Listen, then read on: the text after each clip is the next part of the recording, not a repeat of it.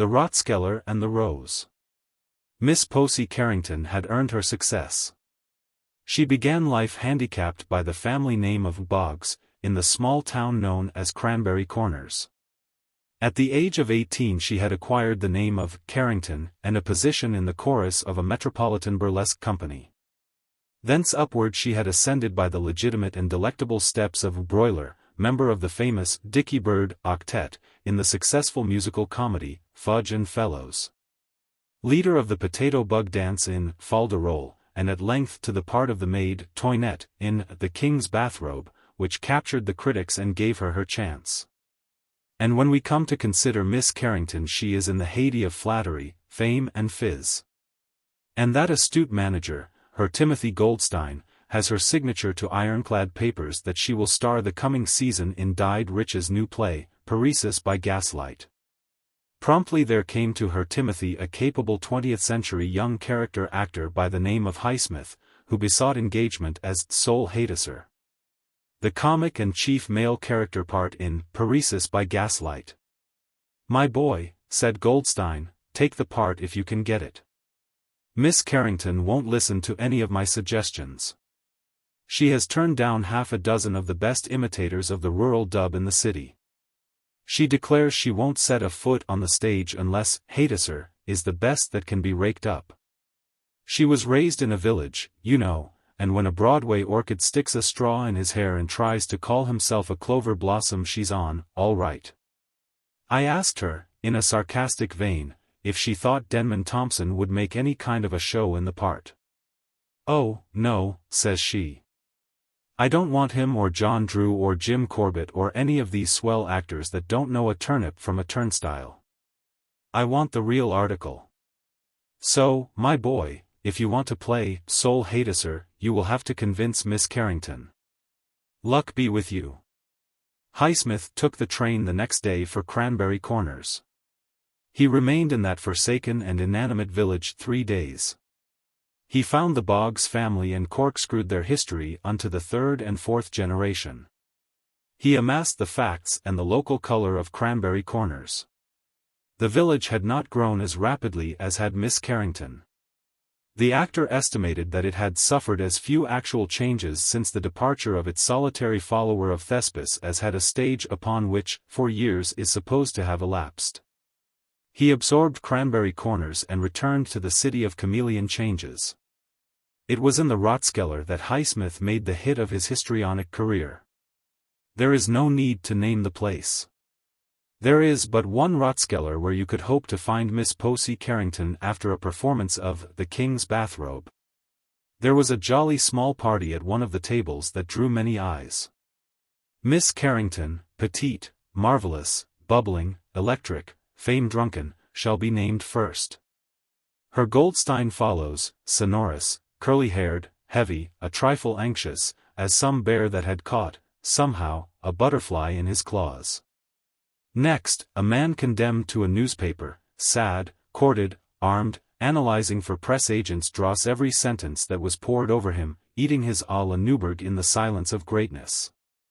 To conclude, a youth with parted hair, a name that is ochre to red journals and gold on the back of a supper check. These sat at a table while the musicians played, while waiters moved in the mazy performance of their duties with their backs toward all who desired their service. And all was bizarre and merry because it was 9 feet below the level of the sidewalk. At 11:45 a.m. being entered the Rathskeller. The first violin perceptibly flatted a C that should have been natural, the clarinet blew a bubble instead of a grace note. Miss Carrington giggled and the youth with parted hair swallowed an olive seed. Exquisitely and irreproachably rural was the new entry. A lank, disconcerted, hesitating young man it was, flaxen-haired, gaping of mouth, awkward, stricken to misery by the lights and company. His clothing was butternut, with bright blue tie, showing 4 inches of bony wrist and white-socked ankle. He upset a chair, sat in another one, curled a foot around a table leg and cringed at the approach of a waiter.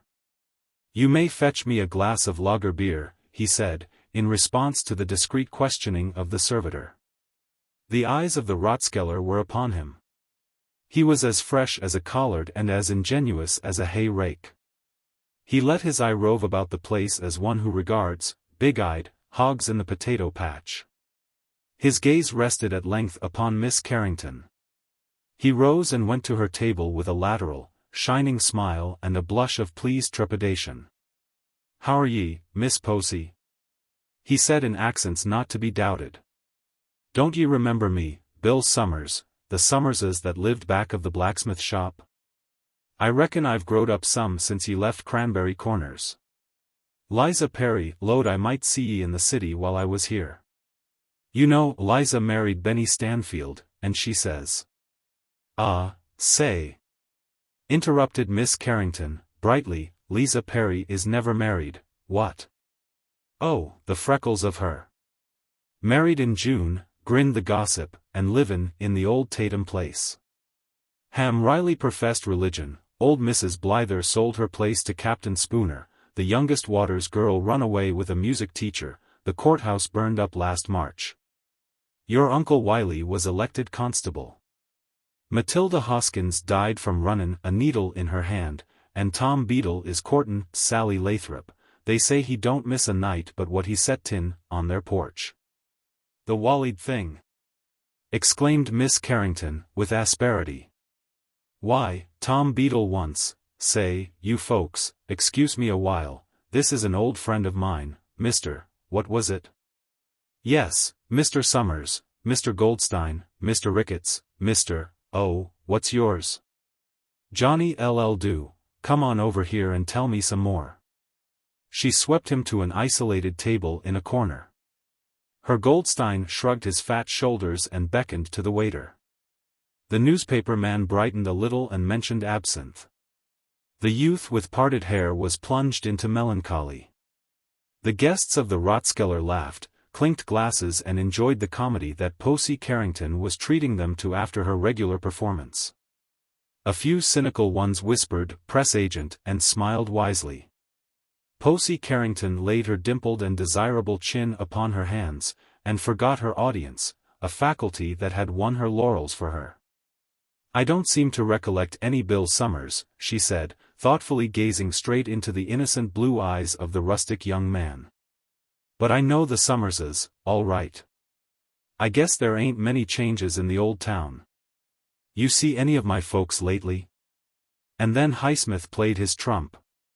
The part of Soul Hatisser called for pathos as well as comedy. Miss Carrington should see that he could do that as well. "Miss Posey," said Bill Summers, "I was up to your folks's house just 2 or 3 days ago. No, there ain't many changes to speak of. The lilac bush by the kitchen window is over a foot higher, and the elm in the front yard died and had to be cut down. And yet it don't seem the same place that it used to be." "How's Ma?" asked Miss Carrington. "She was set tin by the front door, crocheting a lamp mat when I saw her last," said Bill. "She's older'n she was, Miss Posey. But everything in the house looked just the same. Your Ma asked me to set down. 'Don't touch that willow rocker, William,' says she. It ain't been moved since Posey left. And that's the apron she was hemmin', layin' over the arm of it, just as she flung it. I'm in hopes," she goes on, "that Posey'll finish runnin' out that hem some day." Miss Carrington beckoned peremptorily to a waiter. "A pint of extra dry," she ordered, briefly, "and give the check to Goldstein." "The sun was sherneen in the door," went on the chronicler from Cranberry, "and your Ma was set tin right in it. I asked her if she hadn't better move back a little. 'William,' says she, 'when I get sot down and lookin' down the road, I can't bear to move. Never a day,' says she, 'but what I set here every minute that I can spare and watch over them palins for Posey.' She went away down that road in the night, for we seen her little shoe tracks in the dust. And somethin' tells me she'll come back that way agin when she's weary of the world and begins to think about her old mother. When I was comin' away," concluded Bill, "I pulled this off-end the bush by the front steps. I thought maybe I might see you in the city, and I knowed you'd like somethin' from the old home." He took from his coat pocket a rose, a drooping, yellow, velvet, odorous rose. That hung its head in the foul atmosphere of that tainted Rathskeller like a virgin bowing before the hot breath of the lions in a Roman arena. Miss Carrington's penetrating but musical laugh rose above the orchestra's rendering of Bluebells. "Oh, say," she cried, with glee, "ain't those poky places the limit? I just know that 2 hours at Cranberry Corners would give me the horrors now. Well, I'm awful glad to have seen you, Mr. Summers. Guess I'll bustle around to the hotel now and get my beauty sleep." She thrust the yellow rose into the bosom of her wonderful, dainty, silken garments, stood up and nodded imperiously at her Goldstein. Her 3 companions and Bill Summers attended her to her cab. When her flounces and streamers were all safely tucked inside, she dazzled them with au revoirs from her shining eyes and teeth. "Come around to the hotel and see me, Bill, before you leave the city," she called as the glittering cab rolled away. Highsmith, still in his makeup, went with her Goldstein to a cafe booth. "Bright idea, eh?" asked the smiling actor. "Ought to land Soul Hadeser for me, don't you think? The little lady never once tumbled." "I didn't hear your conversation," said Goldstein, "but your makeup and acting was okay. Here's to your success. You'd better call on Miss Carrington early tomorrow and strike her for the part. I don't see how she can keep from being satisfied with your exhibition of ability." At 11:45 a.m. On the next day, Highsmith, handsome, dressed in the latest mode, confident, with a fuchsia in his buttonhole, sent up his card to Miss Carrington in her select apartment hotel. He was shown up and received by the actress's French maid. "I am sorry," said Mlle Hortense, "but I am to say this to all. It is with great regret. Miss Carrington have cancelled all engagements on the stage and have returned to live in that, how you call that town? Cranberry Corner. A sacrifice hit. The editor of the Hearthstone magazine has his own ideas about the selection of manuscript for his publication. His theory is no secret. In fact, he will expound it to you willingly sitting at his mahogany desk, smiling benignantly and tapping his knee gently with his gold-rimmed eyeglasses. The Hearthstone, he will say, does not employ a staff of readers. We obtain opinions of the manuscript submitted to us directly from types of the various classes of our readers. That is the editor's theory, and this is the way he carries it out. When a batch of MSS is received, the editor stuffs every one of his pockets full of them and distributes them as he goes about during the day. The office employees, the hall porter, the janitor, the elevator man, messenger boys, the waiters at the café where the editor has luncheon, the man at the newsstand where he buys his evening paper, the grocer and milkman, the guard on the 5:30 uptown elevated train, the ticket chopper at 60th Street, the cook and maid at his home, these are the readers who pass upon MSS. Sent into the Hearthstone magazine. If his pockets are not entirely emptied by the time he reaches the bosom of his family, the remaining ones are handed over to his wife to read after the baby goes to sleep. A few days later the editor gathers in the misses during his regular rounds and considers the verdict of his assorted readers. This system of making up a magazine has been very successful.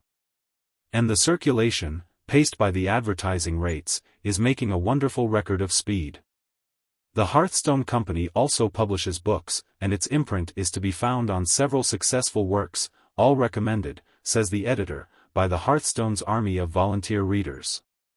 Now and then, according to talkative members of the editorial staff, the Hearthstone has allowed manuscripts to slip through its fingers on the advice of its heterogeneous readers.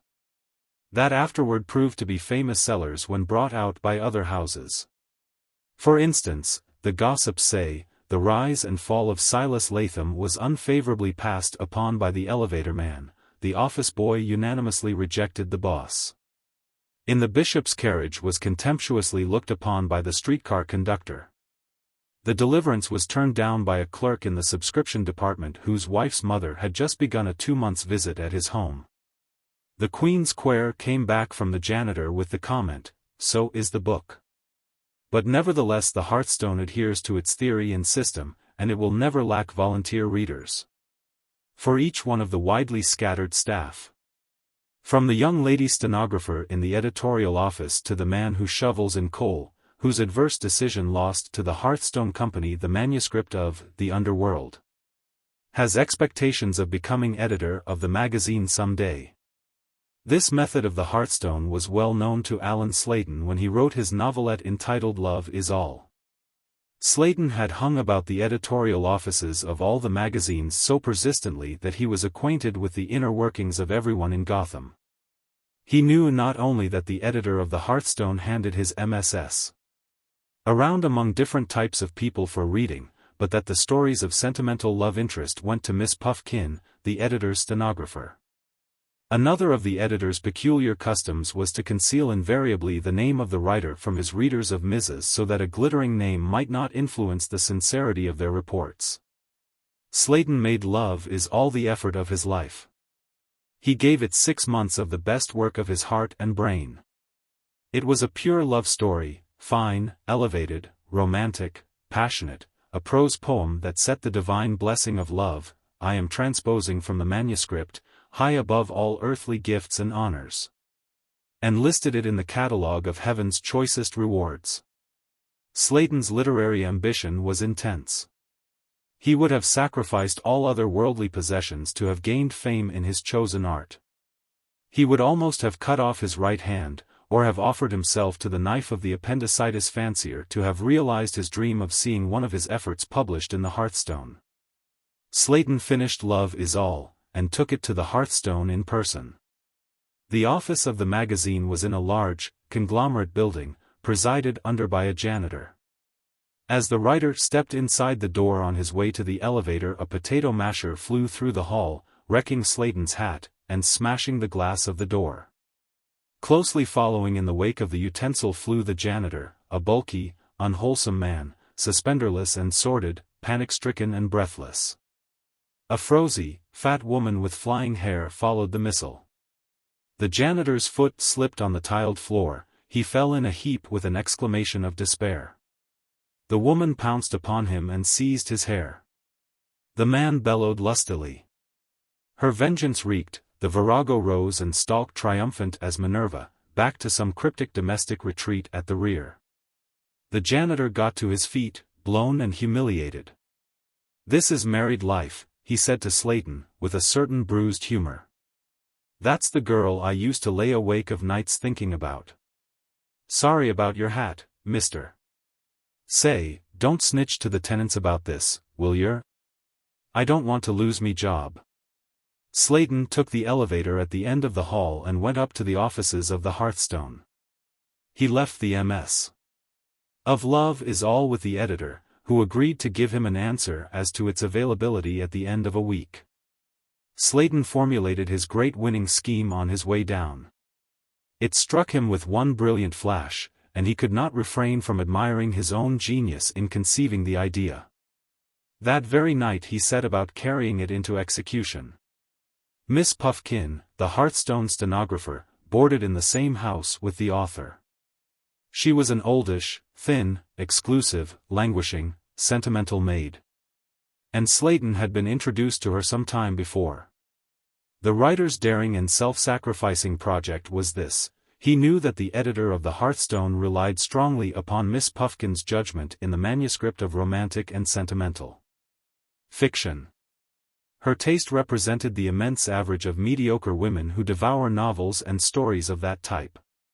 The central idea and keynote of Love Is All was love at first sight, the enrapturing, irresistible, soul-thrilling feeling that compels a man or a woman to recognize his or her spirit mate as soon as heart speaks to heart. Suppose he should impress this divine truth upon Miss Puffkin personally.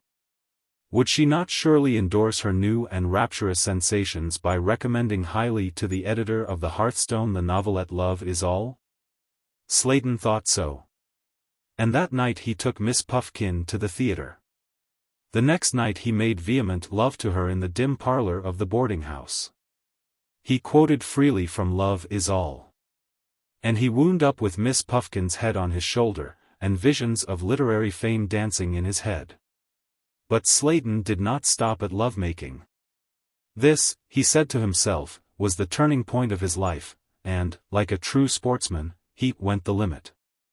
On Thursday night he and Miss Puffkin walked over to the big church in the middle of the block and were married. Brave Slayton.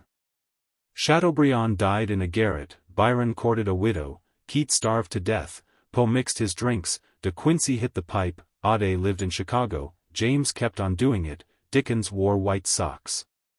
De Maupassant wore a straitjacket, Tom Watson became a populist, Jeremiah wept. All these authors did these things for the sake of literature, but thou didst cap them all. Thou marriedst a wife for to carve for thyself a niche in the temple of fame. On Friday morning Mrs. Slayton said she would go over to the Hearthstone office, hand in 1 or 2 manuscripts that the editor had given to her to read, and resign her position as stenographer. Was there anything, that you particularly fancied in the stories you are going to turn in? Asked Slayton with a thumping heart. There was one, a novelette, that I liked so much, said his wife. I haven't read anything in years that I thought was half as nice and true to life. That afternoon Slayton hurried down to the Hearthstone office. He felt that his reward was close at hand. With a novelette in the Hearthstone, literary reputation would soon be his. The office boy met him at the railing in the outer office. It was not for unsuccessful authors to hold personal colloquy with the editor except at rare intervals. Slayton, hugging himself internally, was nursing in his heart the exquisite hope of being able to crush the office boy with his forthcoming success. He inquired concerning his novelette. The office boy went into the sacred precincts and brought forth a large envelope, thick with more than the bulk of 1,000 checks. The boss told me to tell you he's sorry, said the boy, but your manuscript ain't available for the magazine. Slayton stood, dazed. Can you tell me, he stammered, whether or no Miss Puff, that is Miss Puffkin, handed in a novelette this morning that she had been asked to read? Sure she did, answered the office boy wisely. I heard the old man say that Miss Puffkin said it was a daisy. The name of it was, Married for the Mazuma, or A Working Girl's Triumph. Say, you, said the office boy confidentially, your name's Slayton, ain't it? I guess I mixed cases on you without mayonnaise to do it. The boss give me some manuscript to hand around the other day and I got the ones for Miss Puffkin and the janitor mixed. I guess it's all right, though. And then Slayton looked closer and saw on the cover of his manuscript, under the title Love is All, the janitor's comment scribbled with a piece of charcoal. You say. The Sleuths. In the big city a man will disappear with the suddenness and completeness of the flame of a candle that is blown out. All the agencies of inquisition, the hounds of the trail, the sleuths of the city's labyrinths, the closet detectives of theory and induction, will be invoked to the search. Most often the man's face will be seen no more. Sometimes he will reappear in Sheboygan or in the wilds of Terre Haute, calling himself one of the synonyms of Smith, and without memory of events up to a certain time, including his grocer's bill. Sometimes it will be found, after dragging the rivers, and polling the restaurants to see if he may be waiting for a well-done sirloin, that he has moved next door. This snuffing out of a human being like the erasure of a chalk man from a blackboard is one of the most impressive themes in dramaturgy. The case of Mary Snyder, in point, should not be without interest. A man of middle age, of the name of Meeks, came from the West to New York to find his sister, Mrs. Mary Snyder, a widow, aged 52. Who had been living for a year in a tenement house in a crowded neighborhood. At her address he was told that Mary Snyder had moved away longer than a month before. No one could tell him her new address. On coming out Mr. Meeks addressed a policeman who was standing on the corner, and explained his dilemma. My sister is very poor, he said, and I am anxious to find her. I have recently made quite a lot of money in a lead mine, and I want her to share my prosperity. There is no use in advertising her, because she cannot read. The policeman pulled his mustache and looked so thoughtful and mighty that Meeks could almost feel the joyful tears of his sister Mary dropping upon his bright blue tie. You go down in the Canal Street neighborhood, said the policeman, and get a job drivin' the biggest dray you can find. There's old women always gettin' knocked over by drays down there. You might see, among 'em. If you don't want to do that you better go round to headquarters and get 'em to put a fly cop onto the dame. At police headquarters, Meeks received ready assistance. A general alarm was sent out, and copies of a photograph of Mary Snyder that her brother had were distributed among the stations. In Mulberry Street the chief assigned Detective Mullins to the case. The detective took Meeks aside and said, "This is not a very difficult case to unravel. Shave off your whiskers, fill your pockets with good cigars, and meet me in the Café of the Waldorf at 3 o'clock this afternoon." Meeks obeyed. He found Mullins there. They had a bottle of wine, while the detective asked questions concerning the missing woman. "Now," said Mullins, "New York is a big city, but we've got the detective business systematized. There are two ways we can go about finding your sister. We will try one of 'em first. You say she's 52? "A little past," said Meeks. The detective conducted the Westerner to a branch advertising office of one of the largest dailies. There he wrote the following ad and submitted it to Meeks. "Wanted, at once, 100 attractive chorus girls for a new musical comedy. Apply all day at No. Broadway." Meeks was indignant. "My sister," said he, "is a poor, hard-working, elderly woman. I do not see what aid an advertisement of this kind would be toward finding her." "All right," said the detective. "I guess you don't know New York. But if you've got a grouch against this scheme we'll try the other one. It's a sure thing. But it'll cost you more." "Never mind the expense," said Meeks, "we'll try it." The sleuth led him back to the Waldorf. "Engage a couple of bedrooms and a parlor," he advised, "and let's go up." This was done, and the two were shown to a superb suite on the 4th floor. Meeks looked puzzled. The detective sank into a velvet armchair, and pulled out his cigar case. "I forgot to suggest, old man," he said, "that you should have taken the rooms by the month. They wouldn't have stuck you so much for 'em." "By the month?" exclaimed Meeks. "What do you mean?" "Oh, it'll take time to work the game this way. I told you it would cost you more. We'll have to wait till spring. There'll be a new city directory out then. Very likely your sister's name and address will be in it." Meeks rid himself of the city detective at once. On the next day someone advised him to consult Shamrock Jones, New York's famous private detective, who demanded fabulous fees, but performed miracles in the way of solving mysteries and crimes. After waiting for 2 hours in the anteroom of the great detective's apartment, Meeks was shown into his presence. Jones sat in a purple dressing gown at an inlaid ivory chess table, with a magazine before him, trying to solve the mystery of the famous sleuth's thin, intellectual face, piercing eyes, and rate per word are too well known to need description. Meeks set forth his errand. "My fee, if successful, will be $500, said Shamrock Jones. Meeks bowed his agreement to the price. "I will undertake your case, Mr. Meeks," said Jones, finally. "The disappearance of people in this city has always been an interesting problem to me. I remember a case that I brought to a successful outcome a year ago. A family bearing the name of Clark disappeared suddenly from a small flat in which they were living. I watched the flat building for 2 months for a clue. One day it struck me that a certain milkman and a grocer's boy always walked backward when they carried their wares upstairs. Following out by induction the idea that this observation gave me, I at once located the missing family. They had moved into the flat across the hall and changed their name to Krauk." Shamrock Jones and his client went to the tenement house where Mary Snyder had lived, and the detective demanded to be shown the room in which she had lived. It had been occupied by no tenant since her disappearance. The room was small, dingy, and poorly furnished.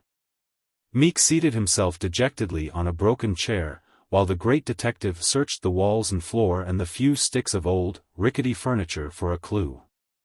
At the end of half an hour Jones had collected a few seemingly unintelligible articles, a cheap black hat pin, a piece torn off a theater program, and the end of a small torn card on which was the word left and the characters C12. Shamrock Jones leaned against the mantel for 10 minutes, with his head resting upon his hand, and an absorbed look upon his intellectual face. At the end of that time he exclaimed, with animation, "Come, Mr. Meeks, the problem is solved. I can take you directly to the house where your sister is living. And you may have no fears concerning her welfare, for she is amply provided with funds, for the present at least." Meeks felt joy and wonder in equal proportions. "How did you manage it?" he asked, with admiration in his tones. Perhaps Jones's only weakness was a professional pride in his wonderful achievements in induction. He was ever ready to astound and charm his listeners by describing his methods. "By elimination," said Jones, spreading his clues upon a little table, "I got rid of certain parts of the city to which Mrs. Snyder might have removed. You see this hatpin? That eliminates Brooklyn.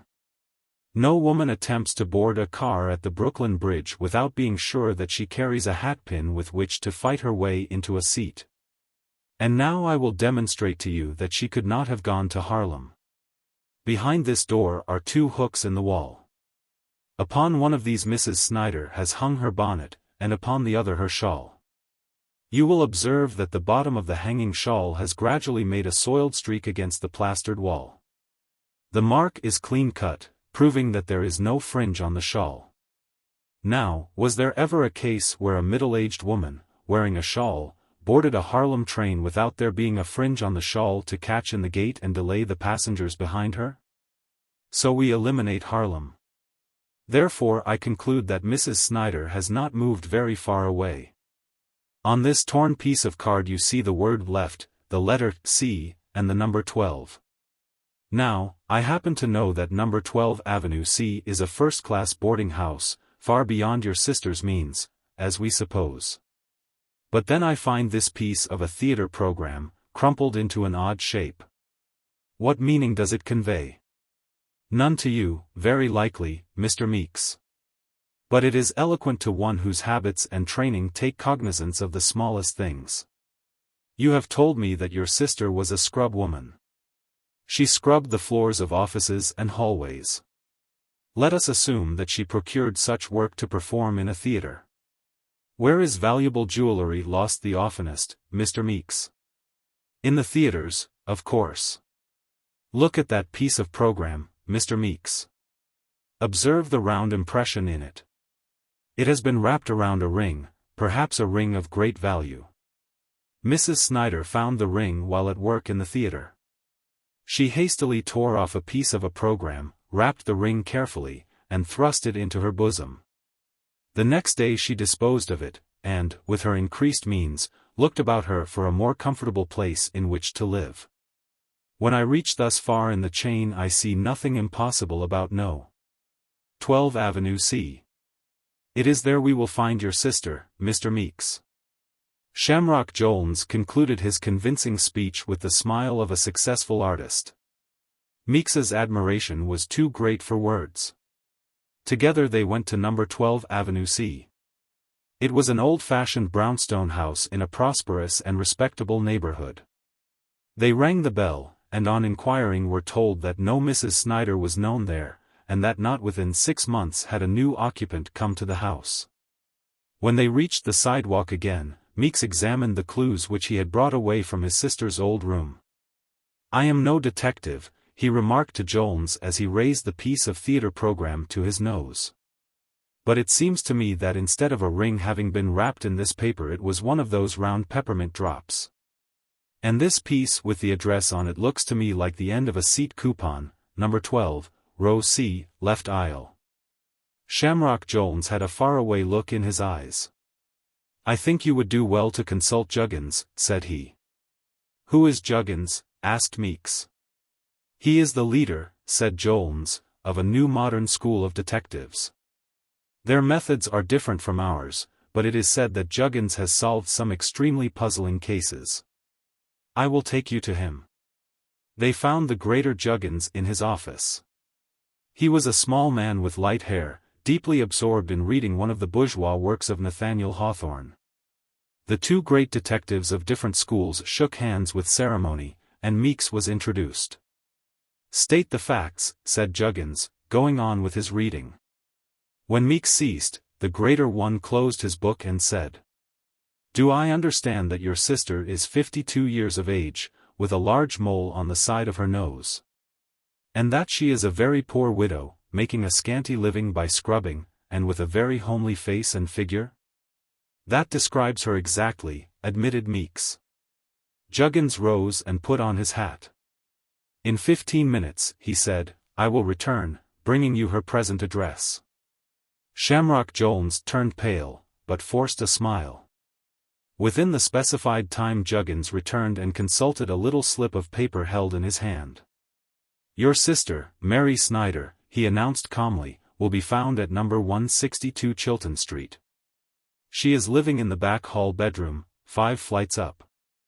The house is only 4 blocks from here," he continued, addressing Meeks. "Suppose you go and verify the statement and then return here. Mr. Jones will await you, I dare say." Meeks hurried away. In 20 minutes he was back again, with a beaming face. "She is there and well," he cried. "Name your fee." $2, said Juggins. When Meeks had settled his bill and departed, Shamrock Jones stood with his hat in his hand before Juggins. "If it would not be asking too much," he stammered, "if you would favor me so far, would you object to?" "Certainly not," said Juggins pleasantly. "I will tell you how I did it. You remember the description of Mrs. Snyder? Did you ever know a woman like that who wasn't paying weekly installments on an enlarged crayon portrait of herself? The biggest factory of that kind in the country is just around the corner. I went there and got her address off the books. That's all. From the cabby's seat. The cabby has his point of view. It is more single-minded, perhaps, than that of a follower of any other calling. From the high, swaying seat of his hansom he looks upon his fellow men as nomadic particles, of no account except when possessed of migratory desires. He is Jehu, and you are goods in transit.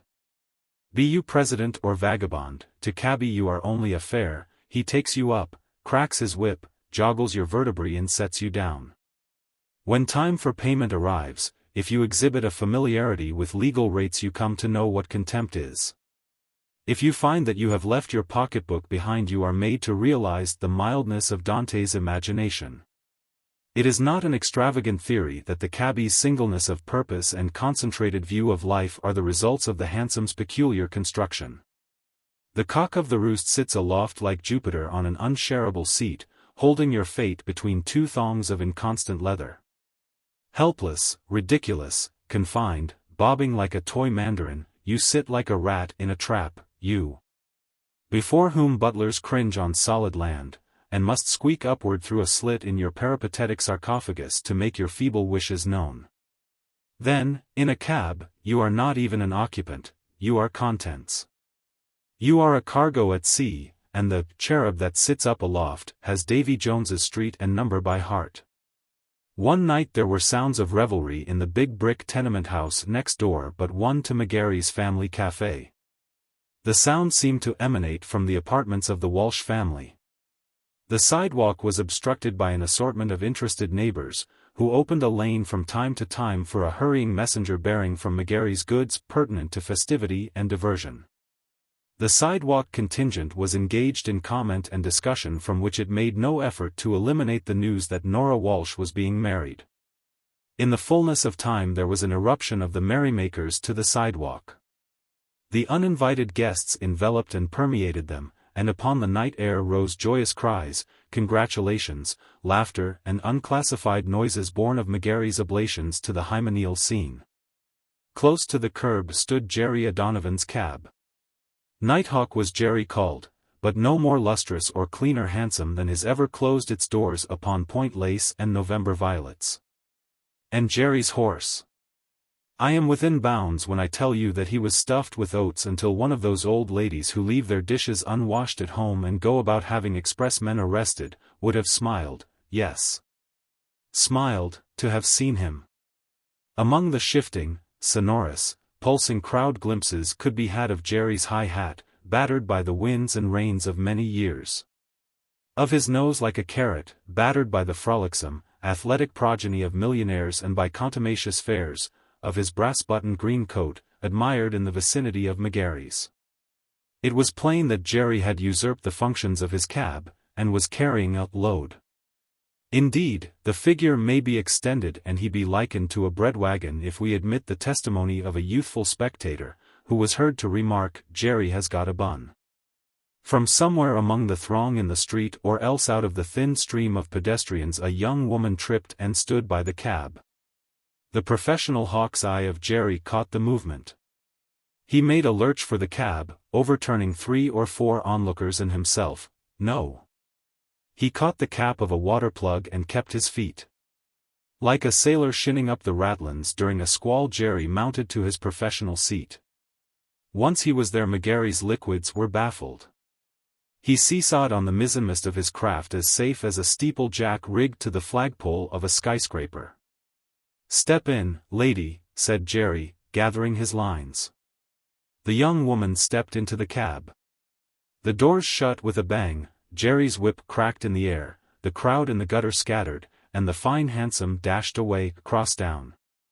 When the oat-spry horse had hedged a little his first spurt of speed, Jerry broke the lid of his cab and called down through the aperture in the voice of a cracked megaphone. "Trying to please. Where, now, will ye be drivin' to?" "Anywhere you please," came up the answer, musical and contented. "'Tis drivin' for pleasure she is," thought Jerry. And then he suggested as a matter of course. "Take a thrip around in the park, lady. 'Twill be illigant, cool and fine." "Just as you like," answered the fare, pleasantly. The cab headed for Fifth Avenue and sped up that perfect street. Jerry bounced and swayed in his seat. The potent fluids of McGarry were disquieted and they sent new fumes to his head. He sang an ancient song of Killisnook and brandished his whip like a baton. Inside the cab the fare sat up straight on the cushions, looking to right and left at the lights and houses. Even in the shadowed hansom her eyes shone like stars at twilight. When they reached 59th Street Jerry's head was bobbing and his reins were slack.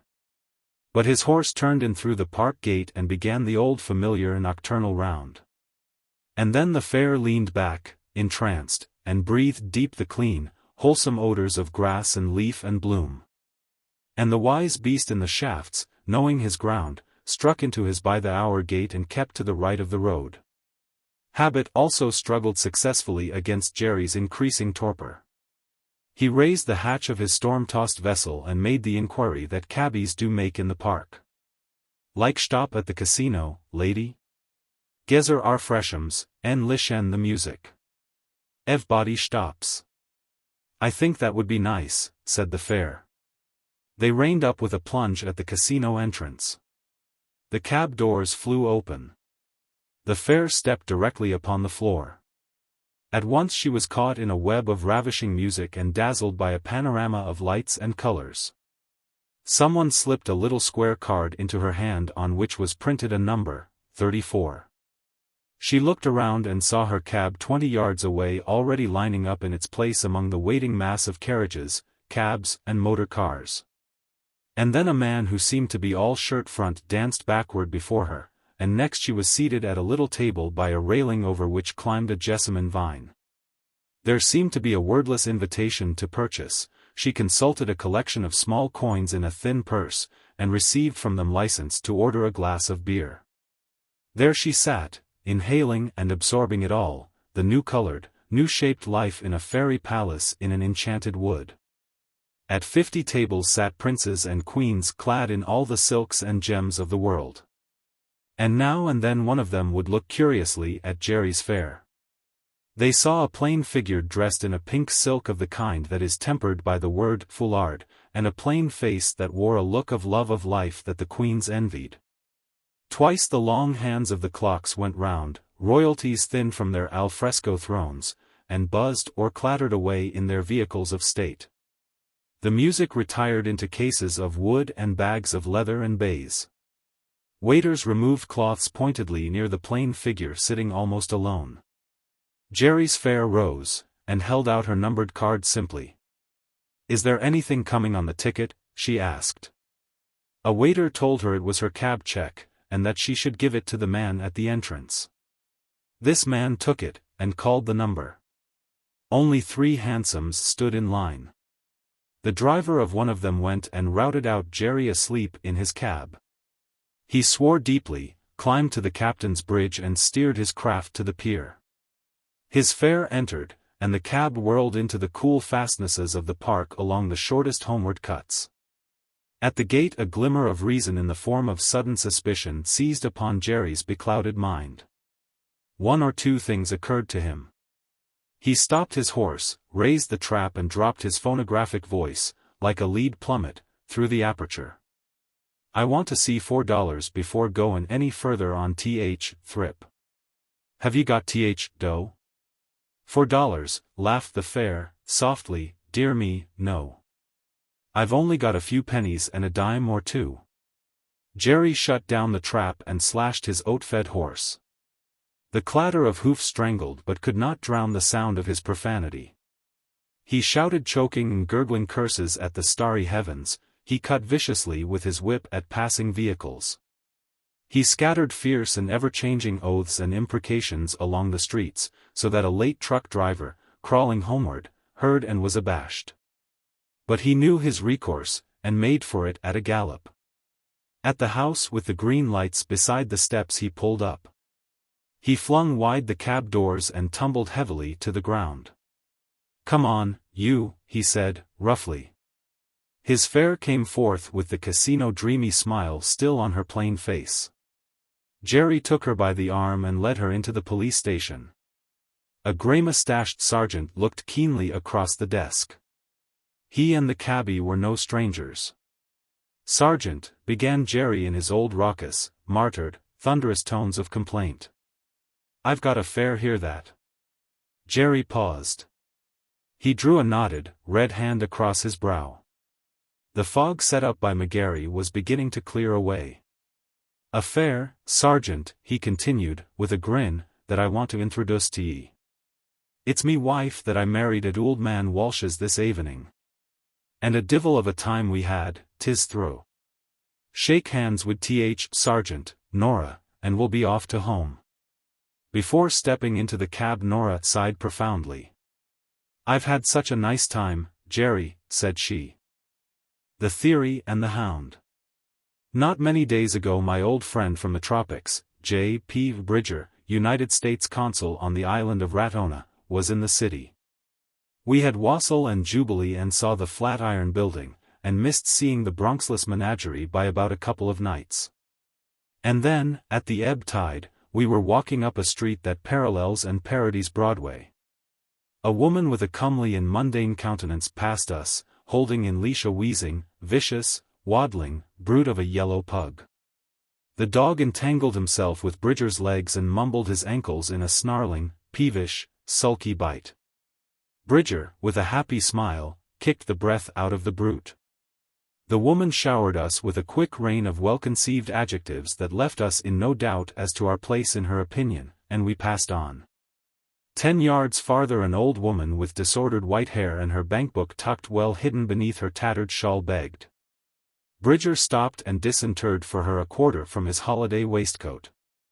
On the next corner a quarter of a ton of well-clothed man with a rice-powdered, fat, white jowl stood holding the chain of a devil-born bulldog whose forelegs were strangers by the length of a dachshund.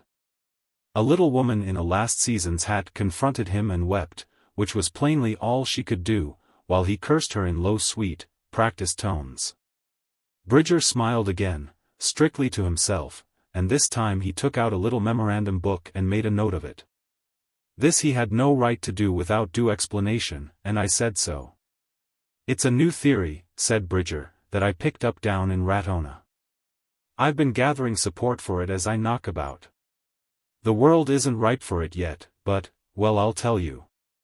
And then you run your mind back along the people you've known and see what you make of it. And so I cornered Bridger in a place where they have artificial palms and wine. And he told me the story which is here in my words and on his responsibility. One afternoon at 3 o'clock, on the island of Ratona, a boy raced along the beach screaming, "Pajaro, ahoy!" Thus he made known the keenness of his hearing and the justice of his discrimination in pitch. He who first heard and made oral proclamation concerning the toot of an approaching steamer's whistle, and correctly named the steamer, was a small hero in Ratona, until the next steamer came.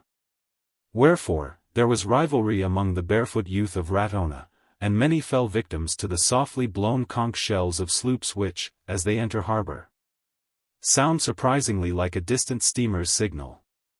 And some could name you the vessel when its call, in your duller ears, sounded no louder than the sigh of the wind through the branches of the coconut palms. But today he who proclaimed the Pajaro gained his honors.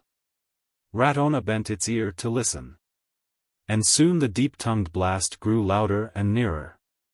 And at length Ratona saw above the line of palms on the low point the two black funnels of the fruiter slowly creeping toward the mouth of the harbor. You must know that Ratona is an island 20 miles off the south of a South American republic. It is a port of that republic, and it sleeps sweetly in a smiling sea, toiling not nor spinning. Fed by the abundant tropics where all things ripen, cease and fall toward the grave. 800 people dream life away in a green-embowered village that follows the horseshoe curve of its bijou harbor. They are mostly Spanish and Indian mestizos, with a shading of San Domingo Negroes. A lightening of pure-blood Spanish officials and a slight leavening of the froth of 3 or 4 pioneering white races. No steamers touch at Ratona save the fruit steamers which take on their banana inspectors there on their way to the coast. They leave Sunday newspapers, ice, quinine, bacon, watermelons and vaccine matter at the island, and that is about all the touch Ratona gets with the world. The Pajaro paused at the mouth of the harbor, rolling heavily in the swell that sent the whitecaps racing beyond the smooth water inside. Already 2 dories from the village, one conveying fruit inspectors, the other going for what it could get, were halfway out to the steamer. The inspector's dory was taken on board with them, and the Pajaro steamed away for the mainland for its load of fruit. The other boat returned to Ratona bearing a contribution from the Pajaro's store of ice, the usual roll of newspapers and 1 passenger, Taylor Plunkett, Sheriff of Chatham County, Kentucky. Bridger, the United States consul at Ratona, was cleaning his rifle in the official shanty under a breadfruit tree 20 yards from the water of the harbor. The consul occupied a place somewhat near the tail of his political party's procession. The music of the band wagon sounded very faintly to him in the distance. The plums of office went to others. Bridger's share of the spoils, the consulship at Ratona, was little more than a prune, a dried prune from the boarding-house department of the public crib. But $900 yearly was opulence in Ratona. Besides, Bridger had contracted a passion for shooting alligators in the lagoons near his consulate, and was not unhappy. He looked up from a careful inspection of his rifle lock and saw a broad man filling his doorway. A broad, noiseless, slow-moving man, sunburned almost to the brown of Van Dyke. A man of 45, neatly clothed in homespun, with scanty light hair, a close-clipped brown and gray beard and pale blue eyes expressing mildness and simplicity. "You are Mr. Bridger, the consul," said the broad man. "They directed me here. Can you tell me what those big bunches of things like gourds are in those trees that look like feather dusters along the edge of the water?" "Take that chair," said the consul, re-oiling his cleaning rag. "No, the other one, that bamboo thing won't hold you." "Why, they're coconuts, green coconuts. The shell of them is always a light green before they're ripe." "Much obliged," said the other man, sitting down carefully. "I didn't quite like to tell the folks at home they were olives unless I was sure about it. My name is Plunkett. I'm Sheriff of Chatham County, Kentucky. I've got extradition papers in my pocket authorizing the arrest of a man on this island. They've been signed by the President of this country, and they're in correct shape. The man's name is Wade Williams. He's in the coconut raising business. What he's wanted for is the murder of his wife 2 years ago. Where can I find him? The consul squinted an eye and looked through his rifle barrel. There's nobody on the island who calls himself Williams, he remarked. Didn't suppose there was, said Plunkett mildly. He'll do by any other name. Besides myself, said Bridger, there are only 2 Americans on Rathskeller, Bob Reeves and Henry Morgan. The man I want sells coconuts, suggested Plunkett. You see that coconut walk extending up to the point, said the consul, waving his hand toward the open door. That belongs to Bob Reeves. Henry Morgan owns half the trees to leeward on the island. 1 month ago, said the sheriff, Wade Williams wrote a confidential letter to a man in Chatham County, telling him where he was and how he was getting along. The letter was lost. And the person that found it gave it away. They sent me after him, and I've got the papers. I reckon he's one of your coconut men for certain. You've got his picture, of course, said Bridger. It might be Reeves or Morgan, but I'd hate to think it. They're both as fine fellows as you'd meet in an all-day auto ride. No, doubtfully answered Plunkett. There wasn't any picture of Williams to be had. And I never saw him myself. I've been sheriff only a year. But I've got a pretty accurate description of him. About 5 feet 11, dark hair and eyes. Nose inclined to be Roman, heavy about the shoulders, strong, white teeth, with none missing, laughs a good deal, talkative, drinks considerably but never to intoxication. Looks you square in the eye when talking, age 35. Which one of your men does that description fit? The consul grinned broadly. I'll tell you what you do, he said, laying down his rifle and slipping on his dingy black alpaca coat. You come along, Mr. Plunkett, and I'll take you up to see the boys. If you can tell which one of them your description fits better than it does the other, you have the advantage of me. Bridger conducted the sheriff out and along the hard beach close to which the tiny houses of the village were distributed. Immediately back of the town rose sudden, small, thickly wooded hills. Up one of these, by means of steps cut in the hard clay, the consul led Plunkett. On the very verge of an eminence was perched a 2-room wooden cottage with a thatched roof. A Carib woman was washing clothes outside. The consul ushered the sheriff to the door of the room that overlooked the harbor. 2 men were in the room, about to sit down, in their shirt sleeves, to a table spread for dinner. They bore little resemblance one to the other in detail. But the general description given by Plunkett could have been justly applied to either. In height, color of hair, shape of nose, build and manners, each of them tallied with it.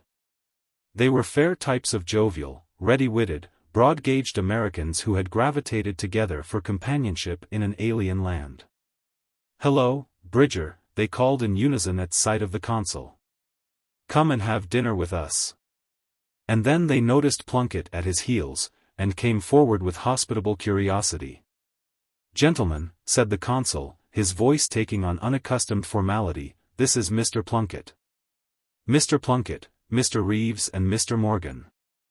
The coconut barons greeted the newcomer joyously. Reeves seemed about an inch taller than Morgan, but his laugh was not quite as loud. Morgan's eyes were deep brown, Reeves's were black. Reeves was the host and busied himself with fetching other chairs and calling to the Carib woman for supplemental tableware. It was explained that Morgan lived in a bamboo shack to leeward, but that every day the 2 friends dined together. Plunkett stood still during the preparations, looking about mildly with his pale blue eyes. Bridger looked apologetic and uneasy.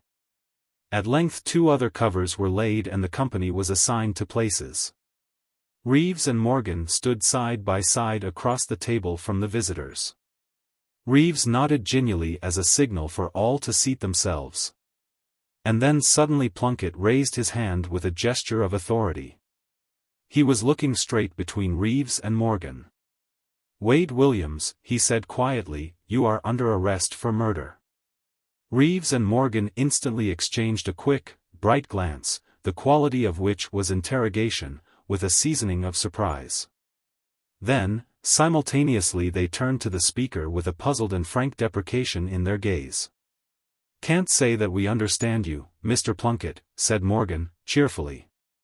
"Did you say, Williams?"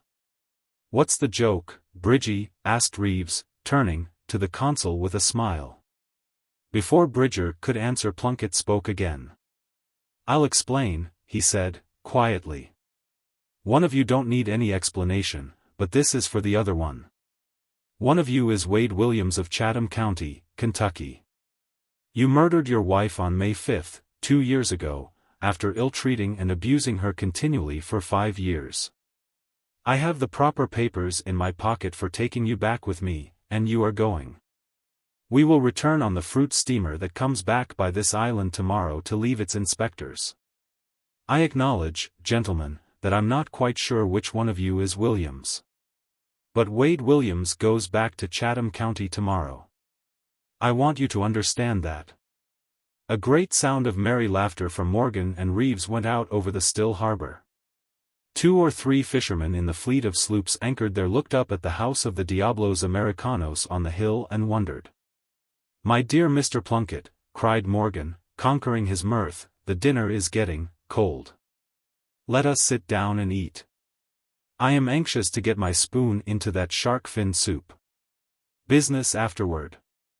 Sit down, gentlemen, if you please," added Reeves, pleasantly. "I am sure Mr. Plunkett will not object. Perhaps a little time may be of advantage to him in identifying the gentleman he wishes to arrest."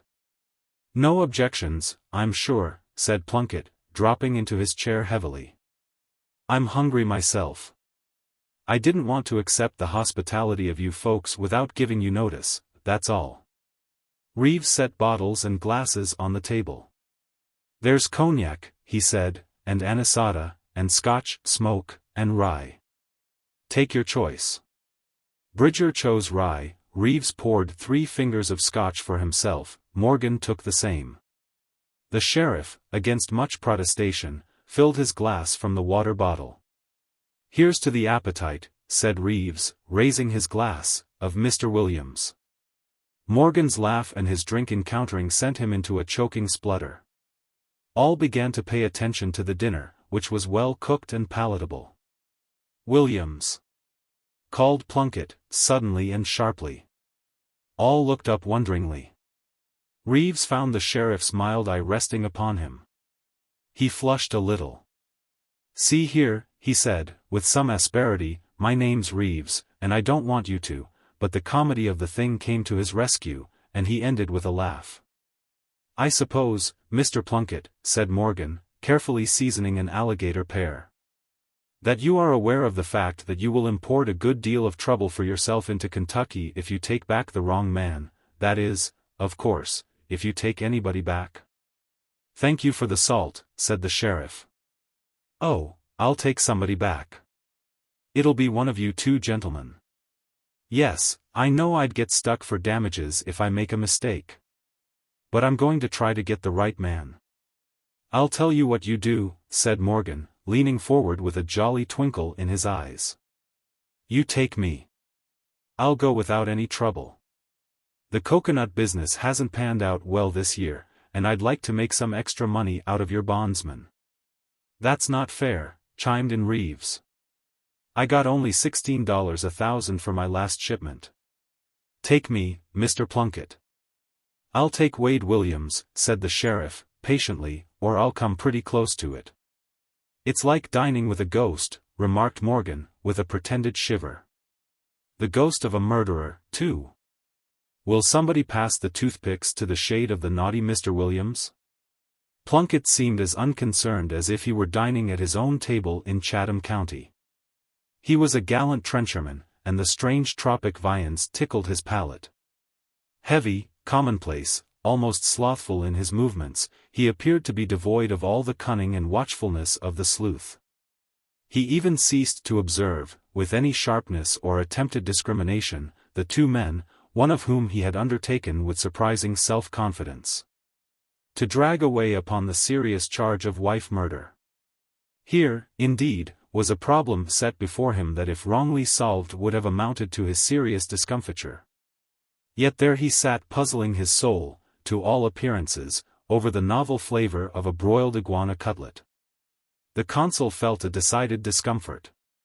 Reeves and Morgan were his friends and pals, yet the sheriff from Kentucky had a certain right to his official aid and moral support. So Bridger sat the silentest around the board and tried to estimate the peculiar situation. His conclusion was that both Reeves and Morgan, quick-witted, as he knew them to be, had conceived at the moment of Plunkett's disclosure of his mission, and in the brief space of a lightning flash, the idea that the other might be the guilty Williams. And that each of them had decided in that moment loyally to protect his comrade against the doom that threatened him. This was the consul's theory, and if he had been a bookmaker at a race of wits for life and liberty he would have offered heavy odds against the plotting sheriff from Chatham County, Kentucky. When the meal was concluded the Carib woman came and removed the dishes and cloth. Reeves strewed the table with excellent cigars, and Plunkett, with the others, lighted one of these with evident gratification. "I may be dull," said Morgan, with a grin and a wink at Bridger, "but I want to know if I am. Now, I say this is all a joke of Mr. Plunkett's, concocted to frighten two babes in the woods. Is this Williamson to be taken seriously or not?" "Williams," corrected Plunkett gravely. "I never got off any jokes in my life. I know I wouldn't travel 2,000 miles to get off a poor one as this would be if I didn't take Wade Williams back with me. Gentlemen," continued the sheriff, now letting his mild eyes travel impartially from one of the company to another, "see if you can find any joke in this case. Wade Williams is listening to the words I utter now, but out of politeness, I will speak of him as a third person. For 5 years he made his wife lead the life of a dog. No, I'll take that back. No dog in Kentucky was ever treated as she was. He spent the money that she brought him, spent it at races, at the card table and on horses and hunting. He was a good fellow to his friends, but a cold, sullen demon at home. He wound up the 5 years of neglect by striking her with his closed hand, a hand as hard as a stone, when she was ill and weak from suffering. She died the next day, and he skipped. That's all there is to it. It's enough. I never saw Williams, but I knew his wife. I'm not a man to tell half. She and I were keeping company when she met him. She went to Louisville on a visit and saw him there. I'll admit that he spoilt my chances in no time. I lived then on the edge of the Cumberland Mountains. I was elected sheriff of Chatham County a year after Wade Williams killed his wife. My official duty sends me out here after him, but I'll admit that there's personal feeling, too. And he's going back with me. Mr. Reeves, will you pass me a match?" "Awfully imprudent of Williams," said Morgan, putting his feet up against the wall, "to strike a Kentucky lady. Seems to me I've heard they were scrappers." Bad Williams," said Reeves, pouring out more scotch. The two men spoke lightly, but the consul saw and felt the tension and the carefulness in their actions and words. "Good old fellows," he said to himself, "they're both all right. Each of 'em is standing by the other like a little brick church." And then a dog walked into the room where they sat, a black and tan hound, long-eared, lazy, confident of welcome. Plunkett turned his head and looked at the animal, which halted, confidently, within a few feet of his chair. Suddenly the sheriff, with a deep-mouthed oath, left his seat and bestowed upon the dog a vicious and heavy kick, with his ponderous shoe. The hound, heartbroken, astonished, with flapping ears and incurved tail, uttered a piercing yelp of pain and surprise. Reeves and the consul remained in their chairs, saying nothing, but astonished at the unexpected show of intolerance from the easygoing man from Chatham County. But Morgan, with a suddenly purpling face, leaped to his feet and raised a threatening arm above the guest. "You brute," he shouted, passionately, "why did you do that?" Quickly the amenities returned. Plunkett muttered some indistinct apology and regained his seat. Morgan with a decided effort controlled his indignation and also returned to his chair. And then Plunkett with the spring of a tiger, leaped around the corner of the table and snapped handcuffs on the paralyzed Morgan's wrists. "Hound lover and woman killer," he cried. "Get ready to meet your god." When Bridger had finished, I asked him, "Did he get the right man?" "He did," said the consul. "And how did he know?" I inquired, being in a kind of bewilderment. "When he put Morgan in the dory," answered Bridger, "the next day to take him aboard the Pajaro, this man Plunkett stopped to shake hands with me and I asked him the same question. 'Mr. Bridger,' said he, 'I'm a Kentuckian, and I've seen a great deal of both men and animals. And I never yet saw a man that was overfond of horses and dogs but what was cruel to women.'"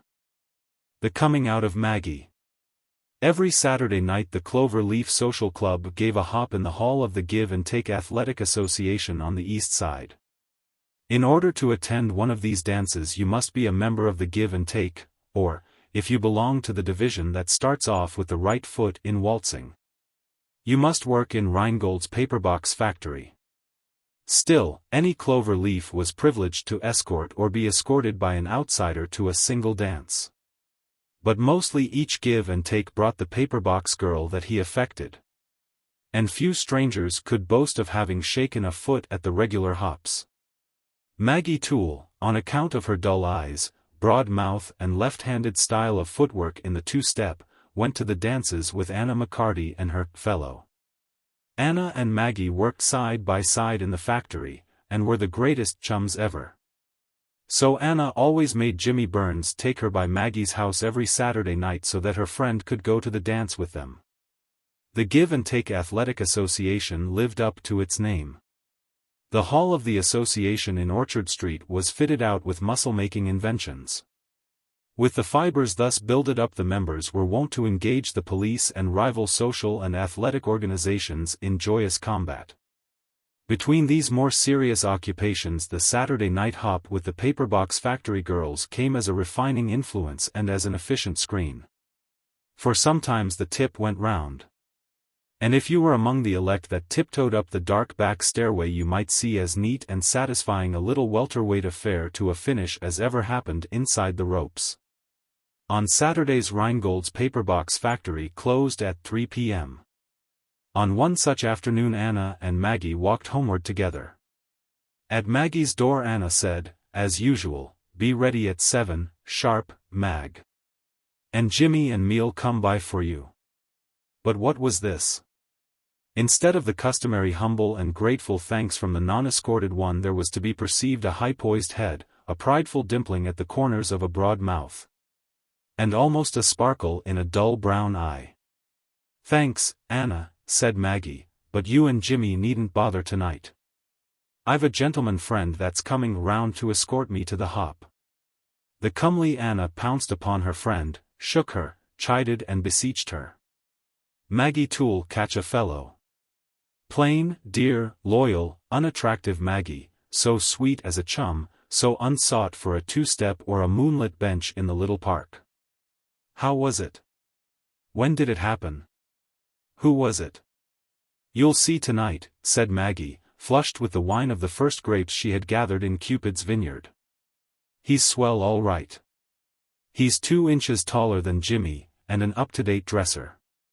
I'll introduce him, Anna, just as soon as we get to the hall." Anna and Jimmy were among the first Clover Leafs to arrive that evening.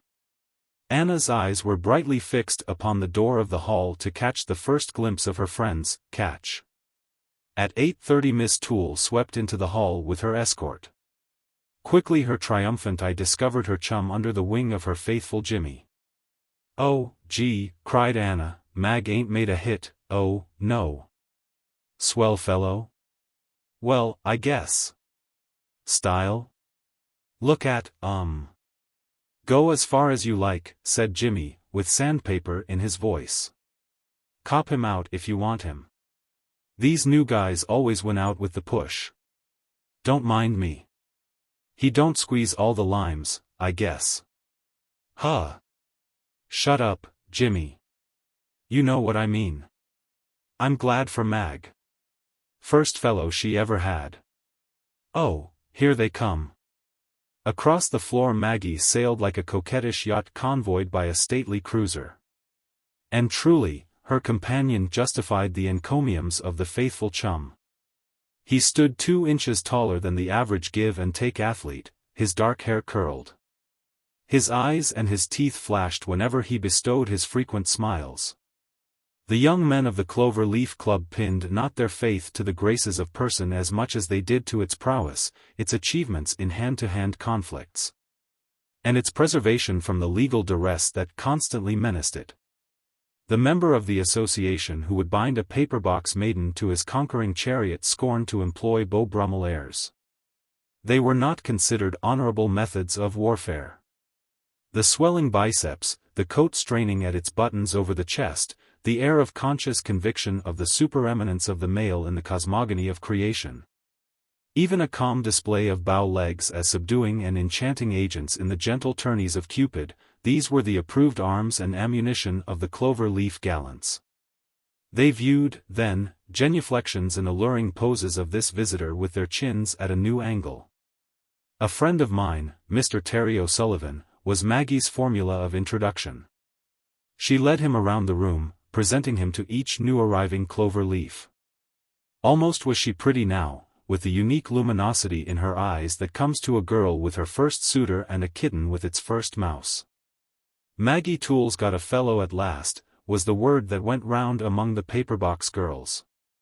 Pipe Mag's floorwalker, thus the give and takes expressed their indifferent contempt. Usually at the weekly hops Maggie kept a spot on the wall warm with her back. She felt and showed so much gratitude whenever a self-sacrificing partner invited her to dance that his pleasure was cheapened and diminished. She had even grown used to noticing Anna joggle the reluctant Jimmy with her elbow as a signal for him to invite her chum to walk over his feet through a 2-step. But tonight the pumpkin had turned to a coach and 6. Terry O'Sullivan was a victorious Prince Charming, and Maggie Toole winged her first butterfly flight. And though our tropes of fairyland be mixed with those of entomology, they shall not spill one drop of ambrosia from the rose-crowned melody of Maggie's One Perfect Night. The girls besieged her for introductions to her fellow. The Clover Leaf young men, after 2 years of blindness, suddenly perceived charms in Miss Toole. They flexed their compelling muscles before her and bespoke her for the dance. Thus she scored, but to Terry O'Sullivan the honors of the evening fell thick and fast. He shook his curls. He smiled and went easily through the 7 motions for acquiring grace in your own room before an open window 10 minutes each day. He danced like a faun. He introduced manner and style and atmosphere, his words came trippingly upon his tongue, and he waltzed twice in succession with the paperbox girl that Dempsey Donovan brought. Dempsey was the leader of the association. He wore a dress suit, and could chin the bar twice with one hand. He was one of Big Mike O'Sullivan's lieutenants, and was never troubled by trouble. No cop dared to arrest him. Whenever he broke a pushcart man's head or shot a member of the Heinrich B. Sweeney outing and literary association in the kneecap, an officer would drop around and say, "The captain d'd like to see ye a few minutes round to the office when ye have time, Dempsey, me boy." But there would be sundry gentlemen there with large gold fob chains and black cigars. And somebody would tell a funny story, and then Dempsey would go back and work half an hour with the 6-pound dumbbells. So, doing a tightrope act on a wire stretched across Niagara was a safe terpsichorean performance compared with waltzing twice with Dempsey Donovan's paperbox girl. At 10 o'clock the jolly round face of Big Mike O'Sullivan shone at the door for 5 minutes upon the scene. He always looked in for 5 minutes, smiled at the girls and handed out real perfectos to the delighted boys. Dempsey Donovan was at his elbow instantly, talking rapidly. Big Mike looked carefully at the dancers, smiled, shook his head and departed. The music stopped. The dancers scattered to the chairs along the walls. Terry O'Sullivan, with his entrancing bow, relinquished a pretty girl in blue to her partner and started back to find Maggie. Dempsey intercepted him in the middle of the floor.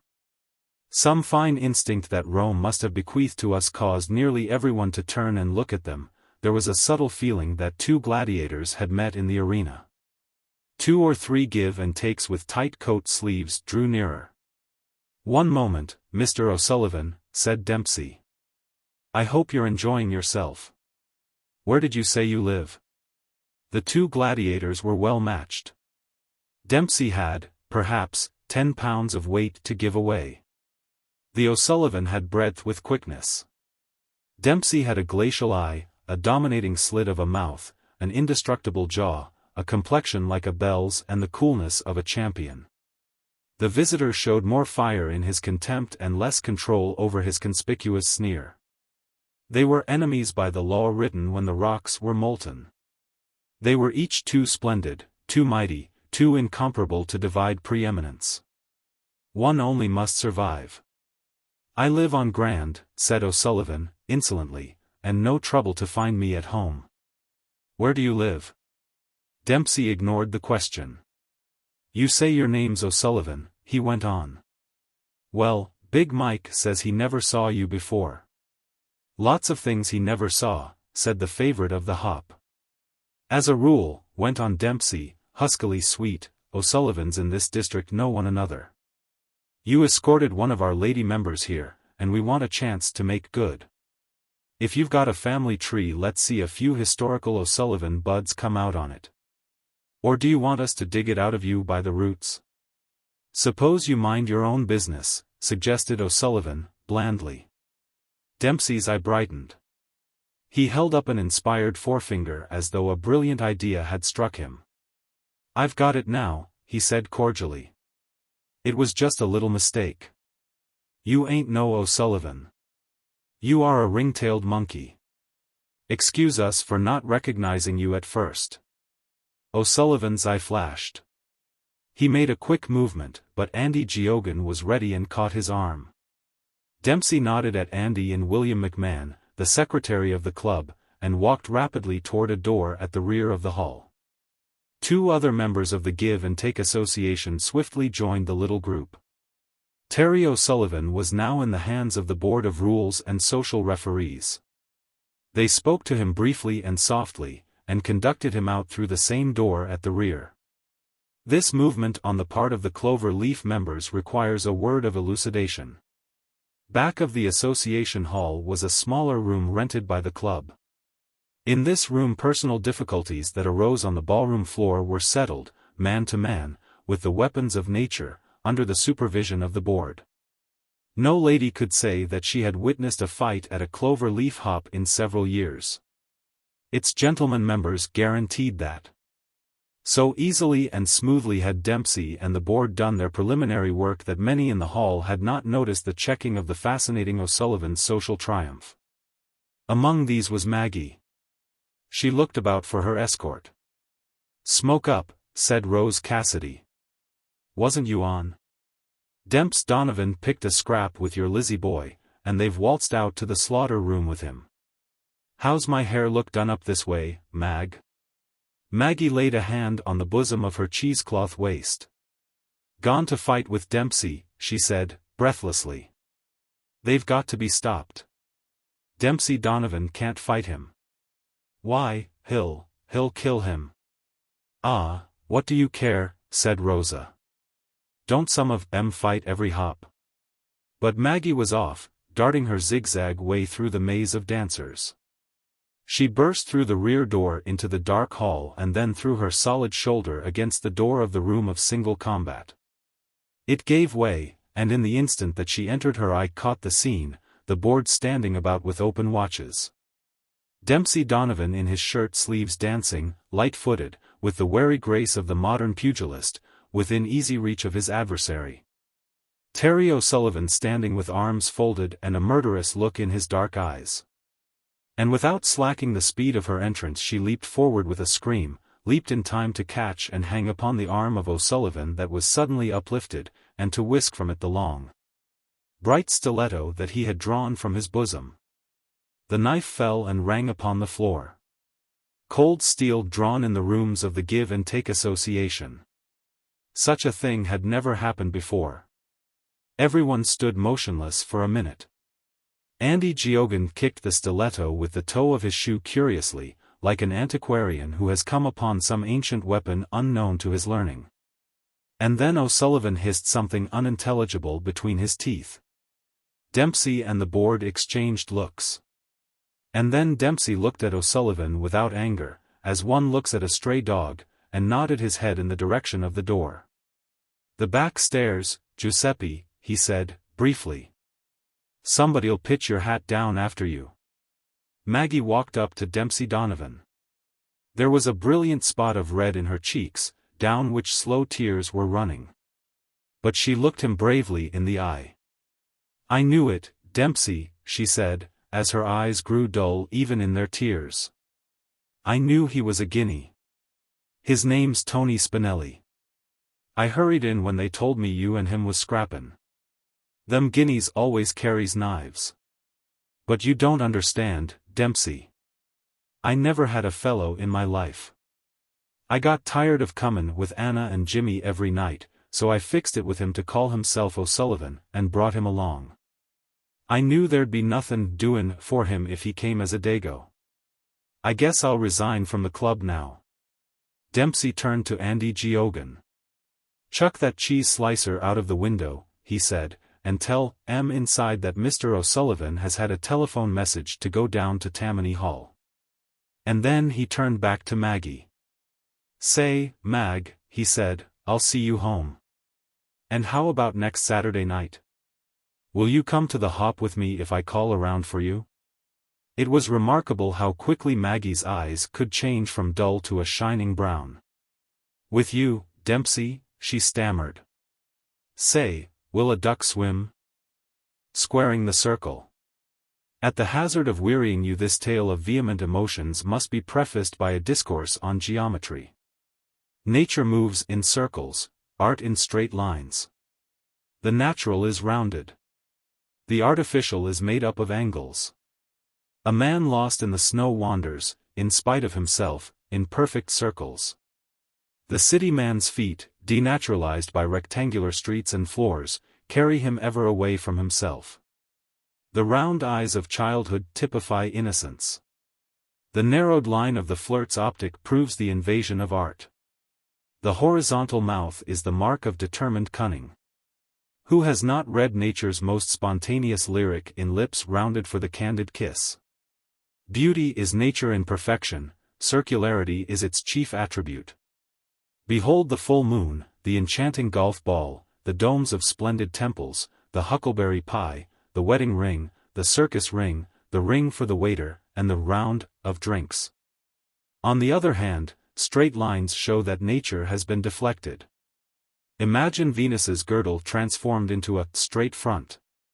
When we begin to move in straight lines and turn sharp corners, our natures begin to change. The consequence is that nature, being more adaptive than art, tries to conform to its sterner regulations. The result is often a rather curious product, for instance, a prize chrysanthemum, wood alcohol whiskey, a Republican Missouri, cauliflower au gratin, and a New Yorker. Nature is lost quickest in a big city. The cause is geometrical, not moral.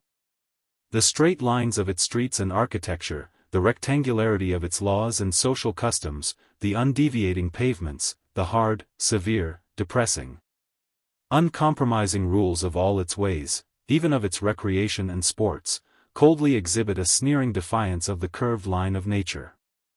Wherefore, it may be said that the big city has demonstrated the problem of squaring the circle. And it may be added that this mathematical introduction precedes an account of the fate of a Kentucky feud that was imported to the city that has a habit of making its importations conform to its angles. The feud began in the Cumberland Mountains between the Falwell and the Harkness families. The first victim of the homespun vendetta was a possum dog belonging to Bill Harkness. The Harkness family evened up this dire loss by laying out the chief of the Falwell clan. The Falwells were prompt at repartee. They oiled up their squirrel rifles and made it feasible for Bill Harkness to follow his dog to a land where the possums come down when treed without the stroke of an axe. The feud flourished for 40 years. Harknesses were shot at the plow, through their lamplit cabin windows, coming from camp meeting, asleep, in duello, sober and otherwise, singly and in family groups, prepared and unprepared. Falwells had the branches of their family tree lopped off in similar ways, as the traditions of their country prescribed and authorized. By and by the pruning left but a single member of each family. And then Cal Harkness, probably reasoning that further pursuance of the controversy would give a too decided personal flavor to the feud, suddenly disappeared from the relieved Cumberlands. Balking the avenging hand of Sam, the ultimate opposing Falwell. A year afterward Sam Falwell learned that his hereditary, unsuppressed enemy was living in New York City. Sam turned over the big iron washpot in the yard, scraped off some of the soot, which he mixed with lard and shined his boots with the compound. He put on his store clothes of butternut dyed black, a white shirt and collar, and packed a carpet sack with Spartan lingerie. He took his squirrel rifle from its hooks, but put it back again with a sigh. However ethical and plausible the habit might be in the Cumberlands, perhaps New York would not swallow his pose of hunting squirrels among the skyscrapers along Broadway. An ancient but reliable Colt's revolver that he resurrected from a bureau drawer seemed to proclaim itself the pink of weapons for metropolitan adventure and vengeance. This and a hunting knife in a leather sheath, Sam packed in the carpet sack.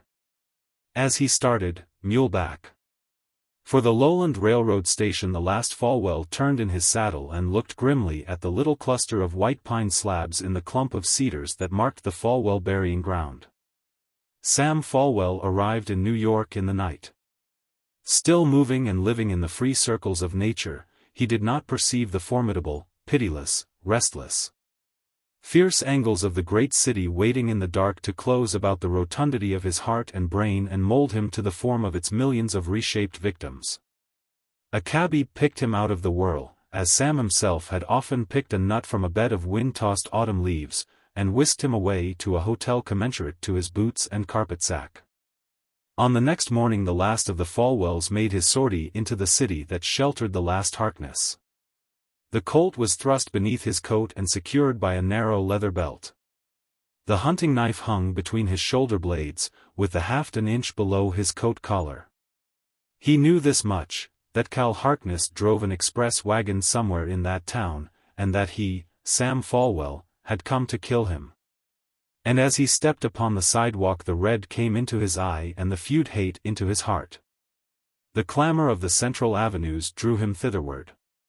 He had half expected to see Cal coming down the street in his shirt-sleeves, with a jug and a whip in his hand, just as he would have seen him in Frankfort or Laurel City. But an hour went by and Cal did not appear.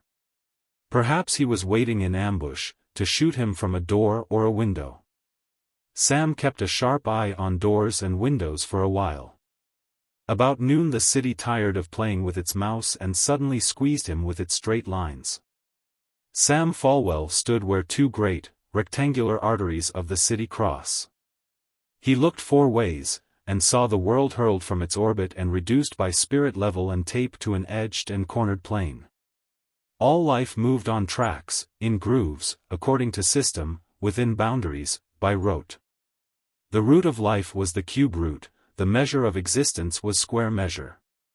People streamed by in straight rows, the horrible din and crash stupefied him. Sam leaned against the sharp corner of a stone building. Those faces passed him by thousands, and none of them were turned toward him. A sudden foolish fear that he had died and was a spirit, and that they could not see him, seized him. And then the city smote him with loneliness. A fat man dropped out of the stream and stood a few feet distant, waiting for his car. Sam crept to his side and shouted above the tumult into his ear. The Rankins's hogs weighed more an orn a whole passel. But the mast in their neighborhood was a fine chance better than what it was down. The fat man moved away unostentatiously, and bought roasted chestnuts to cover his alarm. Sam felt the need of a drop of Mountain Dew. Across the street men passed in and out through swinging doors. Brief glimpses could be had of a glistening bar and its bedeckings. The feudist crossed and essayed to enter. Again had art eliminated the familiar circle. Sam's hand found no doorknob, it slid, in vain, over a rectangular brass plate and polished oak with nothing even so large as a pin's head upon which his fingers might close. Abashed, reddened, heartbroken, he walked away from the bootless door and sat upon a step. A locust club tickled him in the ribs. "Take a walk for yourself," said the policeman. "You've been loafing around here long enough." At the next corner a shrill whistle sounded in Sam's ear. He wheeled around and saw a black-browed villain scowling at him over peanuts heaped on a steaming machine. He started across the street. An immense engine, running without mules, with the voice of a bull and the smell of a smoky lamp, whizzed past, grazing his knee. A cab driver bumped him with a hub and explained to him that kind words were invented to be used on other occasions. A motorman clanged his bell wildly and, for once in his life, corroborated a cab driver. A large lady in a changeable silk waist dug an elbow into his back, and a newsie pensively pelted him with banana rinds, murmuring, "I hates to do it, but if anybody see me let it pass." Cal Harkness, his day's work over and his express wagon stabled, turned the sharp edge of the building that, by the cheek of architects, is modeled upon a safety razor. Out of the mass of hurrying people his eye picked up, 3 yards away, the surviving bloody and implacable foe of his kith and kin. He stopped short and wavered for a moment, being unarmed and sharply surprised. But the keen mountaineer eye of Sam Falwell had picked him out. There was a sudden spring, a ripple in the stream of passers-by and the sound of Sam's voice crying, "Howdy, Cal. I'm derned glad to see ye." And in the angles of Broadway, 5th Avenue and 23rd Street the Cumberland feudists shook hands. Hearts and crosses. Baldy Woods reached for the bottle, and got it. Whenever Baldy went for anything he usually, but this is not Baldy's story. He poured out a third drink that was larger by a finger than the first and second. Baldy was in consultation, and the consultee is worthy of his hire. "I'd be king if I was you," said Baldy, so positively that his holster creaked and his spurs rattled. Webb Yeager pushed back his flat-brimmed Stetson, and made further disorder in his straw-colored hair. The tonsorial recourse being without avail, he followed the liquid example of the more resourceful Baldy. "If a man marries a queen, it oughtn't to make him a two-spot," declared Webb, epitomizing his grievances. "Sure not," said Baldy, sympathetic, still thirsty, and genuinely solicitous concerning the relative value of the cards. "By rights you're a king. If I was you, I'd call for a new deal. The cards have been stacked on you. I'll tell you what you are, Webb Yeager." "What?" asked Webb, with a hopeful look in his pale blue eyes. "You're a prince consort." "Go easy," said Webb. "I never blackguard you none." "It's a title," explained Baldy, "up among the picture cards, but it don't take no tricks. I'll tell you, Webb. It's a brand they're got for certain animals in Europe. Say that you or me or one of them Dutch dukes marries in a royal family. Well, by and by our wife gets to be queen. Are we king? Not in a million years. At the coronation ceremonies we march between Little Casino and the 9th Grand Custodian of the Royal Hall Bedchamber. The only use we are is to appear in photographs, and accept the responsibility for the heir apparent. That ain't any square deal. Yes, sir, Webb, you're a prince consort. And if I was you, I'd start a interregnum or a habeas corpus or somethin', and I'd be king if I had to turn from the bottom of the deck." Baldy emptied his glass to the ratification of his Warwick pose. "Baldy," said Webb, solemnly, "me and you punched cows in the same outfit for years. We been runnin' on the same range, and ridin' the same trails since we was boys. I wouldn't talk about my family affairs to nobody but you. You was line rider on the Napolito Ranch when I married Santa McAllister. I was foreman then, but what am I now? I don't amount to a knot in a stake rope. When old McAllister was the cattle king of West Texas," continued Baldy with satanic sweetness, "you was some tallow. You had as much to say on the ranch as he did." "I did," admitted Webb, "up to the time he found out I was tryin' to get my rope over Santa's head. Then he kept me out on the range as far from the ranch house as he could. When the old man died, they commenced to call Santa the cattle queen. I'm boss of the cattle, that's all. She tends to all the business, she handles all the money. I can't sell even a beef steer to a party of campers, myself. Santa's the queen, and I'm Mr. Nobody. I'd be king if I was you, repeated Baldy Woods, the royalist. When a man marries a queen, he ought to grade up with her, on the hoof, dressed, dried, corned, any old way from the chaparral to the packing-house. Lots of folks thinks it's funny, Webb, that you don't have the say-so on the Nopalito. I ain't reflectin' none on Ms. Yeager, she's the finest little lady between the Rio Grande and next Christmas, but a man ought to be boss of his own camp. The smooth, brown face of Yeager lengthened to a mask of wounded melancholy. With that expression, and his rumpled yellow hair and guileless blue eyes, he might have been likened to a schoolboy whose leadership had been usurped by a youngster of superior strength. But his active and sinewy 72 inches, and his girded revolvers forbade the comparison. "What was that you called me, Baldy?" he asked. "What kind of a concert was it?" "A consort," corrected Baldy, "a prince consort. It's a kind of short-card pseudonym. You come in sort of between Jack High and a 4-card flush." Webb Yeager sighed, and gathered the strap of his Winchester scabbard from the floor. "I'm ridin' back to the ranch today," he said half-heartedly. "I've got to start a bunch of beeves for San Antone in the morning." "I'm your company as far as Dry Lake," announced Baldy.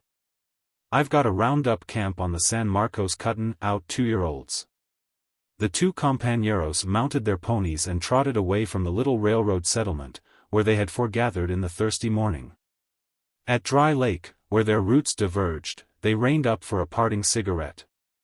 For miles they had ridden in silence save for the soft drum of the ponies' hoofs on the matted mesquite grass, and the rattle of the chaparral against their wooden stirrups. But in Texas discourse is seldom continuous. You may fill in a mile, a meal, and a murder between your paragraphs without detriment to your thesis. So, without apology, Webb offered an addendum to the conversation that had begun 10 miles away. "You remember, yourself, Baldy, that there was a time when Santa wasn't quite so independent. You remember the days when old McAllister was keepin' us apart, and how she used to send me the sign that she wanted to see me? Old man Mack promised to make me look like a cullender if I ever come in gunshot of the ranch. You remember the sign she used to send, Baldy, the heart with a cross inside of it?" "Me?" cried Baldy, with intoxicated archness. "You old sugar-stealing coyote. Don't I remember? Why, you dad-blamed old longhorn turtledove, the boys in camp was all cognoscious about them hieroglyphs. The gizzard and crossbones, we used to call it. We used to see 'em on truck that was sent out from the ranch. They was marked in charcoal on the sacks of flour and in lead pencil on the newspapers. I see one of 'em once chalked on the back of a new cook that old man McAllister sent out from the ranch, dongade if I didn't. Santa's father," explained Webb gently, "got her to promise that she wouldn't write to me or send me any word. That heart and cross sign was her scheme. Whenever she wanted to see me in particular she managed to put that mark on something at the ranch that she knew I'd see. And I never laid eyes on it but what I burnt the wind for the ranch the same night. I used to see her in that coma mott back of the little horse corral." "We knowed it," chanted Baldy. "But we never let on. We was all for you. We knowed why you always kept that fast paint in camp. And when we see that gizzard and crossbones figured out on the truck from the ranch we knowed old Pinto was goin' to eat up miles that night instead of grass. You remember Scurry, that educated horse wrangler we had, the college fellow that Tanglefoot drove to the range? Whenever Scurry saw that 'Come meet your honey' brand on anything from the ranch, he'd wave his hand like that, and say, 'Our friend Lee Andrews will again swim the Hell's Point tonight.' The last time Santa sent me the sign," said Webb, "was once when she was sick. I noticed it as soon as I hit camp, and I galloped Pinto 40 mile that night. she wasn't at the coma mott. I went to the house, and old McAllister met me at the door. "Did you come here to get killed?" says he. "I'll disoblige you for once. I just started a Mexican to bring you. Santa wants you. Go in that room and see her. And then come out here and see me." Santa was lying in bed pretty sick. But she gives out a kind of a smile, and her hand and mine lock horns, and I sets down by the bed, mud and spurs and chaps and all. "I've heard you ridin' across the grass for hours, Webb," she says. "I was sure you'd come." "You saw the sign?" she whispers. "The minute I hit camp," says I, "'twas marked on the bag of potatoes and onions." "They're always together," says she, soft like, "always together in life." "They go well together," I says, "in a stew." "I mean hearts and crosses," says Santa. "Our sign, to love and to suffer, that's what they mean." And there was old Doc Musgrove amusin' himself with whiskey and a palm leaf fan. And by Santa goes to sleep. And Doc feels her forehead, and he says to me, "You're not such a bad febrifuge. But you'd better slide out now, for the diagnosis don't call for you in regular doses. The little lady'll be all right when she wakes up." I seen old McAllister outside. "She's asleep," says I, "and now you can start in with your cullender work. Take your time." For I left my gun on my saddle horn. Old Mac laughs, and he says to me, "Pumpin' lead into the best ranch house in West Texas don't seem to me good business policy. I don't know where I could get as good a one. It's the son-in-law idea, Webb, that makes me admire for to use you as a target. You ain't my idea for a member of the family. But I can use you on the Nopalito if you'll keep outside of a radius with the ranch house in the middle of it. You go upstairs and lay down on a cot, and when you get some sleep we'll talk it over." Baldy Woods pulled down his hat, and uncurled his leg from his saddle horn. Webb shortened his rein, and his pony danced, anxious to be off. The two men shook hands with Western ceremony. "Adios, Baldy," said Webb, "I'm glad I seen you and had this talk." With a pounding rush that sounded like the rise of a covey of quail, the riders sped away toward different points of the compass. 100 yards on his route Baldy reined in on the top of a bare knoll, and emitted a yell. He swayed on his horse. Had he been on foot, the earth would have risen and conquered him. But in the saddle he was a master of equilibrium, and laughed at whiskey, and despised the center of gravity. Webb turned in his saddle at the signal. "If I was you," came Baldy's strident and perverting tones, "I'd be king." At 8 o'clock on the following morning Bud Turner rolled from his saddle in front of the Nopalito ranch house, and stumbled with whizzing rowels toward the gallery. Bud was in charge of the bunch of beef cattle that was to strike the trail that morning for San Antonio. Mrs. Yeager was on the gallery watering a cluster of hyacinths growing in a red earthenware jar. King McAllister had bequeathed to his daughter many of his strong characteristics, his resolution, his gay courage, his contumacious self-reliance. His pride as a reigning monarch of hoofs and horns. Allegro and fortissimo had been McAllister's temp and tone. In Santa they survived, transposed to the feminine key. Substantially, she preserved the image of the mother who had been summoned to wander in other and less finite green pastures long before the waxing herds of kine had conferred royalty upon the house. She had her mother's slim, strong figure and grave, soft prettiness that relieved in her the severity of the imperious McAllister eye and the McAllister air of royal independence. Webb stood on one end of the gallery giving orders to 2 or 3 sub-bosses of various camps and outfits who had ridden in for instructions. "Morning," said Bud briefly. "Where do you want them beeves to go in town?" "To Barber's, as usual." Now, to answer that had been the prerogative of the Queen. All the reins of business, buying, selling, and banking, had been held by her capable fingers. The handling of cattle had been entrusted fully to her husband. In the days of King McAllister, Santa had been his secretary and helper, and she had continued her work with wisdom and profit. But before she could reply, the prince consort spake up with calm decision. You drive that bunch to Zimmerman and Nesbitt's pens. I spoke to Zimmerman about it some time ago. Bud turned on his high boot heels. Wait, called Santa quickly. She looked at her husband with surprise in her steady gray eyes. Why, what do you mean, Webb?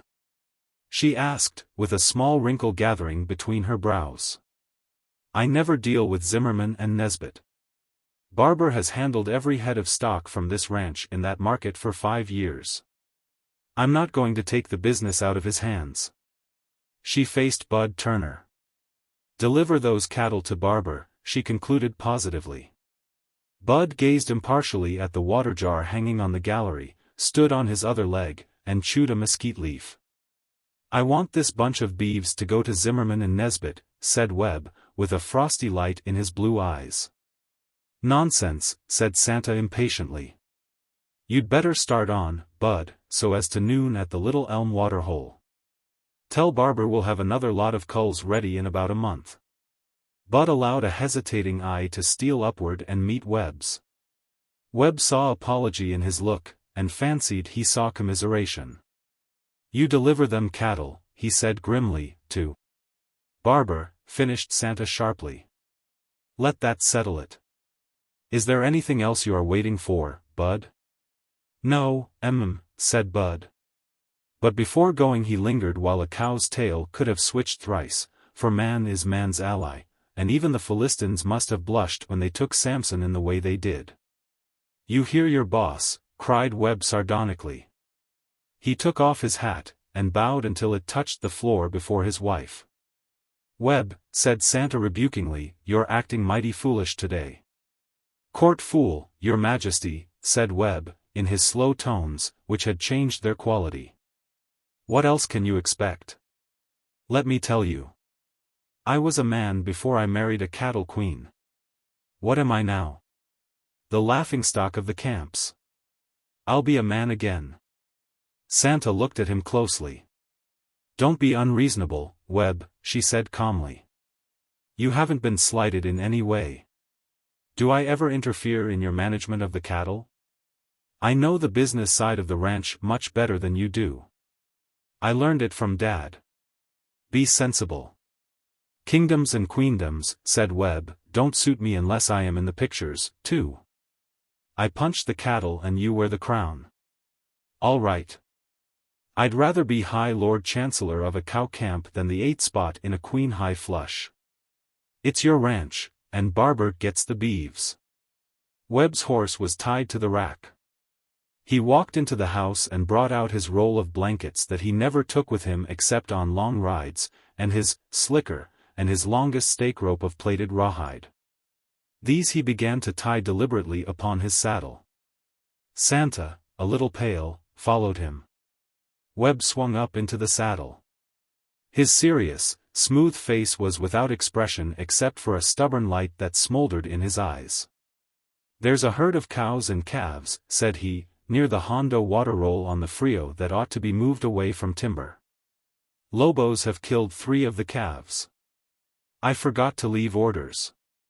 You'd better tell Sims to attend to it. Santa laid a hand on the horse's bridle, and looked her husband in the eye. Are you going to leave me, Webb? She asked quietly. I am going to be a man again, he answered. I wish you success in a praiseworthy attempt, she said, with a sudden coldness. She turned and walked directly into the house. Webb Yeager rode to the southeast as straight as the topography of West Texas permitted. And when he reached the horizon he might have ridden on into blue space as far as knowledge of him on the Nopalito went. And the days, with Sundays at their head, formed into hebdomadal squads. And the weeks, captained by the full moon, closed ranks into menstrual companies crying, Tempus Fugit, on their banners, and the months marched on toward the vast campground of the years. But Webb Yeager came no more to the dominions of his queen. One day a being named Bartholomew, a sheepman, and therefore of little account, from the lower Rio Grande country, rode in sight of the Nopalito ranch house, and felt hunger assail him. Ex consuetudine he was soon seated at the midday dining table of that hospitable kingdom. Talk like water gushed from him, he might have been smitten with Aaron's rod, that is your gentle shepherd when an audience is vouchsafed him whose ears are not overgrown with wool. Mrs. Yeager, he babbled, I see a man the other day on the Rancho Seco down in Hidalgo County by your name, Webb Yeager was his. He'd just been engaged as manager. He was a tall, light-haired man, not saying much. Perhaps he was some kin of yours, do you think? A husband, said Santa cordially. The Seco has done well. Mr. Yeager is one of the best stockmen in the West. The dropping out of a prince consort rarely disorganizes a monarchy. Queen Santa had appointed as mayordomo of the ranch a trusty subject, named Ramsay, who had been one of her father's faithful vassals. And there was scarcely a ripple on the Napolito ranch save when the Gulf breeze created undulations in the grass of its wide acres. For several years the Napolito had been making experiments with an English breed of cattle that looked down with aristocratic contempt upon the Texas Longhorns. The experiments were found satisfactory, and a pasture had been set aside for the Blue Bloods. The fame of them had gone forth into the chaparral and pear as far as men ride in saddles. Other ranches woke up, rubbed their eyes, and looked with new dissatisfaction upon the Longhorns. As a consequence, one day a sunburned, capable, silk-kerchief nonchalant youth, garnished with revolvers, and attended by 3 Mexican vaqueros, alighted at the Napolito ranch and presented the following businesslike epistle to the queen thereof. Mrs. Yeager, the Napolito ranch, dear madam, I am instructed by the owners of the Rancho Seco to purchase 100 head of 2- and 3-year-old cows of the Sussex breed owned by you. If you can fill the order, please deliver the cattle to the bearer, and a check will be forwarded to you at once. Respectfully, Webster Yeager, Manager, the Rancho Seco. Business is business, even, very scantily did it escape being written, especially, in a kingdom. That night the 100 head of cattle were driven up from the pasture and penned in a corral near the ranch house for delivery in the morning. When night closed down and the house was still, did Santa Yeager throw herself down, clasping that formal note to her bosom, weeping, and calling out a name that pride, either in one or the other, had kept from her lips many a day? Or did she file the letter, in her business way, retaining her royal balance and strength? Wonder, if you will, but royalty is sacred, and there is a veil. But this much you shall learn. At midnight Santa slipped softly out of the ranch house, clothed in something dark and plain. She paused for a moment under the live oak trees. The prairies were somewhat dim, and the moonlight was pale orange, diluted with particles of an impalpable, flying mist. But the mock-bird whistled on every bough of vantage. Leagues of flowers scented the air, and a kindergarten of little shadowy rabbits leaped and played in an open space nearby. Santa turned her face to the southeast and threw 3 kisses thitherward. For there was none to see. Then she sped silently to the blacksmith shop, 50 yards away, and what she did there can only be surmised. But the forge glowed red. And there was a faint hammering such as Cupid might make when he sharpens his arrow points. Later she came forth with a queer-shaped, handled thing in one hand, and a portable furnace, such as are seen in branding camps, in the other. To the corral where the Sussex cattle were penned she sped with these things swiftly in the moonlight. She opened the gate and slipped inside the corral. The Sussex cattle were mostly a dark red. But among this bunch was one that was milky white, notable among the others. And now Santa shook from her shoulder something that we had not seen before, a rope lasso. She freed the loop of it, coiling the length in her left hand, and plunged into the thick of the cattle. The white cow was her object. She swung the lasso, which caught one horn and slipped off. The next throw encircled the 4 feet and the animal fell heavily.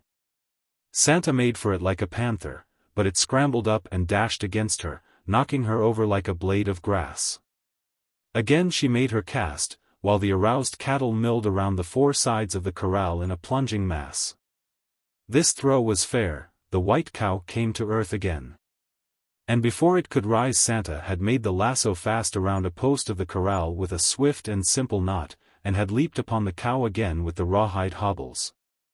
In 1 minute the feet of the animal were tied, no record-breaking deed, and Santa leaned against the corral for the same space of time, panting and lax.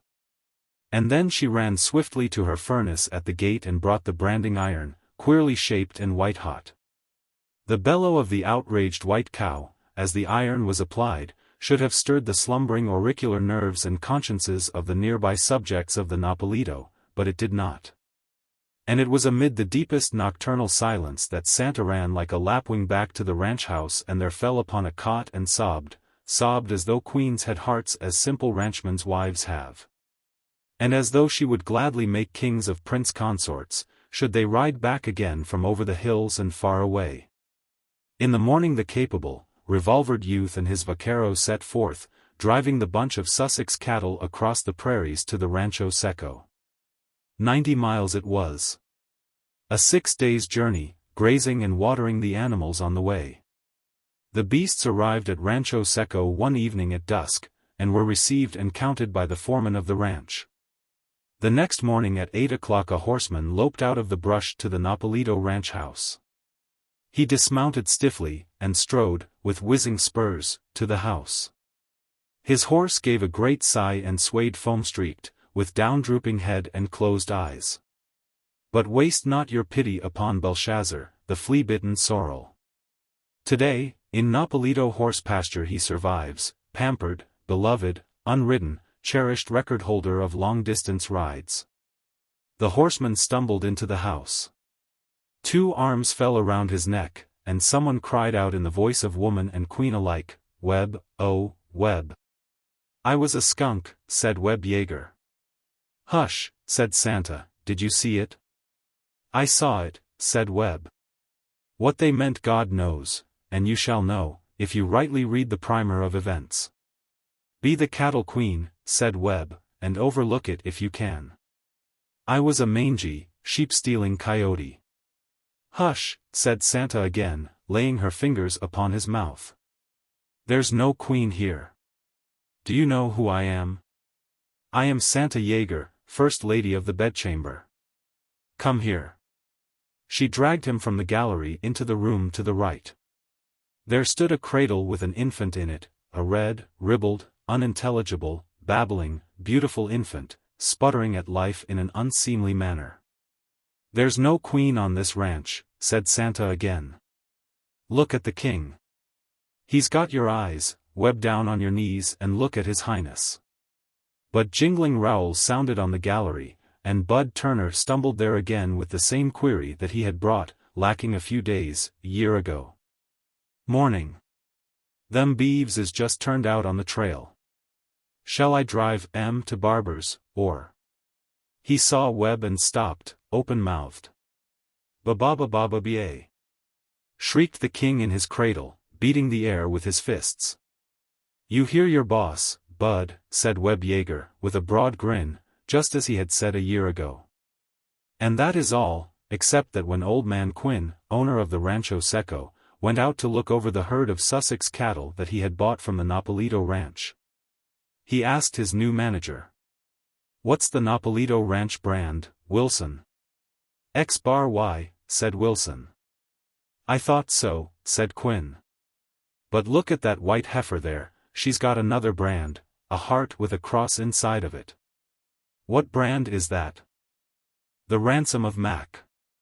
Me and old Mac Lonsbury, we got out of that little hide-and-seek gold mine affair with about $40,000 apiece.' I say, old Mac, but he wasn't old. 41, should say. But he always seemed old. 'Andy,' he says to me, 'I'm tired of hustling. You and me have been working hard together for 3 years. Say we knock off for a while, and spend some of this idle money we've coaxed our way.' The proposition hits me just right, says I, 'Let's be nabobs for a while and see how it feels. What'll we do, take in the Niagara Falls, or buck at Faro?'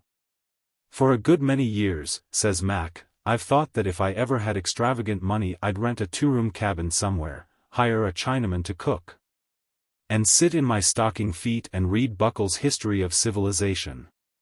That sounds self-indulgent and gratifying without vulgar ostentation,' says I, and I don't see how money could be better invested. Give me a cuckoo clock and a SEP winner's self-instructor for the banjo, and I'll join you.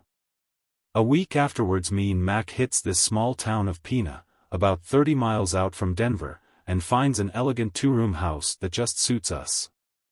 We deposited half a peck of money in the Pena Bank and shook hands with every one of the 340 citizens in the town.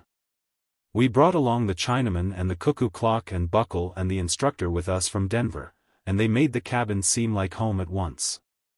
Never believe it when they tell you riches don't bring happiness. If you could have seen old Mac sitting in his rocking chair with his blue yarn sock feet up in the window and absorbing in that Buckle stuff through his specs, you'd have seen a picture of content. That would have made Rockefeller jealous.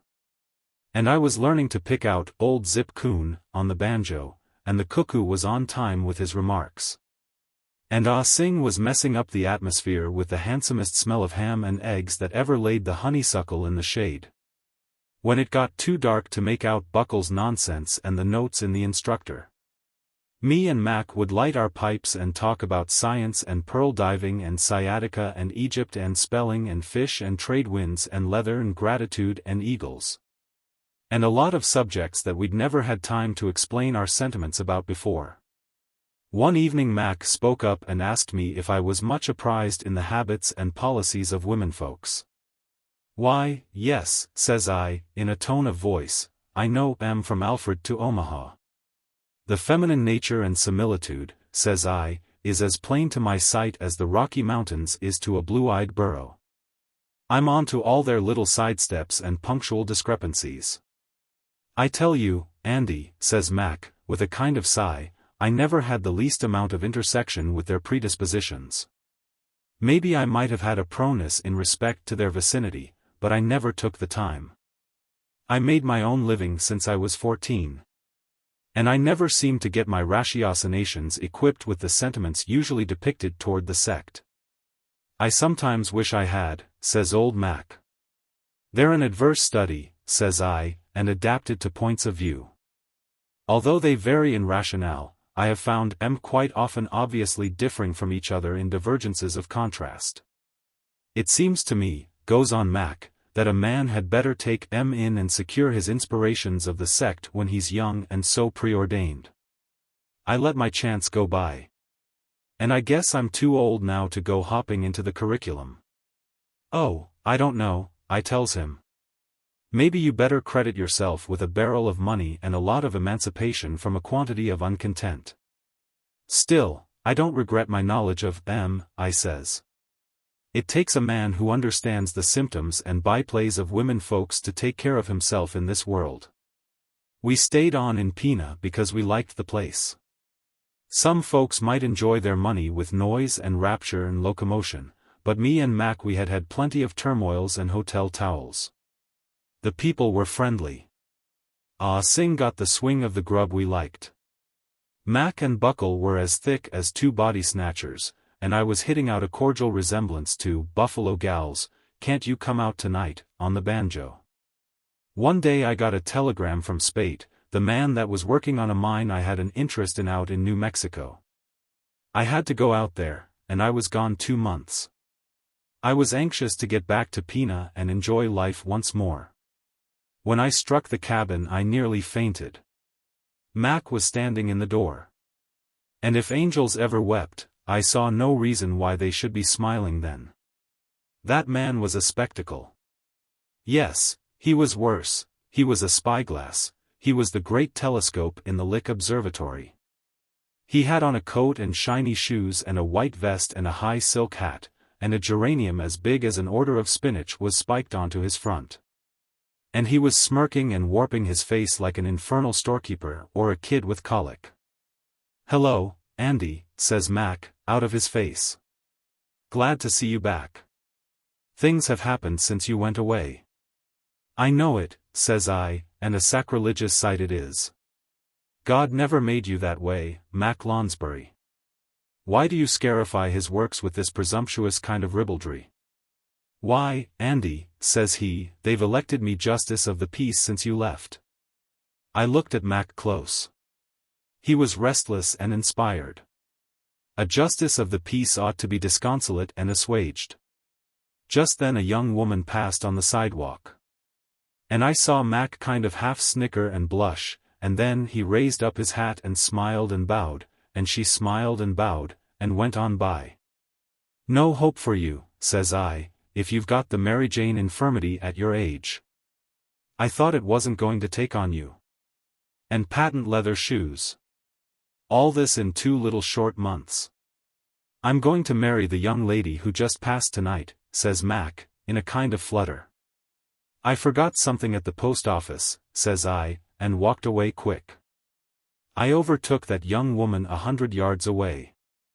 I raised my hat and told her my name. She was about 19, and young for her age. She blushed, and then looked at me cool, like I was the snow scene from the 2 Orphans.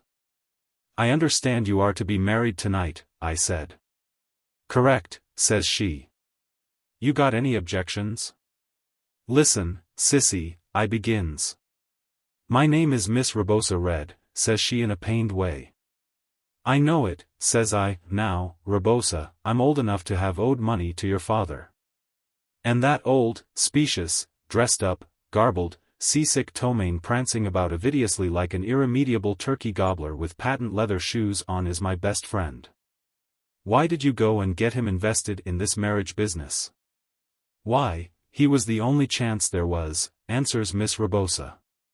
Nay, says I, giving a sickening look of admiration at her complexion and style of features, with your beauty you might pick any kind of a man. Listen, Rebosa. Old Mack ain't the man you want. He was 20 you when you was nae read, as the papers say. This bursting into bloom won't last with him. He's all ventilated with oldness and rectitude and decay. Old Mack's down with a case of Indian summer. He overlooked his bet when he was young, and now he's suing nature for the interest on the promissory note he took from Cupid instead of the cash. Rebosa, are you bent on having this marriage occur? Why, sure I am, says she, oscillating the pansies on her hat, and so is somebody else, I reckon. What time is it to take place? I asks. At 6 o'clock, says she. I made up my mind right away what to do. I'd save old Mack if I could. To have a good, seasoned, ineligible man like that turn chicken for a girl that hadn't quit eating slate pencils and buttoning in the back was more than I could look on with easiness. Rebosa, says I, earnest, drawing upon my display of knowledge concerning the feminine intuitions of reason, ain't there a young man in Pina, a nice young man that you think a heap of? Yep, says Rebosa, nodding her pansies, sure there is. What do you think? Gracious. Does he like you? I asks. How does he stand in the matter? Crazy, says Rebosa. Ma has to wet down the front steps to keep him from sitting there all the time. But I guess that'll be all over after tonight, she winds up with a sigh. Rebosa, says I, you don't really experience any of this adoration called love for old Mack, do you? Lord. No, says the girl, shaking her head. I think he's as dry as a lava bed. The idea. Who is this young man that you like, Rebosa? I inquires. It's Eddie Bales, says she. He clerks in Crosby's grocery. But he don't make but $35 a month. Ella Noakes was wild about him once. Old Mack tells me, I says, that he's going to marry you at 6 o'clock this evening. That's the time, says she. It's to be at our house. Rebosa, says I, listen to me. If Eddie Bales had $1,000 cash, $1,000, mind you, would buy him a store of his own, if you and Eddie had that much to excuse matrimony on. Would you consent to marry him this evening at 5 o'clock? The girl looks at me a minute, and I can see these inaudible cogitations going on inside of her, as women will. $1,000, says she. Of course I would. Come on, says I. We'll go and see Eddie. We went up to Crosby's store and called Eddie outside. He looked to be estimable and freckled, and he had chills and fever when I made my proposition. At 5 o'clock? says he, for $1,000? Please don't wake me up. Well, you are the rich uncle retired from the spice business in India. I'll buy out old Crosby and run the store myself. We went inside and got old man Crosby apart and explained it. I wrote my check for $1,000 and handed it to him. If Eddie and Rebosa married each other at 5, he was to turn the money over to them. And then I gave M my blessing, and went to wander in the wildwood for a season. I sat on a log and made cogitations on life and old age and the zodiac and the ways of women and all the disorder that goes with a lifetime. I passed myself congratulations that I had probably saved my old friend Mac from his attack of Indian summer.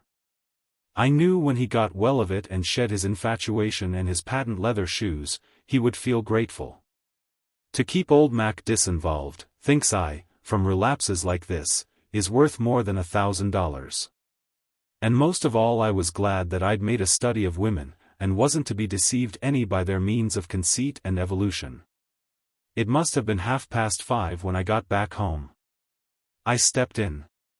And there sat old Mac on the back of his neck in his old clothes with his blue socks on the window and the history of civilization propped up on his knees. This don't look like getting ready for a wedding at 6, I says, to seem innocent. Oh, says Mac, reaching for his tobacco, that was postponed back to 5 o'clock. They sent me over a note saying the hour had been changed. It's all over now.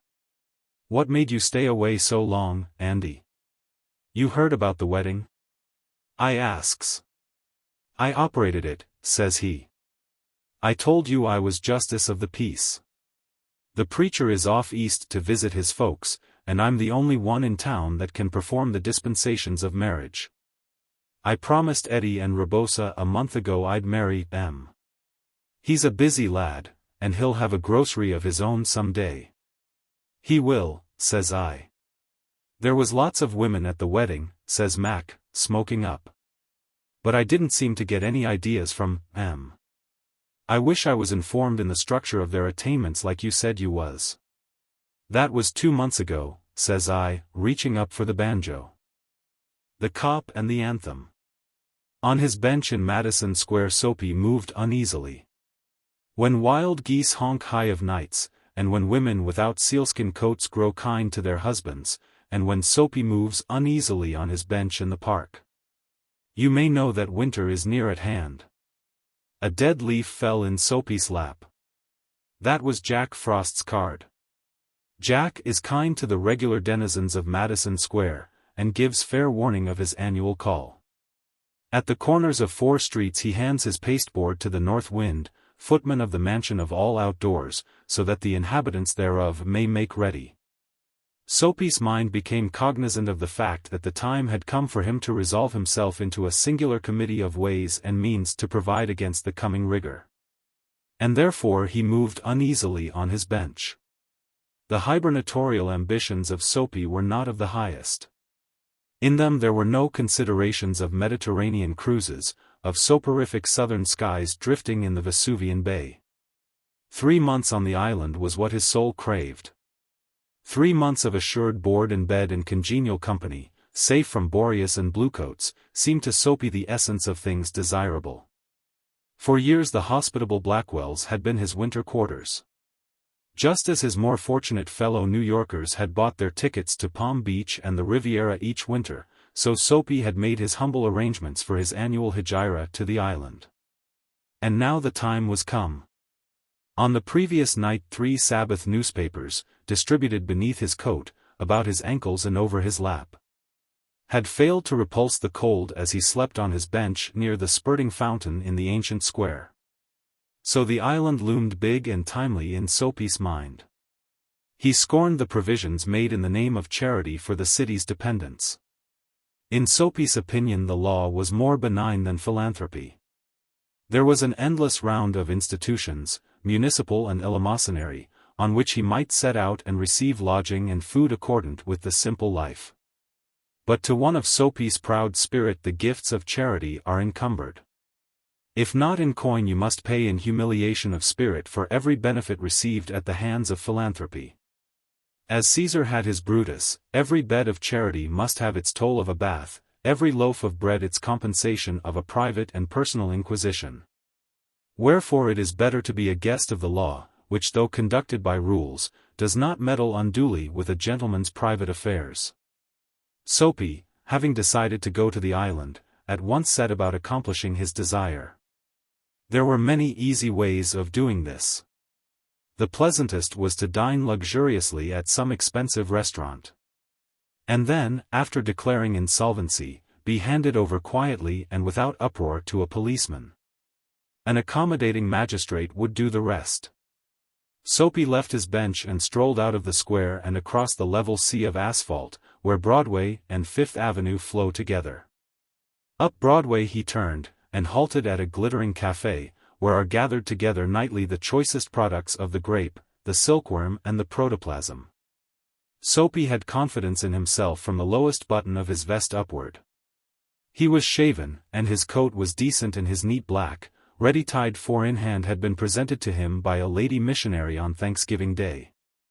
If he could reach a table in the restaurant unsuspected success would be his. The portion of him that would show above the table would raise no doubt in the waiter's mind. A roasted mallard duck, thought Soapy, would be about the thing, with a bottle of Chablis, and then camembert, a demitasse and a cigar. $1 for the cigar would be enough. The total would not be so high as to call forth any supreme manifestation of revenge from the café management, and yet the meat would leave him filled and happy for the journey to his winter refuge. But as Soapy set foot inside the restaurant door the head waiter's eye fell upon his frayed trousers and decadent shoes. Strong and ready hands turned him about and conveyed him in silence and haste to the sidewalk and averted the ignoble fate of the menaced mallard. Soapy turned off Broadway. It seemed that his route to the coveted island was not to be an Epicurean one. Some other way of entering limbo must be thought of. At a corner of 6th Avenue electric lights and cunningly displayed wares behind plate glass made a shop window conspicuous. Soapy took a cobblestone and dashed it through the glass. People came running around the corner, a policeman in the lead. Soapy stood still, with his hands in his pockets, and smiled at the sight of brass buttons. "Where's the man that done that?" inquired the officer excitedly. "Don't you figure out that I might have had something to do with it," said Soapy, not without sarcasm, but friendly, as one greets good fortune. The policeman's mind refused to accept Soapy even as a clue. Men who smash windows do not remain to parley with the law's minions. They take to their heels. The policeman saw a man halfway down the block running to catch a car. With drawn club he joined in the pursuit. Soapy, with disgust in his heart, loafed along, twice unsuccessful. On the opposite side of the street was a restaurant of no great pretensions. It catered to large appetites and modest purses. Its crockery and atmosphere were thick, its soup and napery thin. Into this place Soapy took his accusive shoes and telltale trousers without challenge. At a table he sat and consumed beefsteak, flapjacks, doughnuts and pie. And then to the waiter be betrayed the fact that the minutest coin and himself were strangers. "Now, get busy and call a cop," said Soapy. "And don't keep a gentleman waiting." "No cop for yous," said the waiter, with a voice like butter cakes and an eye like the cherry in a Manhattan cocktail. "Hey, con." Neatly upon his left ear on the callous pavement 2 waiters pitched Soapy. He arose, joint by joint, as a carpenter's rule opens, and beat the dust from his clothes. Arrest seemed but a rosy dream. The island seemed very far away. A policeman who stood before a drug store 2 doors away laughed and walked down the street. 5 blocks Soapy traveled before his courage permitted him to woo capture again. This time the opportunity presented what he fatuously termed to himself a cinch. A young woman of a modest and pleasing guise was standing before a show window gazing with sprightly interest at its display of shaving mugs and inkstands. And 2 yards from the window a large policeman of severe demeanor leaned against a water plug. It was Soapy's design to assume the role of the despicable and execrated masher. The refined and elegant appearance of his victim and the contiguity of the conscientious cop encouraged him to believe that he would soon feel the pleasant official clutch upon his arm that would ensure his winter quarters on the right tight little aisle. Soapy straightened the lady missionary's ready-made tie, dragged his shrinking cuffs into the open, set his hat at a killing cant and sidled toward the young woman. He made eyes at her, was taken with sudden coughs and hems, smiled, smirked and went brazenly through the impudent and contemptible litany of the masher. With half an eye Soapy saw that the policeman was watching him fixedly. The young woman moved away a few steps, and again bestowed her absorbed attention upon the shaving mugs. Soapy followed, boldly stepping to her side, raised his hat and said, "Ah there, Bedelia. Don't you want to come and play in my yard?" The policeman was still looking. The persecuted young woman had but to beckon a finger and Soapy would be practically en route for his insular haven. Already he imagined he could feel the cozy warmth of the station house. The young woman faced him and, stretching out a hand, caught Soapy's coat sleeve. "Sure, Mike," she said joyfully, "if you'll blow me to a pail of suds. I'd have spoke to you sooner, but the cop was watching." With the young woman playing the clinging ivy to his oak, Soapy walked past the policeman overcome with gloom. He seemed doomed to liberty. At the next corner he shook off his companion and ran. He halted in the district where by night are found the lightest streets, hearts, vows and librettos. Women in furs and men in greatcoats moved gaily in the wintry air. A sudden fear seized Soapy that some dreadful enchantment had rendered him immune to arrest.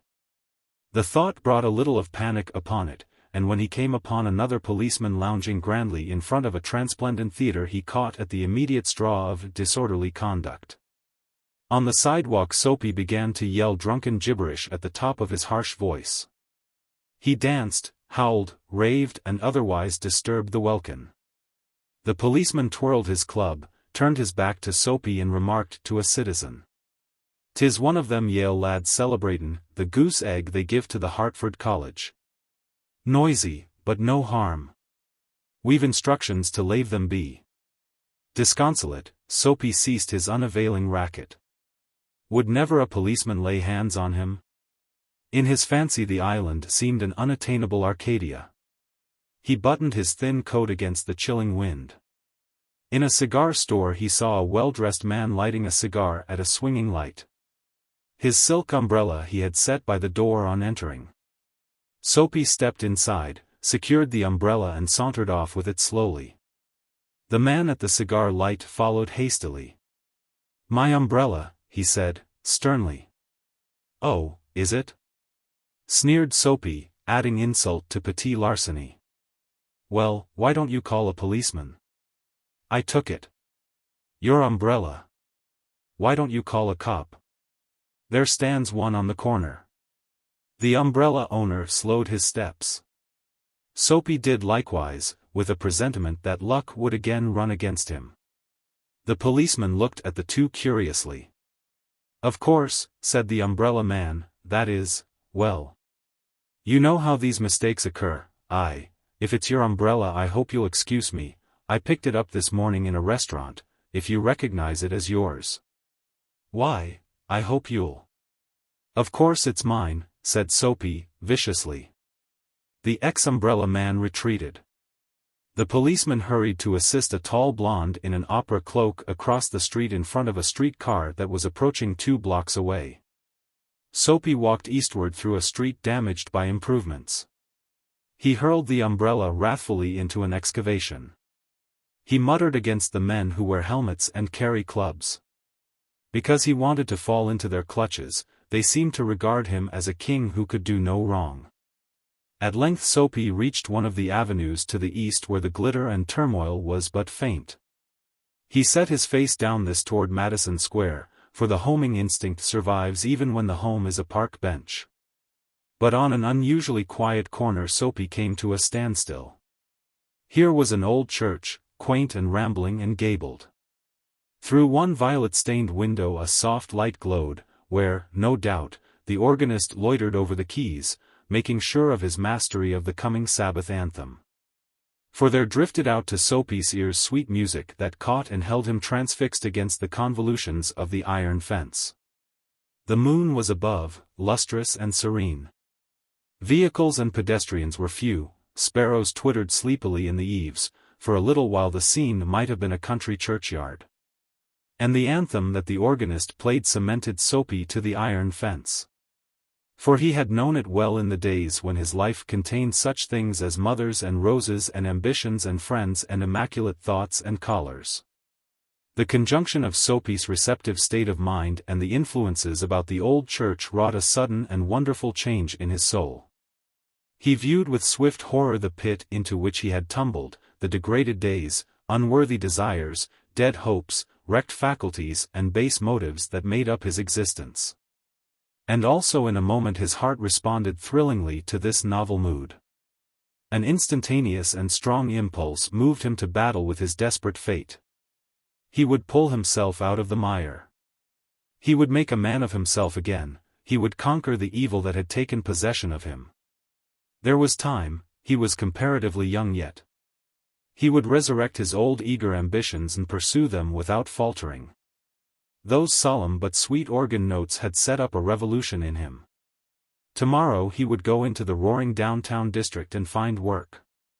A fur importer had once offered him a place as driver. He would find him tomorrow and ask for the position. He would be somebody in the world. He would. Soapy felt a hand laid on his arm. He looked quickly around into the broad face of a policeman. "What are you doing here?" asked the officer. "Nothin'," said Soapy. "Then come along," said the policeman. 3 months on the island, said the magistrate in the police court the next morning. Christmas by injunction. Cherokee was the civic father of Yellowhammer. Yellowhammer was a new mining town constructed mainly of canvas and undressed pine. Cherokee was a prospector. One day while his burro was eating quartz and pine burrs, Cherokee turned up with his pick a nugget, weighing 30 ounces. He staked his claim and then, being a man of breadth and hospitality, sent out invitations to his friends in 3 states to drop in and share his luck. Not one of the invited guests sent regrets. They rolled in from the Gila country, from Salt River, from the Pecos, from Albuquerque and Phoenix and Santa Fe, and from the camps intervening. When 1,000 citizens had arrived and taken up claims, they named the town Yellowhammer, appointed a vigilance committee, and presented Cherokee with a watch chain made of nuggets. 3 hours after the presentation ceremonies, Cherokee's claim played out. He had located a pocket instead of a vein. He abandoned it and staked others one by one. Luck had kissed her hand to him. Never afterward did he turn up enough dust in Yellowhammer to pay his bar bill. But his 1,000 invited guests were mostly prospering, and Cherokee smiled and congratulated them. Yellowhammer was made up of men who took off their hats to a smiling loser, so they invited Cherokee to say what he wanted. "Me," said Cherokee, "oh, grubstakes will be about the thing. I reckon I'll prospect along up in the Mariposas.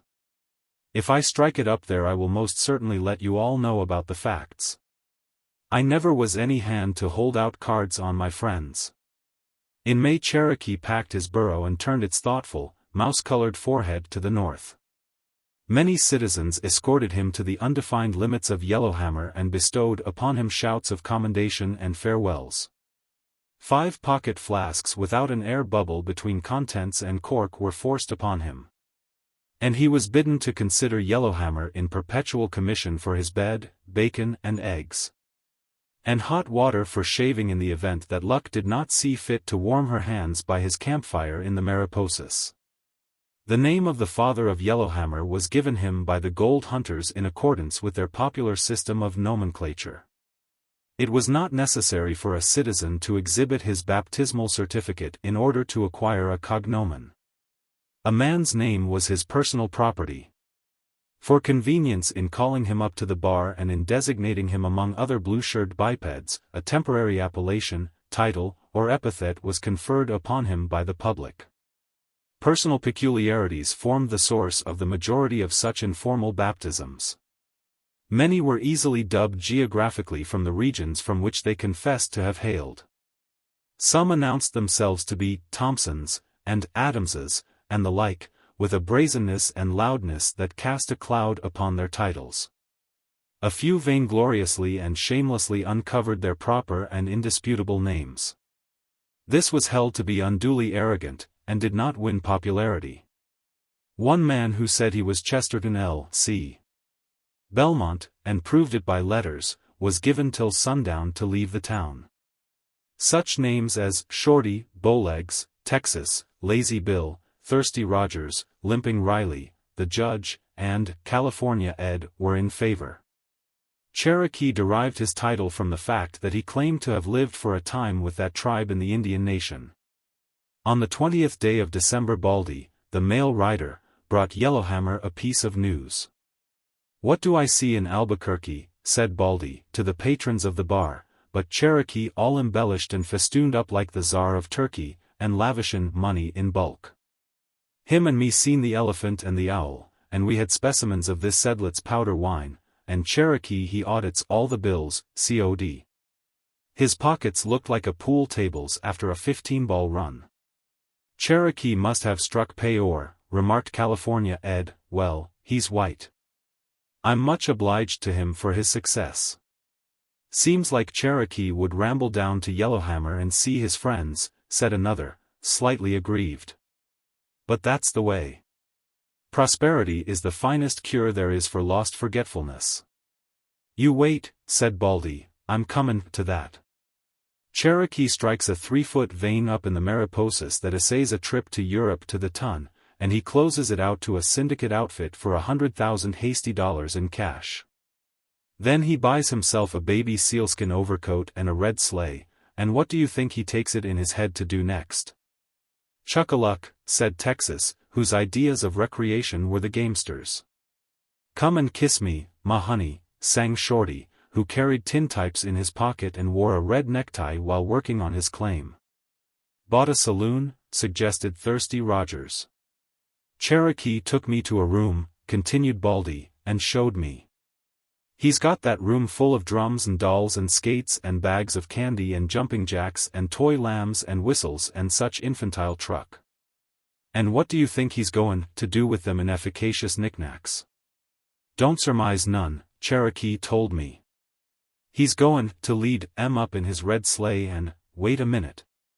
Don't order no drinks yet, he's goin' to drive down here to Yellowhammer and give the kids of this here town, the biggest Christmas tree and the biggest cryin' doll and little giant boy's tool chest blowout that was ever seen west of the Cape Hatteras." 2 minutes of absolute silence ticked away in the wake of Baldy's words. It was broken by the house, who, happily conceiving the moment to be ripe for extending hospitality, sent a dozen whiskey glasses spinning down the bar, with the slower traveling bottle bringing up the rear. "Didn't you tell him?" asked the miner called Trinidad. "Well, no," answered Baldy, pensively, "I never exactly seen my way to. You see, Cherokee had this Christmas mess already bought and paid for, and he was all flattered up with self-esteem over his idea. And we had in a way flew the flume with that fizzy wine I speak of, so I never let on. I cannot refrain from a certain amount of surprise," said the judge, as he hung his ivory-handled cane on the bar, "that our friend Cherokee should possess such an erroneous conception of, his, as it were, own town." "Oh, it ain't the eighth wonder of the terrestrial world," said Baldy. "Cherokee's been gone from Yellowhammer over 7 months. Lots of things could happen in that time. How's he to know that there ain't a single kid in this town, and so far as emigration is concerned, none expected? Come to think of it," remarked California Ed, "it's funny some ain't drifted in.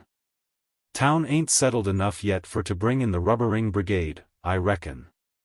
"To top off this Christmas tree splurge of Cherokee's," went on Baldy, "he's goin' to give an imitation of Santa Claus. He's got a white wig and whiskers that disfigure him up exactly like the pictures of this William Cullen Longfellow in the books, and a red suit of fur-trimmed outside underwear, and 8-ounce gloves, and a stand-up, lay-down crocheted red cap. Ain't it a shame that a outfit like that can't get a chance to connect with Annie and Willie's prayer layout? When does Cherokee allow to come over with his truck? Inquired Trinidad. Mornin' before Christmas, said Baldy. And he wants you folks to have a room fixed up and a tree hauled and ready. And such ladies to assist as can stop breathin' long enough to let it be a surprise for the kids. The unblessed condition of Yellowhammer had been truly described. The voice of childhood had never gladdened its flimsy structures, the patter of restless little feet had never consecrated the one rugged highway between the two rows of tents and rough buildings. Later they would come. But now Yellowhammer was but a mountain camp, and nowhere in it were the roguish, expectant eyes, opening wide at dawn of the enchanting day. The eager, small hands to reach for Santa's bewildering hoard, the elated, childish voicings of the season's joy, such as the coming good things of the warm-hearted Cherokee deserved. Of women there were 5 in Yellowhammer. The assayer's wife, the proprietress of the Lucky Strike Hotel, and a laundress whose washtub panned out an ounce of dust a day. These were the permanent feminines. The remaining 2 were the Spangler sisters, Mrs. Fanchon and Irma, of the Transcontinental Comedy Company, then playing in repertoire at the improvised Empire Theatre. But of children there were none. Sometimes Miss Fanchon enacted with spirit and addressed the part of robustious childhood. But between her delineation and the visions of adolescence that the fancy offered as eligible recipients of Cherokee's holiday stores there seemed to be fixed a gulf. Christmas would come on Thursday. On Tuesday morning Trinidad, instead of going to work, sought the judge at the Lucky Strike Hotel. "It'll be a disgrace to Yellowhammer," said Trinidad, "if it throws Cherokee down on his Christmas tree blowout. You might say that man made this town. For one, I'm goin' to see what can be done to give Santa Claus a square deal." "My cooperation," said the judge, "would be gladly forthcoming. I am indebted to Cherokee for past favors. But, I do not see, I have heretofore regarded the absence of children rather as a luxury, but in this instance, still, I do not see." "Look at me," said Trinidad. "And you'll see old ways and means with the fur on.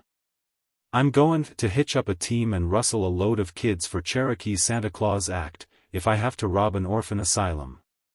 "Eureka!" cried the judge, enthusiastically. "No, you didn't," said Trinidad, decidedly. "I found it myself.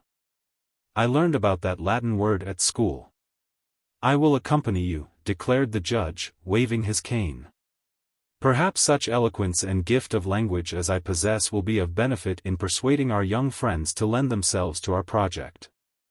Within an hour Yellowhammer was acquainted with the scheme of Trinidad and the judge, and approved it. Citizens who knew of families with offspring within a 40-mile radius of Yellowhammer came forward and contributed their information. Trinidad made careful notes of all such, and then hastened to secure a vehicle and team. The first stop scheduled was at a double log house 15 miles out from Yellowhammer. A man opened the door at Trinidad's hail, and then came down and leaned upon the rickety gate. The doorway was filled with a close mass of youngsters, some ragged, all full of curiosity and health. "It's this way," explained Trinidad. "We're from Yellowhammer, and we come kidnap Pin, in a gentle kind of a way. One of our leading citizens is stung with the Santa Claus affliction, and he's due in town tomorrow with half the falderals that's painted red and made in Germany. The youngest kid we got in Yellowhammer packs a .45 and a safety razor. Consequently we're mighty shy on anybody to say, oh, and, ah, when we light the candles on the Christmas tree. Now, partner, if you'll loan us a few kids we guarantee to return them safe and sound on Christmas Day. And they'll come back loaded down with a good time and Swiss Family Robinsons and cornucopias and red drums and similar testimonials. What do you say?" "In other words," said the judge, "we have discovered for the first time in our embryonic but progressive little city the inconveniences of the absence of adolescence. The season of the year having approximately arrived during which it is accustomed to bestow frivolous but often appreciated gifts upon the young and tender." "I understand," said the parent. packing his pipe with a forefinger. "I guess I needn't detain you gentlemen. Me and the old woman have got 7 kids, so to speak. And, runnin' my mind over the bunch, I don't appear to hit upon none that we could spare for you to take over to your doin's. The old woman has got some popcorn candy and rag dolls hid in the clothes chest, and we allow to give Christmas a little whirl of our own in a insignificant sort of style." No, I couldn't, with any degree of avidity, seem to fall in with the idea of lettin' none of 'em go. "Thank you kindly, gentlemen." Down the slope they drove and up another foothill to the ranch house of Wiley Wilson. Trinidad recited his appeal and the judge boomed out his ponderous antiphony. Mrs. Wiley gathered her 2 rosy-cheeked youngsters close to her skirts and did not smile until she had seen Wiley laugh and shake his head. Again a refusal. Trinidad and the judge vainly exhausted more than half their list before twilight set in among the hills. They spent the night at a stage road hostelry, and set out again early the next morning. The wagon had not acquired a single passenger. "It's creepin' upon my faculties," remarked Trinidad, "that borrowin' kids at Christmas is somethin' like tryin' to steal butter from a man that's got hot pancakes a comin'. It is undoubtedly an indisputable fact," said the judge, "that the family ties seem to be more coherent and assertive at that period of the year." On the day before Christmas they drove 30 miles, making 4 fruitless halts and appeals. Everywhere they found kids at a premium. The sun was low when the wife of a section boss on a lonely railroad huddled her unavailable progeny behind her and said, "There's a woman that's just took charge of the railroad eatin' house down at Granite Junction. I hear she's got a little boy. Maybe she might let him go." Trinidad pulled up his mules at Granite Junction at 5 o'clock in the afternoon. The train had just departed with its load of fed and appeased passengers. On the steps of the eating house they found a thin and glowering boy of 10 smoking a cigarette. The dining room had been left in chaos by the peripatetic appetites. A youngish woman reclined, exhausted, in a chair. Her face wore sharp lines of worry. She had once possessed a certain style of beauty that would never wholly leave her and would never wholly return. Trinidad set forth his mission. "I'd count it a mercy if you'd take Bobby for a while," she said, wearily. "I'm on the go from morning till night, and I don't have time to tend to him. He's learning bad habits from the men. It'll be the only chance he'll have to get any Christmas." The men went outside and conferred with Bobby. Trinidad pictured the glories of the Christmas tree and presents in lively colors. "And, moreover, my young friend," added the judge, "Santa Claus himself will personally distribute the offerings that will typify the gifts conveyed by the shepherds of Bethlehem to." "Ah. Come off," said the boy, squinting his small eyes. "I ain't no kid. There ain't any Santa Claus. It's your folks that buys toys and sneaks 'em in when you're asleep. And they make marks in the soot in the chimney with the tongs to look like Santa's sleigh tracks." "That might be so," argued Trinidad, "but Christmas trees ain't no fairy tale. This one's goin' to look like the 10-cent store in Albuquerque, all strung up in a redwood. There's tops and drums and Noah's Arks and—" "Oh, rats," said Bobby, wearily. "I cut them out long ago. I'd like to have a rifle, not a target one, a real one, to shoot wildcats with, but I guess you won't have any of them on your old tree." "Well, I can't say for sure," said Trinidad diplomatically. "It might be. You go along with us and see." The hope thus held out, though faint, won the boy's hesitating consent to go. With this solitary beneficiary for Cherokee's holiday bounty, the canvassers spun along the homeward road. In Yellowhammer the empty storeroom had been transformed into what might have passed as the bower of an Arizona ferry. The ladies had done their work well.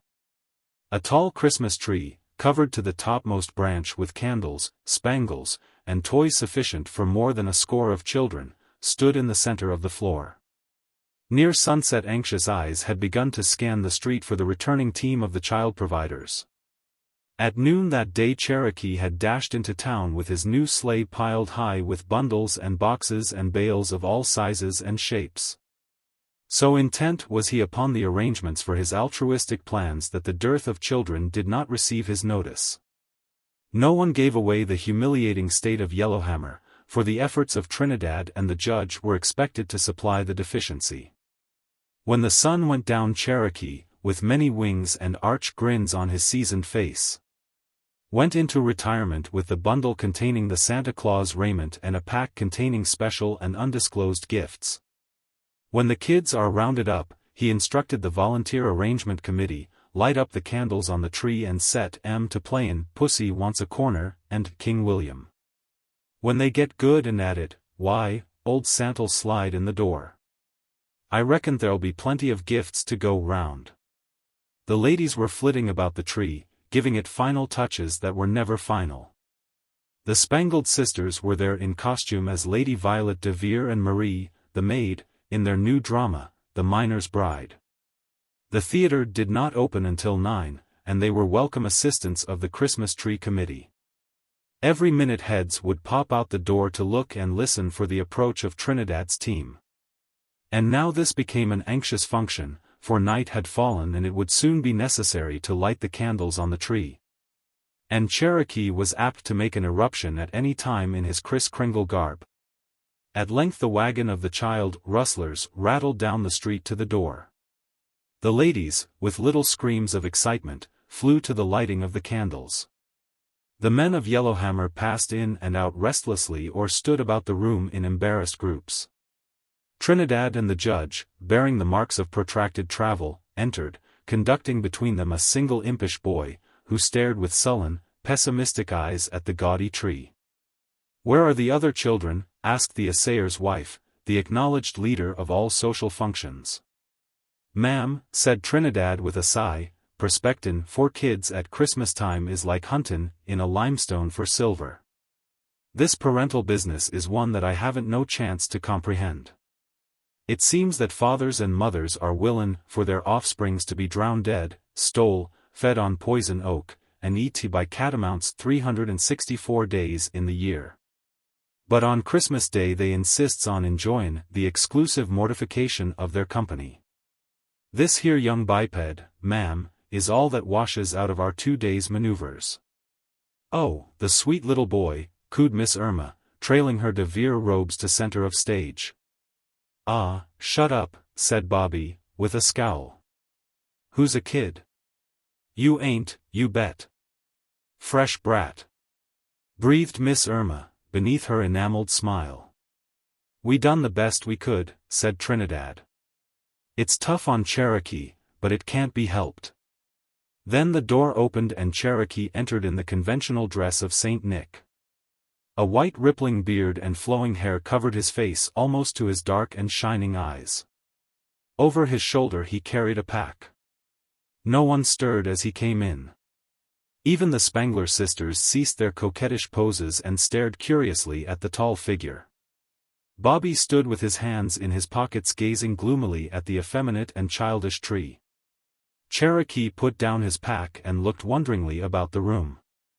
Perhaps he fancied that a bevy of eager children were being herded somewhere, to be loosed upon his entrance. He went up to Bobby and extended his red-mittened hand. "Merry Christmas, little boy," said Cherokee.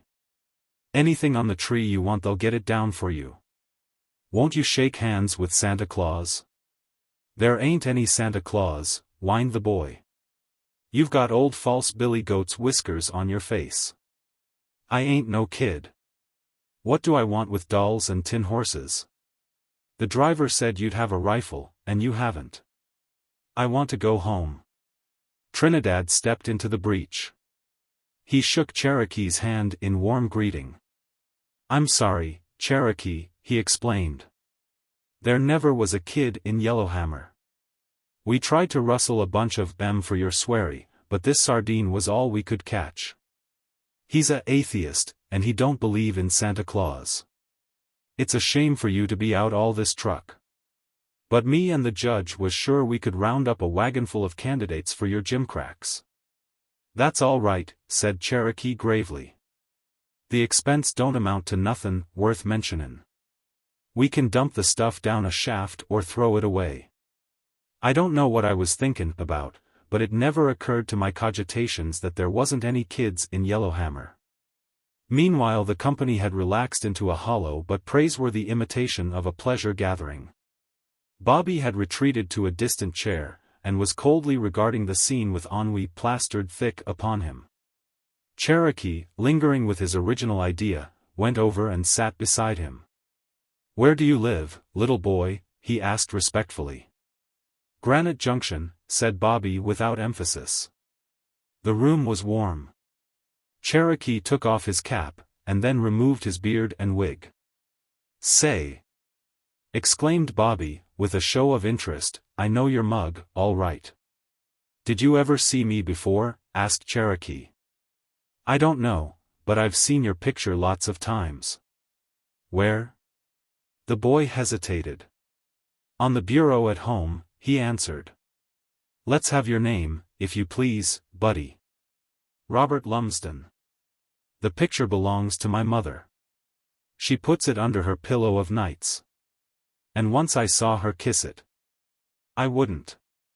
But women are that way." Cherokee rose and beckoned to Trinidad. "Keep this boy by you till I come back," he said. "I'm goin' to shed these Christmas duds, and hitch up my sleigh. I'm goin' to take this kid home." "Well, infidel," said Trinidad, taking Cherokee's vacant chair, "and so you are too superannuated and effete to yearn for such mockeries as candy and toys, it seems." "I don't like you," said Bobby, with acrimony. "You said there would be a rifle. A fellow can't even smoke. I wish I was at home." Cherokee drove his sleigh to the door, and they lifted Bobby in beside him. The team of fine horses sprang away prancingly over the hard snow. Cherokee had on his $500 overcoat of baby sealskin. The laprobe that he drew about them was as warm as velvet. Bobby slipped a cigarette from his pocket and was trying to snap a match. "Throw that cigarette away," said Cherokee, in a quiet but new voice. Bobby hesitated, and then dropped the cylinder overboard. "Throw the box, too," commanded the new voice. More reluctantly the boy obeyed. "Say," said Bobby, presently, "I like you. I don't know why. Nobody never made me do anything I didn't want to do before." "Tell me, kid," said Cherokee, not using his new voice, "are you sure your mother kissed that picture that looks like me?" "Dead sure. I seen her do it. Didn't you remark something a while ago about wanting a rifle?" "You bet I did. Will you get me one?" "Tomorrow, silver mounted." Cherokee took out his watch. 9:30. "We'll hit the junction plumb on time with Christmas Day. Are you cold? Sit closer, son." The green door. "Suppose you should be walking down Broadway after dinner. With 10 minutes allotted to the consummation of your cigar while you are choosing between a diverting tragedy and something serious in the way of vaudeville.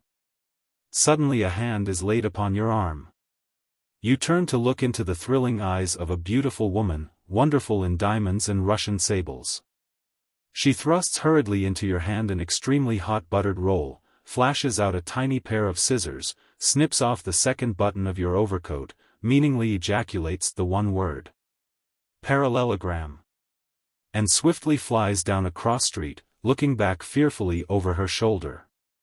That would be pure adventure. Would you accept it? Not you. You would flush with embarrassment. You would sheepishly drop the roll and continue down Broadway, fumbling feebly for the missing button. This you would do unless you are one of the blessed few in whom the pure spirit of adventure is not dead. True adventurers have never been plentiful. They who are set down in print as such have been mostly business men with newly invented methods. They have been out after the things they wanted, golden fleeces, holy grails, lady loves, treasure, crowns and fame. The true adventurer goes forth aimless and uncalculating to meet and greet unknown fate. A fine example was the prodigal son, when he started back home. Half adventurers, brave and splendid figures, have been numerous. From the Crusades to the Palisades they have enriched the arts of history and fiction and the trade of historical fiction. But each of them had a prize to win, a goal to kick, an axe to grind, a race to run, a new thrust in tierce to deliver, a name to carve, a crow to pick, so they were not followers of true adventure. In the big city the twin spirits romance and adventure are always abroad seeking worthy wooers. As we roam the streets they slyly peep at us and challenge us in 20 different guises. Without knowing why, we look up suddenly to see in a window a face that seems to belong to our gallery of intimate portraits. In a sleeping thoroughfare we hear a cry of agony and fear coming from an empty and shuttered house. Instead of at our familiar curb, a cab driver deposits us before a strange door, which one, with a smile, opens for us and bids us enter. A slip of paper, written upon, flutters down to our feet from the high lattices of chance. We exchange glances of instantaneous hate, affection and fear with hurrying strangers in the passing crowds. A sudden douse of rain, and our umbrella may be sheltering the daughter of the full moon and first cousin of the sidereal system. At every corner handkerchiefs drop, fingers beckon, eyes besiege, and the lost, the lonely, the rapturous, the mysterious, the perilous, changing clues of adventure are slipped into our fingers. But few of us are willing to hold and follow them. We are grown stiff with the ramrod of convention down our backs. We pass on. And some day we come, at the end of a very dull life, to reflect that our romance has been a pallid thing of a marriage or two, a satin rosette kept in a safe deposit drawer, and a lifelong feud with a steam radiator. Rudolf Steiner was a true adventurer. Few were the evenings on which he did not go forth from his hall bedchamber in search of the unexpected and the egregious. The most interesting thing in life seemed to him to be what might lie just around the next corner. Sometimes his willingness to tempt fate led him into strange paths. Twice he had spent the night in a station house, again and again he had found himself the dupe of ingenious and mercenary tricksters. His watch and money had been the price of one flattering allurement. But with undiminished ardor he picked up every glove cast before him into the merry lists of adventure. One evening Rudolf was strolling along a cross-town street in the older central part of the city. Two streams of people filled the sidewalks, the home-hurrying, and that restless contingent that abandons home for the specious welcome of the thousand-candle power table d'hôte. The young adventurer was of pleasing presence, and moved serenely and watchfully. By daylight he was a salesman in a piano store. He wore his tie drawn through a topaz ring instead of fastened with a stick pin. And once he had written to the editor of a magazine that Junie's Love Test by Miss Libby had been the book that had most influenced his life. During his walk a violent chattering of teeth in a glass case on the sidewalk seemed at first to draw his attention, with a qualm, to a restaurant before which it was set. But a second glance revealed the electric letters of a dentist's sign high above the next door. A giant Negro, fantastically dressed in a red embroidered coat, yellow trousers and a military cap, discreetly distributed cards to those of the passing crowd who consented to take them. This mode of dentistic advertising was a common sight to Rudolf. Usually he passed the dispenser of the dentist's cards without reducing his store. But tonight the African slipped one into his hand so deftly that he retained it there, smiling a little at the successful feat. When he had traveled a few yards further he glanced at the card indifferently. Surprised, he turned it over and looked again with interest. One side of the card was blank. On the other was written in ink 3 words, "The Green Door." And then Rudolf saw, 3 steps in front of him, a man throw down the card the Negro had given him as he passed. Rudolf picked it up.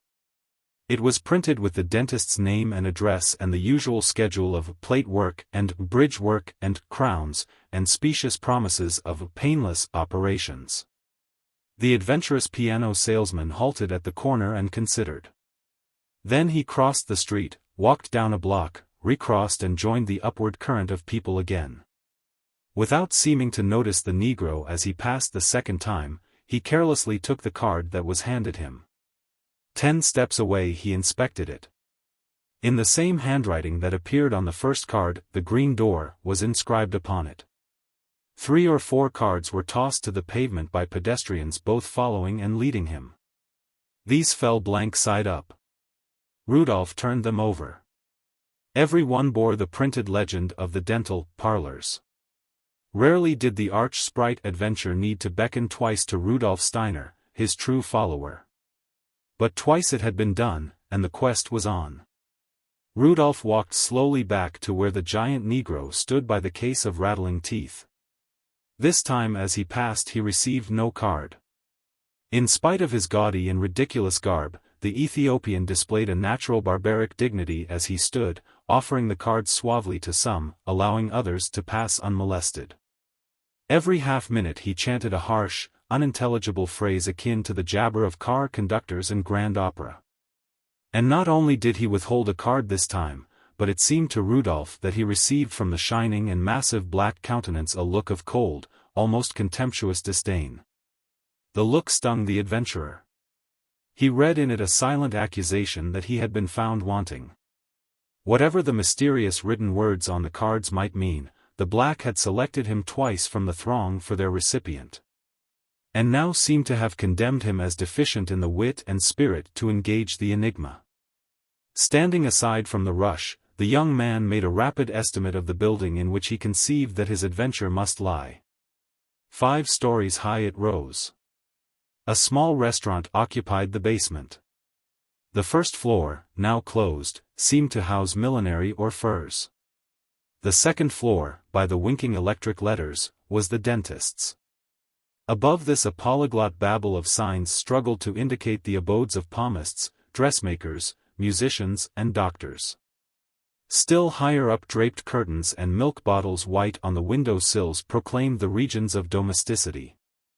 After concluding his survey Rudolph walked briskly up the high flight of stone steps into the house. Up 2 flights of the carpeted stairway he continued, and at its top paused. The hallway there was dimly lighted by 2 pale jets of gas, one far to his right, the other nearer, to his left.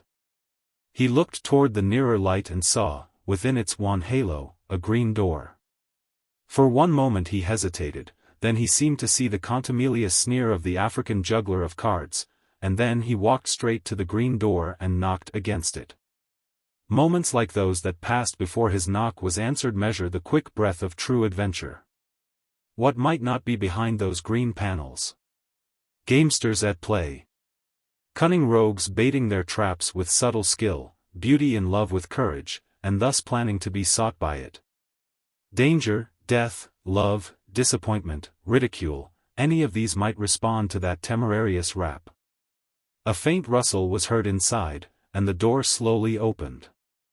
A girl not yet 20 stood there, white-faced and tottering.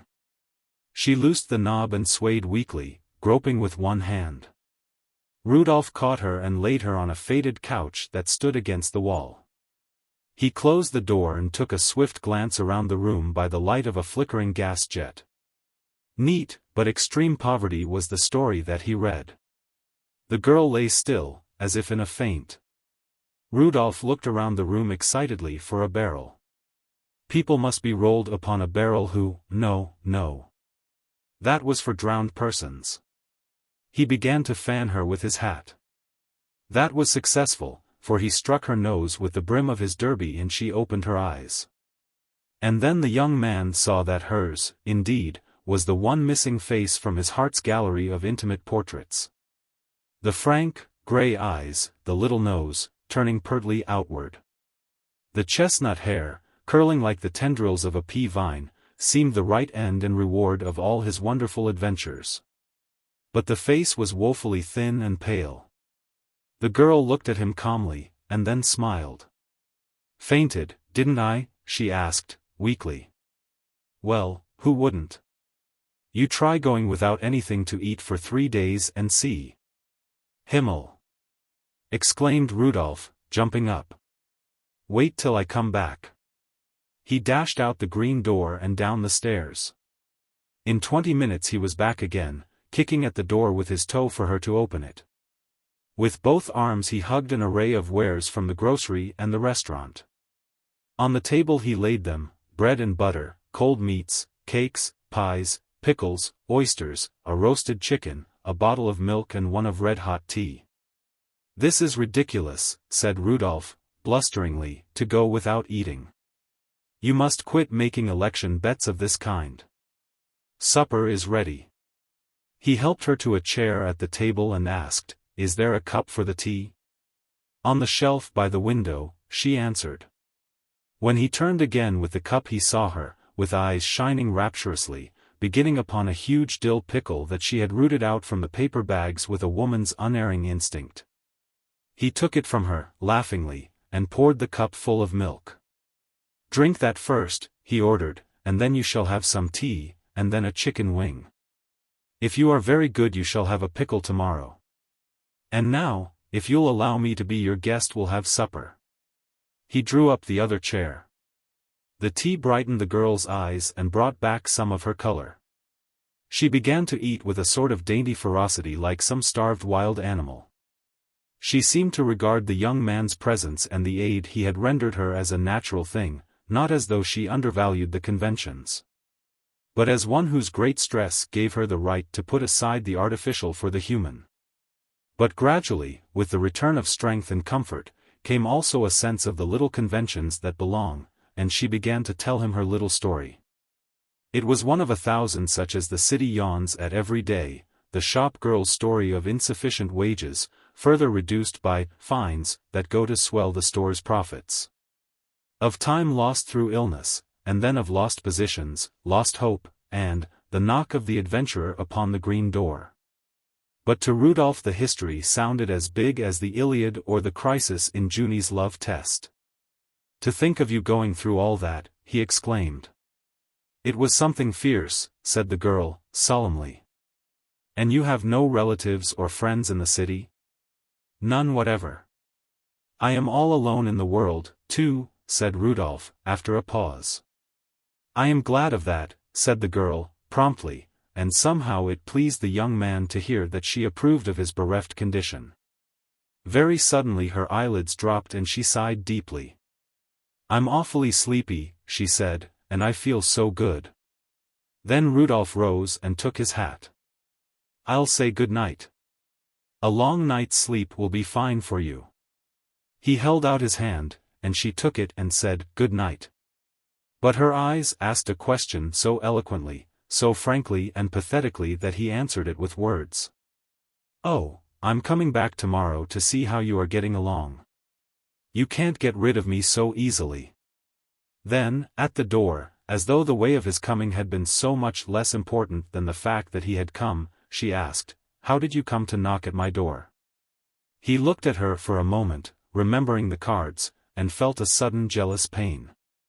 What if they had fallen into other hands as adventurous as his? Quickly he decided that she must never know the truth. He would never let her know that he was aware of the strange expedient to which she had been driven by her great distress. "One of our piano tuners lives in this house," he said. "I knocked at your door by mistake." The last thing he saw in the room before the green door closed was her smile. At the head of the stairway he paused and looked curiously about him. And then he went along the hallway to its other end. And, coming back, ascended to the floor above and continued his puzzled explorations. Every door that he found in the house was painted green. Wondering, he descended to the sidewalk. The fantastic African was still there. Rudolph confronted him with his 2 cards in his hand. "Will you tell me why you gave me these cards and what they mean?" he asked. In a broad, good-natured grin the Negro exhibited a splendid advertisement of his master's profession. "Dar it is, boss," he said, pointing down the street. "But I expect you is a little late for de fust act." Looking the way he pointed, Rudolph saw above the entrance to a theater the blazing electric sign of its new play, The Green Door. "I'm informed dat it's a fust-rate show, sah," said the Negro. "De agent what represents it presented me with $1, sah, to distribute a few of his cards along with de doctor's. May I offer you one of de doctor's cards, sah?" At the corner of the block in which he lived Rudolph stopped for a glass of beer and a cigar. When he had come out with his lighted weed, he buttoned his coat, pushed back his hat and said, stoutly, to the lamp-post on the corner. All the same. I believe it was the hand of fate that doped out the way for me to find her. Which conclusion, under the circumstances, certainly admits Rudolf Steiner to the ranks of the true followers of romance and adventure. The Church with an Overshot-Wheel. Lakelands is not to be found in the catalogues of fashionable summer resorts. It lies on a low spur of the Cumberland range of mountains on a little tributary of the Clinch River. Lakelands proper is a contented village of 24 houses situated on a forlorn, narrow-gauge railroad line. You wonder whether the railroad lost itself in the pine woods and ran into Lakelands from fright and loneliness. Or whether Lakelands got lost and huddled itself along the railroad to wait for the cars to carry it home. You wonder again why it was named Lakelands. There are no lakes, and the lands about are too poor to be worth mentioning. Half a mile from the village stands the Eagle House, a big, roomy old mansion run by Josiah Rankin for the accommodation of visitors who desire the mountain air at inexpensive rates. The Eagle House is delightfully mismanaged. It is full of ancient instead of modern improvements, and it is altogether as comfortably neglected and pleasingly disarranged as your own home. But you are furnished with clean rooms and good and abundant fare, yourself and the piney woods must do the rest. Nature has provided a mineral spring, grapevine swings, and croquet, even the wickets are wooden. You have art to thank only for the fiddle and guitar music twice a week at the hop in the rustic pavilion. The patrons of the Eagle House are those who seek recreation as a necessity, as well as a pleasure. They are busy people, who may be likened to clocks that need a fortnight's winding to ensure a year's running of their wheels. You will find students there from the lower towns, now and then an artist, or a geologist absorbed in construing the ancient strata of the hills. A few quiet families spend the summers there. And often one or two tired members of that patient sisterhood known to Lakelands as schoolmarms. A quarter of a mile from the Eagle House was what would have been described to its guests as an object of interest in the catalogue, had the Eagle House issued a catalogue. This was an old mill that was no longer a mill. In the words of Josiah Rankin, it was the only church in the United States, with an overshot-wheel. And the only mill in the world, with pews and a pipe organ. The guests of the Eagle House attended the old mill church each Sabbath, and heard the preacher liken the purified Christian to bolted flour ground to usefulness between the millstones of experience and suffering. Every year about the beginning of autumn there came to the Eagle House one Abram Strong, who remained for a time an honored and beloved guest. In Lakelands he was called Father Abram, because his hair was so white, his face so strong and kind and florid, his laugh so merry, and his black clothes and broad hat so priestly in appearance. Even new guests after 3 or 4 days' acquaintance gave him this familiar title. Father Abram came a long way to Lakelands. He lived in a big, roaring town in the northwest where he owned mills, not little mills with pews and an organ in them, but great, ugly, mountain-like mills that the freight trains crawled around all day like ants around an ant heap. And now you must be told about Father Abram and the mill that was a church, for their stories run together. In the days when the church was a mill, Mr. Strong was the miller. There was no jollier, dustier, busier, happier miller in all the land than he. He lived in a little cottage across the road from the mill. His hand was heavy, but his toll was light, and the mountaineers brought their grain to him across many weary miles of rocky roads. The delight of the miller's life was his little daughter, Aglaia. That was a brave name, truly, for a flaxen-haired toddler, but the mountaineers love sonorous and stately names. The mother had encountered it somewhere in a book, and the deed was done. In her babyhood Aglaia herself repudiated the name, as far as common use went, and persisted in calling herself Dums. The miller and his wife often tried to coax from Aglaia the source of this mysterious name, but without results. At last they arrived at a theory. In the little garden behind the cottage was a bed of rhododendrons in which the child took a peculiar delight and interest. It may have been that she perceived in Dums a kinship to the formidable name of her favorite flowers. When Aglaia was 4 years old, she and her father used to go through a little performance in the mill every afternoon, that never failed to come off, the weather permitting. When supper was ready, her mother would brush her hair and put on a clean apron and send her across to the mill to bring her father home. When the miller saw her coming in the mill door, he would come forward, all white with the flour dust, and wave his hand and sing an old miller's song that was familiar in those parts and ran something like this. The wheel goes round. The grist is ground. The dusty miller's merry. He sings all day. His work is play, while thinking of his dearie. Then Aglaia would run to him laughing, and call, "Dada, come take Dums home." And the miller would swing her to his shoulder and march over to supper, singing the miller's song. Every evening this would take place. One day, only a week after her 4th birthday, Aglaia disappeared. When last seen, she was plucking wild flowers by the side of the road in front of the cottage. A little while later her mother went out to see that she did not stray too far away, and she was already gone. Of course every effort was made to find her. The neighbors gathered and searched the woods and the mountains for miles around. They dragged every foot of the mill race and the creek for a long distance below the dam. Never a trace of her did they find. A night or two before, there had been a family of wanderers camped in a grove nearby. It was conjectured that they might have stolen the child.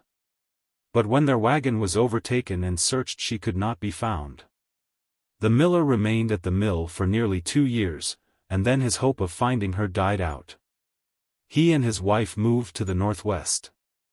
In a few years he was the owner of a modern mill in one of the important milling cities in that region.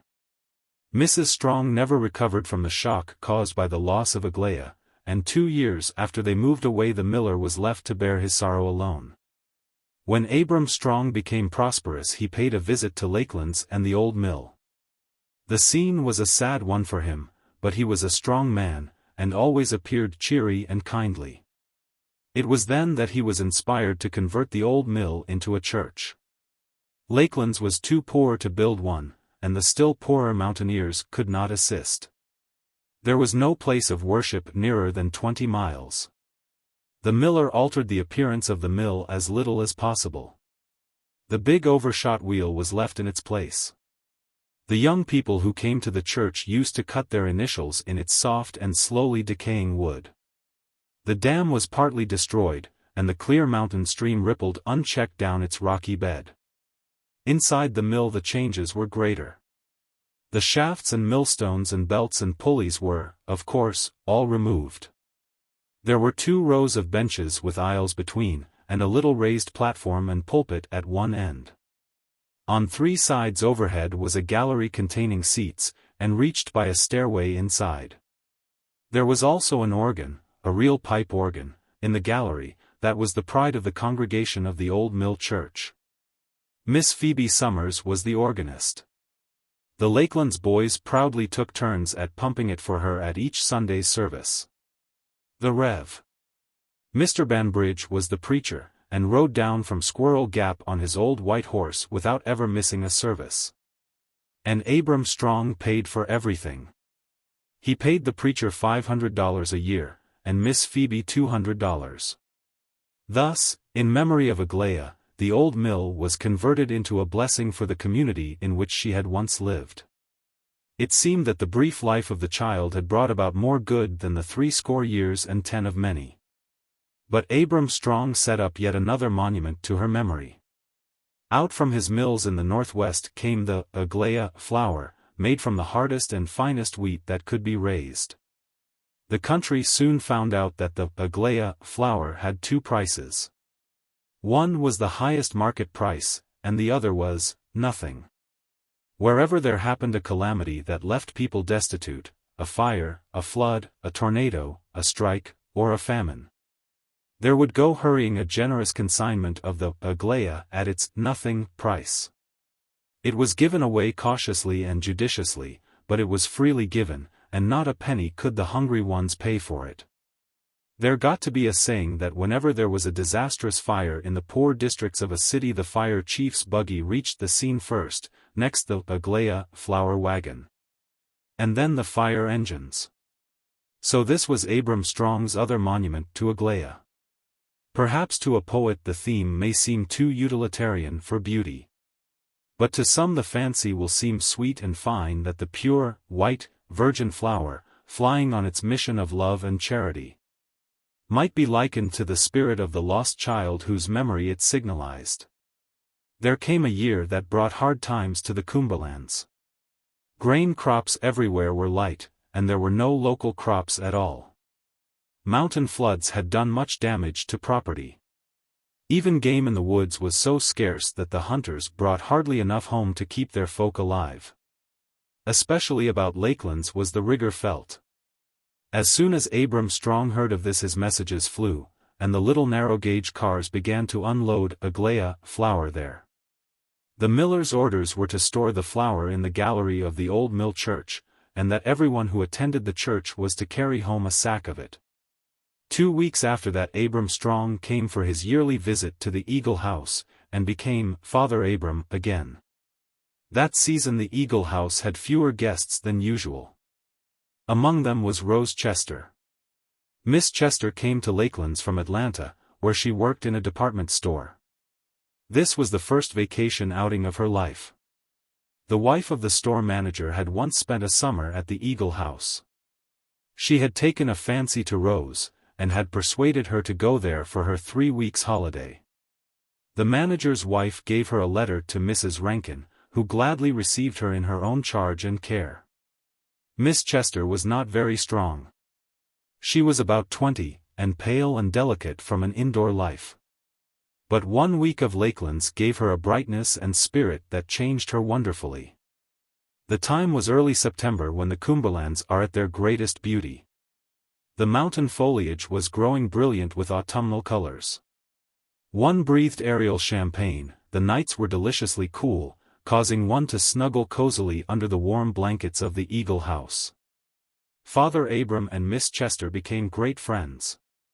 The old miller learned her story from Mrs. Rankin, and his interest went out quickly to the slender lonely girl who was making her own way in the world. The mountain country was new to Miss Chester. She had lived many years in the warm, flat town of Atlanta, and the grandeur and variety of the Cumberlands delighted her. She was determined to enjoy every moment of her stay. Her little hoard of savings had been estimated so carefully in connection with her expenses that she knew almost to a penny what her very small surplus would be when she returned to work. Miss Chester was fortunate in gaining Father Abram for a friend and companion. He knew every road and peak and slope of the mountains near Lakelands. Through him she became acquainted with the solemn delight of the shadowy, tilted aisles of the pine forests, the dignity of the bare crags, the crystal, tonic mornings, the dreamy, golden afternoons full of mysterious sadness. So her health improved, and her spirits grew light. She had a laugh as genial and hearty in its feminine way as the famous laugh of Father Abram. Both of them were natural optimists. And both knew how to present a serene and cheerful face to the world. One day Miss Chester learned from one of the guests the history of Father Abram's lost child. Quickly she hurried away and found the miller seated on his favorite rustic bench near the Chalybeate spring. He was surprised when his little friend slipped her hand into his, and looked at him with tears in her eyes. "Oh, Father Abram," she said, "I'm so sorry. I didn't know until today about your little daughter. You will find her yet some day, oh, I hope you will." The miller looked down at her with his strong, ready smile. "Thank you, Miss Rose," he said, in his usual cheery tones. "But I do not expect to find Aglaia. For a few years I hoped that she had been stolen by vagrants, and that she still lived. But I have lost that hope. I believe that she was drowned." "I can understand," said Miss Chester, "how the doubt must have made it so hard to bear. And yet you are so cheerful and so ready to make other people's burdens light." "Good Father Abram." "Good Miss Rose," mimicked the miller, smiling. "Who thinks of others more than you do?" A whimsical mood seemed to strike Miss Chester. "Oh, Father Abram," she cried, "wouldn't it be grand if I should prove to be your daughter? Wouldn't it be romantic? And wouldn't you like to have me for a daughter?" "Indeed, I would," said the miller, heartily. "If Aglaia had lived, I could wish for nothing better than for her to have grown up to be just such a little woman as you are. Maybe you are Aglaia," he continued, falling in with her playful mood. "Can't you remember when we lived at the mill?" Miss Chester fell swiftly into serious meditation. Her large eyes were fixed vaguely upon something in the distance. Father Abram was amused at her quick return to seriousness. She sat thus for a long time before she spoke. "No," she said at length, with a long sigh, "I can't remember anything at all about a mill. I don't think that I ever saw a flour mill in my life until I saw your funny little church. And if I were your little girl I would remember it, wouldn't I?" "I'm so sorry, Father Abram." "So am I," said Father Abram, humoring her. "But if you cannot remember that you are my little girl, Miss Rose, surely you can recollect being someone else's. You remember your own parents, of course." "Oh, yes, I remember them very well, especially my father. He wasn't a bit like you, Father Abram." "Oh, I was only making believe.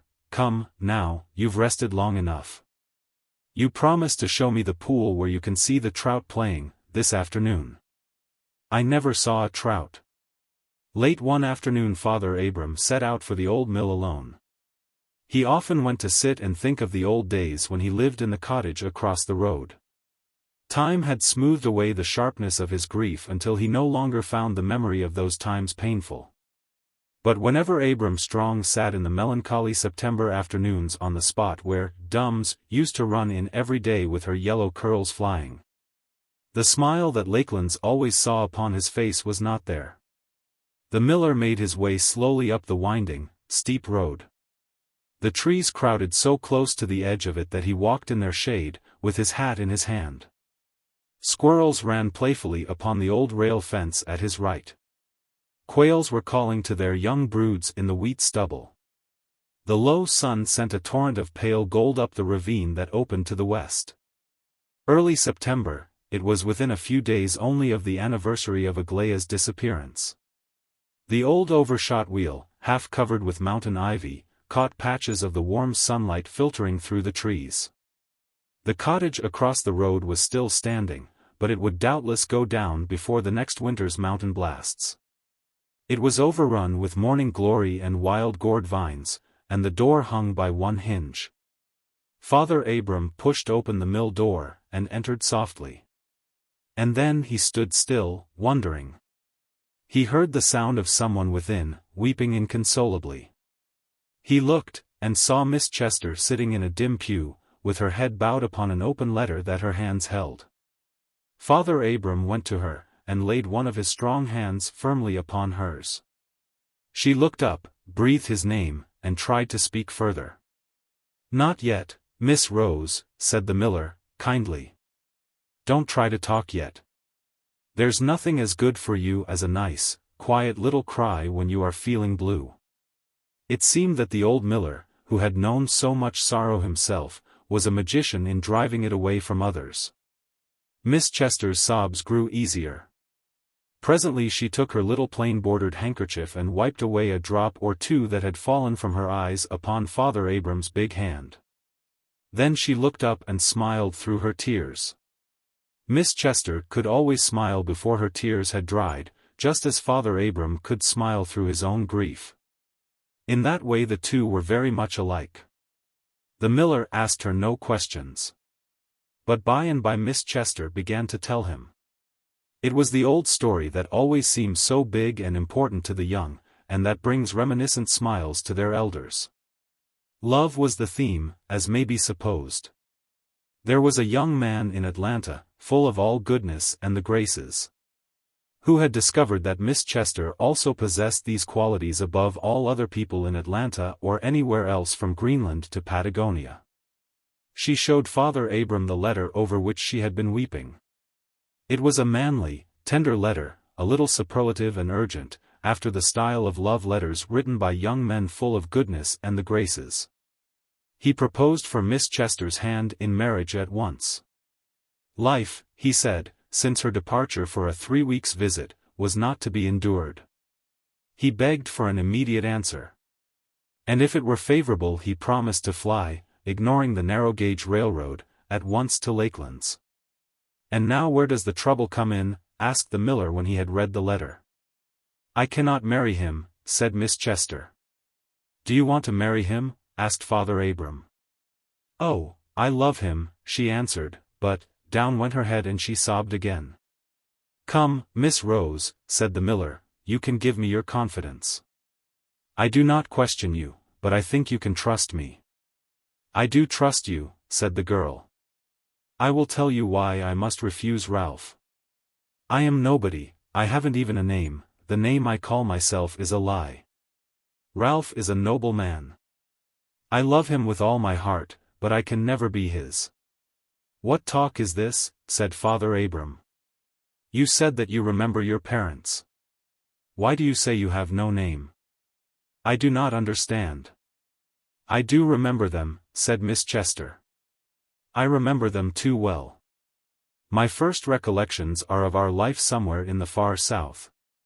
We moved many times to different towns and states. I have picked cotton, and worked in factories, and have often gone without enough food and clothes. My mother was sometimes good to me, my father was always cruel, and beat me. I think they were both idle and unsettled. One night when we were living in a little town on a river near Atlanta they had a great quarrel. It was while they were abusing and taunting each other that I learned, oh, Father Abram, I learned that I didn't even have the right to be, don't you understand? I had no right even to a name. I was nobody. I ran away that night. I walked to Atlanta and found work. I gave myself the name of Rose Chester, and have earned my own living ever since. Now you know why I cannot marry Ralph, and, oh, I can never tell him why." Better than any sympathy, more helpful than pity, was Father Abram's depreciation of her woes. "Why, dear, dear. Is that all?" he said. "Fie, fie. I thought something was in the way.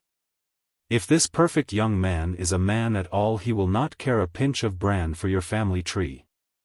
Dear Miss Rose, take my word for it, it is yourself he cares for. Tell him frankly, just as you have told me, and I'll warrant that he will laugh at your story, and think all the more of you for it." "I shall never tell him," said Miss Chester, sadly. "And I shall never marry him nor anyone else. I have not the right." But they saw a long shadow come bobbing up the sunlit road. And then came a shorter one bobbing by its side, and presently two strange figures approached the church. The long shadow was made by Miss Phoebe Summers, the organist, come to practice. Tommy Teague, aged 12, was responsible for the shorter shadow. It was Tommy's day to pump the organ for Miss Phoebe, and his bare toes proudly spurned the dust of the road. Miss Phoebe, in her lilac spray chintz dress, with her accurate little curls hanging over each ear, courtesied low to Father Abram, and shook her curls ceremoniously at Miss Chester. Then she and her assistant climbed the steep stairway to the organ loft. In the gathering shadows below, Father Abram and Miss Chester lingered. They were silent. And it is likely that they were busy with their memories. Miss Chester sat, leaning her head on her hand, with her eyes fixed far away. Father Abram stood in the next pew, looking thoughtfully out of the door at the road and the ruined cottage. Suddenly the scene was transformed for him back almost a score of years into the past. For, as Tommy pumped away, Miss Phoebe struck a low bass note on the organ and held it to test the volume of air that it contained. The church ceased to exist, so far as Father Abram was concerned. The deep, booming vibration that shook the little frame building was no note from an organ, but the humming of the mill machinery. He felt sure that the old Overshot-Wheel was turning.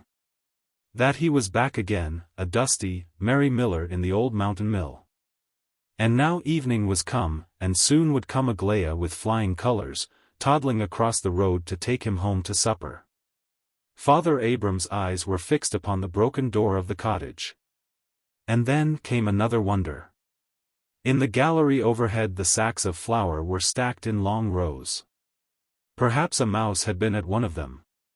Anyway, the jar of the deep organ note shook down between the cracks of the gallery floor a stream of flour, covering Father Abram from head to foot with the white dust. And then the old miller stepped into the aisle, and waved his arms and began to sing the miller's song. The wheel goes round. The grist is ground. The dusty miller's merry. And then the rest of the miracle happened. Miss Chester was leaning forward from her pew, as pale as the flower itself, her wide-open eyes staring at Father Abram like one in a waking dream.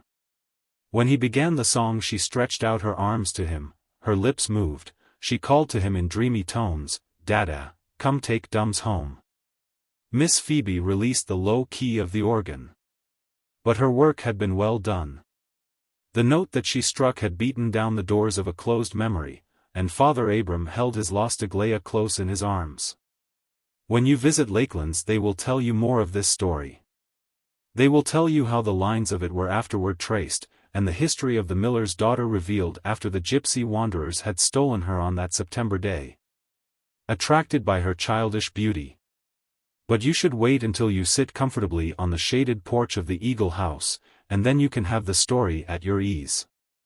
It seems best that our part of it should close while Miss Phoebe's deep bass note was yet reverberating softly. And yet, to my mind, the finest thing of it all happened while Father Abram and his daughter were walking back to the Eagle House in the long twilight, almost too glad to speak. "Father," she said, somewhat timidly and doubtfully, "have you a great deal of money?" "A great deal," said the miller. "Well, that depends. There is plenty unless you want to buy the moon or something equally expensive." "Would it cost very, very much," asked Aglaia, who had always counted her dimes so carefully, "to send a telegram to Atlanta?" "Ah," said Father Abram, with a little sigh, "I see. You want to ask Ralph to come." Aglaia looked up at him with a tender smile. "I want to ask him to wait," she said. "I have just found my father, and I want it to be just we two for a while. I want to tell him he will have to wait." The badge of Policeman Orun. It cannot be denied that men and women have looked upon one another for the first time and become instantly enamored. It is a risky process, this love at first sight, before she has seen him in Bradstreet or he has seen her in curl papers. But these things do happen. And one instance must form a theme for this story, though not, thank heaven, to the overshadowing of more vital and important subjects, such as drink, policemen, horses and earldoms. During a certain war a troop calling itself the Gentle Riders rode into history and one or two ambuscades. The Gentle Riders were recruited from the aristocracy of the wild men of the West and the wild men of the aristocracy of the East. In khaki there is little telling them one from another, so they became good friends and comrades all around. Ellsworth Remsen, whose old Knickerbocker descent atoned for his modest rating at only 10 millions, ate his canned beef gaily by the campfires of the Gentle Riders. The war was a great lark to him, so that he scarcely regretted polo and planked shad. One of the troopers was a well-set-up, affable, cool young man, who called himself Orun. To this young man Remsen took an especial liking. The two rode side by side during the famous mooted uphill charge that was disputed so hotly at the time by the Spaniards and afterward by the Democrats. After the war Remsen came back to his polo and shad. One day a well-set-up, affable, cool young man disturbed him at his club, and he and Orun were soon pounding each other and exchanging opprobrious epithets after the manner of long-lost friends. Orun looked seedy and out of luck and perfectly contented. But it seemed that his content was only apparent. "Get me a job, Remsen," he said. "I've just handed a barber my last shilling."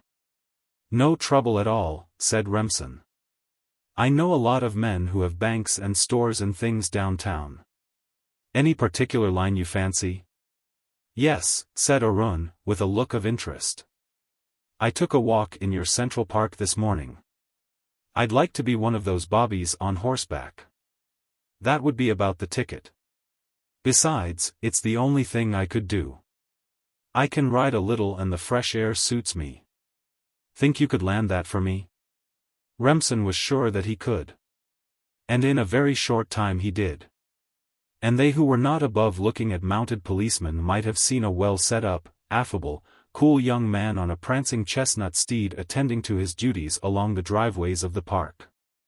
And now, at the extreme risk of wearying old gentlemen who carry leather fob chains, and elderly ladies who, but no. Grandmother herself yet thrills at foolish, immortal Romeo, there must be a hint of love at first sight. It came just as Remsen was strolling into Fifth Avenue from his club a few doors away. A motor car was creeping along foot by foot, impeded by a freshet of vehicles that filled the street. In the car was a chauffeur and an old gentleman with snowy side whiskers and a Scotch plaid cap which could not be worn while automobiling except by a personage. Not even a wine agent would dare do it. But these two were of no consequence, except, perhaps, for the guiding of the machine and the paying for it. At the old gentleman's side sat a young lady more beautiful than pomegranate blossoms, more exquisite than the first quarter moon viewed at twilight through the tops of oleanders. Remsen saw her and knew his fate. He could have flung himself under the very wheels that conveyed her, but he knew that would be the last means of attracting the attention of those who ride in motor cars. Slowly the auto passed, and, if we place the poets above the autoists, carried the heart of Remsen with it. Here was a large city of millions, and many women who at a certain distance appear to resemble pomegranate blossoms. Yet he hoped to see her again.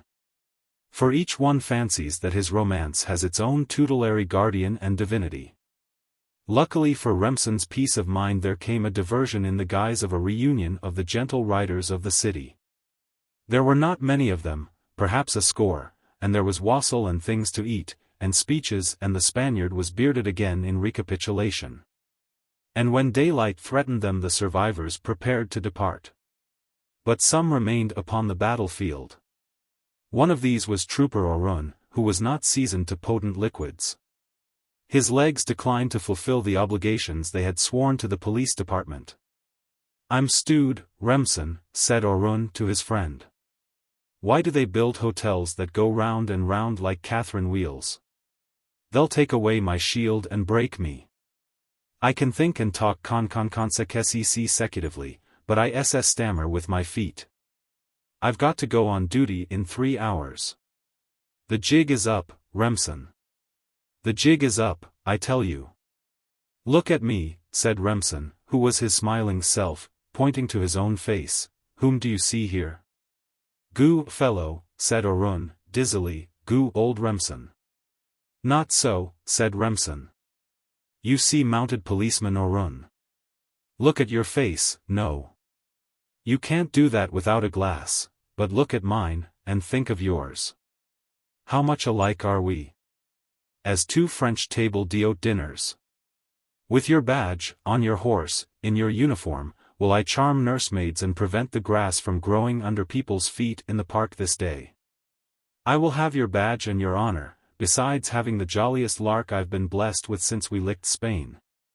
Promptly on time the counterfeit presentment of mounted policeman Orun single-footed into the park on his chestnut steed. In a uniform 2 men who are unlike will look alike. 2 who somewhat resemble each other in feature and figure will appear as twin brothers. So Remsen trotted down the bridle paths, enjoying himself hugely, so few real pleasures do 10 millionaires have. Along the driveway in the early morning spun a victoria drawn by a pair of fiery bays. There was something foreign about the affair, for the park is rarely used in the morning except by unimportant people who love to be healthy, poor and wise. In the vehicle sat an old gentleman with snowy side whiskers and a Scotch plaid cap which could not be worn while driving except by a personage. At his side sat the lady of Remsen's heart, the lady who looked like pomegranate blossoms and the gibbous moon. Remsen met them coming. At the instant of their passing her eyes looked into his, and but for the ever-coward's heart of a true lover he could have sworn that she flushed a faint pink. He trotted on for 20 yards, and then wheeled his horse at the sound of runaway hoofs. The bays had bolted. Remsen sent his chestnut after the Victoria like a shot. There was work cut out for the impersonator of Policeman Orun. The chestnut ranged alongside the off bay 30 seconds after the chase began, rolled his eye back at Remsen, and said in the only manner open to policemen's horses. "Well, you duffer. Are you going to do your share? You're not Orun, but it seems to me if you'd lean to the right you could reach the reins of that foolish slow-running bay. Ah. You're all right, Orun couldn't have done it more neatly." The runaway team was tugged to an inglorious halt by Remsen's tough muscles. The driver released his hands from the wrapped reins, jumped from his seat and stood at the heads of the team. The chestnut, approving his new rider, danced and pranced, reviling equinely the subdued bays. Remsen, lingering, was dimly conscious of a vague, impossible, unnecessary old gentleman in a Scotch cap who talked incessantly about something. And he was acutely conscious of a pair of violet eyes that would have drawn St. Parides from his iron pillar, or whatever the illusion is, and of the lady's smile and look, a little frightened. But a look that, with the ever-coward heart of a true lover, he could not yet construe. They were asking his name and bestowing upon him well-bred thanks for his heroic deed, and the Scotch cap was especially babbling and insistent. But the eloquent appeal was in the eyes of the lady. A little thrill of satisfaction ran through Remsen, because he had a name to give which, without undue pride, was worthy of being spoken in high places, and a small fortune which, with due pride, he could leave at his end without disgrace. He opened his lips to speak and closed them again. Who was he? Mounted Policeman Orun. The badge and the honor of his comrade were in his hands. If Ellsworth Remsen, 10-millionaire and Knickerbocker, had just rescued pomegranate blossoms and Scotch cap from possible death, where was Policeman Orun? Off his beat, exposed, disgraced, discharged. Love had come, but before that there had been something that demanded precedence, the fellowship of men on battlefields fighting an alien foe. Remsen touched his cap, looked between the chestnut's ears, and took refuge in vernacularity. "Don't mention it," he said stolidly. "We policemen are paid to do these things. It's our duty." And he rode away cursing noblesse oblige, but knowing he could never have done anything else. At the end of the day Remsen sent the chestnut to his stable and went to Orun's room. The policeman was again a well-set-up, affable, cool young man who sat by the window smoking cigars. "I wish you and the rest of the police force and all badges, horses, brass buttons and men who can't drink 2 glasses of brut without getting upset were at the devil," said Remsen feelingly. Orun smiled with evident satisfaction. "Good old Remsen," he said, affably, "I know all about it. They trailed me down and cornered me here 2 hours ago. There was a little row at home, you know, and I cut sticks just to show them. I don't believe I told you that my governor was the Earl of Ardsley. Funny you should bob against them in the park. If you damaged that horse of mine I'll never forgive you. I'm going to buy him and take him back with me. Oh, yes, and I think my sister, Lady Angela, you know, wants particularly for you to come up to the hotel with me this evening. Didn't lose my badge, did you, Remsen? I've got to turn that in at headquarters when I resign. A ramble in Aphasia. My wife and I parted on that morning in precisely our usual manner. She left her second cup of tea to follow me to the front door. There she plucked from my lapel the invisible strand of lint, the universal act of woman to proclaim ownership, and bade me to take care of my cold. I had no cold. Next came her kiss of parting, the level kiss of domesticity flavored with young hyson. There was no fear of the extemporaneous, of variety spicing her infinite custom. With the deft touch of long malpractice, she dabbed awry my well-set scarf pin, and then, as I closed the door, I heard her morning slippers pattering back to her cooling tea. When I set out I had no thought or premonition of what was to occur. The attack came suddenly. For many weeks I had been toiling, almost night and day, at a famous railroad law case that I won triumphantly but a few days previously. In fact, I had been digging away at the law almost without cessation for many years. Once or twice good Dr. Volney, my friend and physician, had warned me. If you don't slacken up, Belford, he said, you'll go suddenly to pieces. Either your nerves or your brain will give way. Tell me, does a week pass in which you do not read in the papers of a case of aphasia, of some man lost, wandering nameless, with his past and his identity blotted out, and all from that little brain clot made by overwork or worry? I always thought, said I, that the clot in those instances was really to be found on the brains of the newspaper reporters. Dr. Volney shook his head. The disease exists, he said. You need a change or a rest. Courtroom, office and home, there is the only route you travel. For recreation you read law books. Better take warning in time. On Thursday nights, I said, defensively, my wife and I play cribbage. On Sundays she reads to me the weekly letter from her mother. That law books are not a recreation remains yet to be established. That morning as I walked I was thinking of Dr. Volney's words. I was feeling as well as I usually did, possibly in better spirits than usual. I woke with stiff and cramped muscles from having slept long on the incommodious seat of a day coach. I leaned my head against the seat and tried to think. After a long time I said to myself, I must have a name of some sort. I searched my pockets. Not a card, not a letter. Not a paper or monogram could I find. But I found in my coat pocket nearly $3,000 in bills of large denomination. I must be someone, of course, I repeated to myself, and began again to consider. The car was well crowded with men, among whom, I told myself, there must have been some common interest, for they intermingled freely, and seemed in the best good humor and spirits. One of them, a stout, spectacled gentleman enveloped in a decided odor of cinnamon and aloes, took the vacant half of my seat with a friendly nod, and unfolded a newspaper. In the intervals between his periods of reading, we conversed, as travelers will, on current affairs. I found myself able to sustain the conversation on such subjects with credit, at least to my memory. By and by my companion said, "You are one of us, of course. Fine lot of men the West sends in this time. I'm glad they held the convention in New York. I've never been East before. My names are P. Boulder, Boulder and Son, of Hickory Grove, Missouri." Though unprepared, I rose to the emergency, as men will when put to it. Now must I hold a christening, and be at once babe, parson and parent. My senses came to the rescue of my slower brain.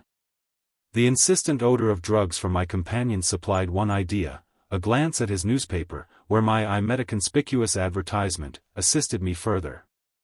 "My name," said I, glibly, "is Edward Pincomer. I am a druggist, and my home is in Cornopolis, Kansas." "I knew you were a druggist," said my fellow traveler, affably. "I saw the callous spot on your right forefinger where the handle of the pestle rubs. Of course, you are a delegate to our national convention. Are all these men druggists?" I asked, wonderingly. "They are. This car came through from the West. And they're your old-time druggists, too, none of your patent tablet and granule pharmaceutists that use slot machines instead of a prescription desk. We percolate our own paregoric and roll our own pills, and we ain't above handling a few garden seeds in the spring, and carrying a sideline of confectionery and shoes. I tell you Hampinker, I've got an idea to spring on this convention. New ideas is what they want. Now, you know the shelf bottles of tartar emetic and Rochelle salt anti-pot. Tart. And sod. Pot. Tart, one's poison, you know, and the other's harmless. It's easy to mistake one label for the other. Where do druggists mostly keep them? Why, as far apart as possible, on different shelves. That's wrong. I say keep them side by side, so when you want one you can always compare it with the other and avoid mistakes. Do you catch the idea? It seems to me a very good one, I said. All right. When I spring it on the convention you back it up. We'll make some of these Eastern orange phosphate and massage cream professors that think they're the only lozenges in the market look like hypodermic tablets. If I can be of any aid, I said, warming the 2 bottles of, tartrate of antimony and potash, and tartrate of soda and potash. Shall henceforth sit side by side, I concluded, firmly. Now, there's another thing, said Mr. Boulder. For an excipient in manipulating a pill mass, which do you prefer, the magnesia carbonate or the pulverized glycyrrhiza radix? The, magnesia, I said. It was easier to say than the other word. Mr. Boulder glanced at me distrustfully through his spectacles. Give me the glycyrrhiza, said he. Magnesia cakes. Here's another one of these fake aphasia cases, he said, presently, handing me his newspaper, and laying his finger upon an article. I don't believe in them. I put 9 out of 10 of them down as frauds. A man gets sick of his business and his folks and wants to have a good time. He skips out somewhere, and when they find him he pretends to have lost his memory, don't know his own name, and won't even recognize the strawberry mark on his wife's left shoulder. Aphasia. Tut. Why can't they stay at home and forget? I took the paper and read, after the pungent headlines, the following. Denver, June 12, Elwyn C. Belford, a prominent lawyer, is mysteriously missing from his home since 3 days ago, and all efforts to locate him have been in vain. Mr. Belford is a well-known citizen of the highest standing, and has enjoyed a large and lucrative law practice. He is married and owns a fine home and the most extensive private library in the state. On the day of his disappearance, he drew quite a large sum of money from his bank. No one can be found who saw him after he left the bank. Mr. Belford was a man of singularly quiet and domestic tastes, and seemed to find his happiness in his home and profession. If any clue at all exists to his strange disappearance, it may be found in the fact that for some months he has been deeply absorbed in an important law case in connection with the Q, Y, and Z Railroad Company. It is feared that overwork may have affected his mind. Every effort is being made to discover the whereabouts of the missing man. It seems to me you are not altogether uncynical, Mr. Boulder, I said, after I had read the dispatch. This has the sound, to me, of a genuine case. Why should this man, prosperous, happily married, and respected, choose suddenly to abandon everything? I know that these lapses of memory do occur, and that men do find themselves adrift without a name, a history, or a home. Oh, gammon and jalap, said Mr. Boulder.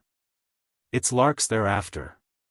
There's too much education nowadays. Men know about aphasia, and they use it for an excuse. The women are wise, too. When it's all over they look you in the eye, as scientific as you please, and say, he hypnotized me.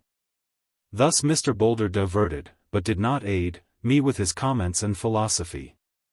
We arrived in New York about 10 at night. I rode in a cab to a hotel, and I wrote my name, Edward Pincomer, in the register. As I did so I felt pervade me a splendid, wild, intoxicating buoyancy, a sense of unlimited freedom, of newly attained possibilities. I was just born into the world. The old fetters, whatever they had been, were stricken from my hands and feet. The future lay before me, a clear road such as an infant enters, and I could set out upon it equipped with a man's learning and experience. I thought the hotel clerk looked at me 5 seconds too long. I had no baggage. The druggist's convention, I said. My trunk has somehow failed to arrive. I drew out a roll of money. Ah, said he, showing an auriferous tooth, we have quite a number of the Western delegates stopping here. He struck a bell for the boy. I endeavored to give color to my role. There is an important movement on foot among us Westerners, I said, in regard to a recommendation to the convention that the bottles containing the tartrate of antimony and potash and the tartrate of sodium and potash be kept in a contiguous position on the shelf. Gentlemen to 314, said the clerk, hastily. I was whisked away to my room. The next day I bought a trunk and clothing, and began to live the life of Edward Pincomer. I did not tax my brain with endeavors to solve problems of the past. It was a piquant and sparkling cup that the great island city held up to my lips.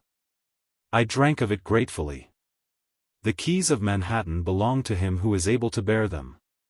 You must be either the city's guest or its victim. The following few days were as gold and silver. Edward Pincomer, yet counting back to his birth by hours only, knew the rare joy of having come upon so diverting a world full-fledged and unrestrained.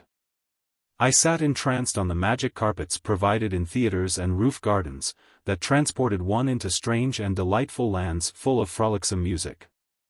Pretty girls and grotesque drolly extravagant parodies upon humankind. I went here and there at my own dear will, bound by no limits of space, time or comportment.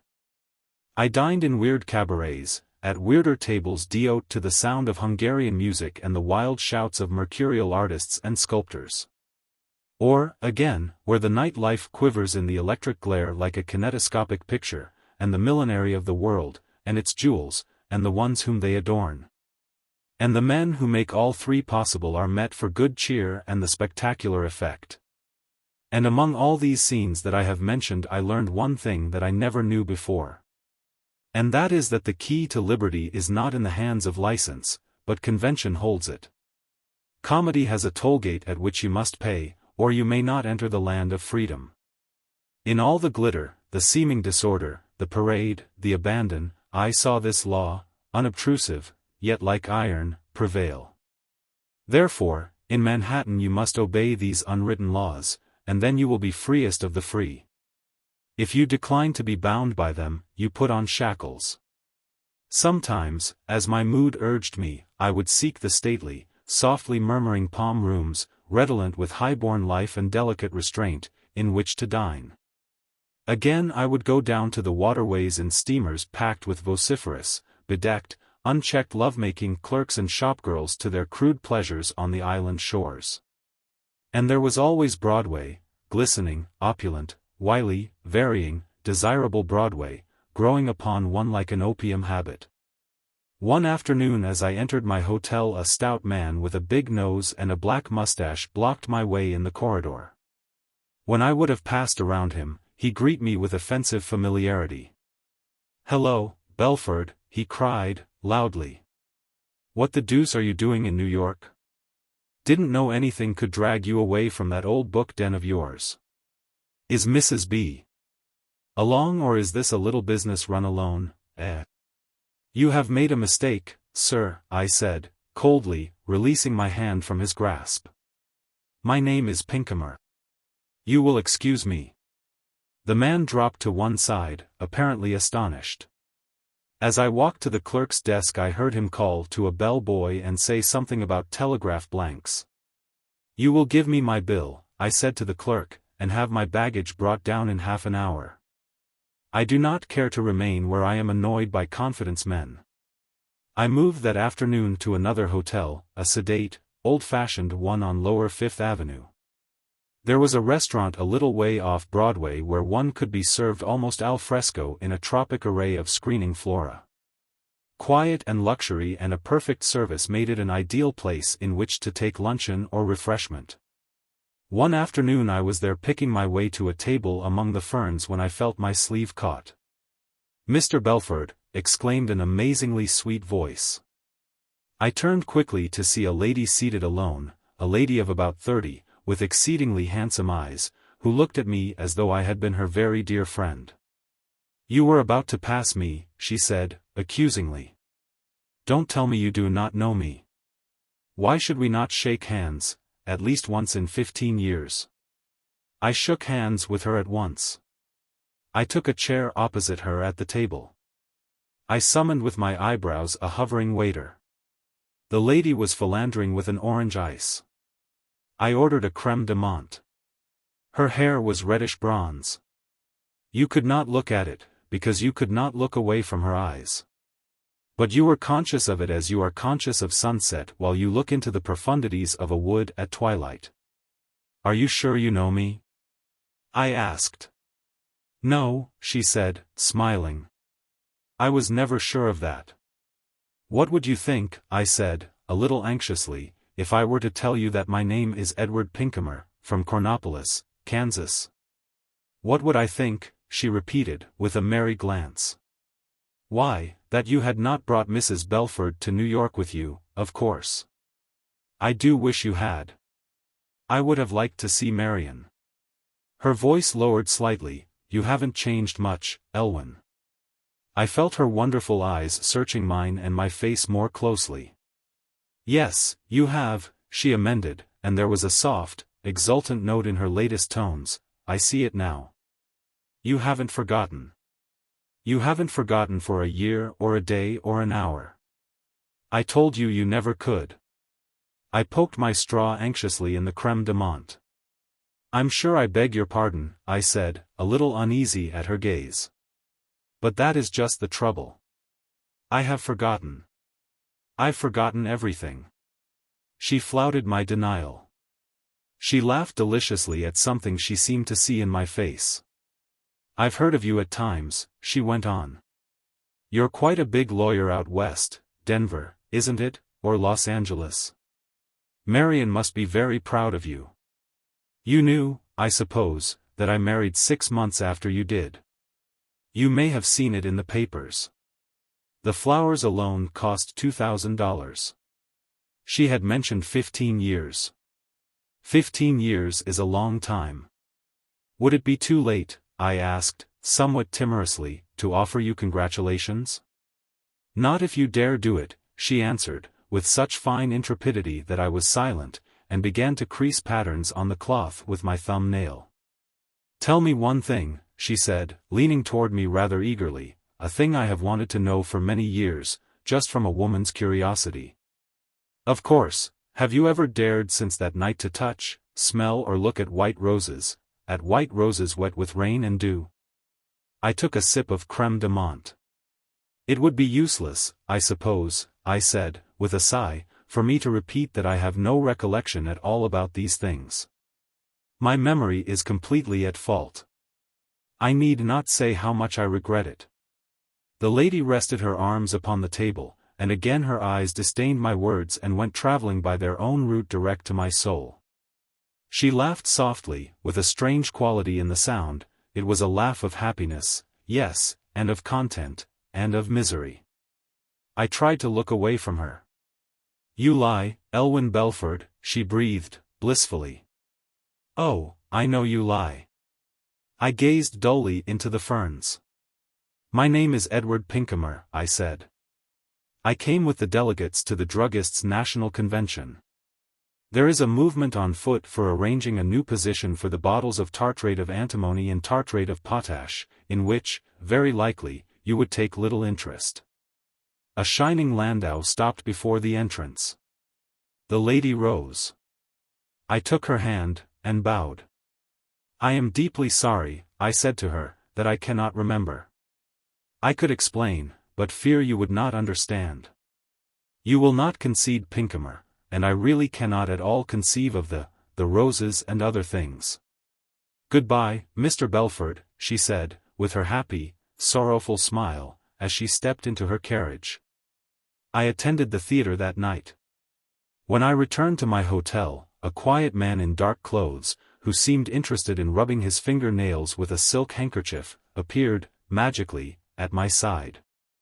Mr. Pincomer, he said, giving the bulk of his attention to his forefinger, may I request you to step aside with me for a little conversation? There is a room here. Certainly, I answered. He conducted me into a small, private parlor. A lady and a gentleman were there. The lady, I surmised, would have been unusually good-looking had her features not been clouded by an expression of keen worry and fatigue. She was of a style of figure and possessed coloring and features that were agreeable to my fancy. She was in a traveling dress. She fixed upon me an earnest look of extreme anxiety, and pressed an unsteady hand to her bosom. I think she would have started forward, but the gentleman arrested her movement with an authoritative motion of his hand. He then came, himself, to meet me. He was a man of 40, a little gray about the temples, and with a strong, thoughtful face. "Belford, old man," he said, cordially, "I'm glad to see you again. Of course we know everything is all right. I warned you, you know, that you were overdoing it. Now, you'll go back with us, and be yourself again in no time." I smiled ironically. "I have been Belford so often," I said, "that it has lost its edge. Still, in the end, it may grow wearisome. Would you be willing at all to entertain the hypothesis that my name is Edward Pincomer, and that I never saw you before in my life?" Before the man could reply, a wailing cry came from the woman. She sprang past his detaining arm. "Elwyn," she sobbed, and cast herself upon me, and clung tight. "Elwyn," she cried again, "don't break my heart. I am your wife, call my name once, just once. I could see you dead rather than this way." I unwound her arms respectfully, but firmly. "Madam," I said, severely, "pardon me if I suggest that you accept a resemblance too precipitately. It is a pity," I went on, with an amused laugh, as the thought occurred to me, "that this Belford and I could not be kept side by side upon the same shelf like tartrates of sodium and antimony for purposes of identification." In order to understand the illusion, I concluded airily, it may be necessary for you to keep an eye on the proceedings of the Druggists' National Convention. The lady turned to her companion, and grasped his arm. "What is it, Dr. Volney?" "Oh, what is it?" she moaned. He led her to the door. "Go to your room for a while," I heard him say. "I will remain and talk with him." "His mind?" "No, I think not, only a portion of the brain." "Yes, I am sure he will recover. Go to your room and leave me with him." The lady disappeared. The man in dark clothes also went outside, still manicuring himself in a thoughtful way. I think he waited in the hall. "I would like to talk with you a while, Mr. Pincomer, if I may," said the gentleman who remained. "Very well, if you care to," I replied, "and will excuse me if I take it comfortably. I am rather tired." I stretched myself upon a couch by a window and lit a cigar. He drew a chair nearby. "Let us speak to the point," he said, soothingly. "Your name is not Pincomer." "I know that as well as you do," I said, coolly. "But a man must have a name of some sort. I can assure you that I do not extravagantly admire the name of Pincomer. But when one christens oneself suddenly, the fine names do not seem to suggest themselves. But, suppose it had been Skirringhausen or Scroggins. I think I did very well with Pincomer." "Your name," said the other man, seriously, "is Elwyn C. Belford. You are one of the first lawyers in Denver. You are suffering from an attack of aphasia, which has caused you to forget your identity. The cause of it was over-application to your profession, and, perhaps, a life too bare of natural recreation and pleasures. The lady who has just left the room is your wife. She is what I would call a fine-looking woman," I said, after a judicial pause. "I particularly admire the shade of brown in her hair. She is a wife to be proud of. Since your disappearance, nearly 2 weeks ago, she has scarcely closed her eyes. We learned that you were in New York through a telegram sent by Isidore Newman, a traveling man from Denver. He said that he had met you in a hotel here, and that you did not recognize him." "I think I remember the occasion," I said. "The fellow called me Belford, if I am not mistaken. But don't you think it about time, now, for you to introduce yourself?" "I am Robert Volney, Dr. Volney. I have been your close friend for 20 years, and your physician for 15. I came with Mrs. Belford to trace you as soon as we got the telegram. Try, Elwyn, old man, try to remember." "What's the use to try?" I asked, with a little frown. "You say you are a physician. Is aphasia curable? When a man loses his memory, does it return slowly, or suddenly? Sometimes gradually and imperfectly, sometimes as suddenly as it went. Will you undertake the treatment of my case, Dr. Volney?" I asked. "Old friend," said he, "I'll do everything in my power, and will have done everything that science can do to cure you." "Very well," said I, "then you will consider that I am your patient." Everything is in confidence now, professional confidence. "Of course," said Dr. Volney. I got up from the couch. Someone had set a vase of white roses on the center table, a cluster of white roses, freshly sprinkled and fragrant. I threw them far out of the window, and then I laid myself upon the couch again.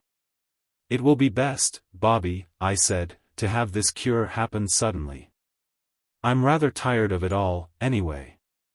You may go now and bring Marion in."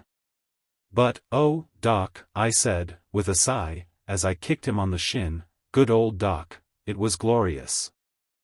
The making of a New Yorker." Besides many other things, Raggles was a poet. He was called a tramp.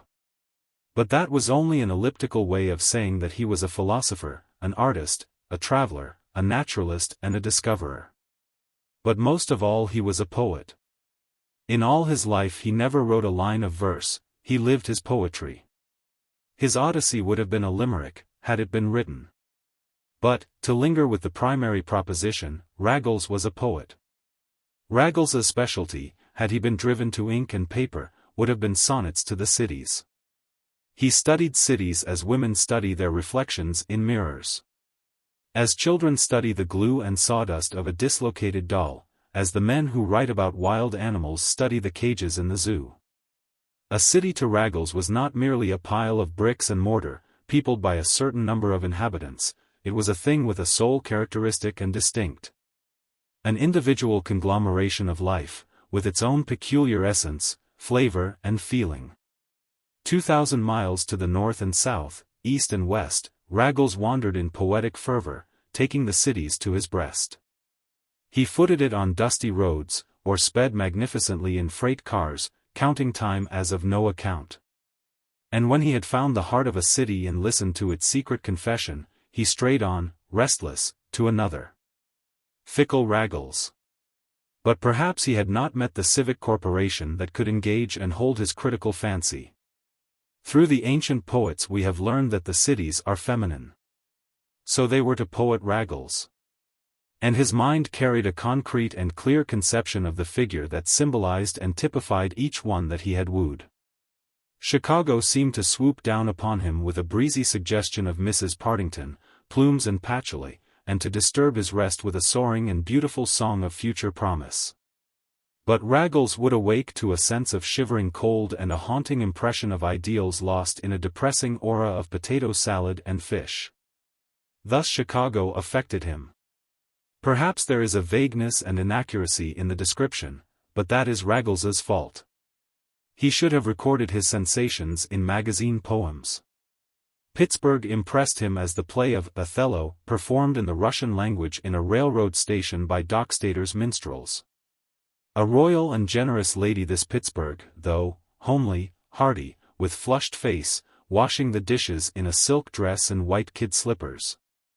And bidding Raggles sit before the roaring fireplace and drink champagne with his pig's feet and fried potatoes. New Orleans had simply gazed down upon him from a balcony. He could see her pensive, starry eyes and catch the flutter of her fan, and that was all. Only once he came face to face with her. It was at dawn, when she was flushing the red bricks of the banquette with a pail of water. She laughed and hummed a chansonnette and filled Raggles's shoes with ice-cold water. Allons. Boston construed herself to the poetic Raggles in an erratic and singular way. It seemed to him that he had drunk cold tea and that the city was a white, cold cloth that had been bound tightly around his brow to spur him to some unknown but tremendous mental effort. And, after all, he came to shovel snow for a livelihood, and the cloth, becoming wet, tightened its knots and could not be removed. Indefinite and unintelligible ideas, you will say. But your disapprobation should be tempered with gratitude, for these are poets' fancies, and suppose you had come upon them in verse. One day Raggles came and laid siege to the heart of the great city of Manhattan. She was the greatest of all, and he wanted to learn her note in the scale. To taste and appraise and classify and solve and label her and arrange her with the other cities that had given him up the secret of their individuality. And here we cease to be Raggles's translator and become his chronicler. Raggles landed from a ferryboat one morning and walked into the core of the town with the blasé air of a cosmopolite. He was dressed with care to play the role of an unidentified man. No country, race, class, clique, union, party, clan or bowling association could have claimed him. His clothing, which had been donated to him piecemeal by citizens of different height, but same number of inches around the heart, was not yet as uncomfortable to his figure as those specimens of raiment, self-measured, that are railroaded to you by transcontinental tailors with a suitcase, suspenders, silk handkerchief and pearl studs as a bonus. Without money, as a poet should be, but with the ardor of an astronomer discovering a new star in the chorus of the Milky Way, or a man who has seen ink suddenly flow from his fountain pen. Raggles wandered into the great city. Late in the afternoon he drew out of the roar and commotion with a look of dumb terror on his countenance. He was defeated, puzzled, discomfited, frightened. Other cities had been to him as long primer to read, as country maidens quickly to fathom, as send price of subscription with answer rebuses to solve, as oyster cocktails to swallow. But here was one as cold, glittering, serene, impossible as a 4-carat diamond in a window to a lover outside fingering damply in his pocket his ribbon-counter salary. The greetings of the other cities he had known, their homespun kindliness, their human gamut of rough charity, friendly curses, garrulous curiosity and easily estimated credulity or indifference. This city of Manhattan gave him no clue, it was walled against him. Like a river of adamant it flowed past him in the streets. Never an eye was turned upon him, no voice spoke to him. His heart yearned for the clap of Pittsburgh's sooty hand on his shoulder, for Chicago's menacing but social yawp in his ear. For the pale and eleemosynary stare through the Bostonian eyeglass, even for the precipitate but unmalicious boot toe of Louisville or St. Louis. On Broadway Raggles, successful suitor of many cities, stood, bashful, like any country swain. For the first time he experienced the poignant humiliation of being ignored. And when he tried to reduce this brilliant, swiftly changing, ice-cold city to a formula he failed utterly. Poet though he was, it offered him no color similes, no points of comparison, no flaw in its polished facets, no handle by which he could hold it up and view its shape and structure. As he familiarly and often contemptuously had done with other towns. The houses were interminable ramparts loopholed for defense, the people were bright but bloodless specters passing in sinister and selfish array. The thing that weighed heaviest on Raggles's soul and clogged his poet's fancy was the spirit of absolute egotism that seemed to saturate the people as toys are saturated with paint. Each one that he considered appeared a monster of abominable and insolent conceit. Humanity was gone from them. They were toddling idols of stone and varnish, worshipping themselves and greedy for though oblivious of worship from their fellow graven images. Frozen, cruel, implacable, impervious, cut to an identical pattern, they hurried on their ways like statues brought by some miracles to motion.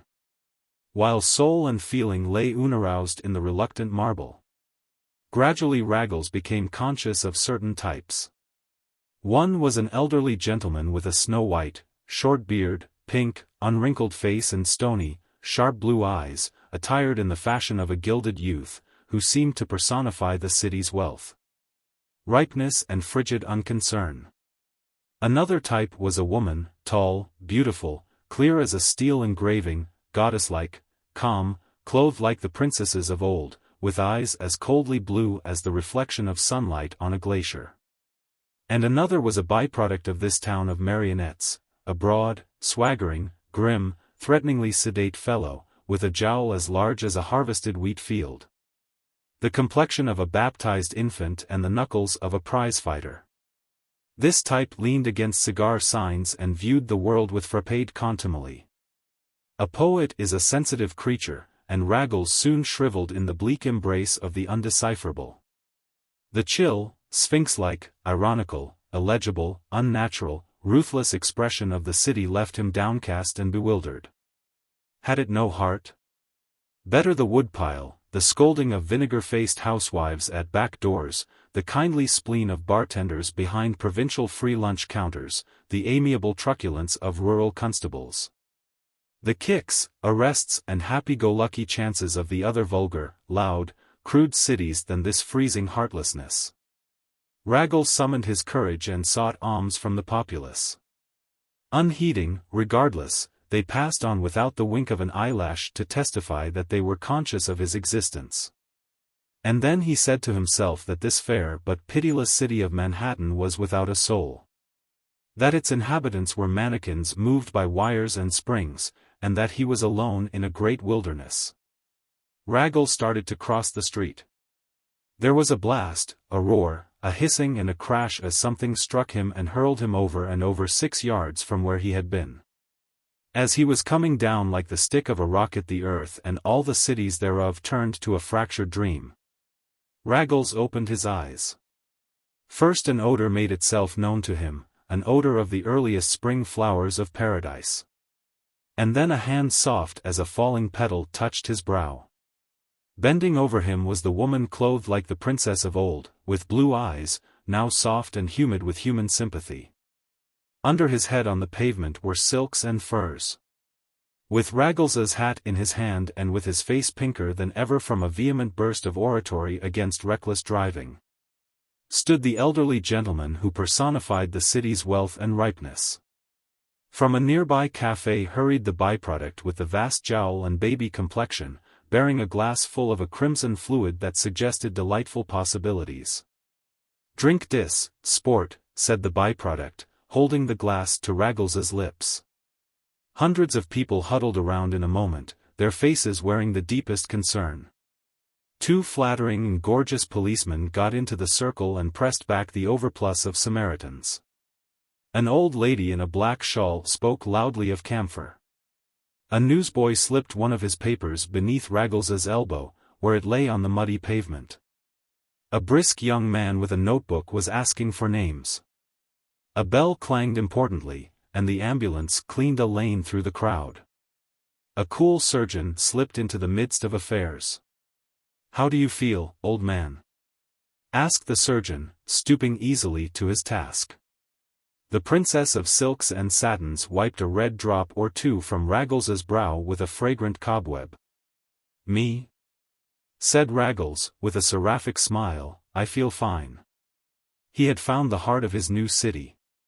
In 3 days they let him leave his cot for the convalescent ward in the hospital. He had been in there an hour when the attendants heard sounds of conflict. Upon investigation they found that Raggles had assaulted and damaged a brother convalescent, a glowering transient whom a freight train collision had sent in to be patched up. "What's all this about?" inquired the head nurse. "He was runnin' down me town," said Raggles. "What town?" asked the nurse. "No York," said Raggles. "A service of love. When one loves one's art no service seems too hard. That is our premise. This story shall draw a conclusion from it, and show at the same time that the premise is incorrect. That will be a new thing in logic, and a feat in storytelling somewhat older than the Great Wall of China." Joe Larrabee came out of the post-oak flats of the Middle West pulsing with a genius for pictorial art.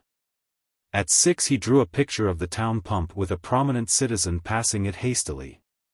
This effort was framed and hung in the drug-store window by the side of the ear of corn with an uneven number of rows.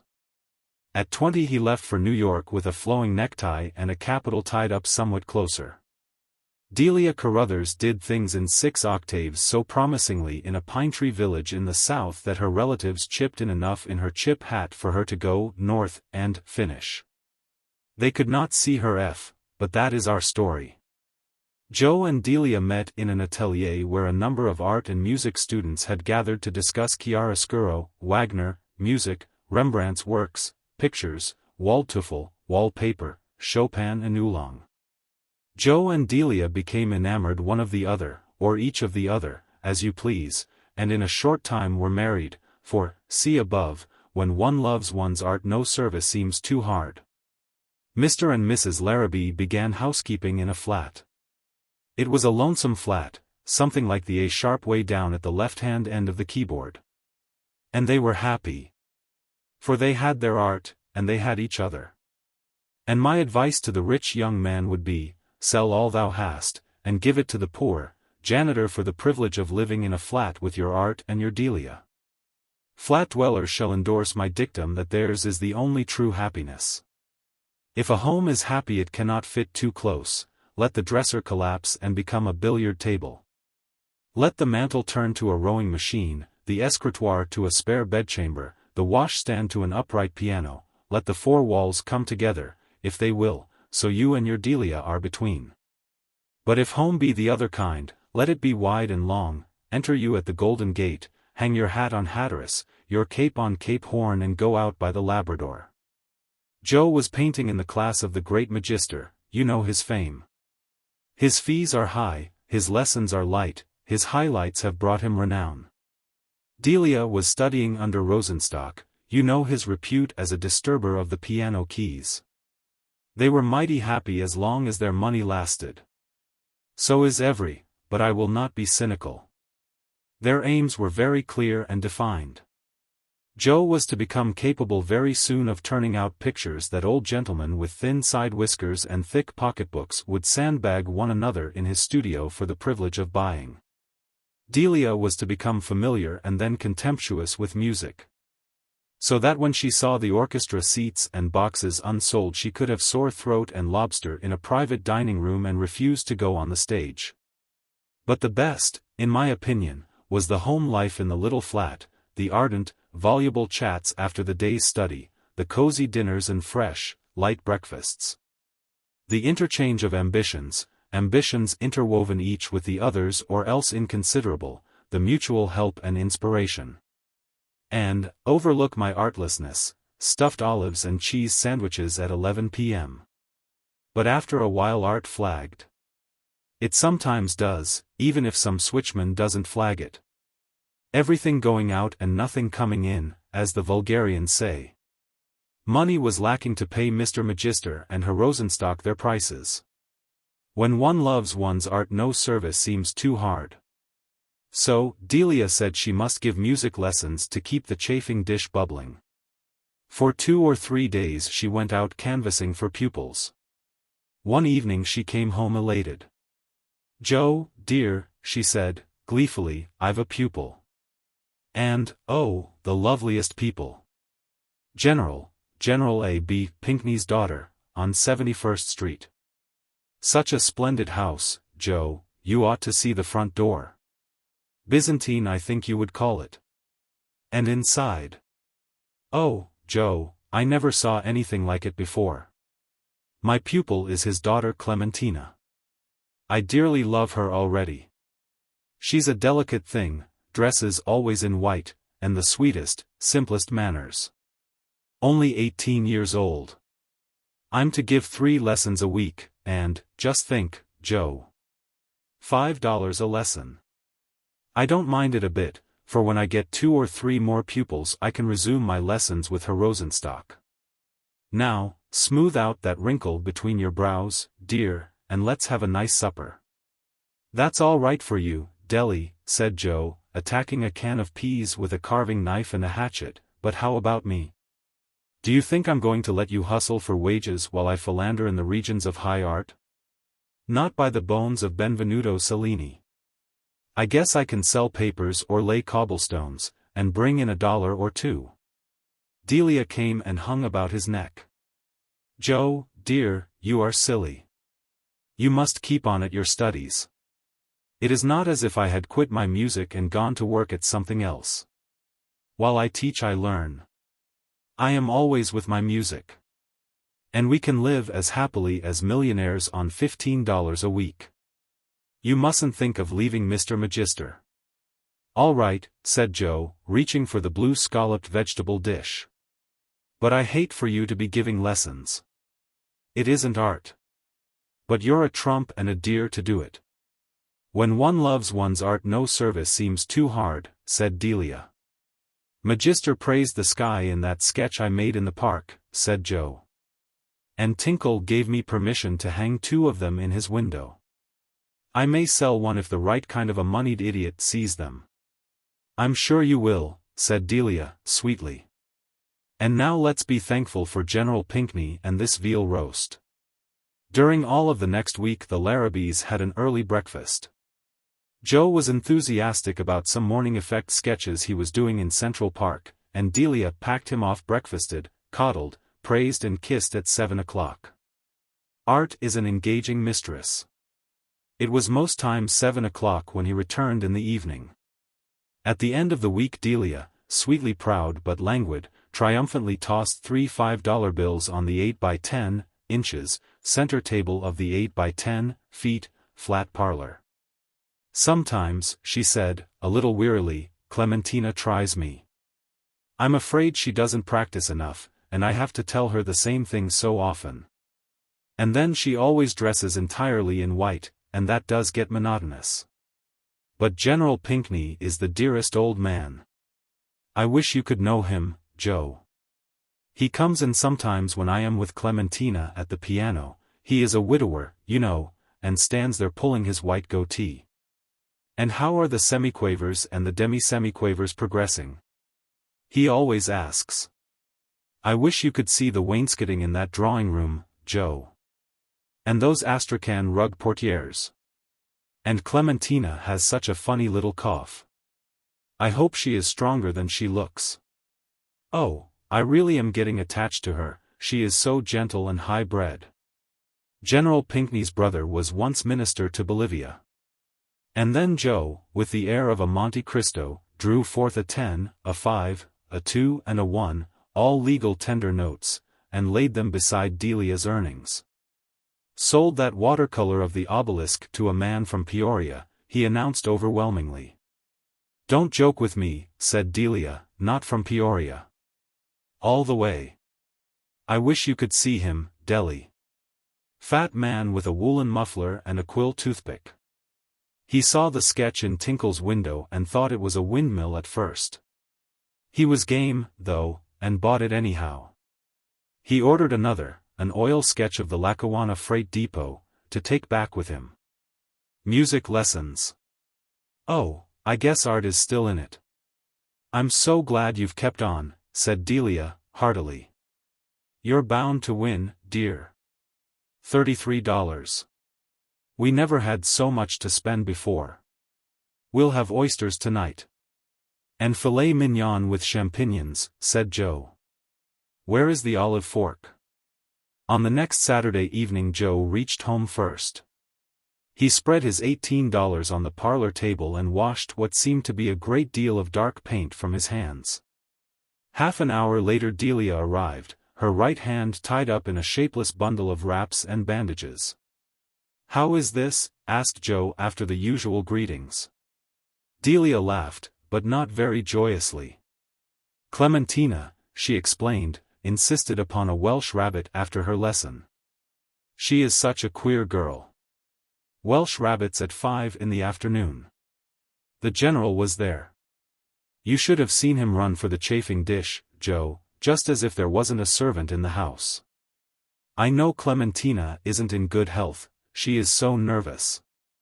In serving the rabbit she spilled a great lot of it, boiling hot, over my hand and wrist. It hurt awfully, Joe. And the dear girl was so sorry. But General Pinckney. Joe, that old man nearly went distracted.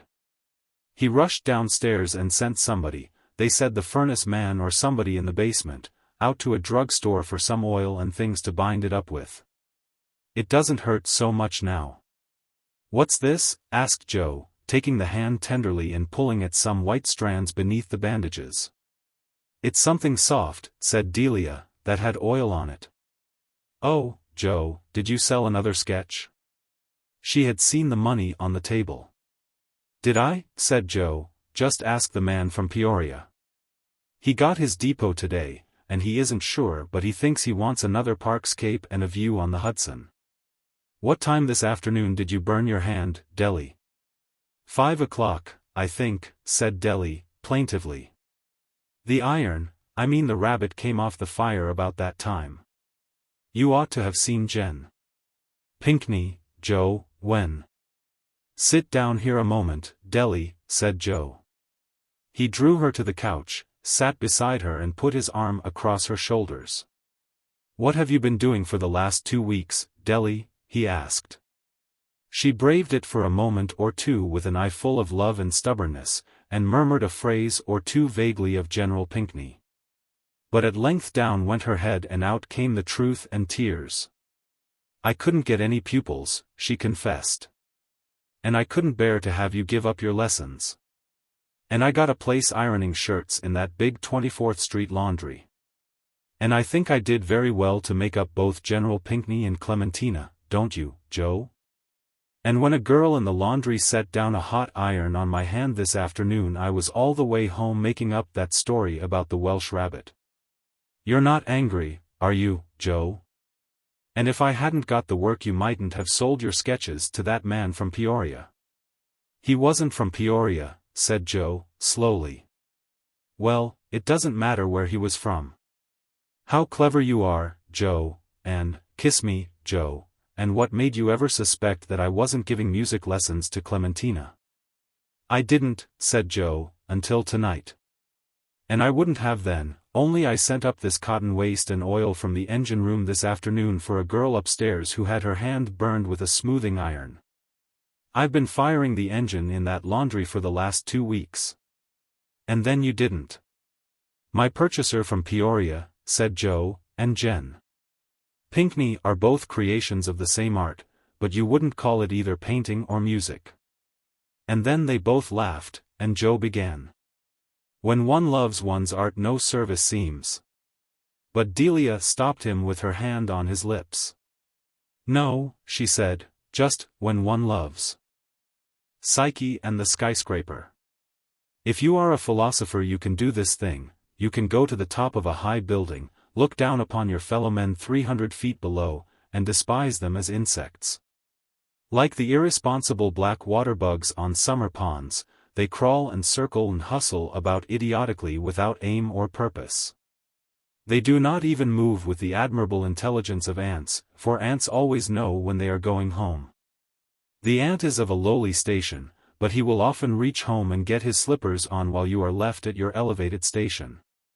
Man, then, to the house-topped philosopher, appears to be but a creeping, contemptible beetle.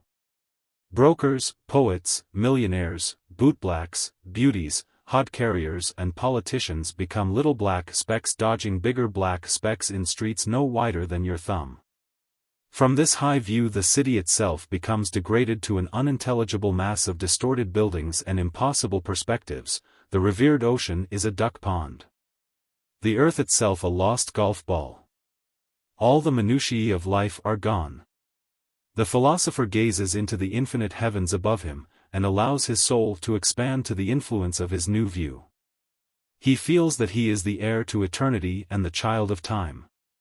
Space, too, should be his by the right of his immortal heritage, and he thrills at the thought that someday his kind shall traverse those mysterious aerial roads between planet and planet. The tiny world beneath his feet upon which this towering structure of steel rests as a speck of dust upon a Himalayan mountain, it is but one of a countless number of such whirling atoms. What are the ambitions, the achievements, the paltry conquests and loves of those restless black insects below compared with the serene and awful immensity of the universe that lies above and around their insignificant city? It is guaranteed that the philosopher will have these thoughts. They have been expressly compiled from the philosophies of the world and set down with the proper interrogation point at the end of them to represent the invariable musings of deep thinkers on high places. And when the philosopher takes the elevator down his mind is broader, his heart is at peace, and his conception of the cosmogony of creation is as wide as the buckle of Orion's summer belt. But if your name happened to be Daisy, and you worked in an 8th Avenue candy store and lived in a little cold hall bedroom, 5 feet by 8, and earned $6 per week, and ate 10-cent lunches and were 19 years old, and got up at 6:30 and worked till 9, and never had studied philosophy, maybe things wouldn't look that way to you from the top of a skyscraper. 2 sighed for the hand of Daisy, the unphilosophical. One was Joe, who kept the smallest store in New York. It was about the size of a toolbox of the DPW. And was stuck like a swallow's nest against a corner of a downtown skyscraper. Its stock consisted of fruit, candies, newspapers, songbooks, cigarettes, and lemonade in season. When stern winter shook his congealed locks and Joe had to move himself and the fruit inside, there was exactly room in the store for the proprietor, his wares, a stove the size of a vinegar cruet. And one customer. Joe was not of the nation that keeps us forever in a furor with fugues and fruit. He was a capable American youth who was laying by money, and wanted Daisy to help him spend it. 3 times he had asked her. "I got money saved up, Daisy," was his love song, "and you know how bad I want you. That store of mine ain't very big, but—" "Oh, ain't it?" would be the antiphony of the unphilosophical one. "Why, I heard Wanamaker's was trying to get you to sublet part of your floor space to them for next year." Daisy passed Joe's corner every morning and evening. "Hello, 2x4, was her usual greeting.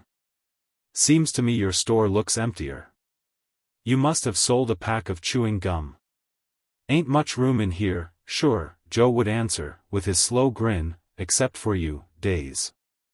Me and the store are waitin' for you whenever you'll take us. Don't you think you might before long?" Store. A fine scorn was expressed by Daisy's up-tilted nose. "Sardine box. Waitin' for me, you say? Gee. You'd have to throw out about 100 pounds of candy before I could get inside of it, Joe." "I wouldn't mind an even swap like that," said Joe, complimentary. Daisy's existence was limited in every way. She had to walk sideways between the counter and the shelves in the candy store. In her own hall bedroom coziness had been carried close to cohesiveness. The walls were so near to one another that the paper on them made a perfect babble of noise.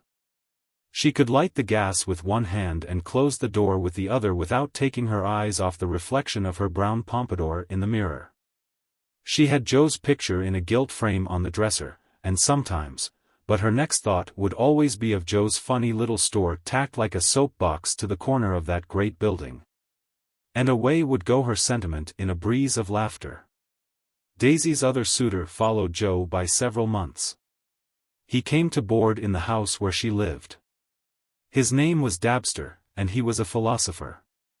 Though young, attainments stood out upon him like continental labels on a Passaic, N.J., suitcase. Knowledge he had kidnapped from cyclopedias and handbooks of useful information. But as for wisdom, when she passed he was left sniffling in the road without so much as the number of her motor car. He could and would tell you the proportion of water and muscle-making properties of peas and veal, the shortest verse in the Bible. The number of pounds of shingle nails required to fasten 256 shingles laid 4 inches to the weather, the population of Kankakee, Illinois. The theories of Spinoza, the name of Mr. H. Mackay Twombly's second hall footman, the length of the Hoosick Tunnel, the best time to set a hen, the salary of the railway post office messenger between Driftwood and Red Bank Furnace, Pa. And the number of bones in the foreleg of a cat. The weight of learning was no handicap to Dabster. His statistics were the sprigs of parsley with which he garnished the feast of small talk that he would set before you if he conceived that to be your taste. And again he used them as breastworks in foraging at the boarding-house. Firing at you a volley of figures concerning the weight of a lineal foot of bar iron 5 times 2 3/4 inches, and the average annual rainfall at Fort Snelling, Min. He would transfix with his fork the best piece of chicken on the dish while you were trying to rally sufficiently to ask him weakly why does a hen cross the road. Thus, brightly armed, and further equipped with a measure of good looks, of a hair oily, shopping district at 3 in the afternoon kind, it seems that Joe, of the Lilliputian Emporium, had a rival worthy of his steel. But Joe carried no steel. There wouldn't have been room in his store to draw it if he had. One Saturday afternoon, about 4 o'clock, Daisy and Mr. Dabster stopped before Joe's booth. Dabster wore a silk hat, and, well, Daisy was a woman, and that hat had no chance to get back in its box until Joe had seen it. A stick of pineapple chewing gum was the ostensible object of the call. Joe supplied it through the open side of his store. He did not pale or falter at sight of the hat. "Mr. Dabster's going to take me on top of the building to observe the view," said Daisy, after she had introduced her admirers. "I never was on a skyscraper. I guess it must be awfully nice and funny up there." Said Joe. "The panorama," said Mr. Dabster, "exposed to the gaze from the top of a lofty building is not only sublime, but instructive. Miss Daisy has a decided pleasure in store for her." "It's windy up there, too, as well as here," said Joe. "Are you dressed warm enough, Daisy?" "Sure thing. I'm all lined," said Daisy, smiling slyly at his clouded brow. "You look just like a mummy in a case, Joe. Ain't you just put in an invoice of a pint of peanuts or another apple? Your stock looks awful overstocked." Daisy giggled at her favorite joke, and Joe had to smile with her. "Your quarters are somewhat limited, Mr. remarked Dabster, in comparison with the size of this building. I understand the area of its side to be about 340 by 100 feet. That would make you occupy a proportionate space as if half of Belookistan were placed upon a territory as large as the United States east of the Rocky Mountains, with the province of Ontario and Belgium added." "Is that so, sport?" said Joe, genially. "You are Weisenheimer on figures, all right. How many square pounds of baled hay do you think a jackass could eat if he stopped braying long enough to keep still a minute and 5/8? A few minutes later Daisy and Mr. Dabster stepped from an elevator to the top floor of the skyscraper. Then up a short, steep stairway and out upon the roof. Dabster led her to the parapet so she could look down at the black dots moving in the street below. "What are they?" she asked, trembling. She had never been on a height like this before. And then Dabster must needs play the philosopher on the tower, and conduct her soul forth to meet the immensity of space. "Bipeds," he said, solemnly. "See what they become even at the small elevation of 340 feet, mere crawling insects going to and fro at random." "Oh, they ain't anything of the kind," exclaimed Daisy, suddenly, "they're folks. I saw an automobile." "Oh, gee. Are we that high up?" "Walk over this way," said Dabster. He showed her the great city lying like an orderly array of toys far below, starred here and there, early as it was, by the first beacon lights of the winter afternoon. And then the bay and sea to the south and east vanishing mysteriously into the sky. "I don't like it," declared Daisy, with troubled blue eyes. "Say we go down." But the philosopher was not to be denied his opportunity. He would let her behold the grandeur of his mind, the half-Nelson he had on the infinite, and the memory he had for statistics. And then she would never more be content to buy chewing gum at the smallest store in New York. And so he began to prate of the smallness of human affairs, and how that even so slight a removal from earth made man and his works look like 1/10 part of a dollar thrice computed. And that one should consider the sidereal system and the maxims of Epictetus and be comforted. "You don't carry me with you," said Daisy. "Say, I think it's awful to be up so high that folks look like fleas. One of them we saw might have been Joe. Why, Jiminy. We might as well be in New Jersey. Say, I'm afraid up here." The philosopher smiled fatuously.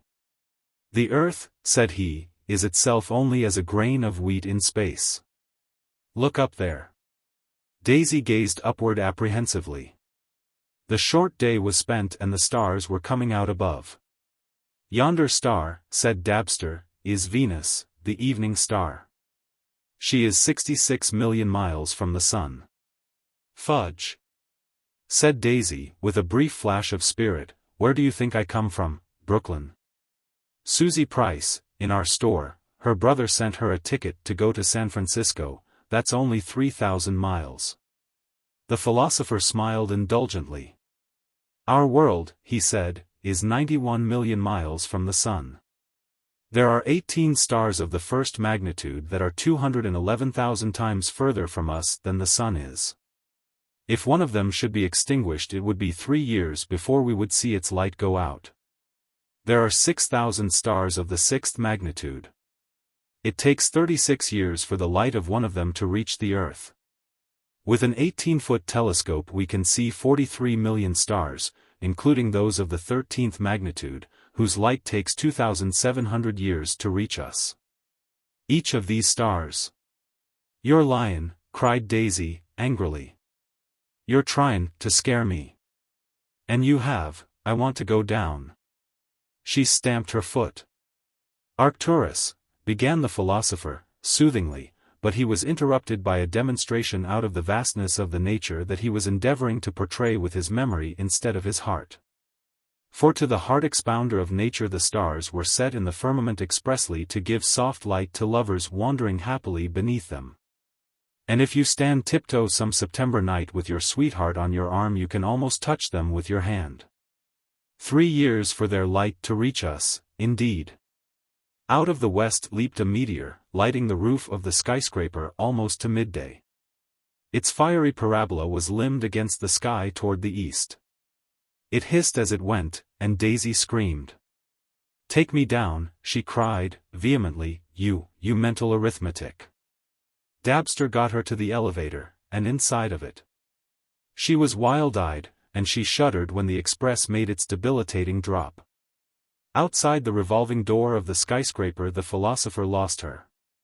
She vanished.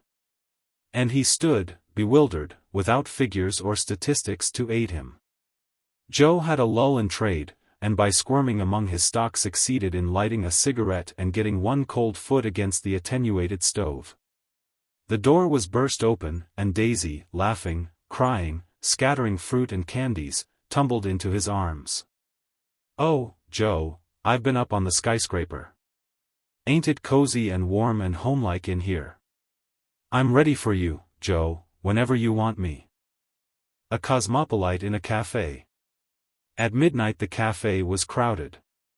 By some chance the little table at which I sat had escaped the eye of incomers, and 2 vacant chairs at it extended their arms with venal hospitality to the influx of patrons. And then a cosmopolite sat in one of them, and I was glad, for I held a theory that since Adam no true citizen of the world has existed. We hear of them, and we see foreign labels on much luggage, but we find travelers instead of cosmopolites. I invoke your consideration of the scene, the marble-topped tables, the range of leather-upholstered wall seats, the gay company, the ladies dressed in demi-state toilets. Speaking in an exquisite visible chorus of taste, economy, opulence, or art. The sedulous and largest loving garçons, the music wisely catering to all with its raids upon the composers. The melange of talk and laughter, and, if you will, the Würzburger in the tall glass cones that bend to your lips as a ripe cherry sways on its branch to the beak of a robber jay. I was told by a sculptor from Mauch Chunk that the scene was truly Parisian. My cosmopolite was named E. Rushmore Coghlan, and he will be heard from next summer at Coney Island. He is to establish a new attraction there, he informed me, offering kingly diversion. And then his conversation rang along parallels of latitude and longitude. He took the great, round world in his hand, so to speak, familiarly, contemptuously, and it seemed no larger than the seed of a maraschino cherry in a table d'hôte grapefruit. He spoke disrespectfully of the equator, he skipped from continent to continent, he derided the zones, he mopped up the high seas with his napkin. With a wave of his hand he would speak of a certain bazaar in Hyderabad. Whiff! He would have you on skis in Lapland. Zip! Now you rode the breakers with the Kanakas at Kealaikahiki. Presto! He dragged you through an Arkansas post-oak swamp, let you dry for a moment on the alkali plains of his Idaho ranch, then whirled you into the society of Viennese archdukes. Anon he would be telling you of a cold he acquired in a Chicago lake breeze and how old Escamilla cured it in Buenos Aires with a hot infusion of the chuchula weed. You would have addressed a letter to E. Rushmore Coghlan, ESQ, the Earth, Solar System, the Universe, and have mailed it, feeling confident that it would be delivered to him. I was sure that I had found at last the one true Cosmopolite since Adam, and I listened to his worldwide discourse fearful lest I should discover in it the local note of the mere globetrotter. But his opinions never fluttered or drooped, he was as impartial to cities, countries and continents as the winds or gravitation. And as E. Rushmore Coghlan prattled of this little planet, I thought with glee of a great almost cosmopolite who wrote for the whole world and dedicated himself to Bombay. In a poem he has to say that there is pride and rivalry between the cities of the earth, and that, the men that breed from them, they traffic up and down, but cling to their city's hem as a child to the mother's gown. And whenever they walk by roaring streets unknown, they remember their native city, most faithful, foolish, fond, making her mere breathed name their bond upon their bond. And my glee was roused because I had caught Mr. Kipling napping. Here I had found a man not made from dust. One who had no narrow boasts of birthplace or country, one who, if he bragged at all, would brag of his whole round globe against the Martians and the inhabitants of the moon. Expression on these subjects was precipitated from E. Rushmore Coghlan by the third corner to our table. While Coghlan was describing to me the topography along the Siberian Railway, the orchestra glided into a medley. The concluding air was Dixie, and as the exhilarating notes tumbled forth they were almost overpowered by a great clapping of hands from almost every table. It is worth a paragraph to say that this remarkable scene can be witnessed every evening in numerous cafés in the city of New York. Tons of brew have been consumed over theories to account for it. Some have conjectured hastily that all Southerners in town hie themselves to cafés at nightfall. This applause of the rebel air in a northern city does puzzle a little, but it is not insolvable. The war with Spain, many years' generous mint and watermelon crops, a few long-shot winners at the New Orleans racetrack, and the brilliant banquets given by the Indiana and Kansas citizens who composed the North Carolina Society have made the South rather a fad in Manhattan. Your manicure will lisp softly that your left forefinger reminds her so much of a gentleman's in Richmond, Virginia. Oh, certainly, but many a lady has to work now, the war, you know. When Dixie was being played, a dark-haired young man sprang up from somewhere with a Mosby guerrilla yell and waved frantically his soft-brimmed hat. Then he strayed through the smoke, dropped into the vacant chair at our table and pulled out cigarettes. The evening was at the period when reserve is thawed. One of us mentioned 3 Würzburgers to the waiter. The dark-haired young man acknowledged his inclusion in the order by a smile and a nod. I hastened to ask him a question because I wanted to try out a theory I had. "Would you mind telling me," I began, "whether you are from the fist of E." Rushmore Coghlan banged the table and I was jarred into silence. "Excuse me," said he, "but that's a question I never like to hear asked. What does it matter where a man is from? Is it fair to judge a man by his post office address? Why, I've seen Kentuckians who hated whiskey, Virginians who weren't descended from Pocahontas, Indianians who hadn't written a novel, Mexicans who didn't wear velvet trousers with silver dollars sewed along the seams, funny Englishmen, spendthrift Yankees, cold-blooded Southerners, narrow-minded Westerners, and New Yorkers who were too busy to stop for an hour on the street to watch a one-armed grocer's clerk do up cranberries in paper bags. Let a man be a man and don't handicap him with the label of any section." "Pardon me," I said, "but my curiosity was not altogether an idle one. I know the South, and when the band plays Dixie I like to observe. I have formed the belief that the man who applauds that air with special violence and ostensible sectional loyalty is invariably a native of either Secaucus, New Jersey, or the district between Murray Hill Lyceum and the Harlem River, this city." I was about to put my opinion to the test by inquiring of this gentleman when you interrupted with your own, larger theory, I must confess. And now the dark-haired young man spoke to me, and it became evident that his mind also moved along its own set of grooves. "I should like to be a periwinkle," said he, mysteriously, "on the top of a valley, and sing Toraluraloo." This was clearly too obscure, so I turned again to Coghlan. "I've been around the world 12 times, said he. I know an Eskimo in Upernavik who sends to Cincinnati for his neckties, and I saw a goat herder in Uruguay who won a prize in a Battle Creek breakfast food puzzle competition. I pay rent on a room in Cairo, Egypt, and another in Yokohama all the year around. I've got slippers waiting for me in a tea house in Shanghai, and I don't have to tell them how to cook my eggs in Rio de Janeiro or Seattle. It's a mighty little old world. What's the use of bragging about being from the North, or the South, or the old manor house in the Dale, or Euclid Avenue, Cleveland, or Pikes Peak, or Fairfax County, VA. Or Hooligan's Flats or any place. It'll be a better world when we quit being fools about some mildewed town or 10 acres of swampland just because we happen to be born there. You seem to be a genuine cosmopolite, I said admiringly. But it also seems that you would decry patriotism. A relic of the Stone Age, declared Coghlan, warmly. We are all brothers, Chinamen, Englishmen, Zulus, Patagonians, and the people in the bend of the Kaw River. Some day all this petty pride in one city or state or section or country will be wiped out, and we'll all be citizens of the world, as we ought to be. But while you are wandering in foreign lands, I persisted, do not your thoughts revert to some spot, some dear Anne? Nary a spot, interrupted E.R. Coghlan, flippantly. The terrestrial, globular, planetary hunk of matter, slightly flattened at the poles, and known as the Earth, is my abode. I've met a good many object-bound citizens of this country abroad. I've seen men from Chicago sit in a gondola in Venice on a moonlight night and brag about their drainage canal. I've seen a Southerner on being introduced to the King of England hand that monarch, without batting his eyes. The information that his grandaunt on his mother's side was related by marriage to the Perkinses, of Charleston. I knew a New Yorker who was kidnapped for ransom by some Afghanistan bandits. His people sent over the money and he came back to Kabul with the agent. Afghanistan?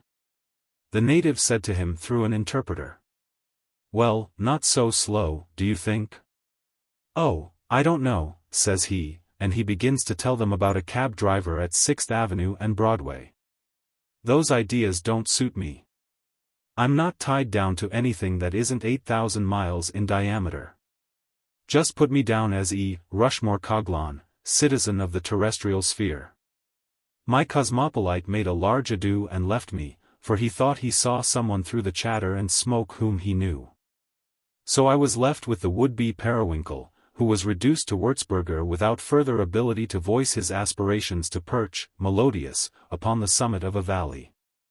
I sat reflecting upon my evident cosmopolite and wondering how the poet had managed to miss him.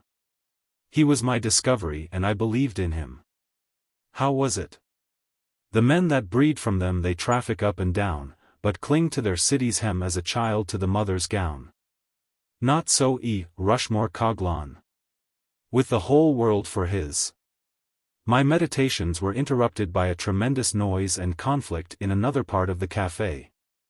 I saw above the heads of the seated patrons E. Rushmore Coghlan and a stranger to me engaged in terrific battle.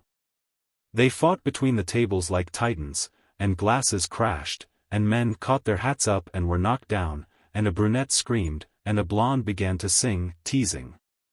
My cosmopolite was sustaining the pride and reputation of the earth when the waiters closed in on both combatants with their famous flying wedge formation and bore them outside, still resisting.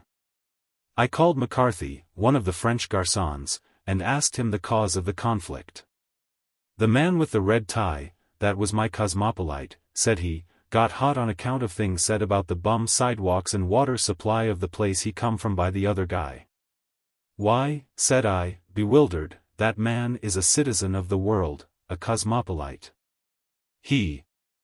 Originally from Mattawamkeag, Maine, he said, continued McCarthy, and he wouldn't stand for no knockin' the place. The girl and the habit. Habit, a tendency or aptitude acquired by custom or frequent repetition. The critics have assailed every source of inspiration save one. To that one we are driven for our moral theme. When we levied upon the masters of old they gleefully dug up the parallels to our columns. When we strove to set forth real life they reproached us for trying to imitate Henry George, George Washington, Washington Irving, and Irving Bockler. We wrote of the West and the East, and they accused us of both Jesse and Henry James. We wrote from our heart, and they said something about a disordered liver. We took a text from Matthew or, yes, Deuteronomy, but the preachers were hammering away at the inspiration idea before we could get into type. So, driven to the wall, we go for our subject matter to the reliable, old, moral, unassailable Vade Mecum, the unabridged dictionary. Miss Merriam was cashier at Hinkle's. Hinkle's is one of the big downtown restaurants. It is in what the papers call the financial district. Each day from 12 o'clock to 2 Hinkle's was full of hungry customers, messenger boys, stenographers, brokers, owners of mining stock, promoters, inventors with patents pending, and also people with money. The cashiership at Hinkle's was no sinecure. Hinkle egged and toasted and griddle-caked and coffeed a good many customers, and he lunched, as good a word as dined, many more. It might be said that Hinkle's breakfast crowd was a contingent, but his luncheon patronage amounted to a horde. Miss Merriam sat on a stool at a desk enclosed on 3 sides by a strong, high fencing of woven brass wire. Through an arched opening at the bottom you thrust your waiter's check and the money, while your heart went pit-a-pat. For Miss Merriam was lovely and capable. She could take 45 cents out of a $2 bill and refuse an offer of marriage before you could, next, lost your chance, please don't shove. She could keep cool and collected while she collected your check, give you the correct change, win your heart, indicate the toothpick stand, and rate you to 1/4 cent better than Bradstreet could to 1,000 in less time than it takes to pepper an egg with one of Hinkle's casters. There is an old and dignified allusion to the fierce light that beats upon a throne. The light that beats upon the young lady cashier's cage is also something fierce. The other fellow is responsible for the slang. Every male patron of Hinkle's, from the ADT boys up to the curbstone brokers, adored Miss Merriam. When they paid their checks they wooed her with every well-known to Cupid's art.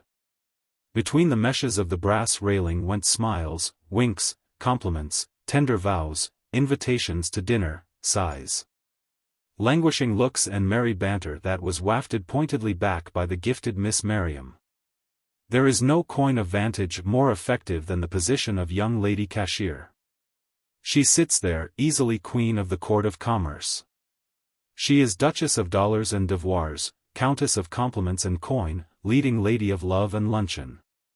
You take from her a smile and a Canadian dime, and you go your way uncomplaining. You count the cheery word or two that she tosses you as misers count their treasures, and you pocket the change for a 5 uncomputed. Perhaps the brass-bound inaccessibility multiplies her charms. Anyhow, she is a shirt-waisted angel, immaculate, trim, manicured, seductive, bright-eyed, ready, alert, Psyche, Circe, and 8 in 1. Separating you from your circulating medium after your sirloin medium. The young men who broke bread at Hinkle's never settled with the cashier without an exchange of badinage and open compliment. Many of them went to greater lengths and dropped promissory hints of theater tickets and chocolates. The older men spoke plainly of orange blossoms, generally withering the tentative petals by after allusions to Harlem Flats. One broker, who had been squeezed by copper, proposed to Miss Merriam more regularly than he ate. During a brisk luncheon hour Miss Merriam's conversation, while she took money for checks, would run something like this. "Good morning, Mr. Haskins, sir. It's natural, thank you, don't be quite so fresh. Hello, Johnny, 10, 15, 20, chase along now or they'll take the letters off your cap. Beg pardon, count it again, please, oh. Don't mention it. Vaudeville? Thanks. Not on your moving picture, I was to see Carter in Hedda Gabler on Wednesday night with Mr. Simmons. 'Scuse me. I thought that was a quarter. 25 and 75's $1, got that ham and cabbage habit yet? I see, Billy. Who are you addressing? Say, you'll get all that's coming to you in a minute. Oh, fudge. Mr. Bassett, you're always fooling, no? Well, maybe I'll marry you some day. 3, 4 and 65 is 5. Kindly keep them remarks to yourself, if you please. 10 cents, excuse me. The check calls for 70, well, maybe it is a 1 instead of a 7. Oh, do you like it that way, Mr. Saunders? Some prefer a pomp.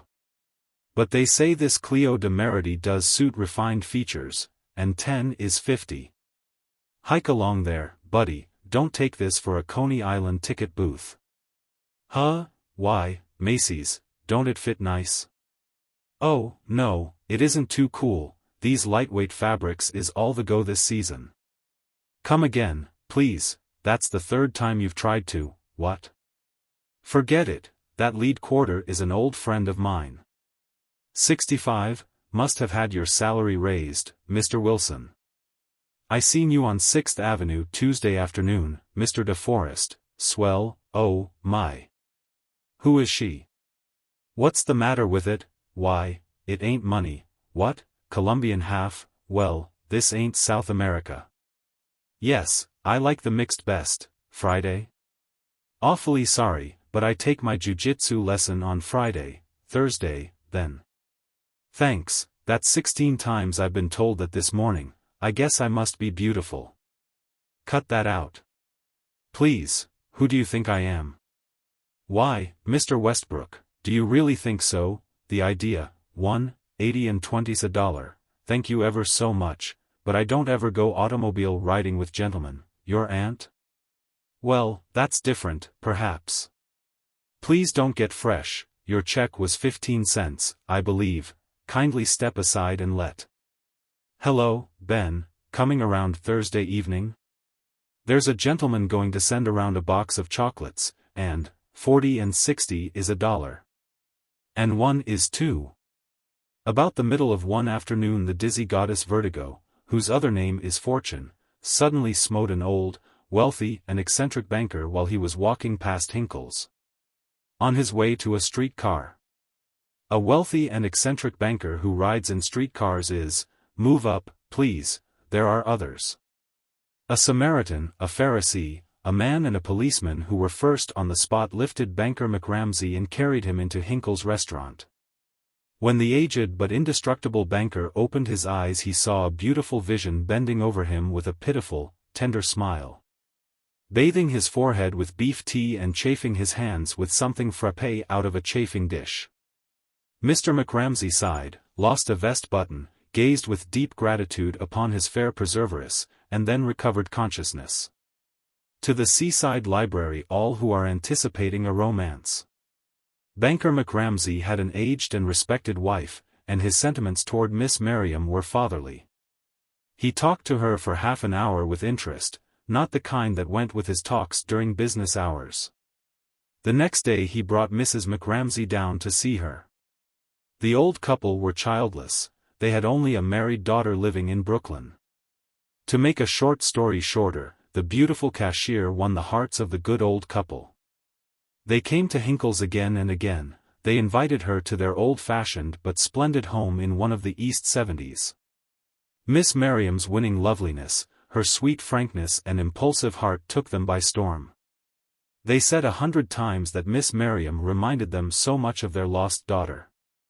The Brooklyn matron, née Ramsey, had the figure of Buddha and a face like the ideal of an art photographer. Miss Merriam was a combination of curves, smiles, rose leaves, pearls, satin and hair tonic posters. Enough of the fatuity of parents. A month after the worthy couple became acquainted with Miss Merriam, she stood before Hinkle one afternoon and resigned her cashiership. "They're going to adopt me," she told the bereft restaurateur.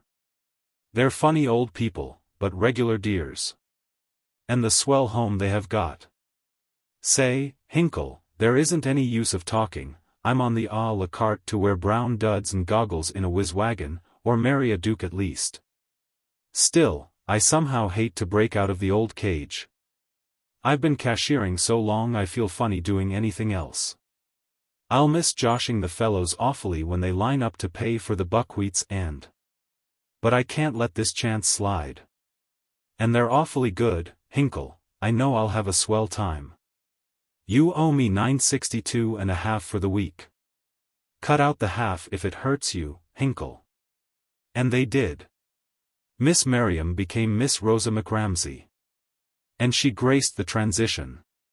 Beauty is only skin deep, but the nerves lie very near to the skin. Nerve, but just here will you oblige by perusing again the quotation with which this story begins? The McRamseys poured out money like domestic champagne to polish their adopted one. Milliners, dancing masters and private tutors got it. Miss McRamsey was grateful, loving, and tried to forget Hinkle's.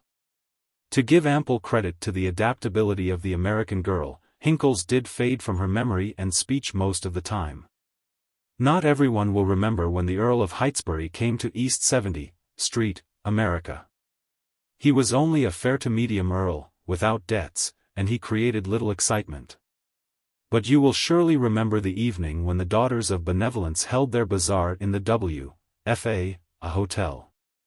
For you were there, and you wrote a note to Fanny on the hotel paper, and mailed it, just to show her that, you did not?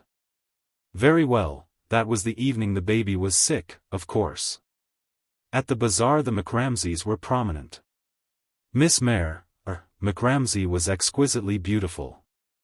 The Earl of Heytesbury had been very attentive to her since he dropped in to have a look at America. At the charity bazaar the affair was supposed to be pulled off to a finish. An earl is as good as a duke. Better. His standing may be lower, but his outstanding accounts are also lower. Our ex-young lady cashier was assigned to a booth. She was expected to sell worthless articles to nobs and snobs at exorbitant prices. The proceeds of the bazaar were to be used for giving the poor children of the slums a Christmas din, say. Did you ever wonder where they get the other 364?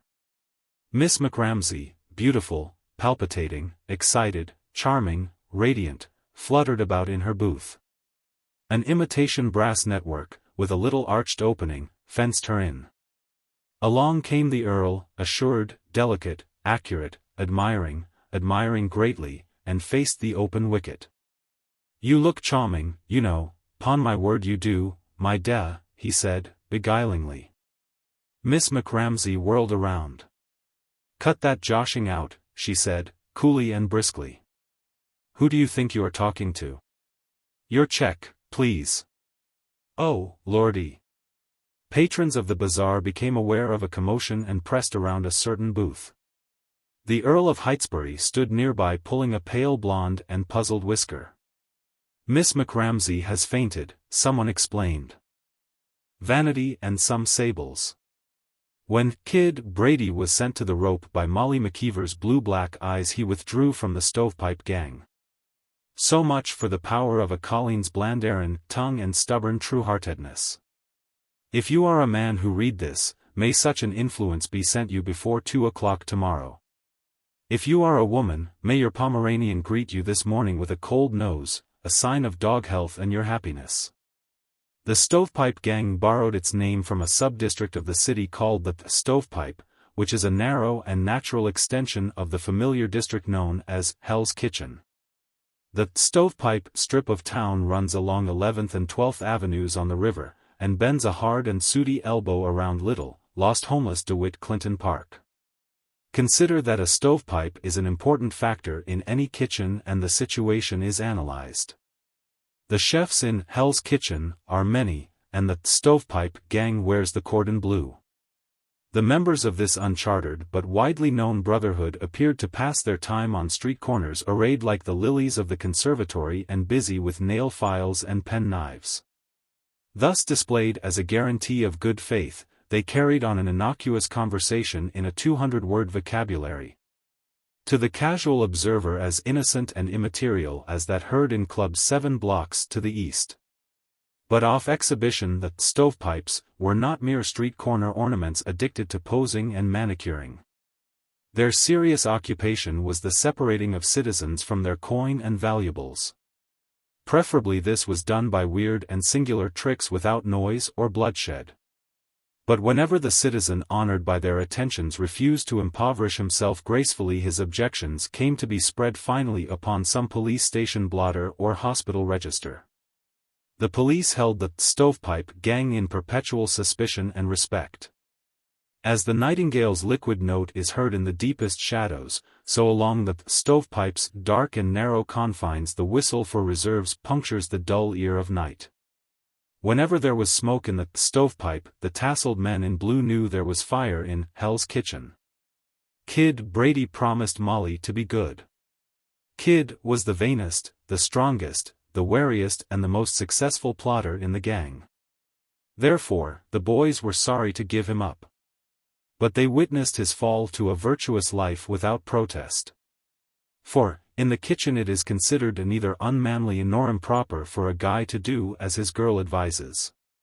Black her eye for love's sake, if you will, but it is all to the good business to do a thing when she wants you to do it. Turn off the hydrant, said the kid, one night when Molly, tearful, besought him to amend his ways. I'm going to cut out the gang. You for mine, and the simple life on the side. I'll tell you, Moll, I'll get work, and in a year we'll get married. I'll do it for you. We'll get a flat and a flute, and a sewing machine and a rubber plant and live as honest as we can. Oh, kid, sighed Molly, wiping the powder off his shoulder with her handkerchief, I'd rather hear you say that than to own all of New York. And we can be happy on so little. The kid looked down at his speckless cuffs and shining patent leathers with a suspicion of melancholy. It'll hurt hardest in the rags department, said he. I've kind of always liked to rig out swell when I could. You know how I hate cheap things, Moll. This suit set me back 65. Anything in the wearing apparel line has got to be just so, or it's to the misfit parlors for it, for mine. If I work I won't have so much coin to hand over to the little man with the big shears. Never mind, kid. I'll like you just as much in a blue jumper as I would in a red automobile. Before the kid had grown large enough to knock out his father he had been compelled to learn the plumber's art. So now back to this honorable and useful profession he returned. But it was as an assistant that he engaged himself. And it is the master plumber and not the assistant, who wears diamonds as large as hailstones and looks contemptuously upon the marble colonnades of Senator Clark's mansion. 8 months went by as smoothly and surely as though they had elapsed on a theater program. The kid worked away at his pipes and solder with no symptoms of backsliding. The stovepipe gang continued its piracy on the high avenues, cracked policemen's heads, held up late travelers, invented new methods of peaceful plundering. Copied Fifth Avenue's cut of clothes and neckwear fancies and comported itself according to its lawless bylaws. But the kid stood firm and faithful to his Molly, even though the polish was gone from his fingernails and it took him 15 minutes to tie his purple silk ascot so that the worn places would not show. One evening he brought a mysterious bundle with him to Molly's house. "Open that, Moll," he said in his large, quiet way. "It's for you." Molly's eager fingers tore off the wrappings. She shrieked aloud, and in rushed a sprinkling of little McKeevers, and Ma McKeever, dishwashy, but an undeniable relative of the late Mrs. Eve. Again Molly shrieked, and something dark and long and sinuous flew and enveloped her neck like an anaconda. "Russian sables," said the kid, pridefully, enjoying the sight of Molly's round cheek against the clinging fur. "The real thing.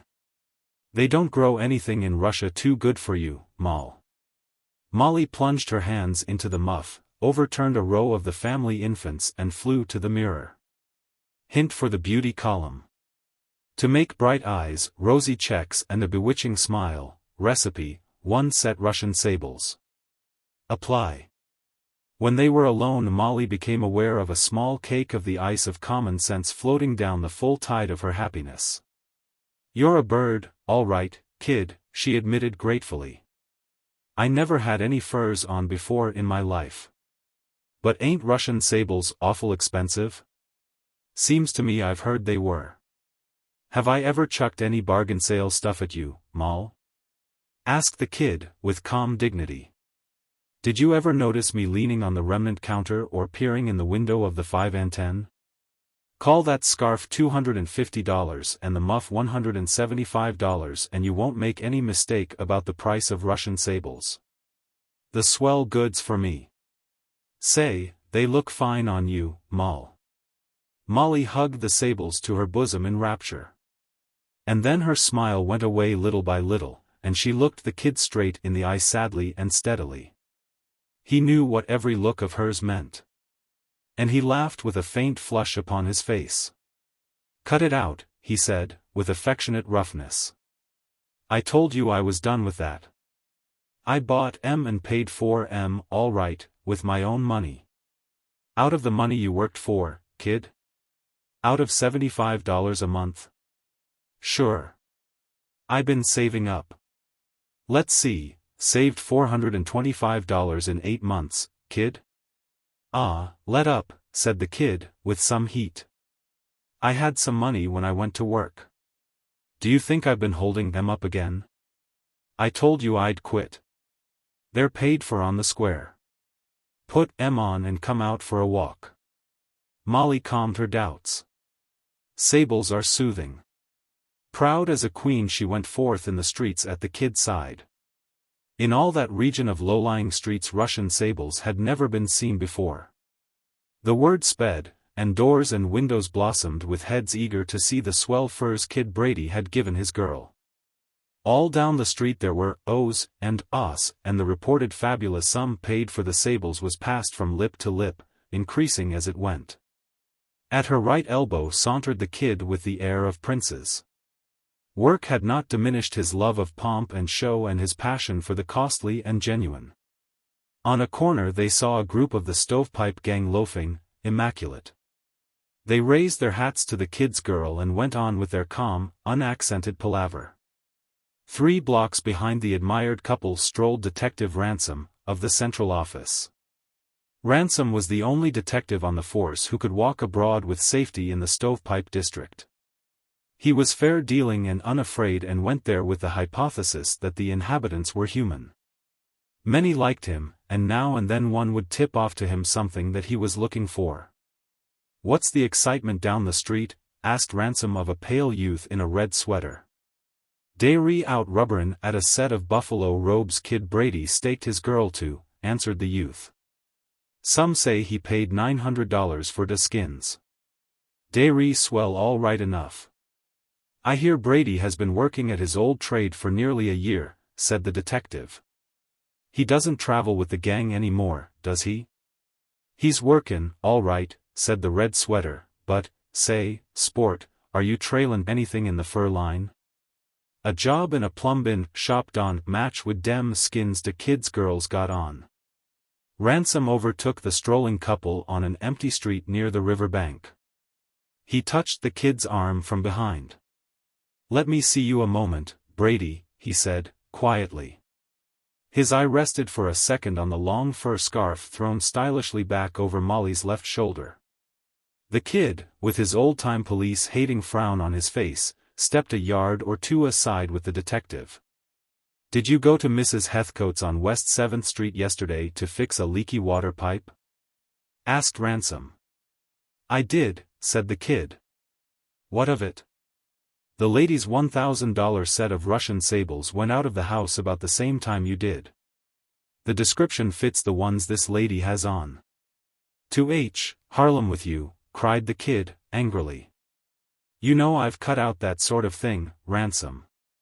I bought them sables yesterday at—" The kid stopped short. "I know you've been working straight lately," said Ransom.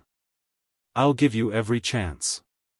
I'll go with you where you say you bought the furs and investigate.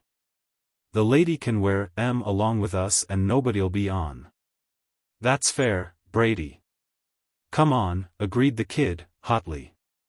And then he stopped suddenly in his tracks and looked with an odd smile at Molly's distressed and anxious face. "No use," he said, grimly. "They're the Heathcote sables, all right. You'll have to turn them over, Moll, but they ain't too good for you if they cost $1 million. Molly, with anguish in her face, hung upon the kid's arm.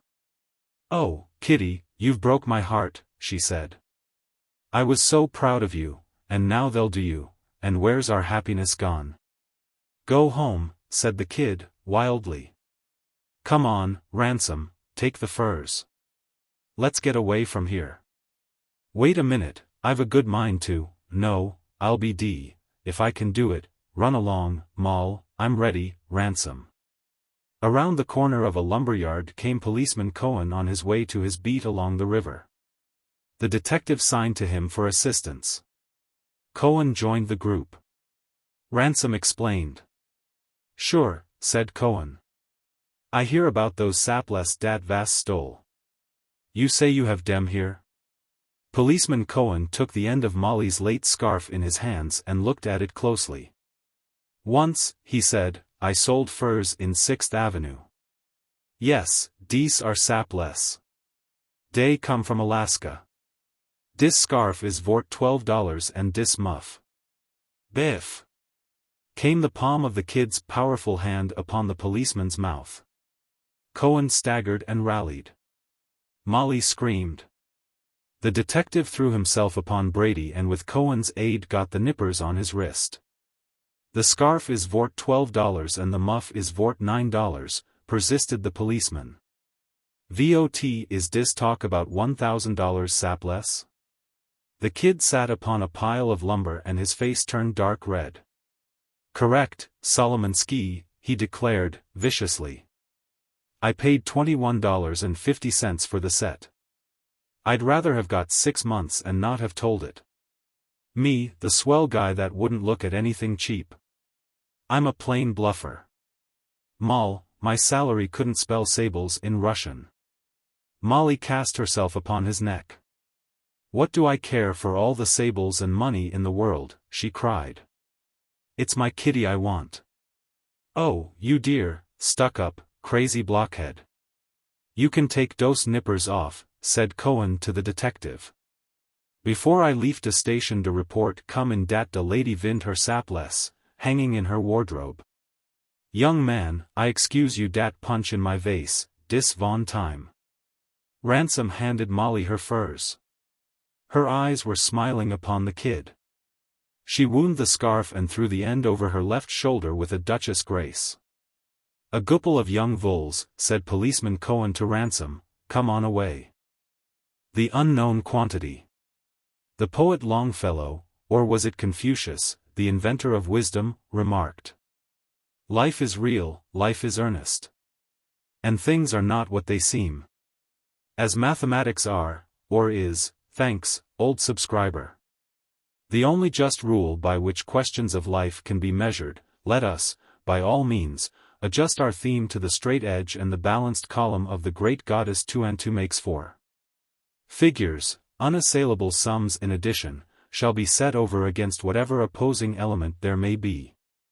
A mathematician, after scanning the above 2 lines of poetry, would say, ahem.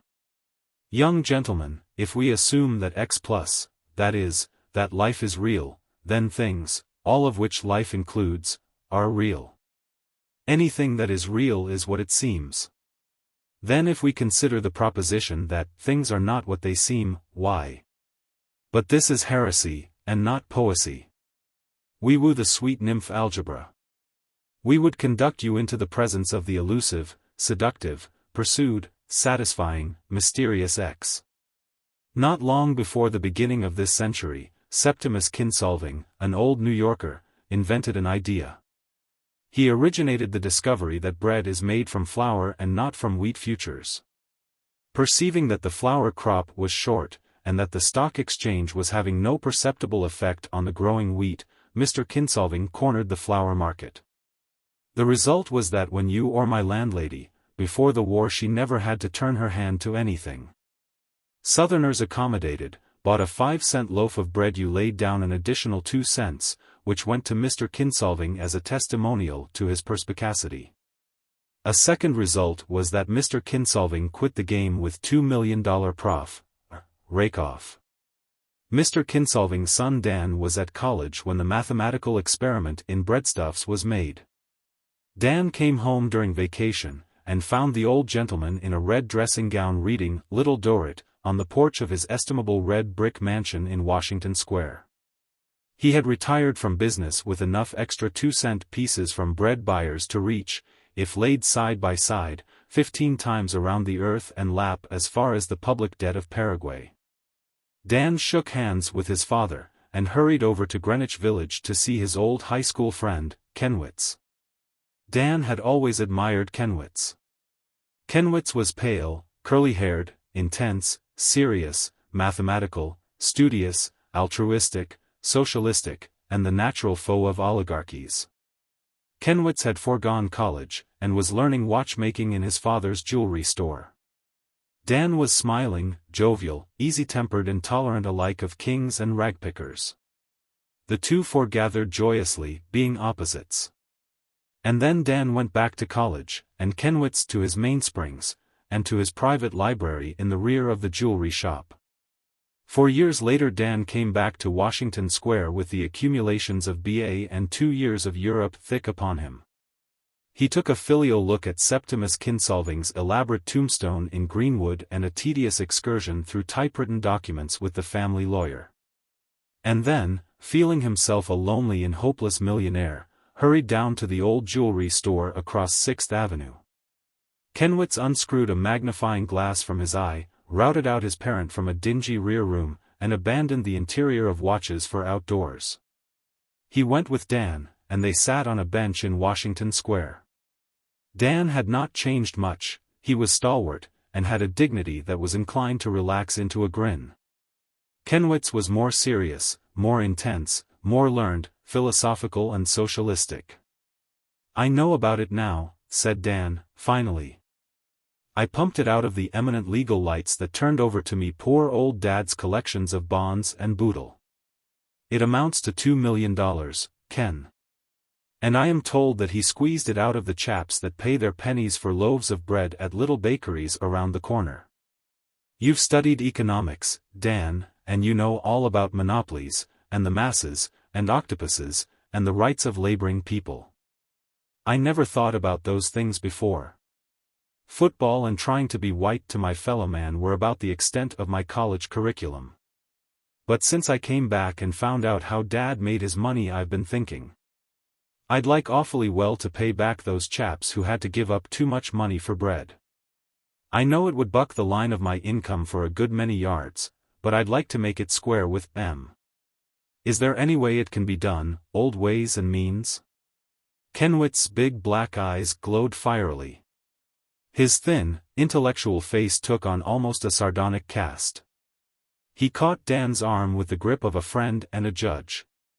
"You can't do it," he said, emphatically.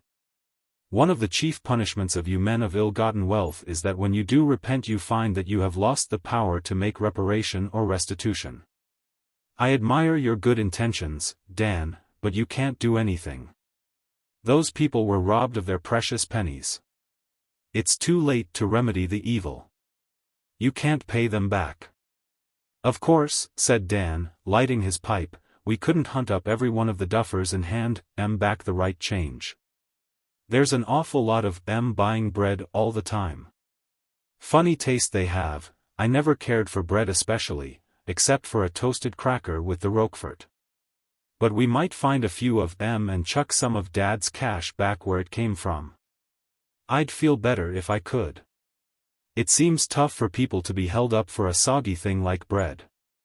One wouldn't mind standing a rise in broiled lobsters or deviled crabs.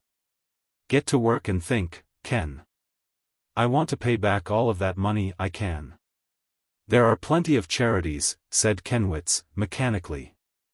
"Easy enough," said Dan, in a cloud of smoke. "I suppose I could give the city a park, or endow an asparagus bed in a hospital. But I don't want Paul to get away with the proceeds of the gold brick we sold Peter. It's the bread shorts I want to cover, Ken." The thin fingers of Kenwitz moved rapidly. "Do you know how much money it would take to pay back the losses of consumers during that corner in flour?" he asked. "I do not," said Dan, stoutly. "My lawyer tells me that I have 2 millions. "If you had 100 millions, said Kenwitz, vehemently, "you couldn't repair 1,000th part of the damage that has been done. You cannot conceive of the accumulated evils produced by misapplied wealth. Each penny that was wrung from the lean purses of the poor reacted 1,000-fold to their harm. You do not understand. You do not see how hopeless is your desire to make restitution. Not in a single instance can it be done. Back up, philosopher, said Dan, the penny has no sorrow that the dollar cannot heal. Not in one instance, repeated Kenwitz. I will give you one, and let us see. Thomas Boyne had a little bakery over there in Varick Street. He sold bread to the poorest people. When the price of flour went up, he had to raise the price of bread. His customers were too poor to pay it. Boyne's business failed and he lost his $1,000 capital, all he had in the world. Dan Kinsolving struck the park bench a mighty blow with his fist. I accept the instance, he cried. Take me to Boyne. I will repay his $1,000 and buy him a new bakery. Write your check, said Kenwitz, without moving, and then begin to write checks in payment of the train of consequences. Draw the next one for $50,000. Boyne went insane after his failure and set fire to the building from which he was about to be evicted. The loss amounted to that much. Boyne died in an asylum. Stick to the instance, said Dan. I haven't noticed any insurance companies on my charity list. Draw your next check for $100,000, went on Kenwitz. Boyne's son fell into bad ways after the bakery closed, and was accused of murder. He was acquitted last week after a 3 years legal battle, and the state draws upon taxpayers for that much expense. Back to the bakery, exclaimed Dan, impatiently. The government doesn't need to stand in the bread line. The last item of the instance is, come and I will show you, said Kenwitz, rising. The socialistic watchmaker was happy. He was a millionaire baiter by nature and a pessimist by trade. Kenwitz would assure you in one breath that money was but evil and corruption, and that your brand new watch needed cleaning and a new ratchet wheel. He conducted Kinsolving southward out of the square and into ragged, poverty-haunted Varick Street. Up the narrow stairway of a squalid brick tenement he led the penitent offspring of the octopus. He knocked on a door, and a clear voice called to them to enter. In that almost bare room a young woman sat sewing at a machine. She nodded to Kenwitz as to a familiar acquaintance. One little stream of sunlight through the dingy window burnished her heavy hair to the color of an ancient Tuscan's shield. She flashed a rippling smile at Kenwitz and a look of somewhat flustered inquiry.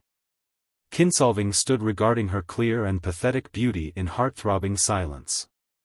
Thus they came into the presence of the last item of the instance.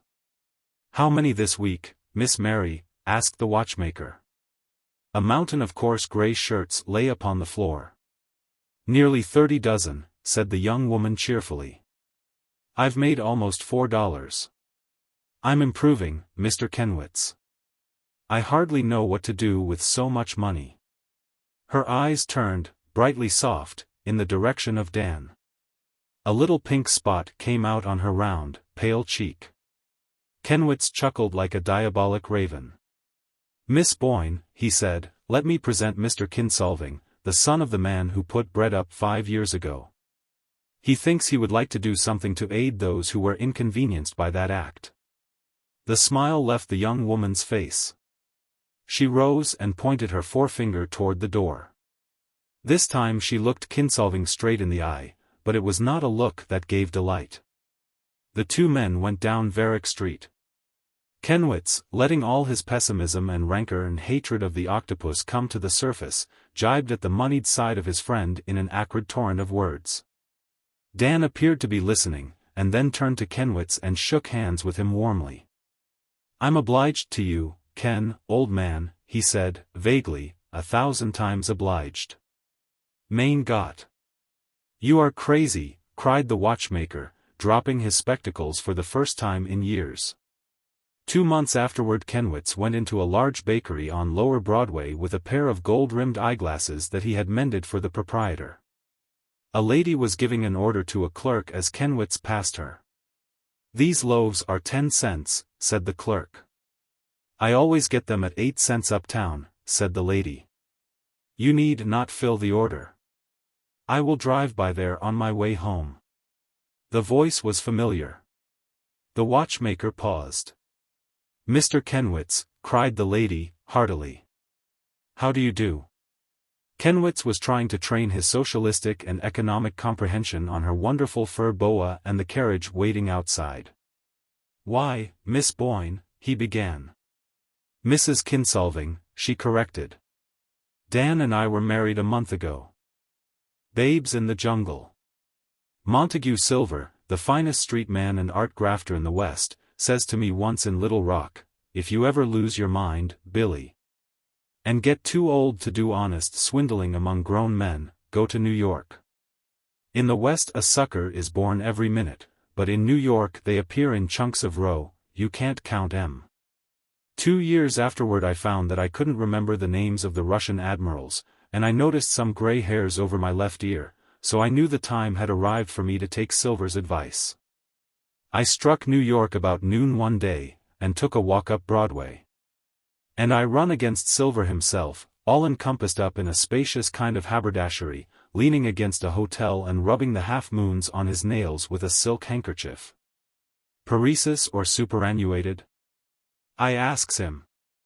Hello, Billy, says Silver, I'm glad to see you. Yes, it seemed to me that the West was accumulating a little too much wiseness. I've been saving New York for dessert. I know it's a low-down trick to take things from these people. They only know this and that and pass to and fro and think ever and anon. I'd hate for my mother to know I was skinning these weak-minded ones. She raised me better. Is there a crush already in the waiting rooms of the old doctor that does skin grafting? I asks. Well, no, says Silver, you needn't back epidermis to win today. I've only been here a month.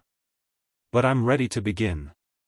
And the members of Willie Manhattan's Sunday school class, each of whom has volunteered to contribute a portion of cuticle toward this rehabilitation, may as well send their photos to the Evening Daily. I've been studying the town, says Silver, and reading the papers every day, and I know it as well as the cat in the city hall knows an O'Sullivan. People here lie down on the floor and scream and kick when you are the least bit slow about taking money from them. Come up in my room and I'll tell you. We'll work the town together, Billy, for the sake of old times. Silver takes me up in a hotel. He has a quantity of irrelevant objects lying about. There's more ways of getting money from these metropolitan hayseeds, says Silver, than there is of cooking rice in Charleston, South Carolina. They'll bite at anything. The brains of most of 'em commute. The wiser they are in intelligence, the less perception of cognizance they have. Why, didn't a man the other day sell J.P. Morgan an oil portrait of Rockefeller, Jr. for Andrea del Sarto's celebrated painting of the young St. John? You see that bundle of printed stuff in the corner, Billy? That's gold mining stock. I started out one day to sell that, but I quit it in 2 hours. Why? Got arrested for blocking the street. People fought to buy it.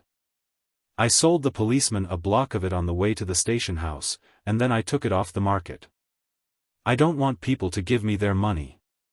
I want some little consideration connected with the transaction to keep my pride from being hurt. I want 'em to guess the missing letter in chic, go, or draw to a pair of 9s before they pay me a cent of money. Now there's another little scheme that worked so easy I had to quit it. You see that bottle of blue ink on the table? I tattooed an anchor on the back of my hand and went to a bank and told them I was Admiral Dewey's nephew. They offered to cash my draft on him for 1,000, but I didn't know my uncle's first name. It shows, though, what an easy town it is.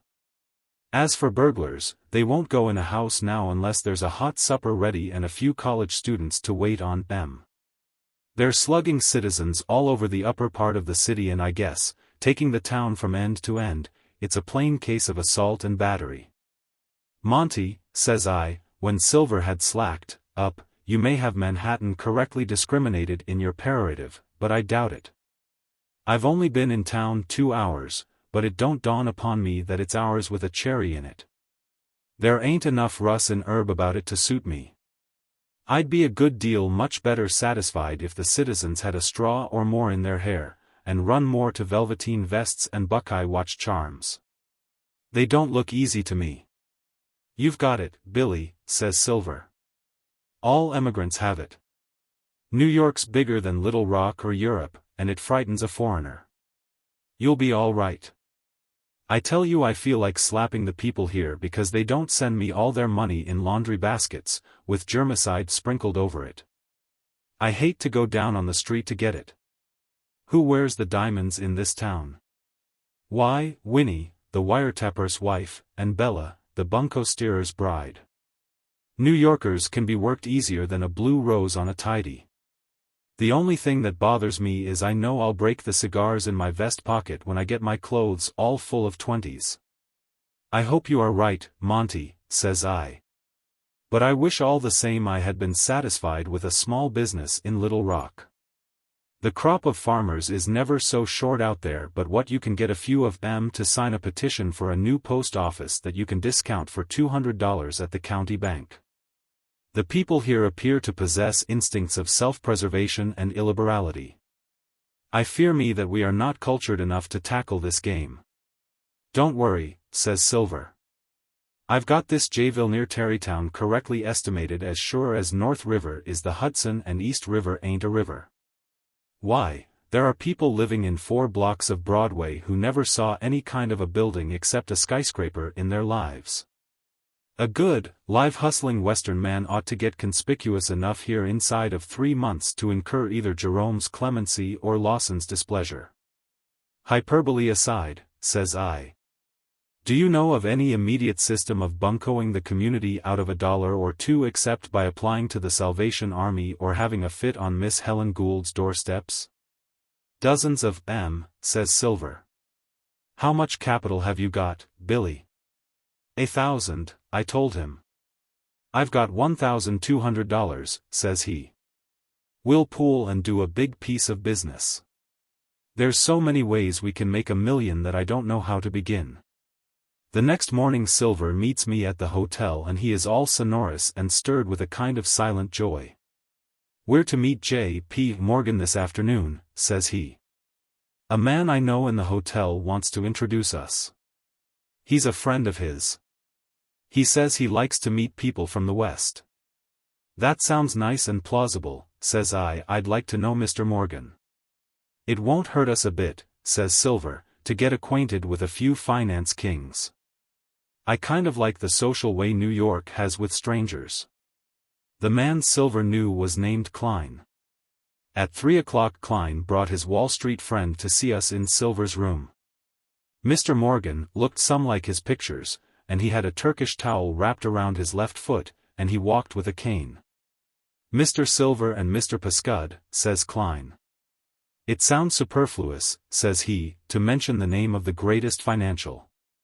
Cut it out, Klein, says Mr. Morgan.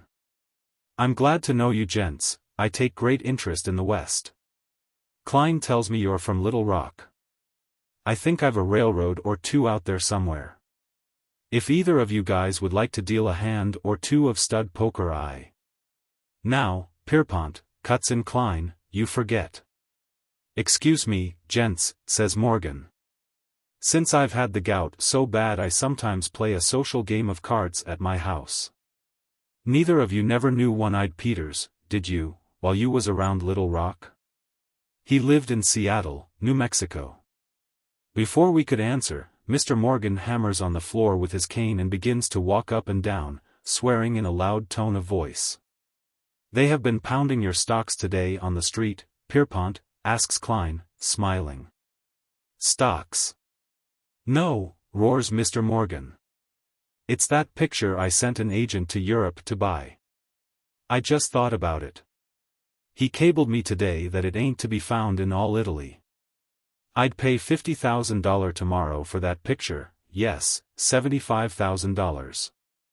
I give the agent a la carte in purchasing it. I cannot understand why the art galleries will allow a Da Vinci to. Why, Mr. Morgan, says Klein, I thought you owned all of the Da Vinci paintings. What is the picture like, Mr. Morgan? Asks Silver. It must be as big as the side of the Flatiron Building. I'm afraid your art education is on the bum, Mr. Silver, says Morgan. The picture is 27 inches by 42. And it is called Love's Idle Hour. It represents a number of cloak models doing the two-step on the bank of a purple river. The cablegram said it might have been brought to this country. My collection will never be complete without that picture. Well, so long, gents, us financiers must keep early hours. Mr. Morgan and Klein went away together in a cab. Me and Silver talked about how simple and unsuspecting great people was, and Silver said what a shame it would be to try to rob a man like Mr. Morgan. And I said I thought it would be rather imprudent, myself. Klein proposes a stroll after dinner, and me and him and Silver walks down toward 7th Avenue to see the sights. Klein sees a pair of cuff links that instigate his admiration in a pawnshop window, and we all go in while he buys them. After we got back to the hotel and Klein had gone, Silver jumps at me and waves his hands. Did you see it? Says he. Did you see it, Billy? What? I asks. Why, that picture that Morgan wants. It's hanging in that pawn shop, behind the desk. I didn't say anything because Klein was there. It's the article sure as you live. The girls are as natural as paint can make them, all measuring 36 and 25 and 42 skirts, if they had any skirts, and they're doing a buck and wing on the bank of a river with the blues. What did Mr. Morgan say he'd give for it? Oh, don't make me tell you. They can't know what it is in that pawn shop. When the pawn shop opened the next morning, me and Silver was standing there as anxious as if we wanted to soak our Sunday suit to buy a drink. We sauntered inside, and began to look at watch chains. That's a violent specimen of a chromo you've got up there, remarked Silver, casual, to the pawnbroker. But I kind of enthuse over the girl with the shoulder blades and red bunting. Would an offer of $2.25 for it cause you to knock over any fragile articles of your stock in hurrying it off the nail? The pawnbroker smiles and goes on showing us plate watch chains. That picture, says he, was pledged a year ago by an Italian gentleman. I loaned him $500 on it. It is called Love's Idle Hour, and it is by Leonardo da Vinci. 2 days ago the legal time expired, and it became an unredeemed pledge. Here is a style of chain that is worn a great deal now. At the end of half an hour me and Silver paid the pawnbroker $2,000 and walked out with the picture. Silver got into a cab with it and started for Morgan's office. I goes to the hotel and waits for him. In 2 hours Silver comes back. Did you see Mr. Morgan? I asks. How much did he pay you for it? Silver sits down and fools with a tassel on the table cover. I never exactly saw Mr. Morgan, he says, because Mr. Morgan's been in Europe for a month. But what's worrying me, Billy, is this: the department stores have all got that same picture on sale, framed, for $3.48. And they charge $3.50 for the frame alone. That's what I can't understand. The Song and the Sergeant. Half a dozen people supping at a table in one of the Upper Broadway all-night restaurants were making too much noise. 3 times the manager walked past them with a politely warning glance, but their argument had waxed too warm to be quelled by a manager's gaze. It was midnight, and the restaurant was filled with patrons from the theaters of that district. Some among the dispersed audiences must have recognized among the quarrelsome sextet the faces of the players belonging to the Carroll Comedy Company. 4 of the 6 made up the company. Another was the author of the Comedietta, a gay coquette, which the quartet of players had been presenting with fair success at several vaudeville houses in the city. The 6th at the table was a person inconsequent in the realm of art, but one at whose bidding many lobsters had perished. Loudly the 6 maintained their clamorous debate. No one of the party was silent except when answers were stormed from him by the excited ones. That was the comedian of A Gay Coquette. He was a young man with a face even too melancholy for his profession. The oral warfare of four immoderate tongues was directed at Miss Clarice Carroll, the twinkling star of the small aggregation. Excepting the downcast comedian, all members of the party united in casting upon her with vehemence the blame of some momentous misfortune.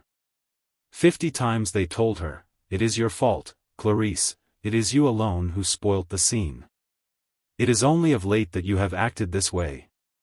At this rate the sketch will have to be taken off." Miss Carroll was a match for any four. Gallic ancestry gave her a vivacity that could easily mount to fury.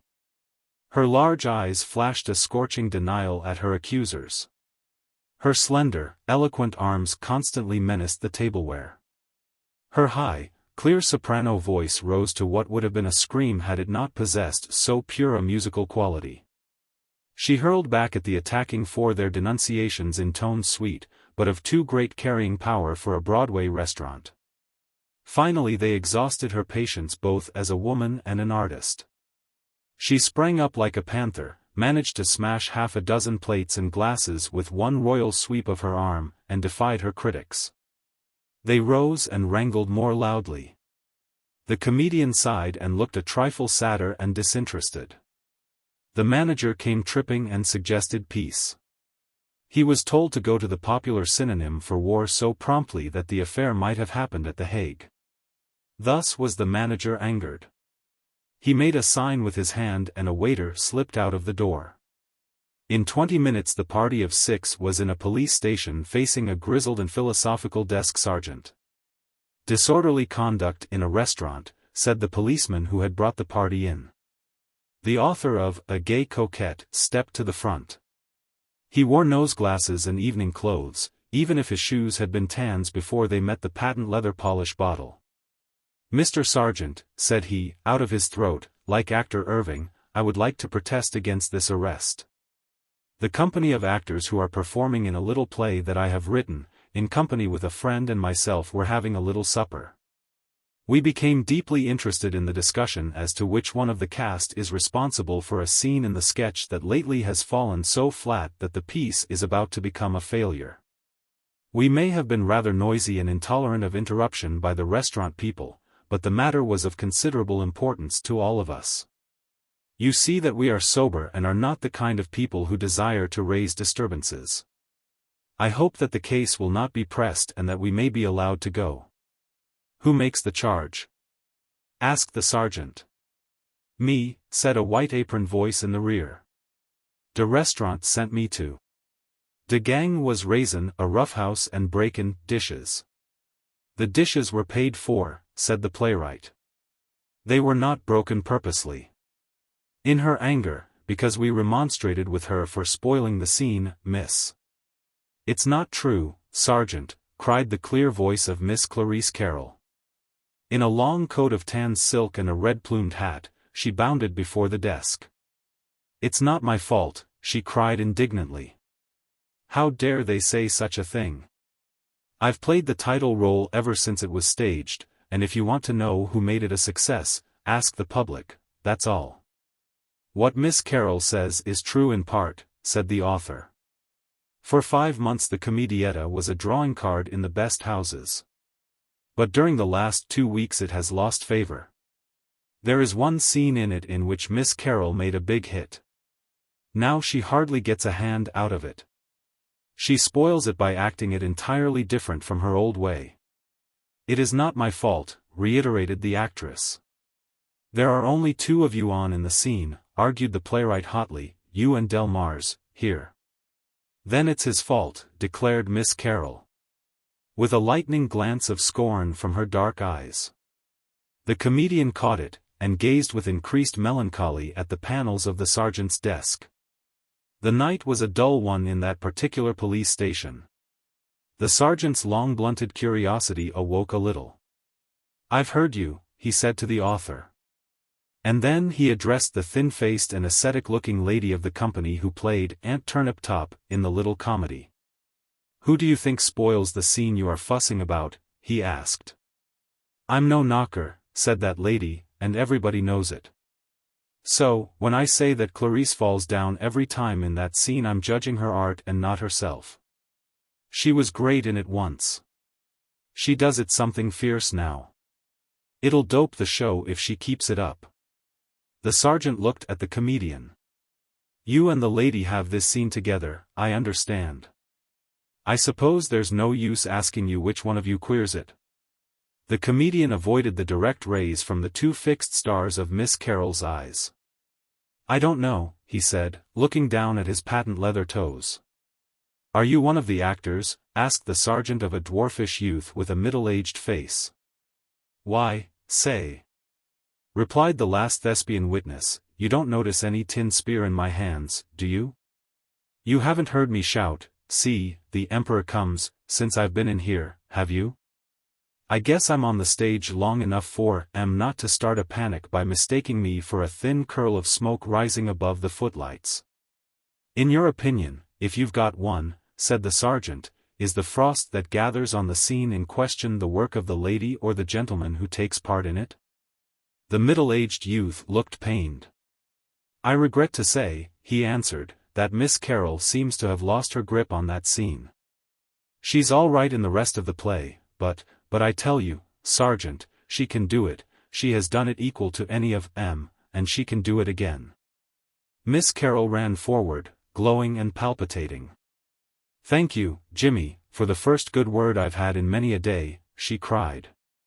And then she turned her eager face toward the desk.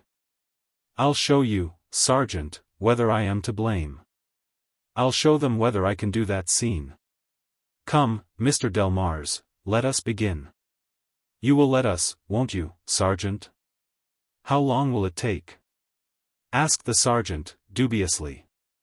8 minutes, said the playwright. The entire play consumes but 30. You may go ahead, said the sergeant. Most of you seem to side against the little lady. Maybe she had a right to crack up a saucer or two in that restaurant. We'll see how she does the turn before we take that up.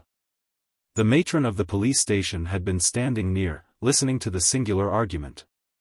She came nigher and stood near the sergeant's chair. 2 or 3 of the reserve strolled in, big and yawning. Before beginning the scene, said the playwright, and assuming that you have not seen a production of A Gay Coquette, I will make a brief but necessary explanation. It is a musical farce comedy, burlesque comedietta. As the title implies, Miss Carroll's role is that of a gay, rollicking, mischievous, heartless coquette. She sustains that character throughout the entire comedy part of the production. And I have designed the extravaganza features so that she may preserve and present the same coquettish idea. Now, the scene in which we take exception to Miss Carroll's acting is called the gorilla dance. She is costumed to represent a wood nymph, and there is a great song and dance scene with a gorilla, played by Mr. Delmars, the comedian. A tropical forest stage is set. That used to get 4 and 5 recalls. The main thing was the acting and the dance. It was the funniest thing in New York for 5 months. Delmars's song, I'll with thee to my sylvan home, while he and Miss Carroll were cutting hide-and-seek capers among the tropical plants, was a winner. What's the trouble with the scene now? Asked the sergeant. Miss Carroll spoils it right in the middle of it, said the playwright wrathfully. With a wide gesture of her ever-moving arms the actress waved back the little group of spectators, leaving a space in front of the desk for the scene of her vindication or fall. Then she whipped off her long tan cloak and tossed it across the arm of the policeman who still stood officially among them. Miss Carroll had gone to supper well cloaked, but in the costume of the tropic wood nymph. A skirt of fern leaves touched her knee, she was like a hummingbird, green and golden and purple. And then she danced a fluttering, fantastic dance, so agile and light and mazy in her steps that the other 3 members of the Carroll Comedy Company broke into applause at the art of it. And at the proper time Delmars leaped out at her side, mimicking the uncouth, hideous bounds of the gorilla so funnily that the grizzled sergeant himself gave a short laugh like the closing of a padlock. They danced together the gorilla dance, and won a hand from all. Then began the most fantastic part of the scene, the wooing of the nymph by the gorilla. It was a kind of dance itself, eccentric and prankish, with the nymph in coquettish and seductive retreat, followed by the gorilla as he sang, "I'll woo thee to my sylvan home." The song was a lyric of merit. The words were nonsense, as befitted the play, but the music was worthy of something better. Delmar struck into it in a rich tenor that owned a quality that shamed the flippant words. During one verse of the song the wood nymph performed the grotesque evolutions designed for the scene. At the middle of the second verse she stood still, with a strange look on her face, seeming to gaze dreamily into the depths of the scenic forest. The gorilla's last leap had brought him to her feet, and there he knelt, holding her hand. Until he had finished the haunting lyric that was set in the absurd comedy like a diamond in a piece of putty. When Delmars ceased, Miss Carroll started, and covered a sudden flow of tears with both hands. "There," cried the playwright, gesticulating with violence, "there you have it, Sergeant. For 2 weeks she has spoiled that scene in just that manner at every performance. I have begged her to consider that it is not Ophelia or Juliet that she is playing. Do you wonder now at our impatience? Tears for the gorilla song. The play is lost." Out of her bewitchment, whatever it was, the wood nymph flared suddenly, and pointed a desperate finger at Delmars. "It is you who have done this," she cried wildly. "You never sang that song that way until lately. It is your doing." "I give it up," said the sergeant. And then the gray-haired matron of the police station came forward from behind the sergeant's chair. "Must an old woman teach you all?" she said. She went up to Miss Carroll and took her hand. "The man's wearing his heart out for you, my dear. Couldn't you tell it the first note you heard him sing? All of his monkey flip-flops wouldn't have kept it from me. Must you be deaf as well as blind? That's why you couldn't act your part, child. Do you love him, or must he be a gorilla for the rest of his days?" Miss Carroll whirled around and caught Delmars with a lightning glance of her eye. He came toward her, melancholy. "Did you hear, Mr. Delmars?" she asked, with a catching breath. "I did," said the comedian. "It is true. I didn't think there was any use. I tried to let you know with the song." "Silly," said the matron, "why didn't you speak?" "No, no," cried the wood nymph, "his way was the best. I didn't know, but it was just what I wanted, Bobby." She sprang like a green grasshopper, and the comedian opened his arms, and smiled. "Get out of this," roared the desk sergeant to the waiting waiter from the restaurant. "There's nothing doing here for you. Man about town. There were 2 or 3 things that I wanted to know. I do not care about a mystery. So I began to inquire. It took me 2 weeks to find out what women carry in dress suitcases. And then I began to ask why a mattress is made in 2 pieces. This serious query was at first received with suspicion because it sounded like a conundrum. I was at last assured that its double form of construction was designed to make lighter the burden of woman, who makes up beds. I was so foolish as to persist, begging to know why, then, they were not made in 2 equal pieces, whereupon I was shunned. The third draught that I craved from the fount of knowledge was enlightenment concerning the character known as a man about town. He was more vague in my mind than a type should be.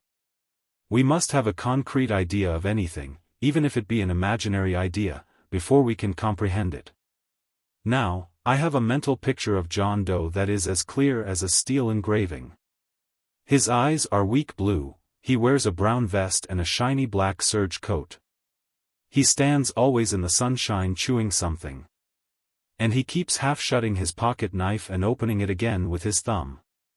And, if the man higher up is ever found, take my assurance for it, he will be a large, pale man with blue wristlets showing under his cuffs. And he will be sitting to have his shoes polished within sound of a bowling alley, and there will be somewhere about him turquoises. But the canvas of my imagination, when it came to limning the man about town, was blank.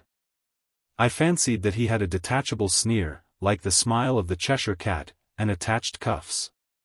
And that was all. Whereupon I asked a newspaper reporter about him. "Why," said he, "a man about town is something between a rounder and a clubman. He isn't exactly, well, he fits in between Mrs. Fish's receptions and private boxing bouts. He doesn't belong either to the Lotus Club or to the Jerry McGeogegan Galvanized Iron Workers Apprentices Left Hook Chowder Association. I don't exactly know how to describe him to you. You'll see him everywhere there's anything doing. Yes, I suppose he's a type. Dress clothes every evening, knows the ropes. Calls every policeman and waiter in town by their first names. No, he never travels with the hydrogen derivatives. You generally see him alone or with another man. My friend the reporter left me, and I wandered further afield. By this time the 3,126 electric lights on the Rialto were alight. People passed, but they held me not. Paphian eyes rayed upon me, and left me unscathed.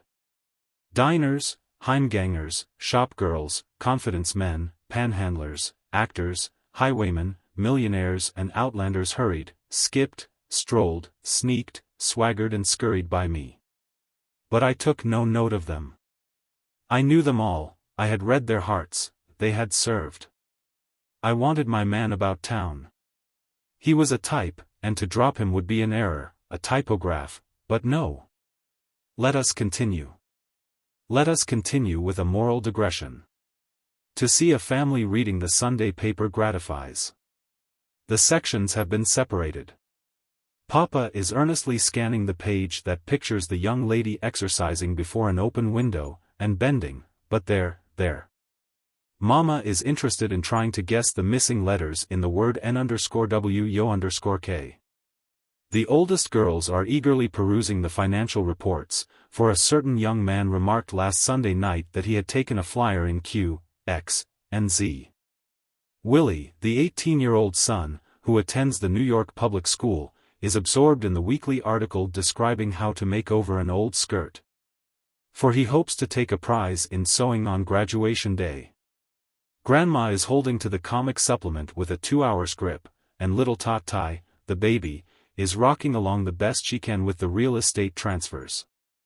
This view is intended to be reassuring, for it is desirable that a few lines of this story be skipped. For it introduces strong drink.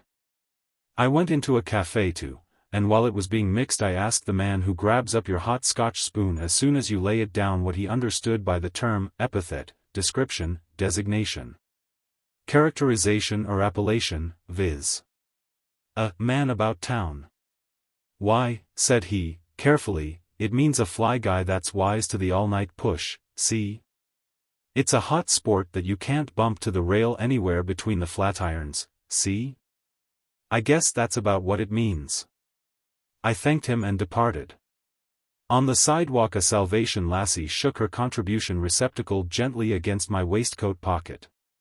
Would you mind telling me, I asked her, if you ever meet with the character commonly denominated as a man about town during your daily wanderings? I think I know whom you mean, she answered, with a gentle smile. We see them in the same places night after night. They are the devil's bodyguard, and if the soldiers of any army are as faithful as they are, their commanders are well served. We go among them, diverting a few pennies from their wickedness to the Lord's service. She shook the box again and I dropped a dime into it. In front of a glittering hotel a friend of mine, a critic, was climbing from a cab. He seemed at leisure, and I put my question to him. He answered me conscientiously, as I was sure he would. There is a type of man about town in New York, he answered. The term is quite familiar to me, but I don't think I was ever called upon to define the character before. It would be difficult to point you out an exact specimen. I would say, offhand, that it is a man who had a hopeless case of the peculiar New York disease of wanting to see and know. At 6 o'clock each day life begins with him. He follows rigidly the conventions of dress and manners. But in the business of poking his nose into places where he does not belong he could give pointers to a civet cat or a jackdaw. He is the man who has chased Bohemia about the town from Rathskeller to Roof Garden and from Hester Street to Harlem until you can't find a place in the city where they don't cut their spaghetti with a knife. Your man about town has done that. He is always on the scent of something new. He is curiosity, impudence, and omnipresence. Hansoms were made for him, and gold-banded cigars. And the curse of music at dinner. There are not so many of him, but his Minority Report is adopted everywhere. I'm glad you brought up the subject. I've felt the influence of this nocturnal blight upon our city, but I never thought to analyze it before. I can see now that your man about town should have been classified long ago. In his wake spring up wine agents and cloak models, and the orchestra plays "Let's All Go Up to Maud's" for him, by request, instead of Handel. He makes his rounds every evening. While you and I see the elephant once a week. When the cigar store is raided, he winks at the officer, familiar with his ground, and walks away immune, while you and I search among the presidents for names. And among the stars for addresses to give the desk sergeant. My friend, the critic, paused to acquire breath for fresh eloquence. I seized my advantage. You have classified him, I cried with joy. You have painted his portrait in the gallery of city types. But I must meet one face to face. I must study the man about town at first hand. Where shall I find him? How shall I know him? Without seeming to hear me, the critic went on. And his cab driver was waiting for his fare, too. He is the sublimated essence of butt-in, the refined, intrinsic extract of rubber. The concentrated, purified, irrefutable, unavoidable spirit of curiosity and inquisitiveness. A new sensation is the breath in his nostrils. When his experience is exhausted, he explores new fields with the indefatigability of a... Excuse me, I interrupted, but can you produce one of this type? It is a new thing to me. I must study it. I will search the town over until I find one. Its habitat must be here on Broadway. I am about to dine here, said my friend. Come inside, and if there is a man about town present I will point him out to you. I know most of the regular patrons here. I am not dining yet, I said to him. You will excuse me. I am going to find my man about town this night if I have to rake New York from the Battery to Little Coney Island. I left the hotel and walked down Broadway. The pursuit of my type gave a pleasant savor of life and interest to the air I breathed. I was glad to be in a city so great, so complex and diversified. Leisurely and with something of an air I strolled along with my heart expanding at the thought that I was a citizen of great Gotham, a sharer in its magnificence and pleasures. A partaker in its glory and prestige. I turned to cross the street. I heard something buzz like a bee, and then I took a long, pleasant ride with Santos Dumont. When I opened my eyes I remembered a smell of gasoline, and I said aloud, "Hasn't it passed yet?" A hospital nurse laid a hand that was not particularly soft upon my brow that was not at all fevered. A young doctor came along, grinned, and handed me a morning newspaper. "Want to see how it happened?" he asked cheerily. I read the article. Its headlines began where I heard the buzzing leave off the night before. It closed with these lines. Bellevue Hospital, where it was said that his injuries were not serious. He appeared to be a typical man about town. Memoirs of a Yellow Dog. I don't suppose it will knock any of you people off your perch to read a contribution from an animal. Mr. Kipling and a good many others have demonstrated the fact that animals can express themselves in remunerative English, and no magazine goes to press nowadays without an animal story in it. Except the old-style monthlies that are still running pictures of Brian and the Mont Pele's horror. But you needn't look for any stuck-up literature in my piece, such as Biru, the bear, and Snaku, the snake, and Tamanu, the tiger, talk in the Jungle books. A yellow dog that spent most of his life in a cheap New York flat, sleeping in a corner on an old sateen underskirt, the one she spilled port wine on at the Lady Longshoreman's banquet. Mustn't be expected to perform any tricks with the art of speech. I was born a yellow pup, date, locality, pedigree and weight unknown. The first thing I can recollect, an old woman had me in a basket at Broadway and 23rd trying to sell me to a fat lady. Old Mother Hubbard was boosting me to beat the band as a genuine Pomeranian Hambletonian Red Irish Cochin China Stoke Pogies Fox Terrier. The fat lady chased AV around among the samples of Gros-Grain flannelette in her shopping bag till she cornered it, and gave up. From that moment I was a pet, a mama's own wootsy squidlums. Say, gentle reader, did you ever have a 200-pound woman breathing a flavor of camembert cheese and Peau d'Espagne pick you up and wallop her nose all over you? Remarking all the time in an Emma Eames tone of voice, oh, ohs, woodlum, doodlum, woodlum, toodlum, bitsy witsy scudlums? From a pedigreed yellow pup I grew up to be an anonymous yellow cur looking like a cross between an Angora cat and a box of lemons. But my mistress never tumbled. She thought that the two primeval pups that Noah chased into the ark were but a collateral branch of my ancestors. It took 2 policemen to keep her from entering me at the Madison Square Garden for the Siberian Bloodhound Prize. I'll tell you about that flat. The house was the ordinary thing in New York, paved with Parian marble in the entrance hall and cobblestones above the first floor. Our flat was 3, well, not flights, climbs up. My mistress rented it unfurnished, and put in the regular things, 1903 antique unholstered parlor set, oil chromo of geishas in a Harlem tea house, rubber plant and husband. By serious. There was a biped I felt sorry for. He was a little man with sandy hair and whiskers a good deal like mine. Henpecked, well, toucans and flamingos and pelicans all had their bills in him. He wiped the dishes and listened to my mistress tell about the cheap, ragged things the lady with the squirrel skin coat on the second floor hung out on her line to dry. And every evening while she was getting supper she made him take me out on the end of a string for a walk. If men knew how women pass the time when they are alone they'd never marry. Laureline Gibby, peanut brittle, a little almond cream on the neck muscles, dishes unwashed, half an hour's talk with the iceman, reading a package of old letters.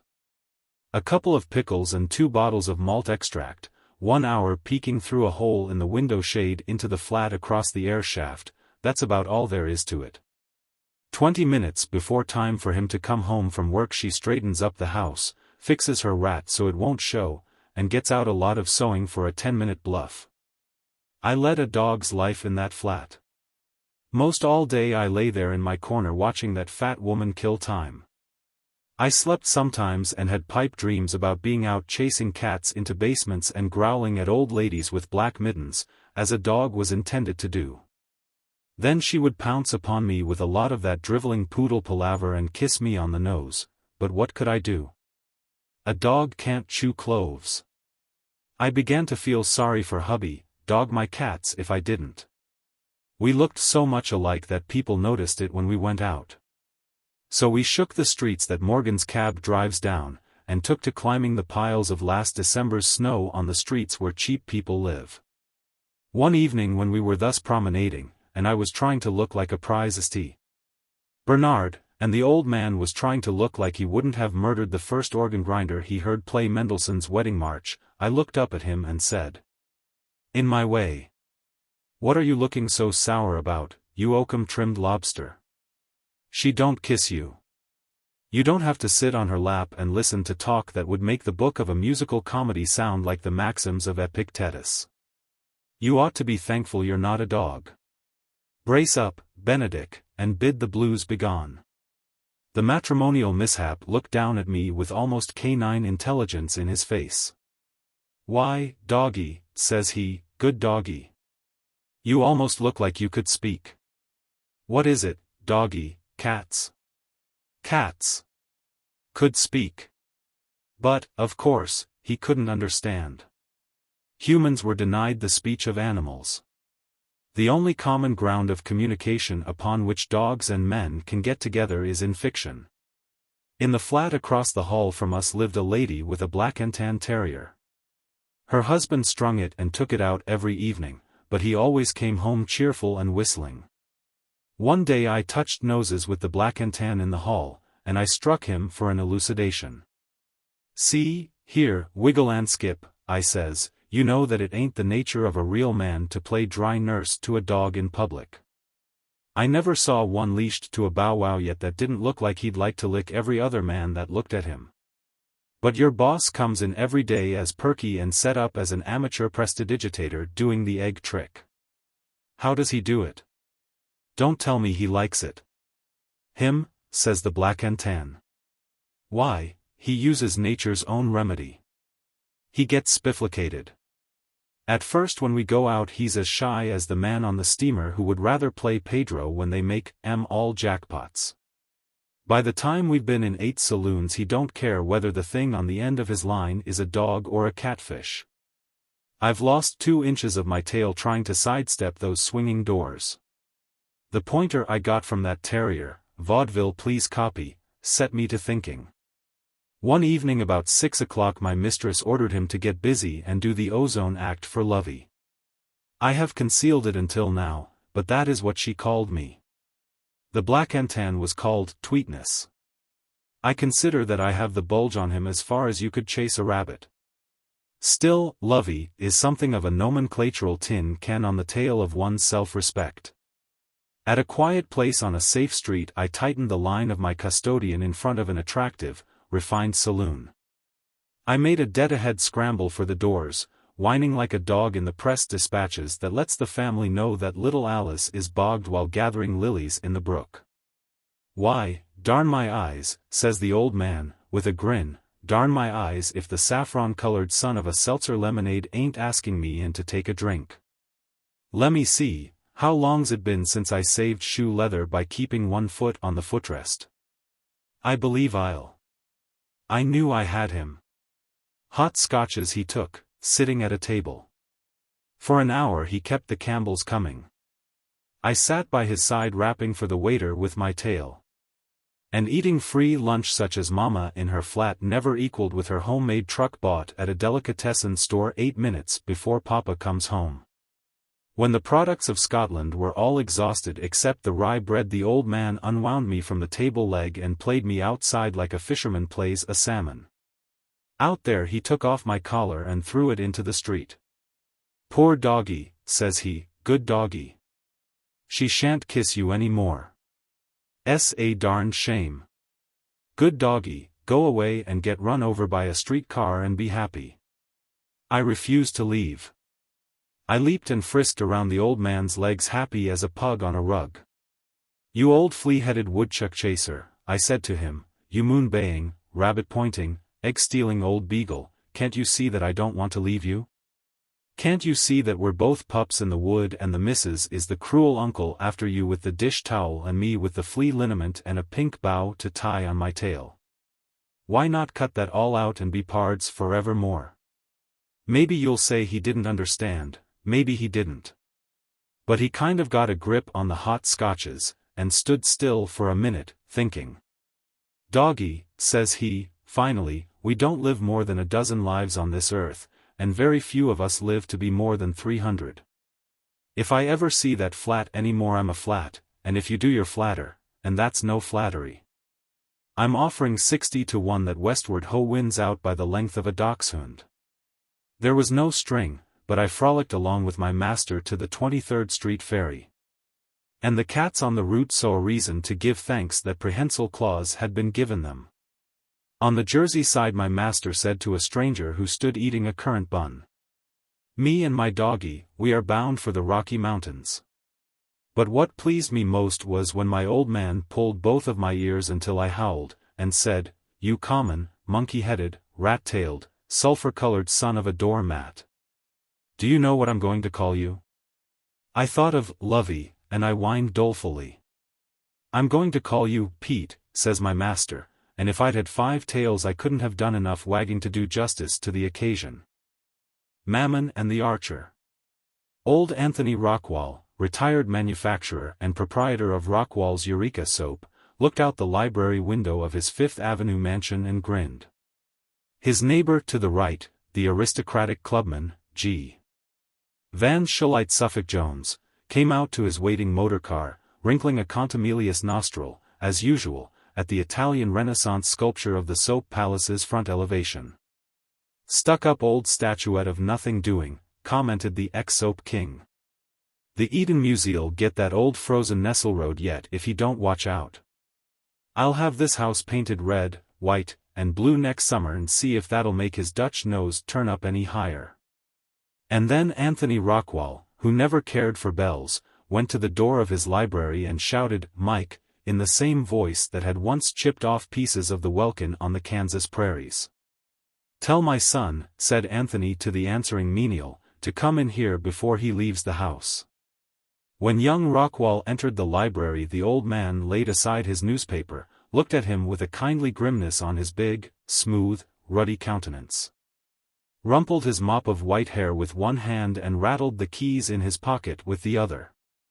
"Richard," said Anthony Rockwall, "what do you pay for the soap that you use?"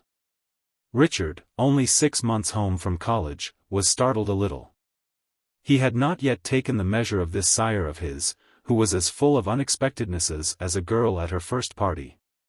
$6 a dozen, I think, Dad." "And your clothes?" "I suppose about $60, as a rule." "You're a gentleman," said Anthony, decidedly. "I've heard of these young bloods spending $24 a dozen for soap, and going over the 100 mark for clothes. You've got as much money to waste as any of them, and yet you stick to what's decent and moderate. Now I use the old Eureka, not only for sentiment, but it's the purest soap made. Whenever you pay more than 10 cents a cake for soap you buy bad perfumes and labels. But 50 cents is doing very well for a young man in your generation, position and condition. As I said, you're a gentleman. They say it takes 3 generations to make one. They're off. Money'll do it as slick as soap grease. It's made you one. By hokey. It's almost made one of me. I'm nearly as impolite and disagreeable and ill-mannered as these 2 old Knickerbocker gents on each side of me that can't sleep of nights because I bought in between them. There are some things that money can't accomplish," remarked young Rockwall, rather gloomily. "Now, don't say that," said old Anthony, shocked. "I bet my money on money every time. I've been through the encyclopedia down to Y looking for something you can't buy with it, and I expect to have to take up the appendix next week. I'm for money against the field. Tell me something money won't buy." "For one thing," answered Richard, rankling a little, "it won't buy one into the exclusive circles of society." "Oh ho! Won't it?" thundered the champion of the root of evil. "You tell me where your exclusive circles would be if the first Astor hadn't had the money to pay for his steerage passage over?" Richard sighed. "And that's what I was coming to," said the old man, less boisterously. "That's why I asked you to come in. There's something going wrong with you, boy. I've been noticing it for 2 weeks. Out with it. I guess I could lay my hands on 11 millions within 24 hours, besides the real estate. If it's your liver, there's the Rambler down in the bay, cold, and ready to steam down to the Bahamas in 2 days. Not a bad guess, Dad, you haven't missed it far." "Ah," said Anthony, keenly. "What's her name?" Richard began to walk up and down the library floor. There was enough comradeship and sympathy in this crude old father of his to draw his confidence. "Why don't you ask her?" demanded old Anthony. "She'll jump at you. You've got the money and the looks, and you're a decent boy. Your hands are clean. You've got no Eureka soap on them. You've been to college, but she'll overlook that."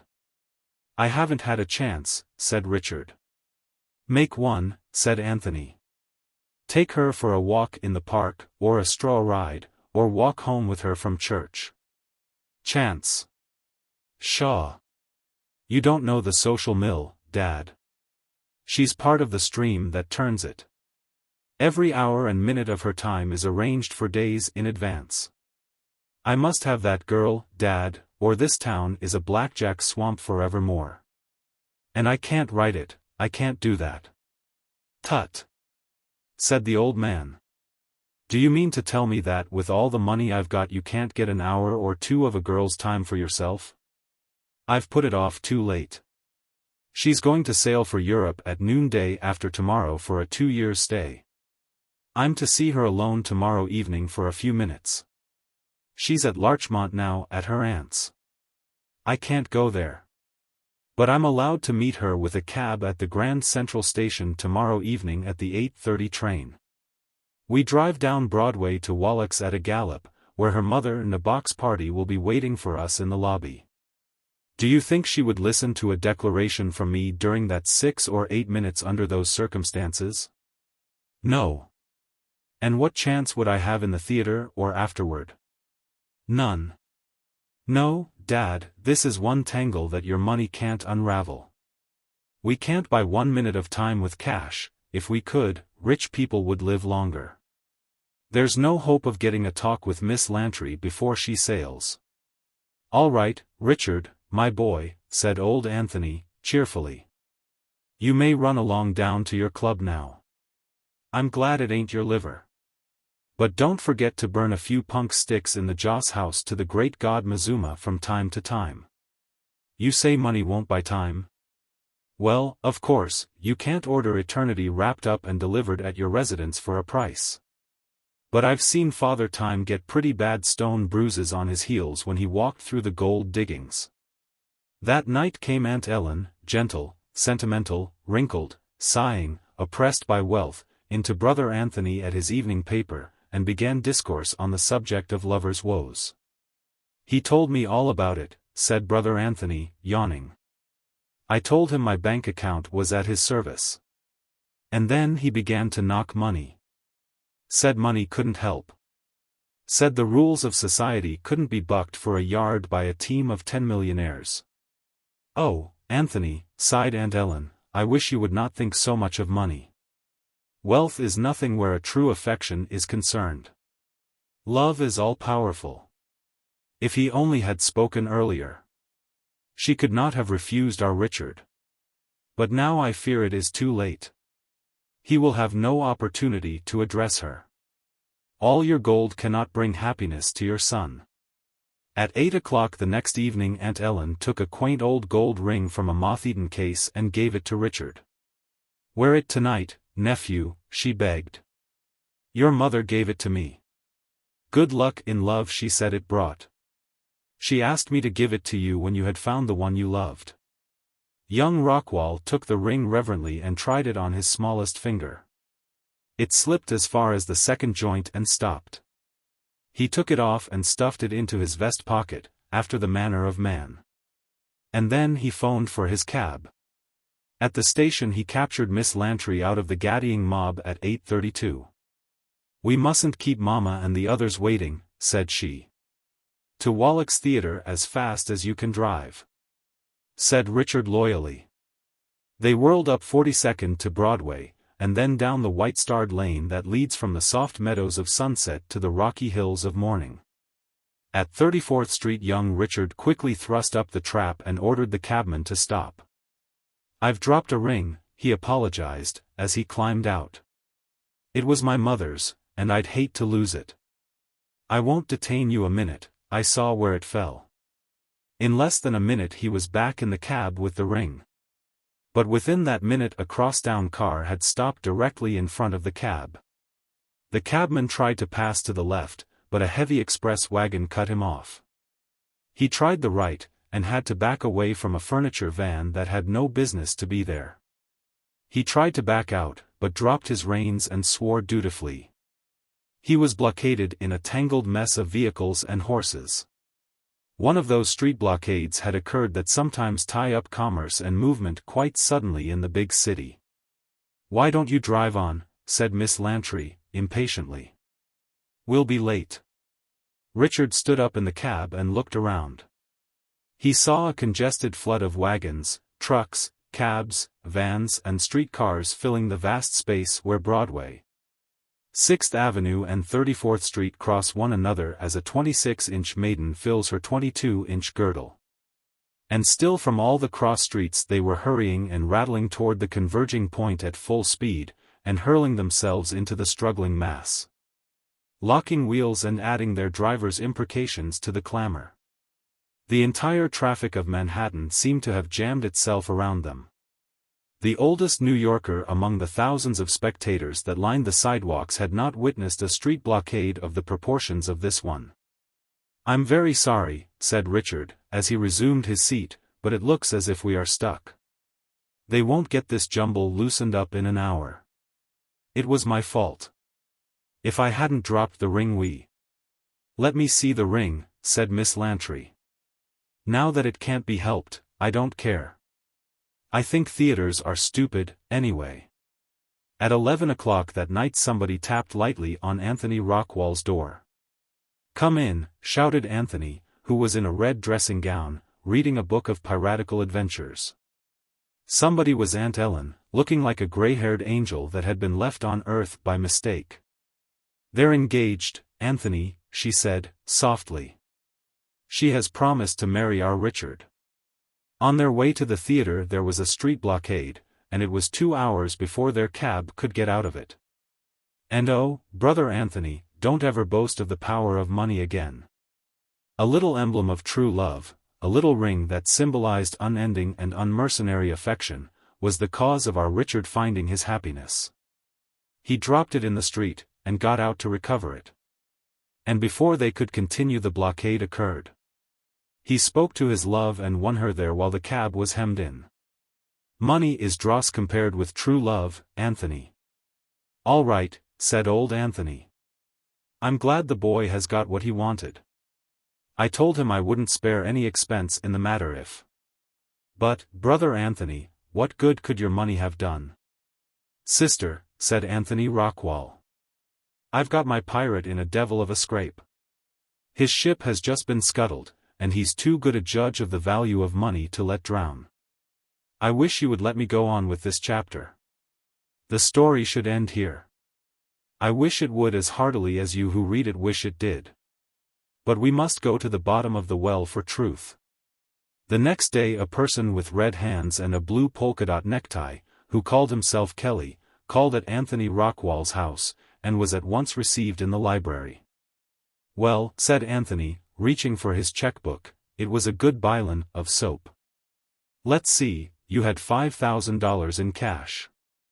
"I paid out $300 more of my own," said Kelly. "I had to go a little above the estimate. I got the express wagons and cabs mostly for $5, but the trucks and two-horse teams mostly raised me to $10. The motormen wanted $10, and some of the loaded teams $20. The cops struck me hardest, $50 I paid too, and the rest $20 and $25. But didn't it work beautiful, Mr. Rockwall? I'm glad William A.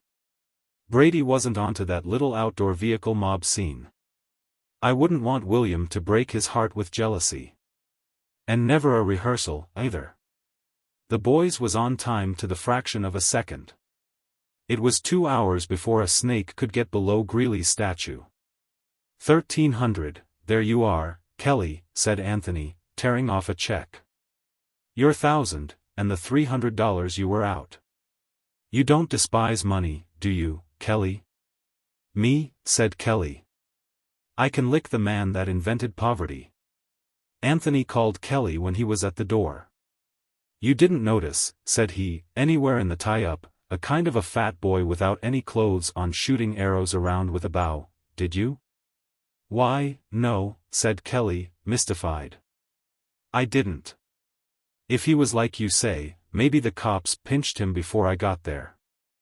I thought the little rascal wouldn't be on hand, chuckled Anthony. Goodbye, Kelly. The Detective Detector. I was walking in Central Park with Avery Knight, the great New York burglar, highwayman, and murderer. But, my dear Knight, said I, it sounds incredible. You have undoubtedly performed some of the most wonderful feats in your profession known to modern crime. You have committed some marvelous deeds under the very noses of the police. You have boldly entered the homes of millionaires and held them up with an empty gun while you made free with their silver and jewels. You have sandbagged citizens in the glare of Broadway's electric lights. You have killed and robbed with superb openness and absolute impunity, but when you boast that within 48 hours after committing a murder you can run down and actually bring me face to face with the detective assigned to apprehend you, I must beg leave to express my doubts. Remember, you are in New York. Avery Knight smiled indulgently. You pique my professional pride, Doctor, he said in a nettled tone. I will convince you. About 12 yards in advance of us a prosperous-looking citizen was rounding a clump of bushes where the walk curved. Knight suddenly drew a revolver and shot the man in the back. His victim fell and lay without moving. The great murderer went up to him leisurely and took from his clothes his money, watch, and a valuable ring and cravat pin. He then rejoined me smiling calmly, and we continued our walk. 10 steps and we met a policeman running toward the spot where the shot had been fired. Avery Knight stopped him. I have just killed a man, he announced, seriously, and robbed him of his possessions. Guan, said the policeman, angrily, or I'll run yez in. Want your name in the papers, don't yez? I never knew the cranks to come around so quick after a shootin' before.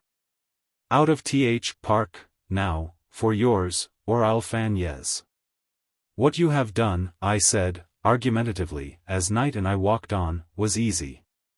But when you come to the task of hunting down the detective that they send upon your trail you will find that you have undertaken a difficult feat. Perhaps so, said Knight, lightly. I will admit that my success depends in a degree upon the sort of man they start after me. If it should be an ordinary plainclothes man I might fail to gain a sight of him. If they honor me by giving the case to some one of their celebrated sleuths I do not fear to match my cunning and powers of induction against his. On the next afternoon Knight entered my office with a satisfied look on his keen countenance. How goes the mysterious murder? I asked. As usual, said Knight, smilingly. I have put in the morning at the police station and at the inquest. It seems that a card case of mine containing cards with my name and address was found near the body. They have 3 witnesses who saw the shooting and gave a description of me. The case has been placed in the hands of Shamrock Jones, the famous detective. He left headquarters at 11:30 on the assignment. I waited at my address until 2, thinking he might call there. I laughed, tauntingly. You will never see Jones, I continued, until this murder has been forgotten, 2 or 3 weeks from now. I had a better opinion of your shrewdness, Knight. During the 3 hours and a half that you waited he has got out of your ken. He is after you on true induction theories now, and no wrongdoer has yet been known to come upon him while thus engaged. I advise you to give it up. Doctor, said Knight, with a sudden glint in his keen gray eye and a squaring of his chin. In spite of the record your city holds of something like a dozen homicides without a subsequent meeting of the perpetrator, and the sleuth in charge of the case. I will undertake to break that record. Tomorrow I will take you to Shamrock Jones, I will unmask him before you and prove to you that it is not an impossibility for an officer of the law and a manslayer to stand face to face in your city. Do it, said I, and you'll have the sincere thanks of the police department. On the next day Knight called for me in a cab. I've been on 1 or 2 false scents, Doctor, he admitted. I know something of detectives' methods, and I followed out a few of them, expecting to find Jones at the other end. The pistol being a .45 caliber, I thought surely I would find him at work on the clue in 45th Street. Then, again, I looked for the detective at the Columbia University, as the man's being shot in the back naturally suggested hazing. But I could not find a trace of him. Nor will you, I said, emphatically. Not by ordinary methods, said Knight. I might walk up and down Broadway for a month without success. But you have aroused my pride, Doctor. And if I fail to show you Shamrock Jones this day, I promise you I will never kill or rob in your city again. Nonsense, man, I replied. When our burglars walk into our houses and politely demand thousands of dollars worth of jewels, and then dine and bang the piano an hour or 2 before leaving, how do you, a mere murderer, Expect to come in contact with the detective that is looking for you? Avery Knight sat lost in thought for a while. At length he looked up brightly. "Doc," said he, "I have it. Put on your hat, and come with me. In half an hour I guarantee that you shall stand in the presence of Shamrock Jones." I entered a cab with Avery Knight. I did not hear his instructions to the driver, but the vehicle set out at a smart pace up Broadway, turning presently into Fifth Avenue, and proceeding northward again. It was with a rapidly beating heart that I accompanied this wonderful and gifted assassin, whose analytical genius and superb self-confidence had prompted him to make me the tremendous promise of bringing me into the presence of a murderer and the New York detective in pursuit of him simultaneously. Even yet I could not believe it possible. "Are you sure that you are not being led into some trap?" I asked. "Suppose that your clue, whatever it is, should bring us only into the presence of the commissioner of police and a couple of dozen cops." "My dear doctor," said Knight, a little stiffly, "I would remind you that I am no gambler." "I beg your pardon," said I, "but I do not think you will find Jones." The cab stopped before one of the handsomest residences on the avenue. Walking up and down in front of the house was a man with long red whiskers, with a detective's badge showing on the lapel of his coat. Now and then the man would remove his whiskers to wipe his face, and then I would recognize at once the well-known features of the great New York detective. Jones was keeping a sharp watch upon the doors and windows of the house. "Well, doctor," said Knight, unable to repress a note of triumph in his voice, "have you seen? It is wonderful, wonderful." I could not help exclaiming as our cab started on its return trip. "But how did you do it? By what process of induction?" "My dear doctor," interrupted the great murderer, "the inductive theory is what the detectives use. My process is more modern. I call it the saltatorial theory. Without bothering with the tedious mental phenomena necessary to the solution of a mystery from slight clues, I jump at once to a conclusion. I will explain to you the method I employed in this case. In the first place, I argued that as the crime was committed in New York City in broad daylight, in a public place and under peculiarly atrocious circumstances, and that as the most skillful sleuth available was let loose upon the case, the perpetrator would never be discovered. Do you not think my postulation justified by precedent? Perhaps so, I replied, doggedly. But if Big Bill Dev... Stop that, interrupted Knight, with a smile, I've heard that several times. It's too late now. I will proceed. If homicides in New York went undiscovered, I reasoned, although the best detective talent was employed to ferret them out, it must be true that the detectives went about their work in the wrong way. And not only in the wrong way, but exactly opposite from the right way. That was my clue. I slew the man in Central Park. Now, let me describe myself to you. I am tall, with a black beard, and I hate publicity. I have no money to speak of, I do not like oatmeal, and it is the one ambition of my life to die rich. I am of a cold and heartless disposition. I do not care for my fellow men and I never give a cent to beggars or charity. Now, my dear doctor, that is the true description of myself, the man whom that shrewd detective was to hunt down. You who are familiar with the history of crime in New York of late should be able to foretell the result. When I promised you to exhibit to your incredulous gaze the sleuth who was set upon me, you laughed at me because you said that detectives and murderers never met in New York. I have demonstrated to you that the theory is possible. But how did you do it? I asked again. It was very simple, replied the distinguished murderer. I assumed that the detective would go exactly opposite to the clues he had. I have given you a description of myself. Therefore, he must necessarily set to work and trail a short man with a white beard who likes to be in the papers, who is very wealthy, is fond of oatmeal, wants to die poor, and is of an extremely generous and philanthropic disposition. When thus far is reached the mind hesitates no longer.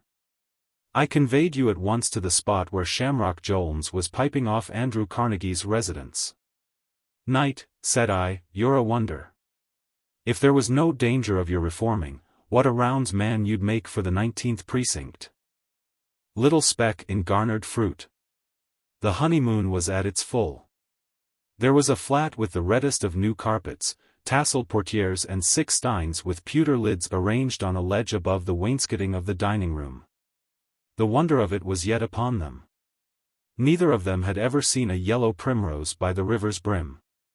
But if such a sight had met their eyes at that time it would have seemed like, well, whatever the poet expected the right kind of people to see in it besides a primrose. The bride sat in the rocker with her feet resting upon the world. She was wrapped in rosy dreams and a kimono of the same hue. She wondered what the people in Greenland and Tasmania and Belookistan were saying one to another about her marriage to Kid McGarry. Not that it made any difference. There was no welterweight from London to the Southern Cross that could stand up 4 hours, no, 4 rounds, with her bridegroom. And he had been hers for 3 weeks. And the crook of her little finger could sway him more than the fist of any 142-pounder in the world. Love, when it is ours, is the other name for self-abnegation and sacrifice. When it belongs to people across the airshaft it means arrogance and self-conceit. The bride crossed her Oxfords and looked thoughtfully at the distemper cupids on the ceiling.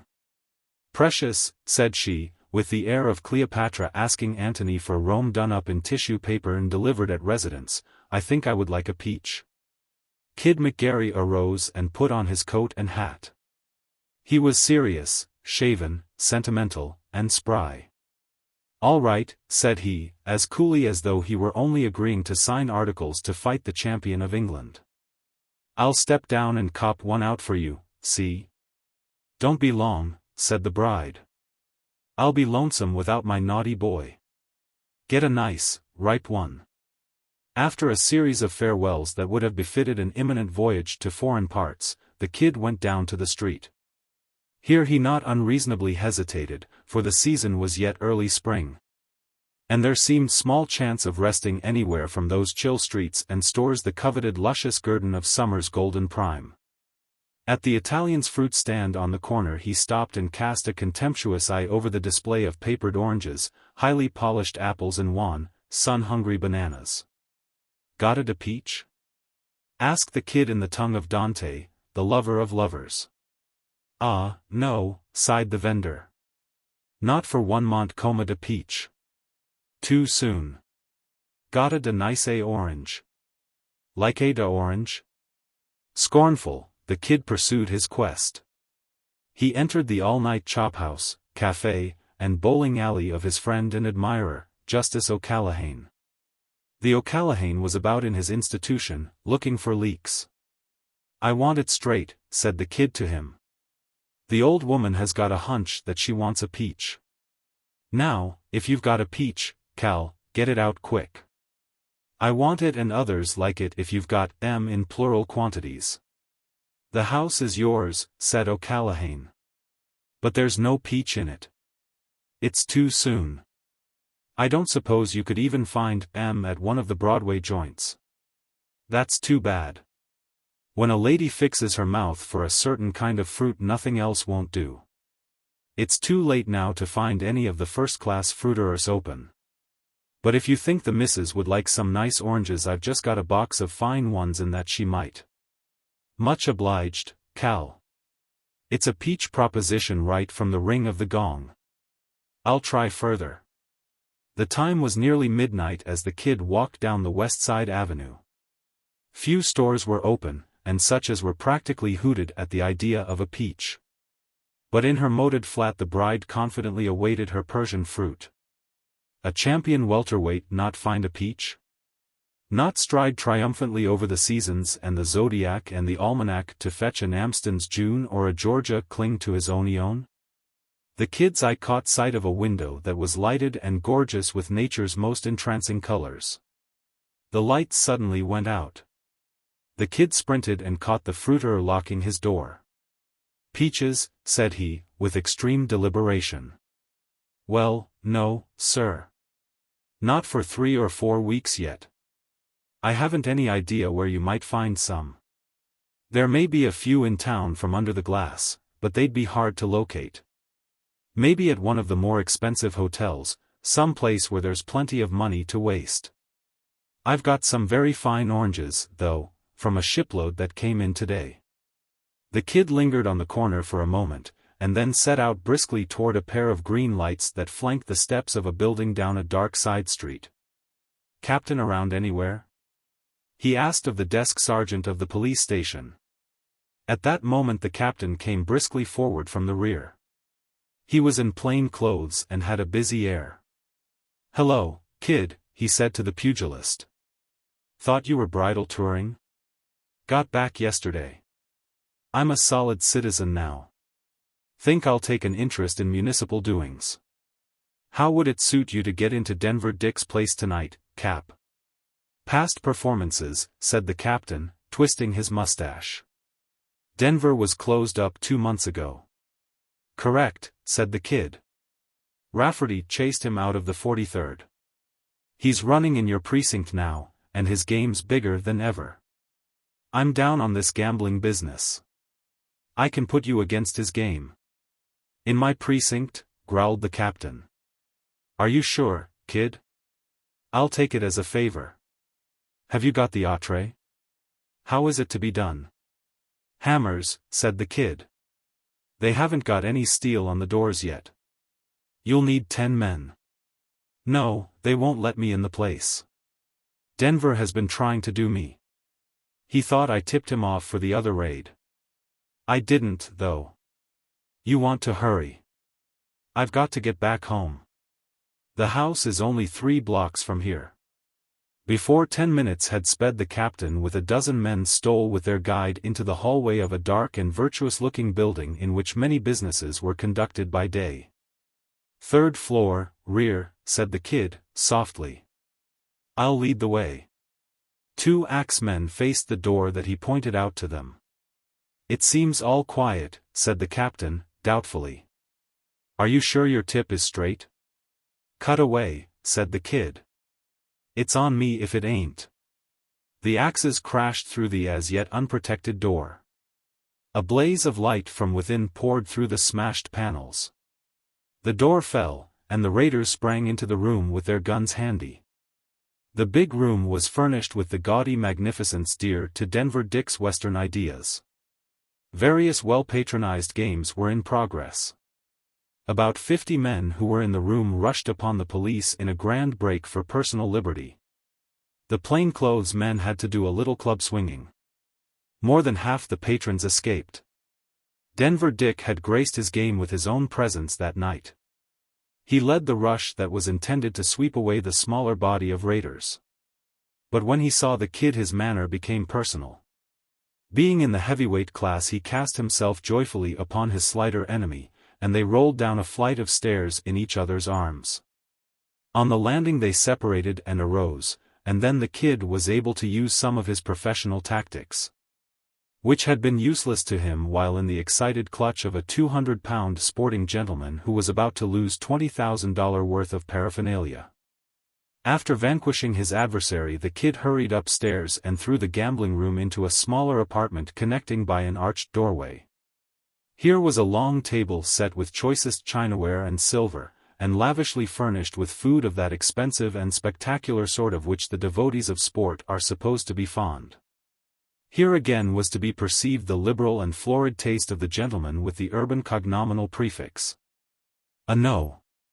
10 patent leather shoe protruded a few of its inches outside the tablecloth along the floor. The kid seized this and plucked forth a black man in a white tie and the garb of a servitor. "Get up," commanded the kid. "Are you in charge of this free lunch?" "Yes, sah, I was." "Has they done pinched us AG in, boss?" "Looks that way." "Listen to me. Are there any peaches in this layout? If there ain't I'll have to throw up the sponge. There was 3 dozen, sah, when the game opened this evenin', but I reckon the gentleman done eat 'em all up. If you'd like to eat a fust-rate orange, sah, I can find you some." "Get busy," ordered the kid, sternly, "and move whatever peach crop you've got quick or there'll be trouble." If anybody oranges me again tonight, I'll knock his face off. The raid on Denver Dick's high-priced and prodigal luncheon revealed one lone, last peach that had escaped the Epicurean jaws of the followers of chance. Into the kid's pocket it went, and that indefatigable forager departed immediately with his prize. With scarcely a glance at the scene on the sidewalk below, where the officers were loading their prisoners into the patrol wagons, he moved homeward with long, swift strides. His heart was light as he went. So rode the knights back to Camelot after perils and high deeds done for their lady's fair. The kid's lady had commanded him and he had obeyed. True, it was but a peach that she had craved, but it had been no small deed to glean a peach at midnight from that wintry city where yet the February snows lay like iron. She had asked for a peach. She was his bride. In his pocket the peach was warming in his hand that held it for fear that it might fall out and be lost. On the way the kid turned in at an all-night drugstore and said to the spectacled clerk, "Say, sport, I wish you'd size up this rib of mine and see if it's broke. I was in a little scrap and bumped down a flight or two of stairs." The druggist made an examination. "It isn't broken," was his diagnosis, "but you have a bruise there that looks like you'd fallen off the Flatiron twice." "That's all right," said the kid. "Let's have your clothes brush, please." The bride waited in the rosy glow of the pink lamp shade. The miracles were not all passed away.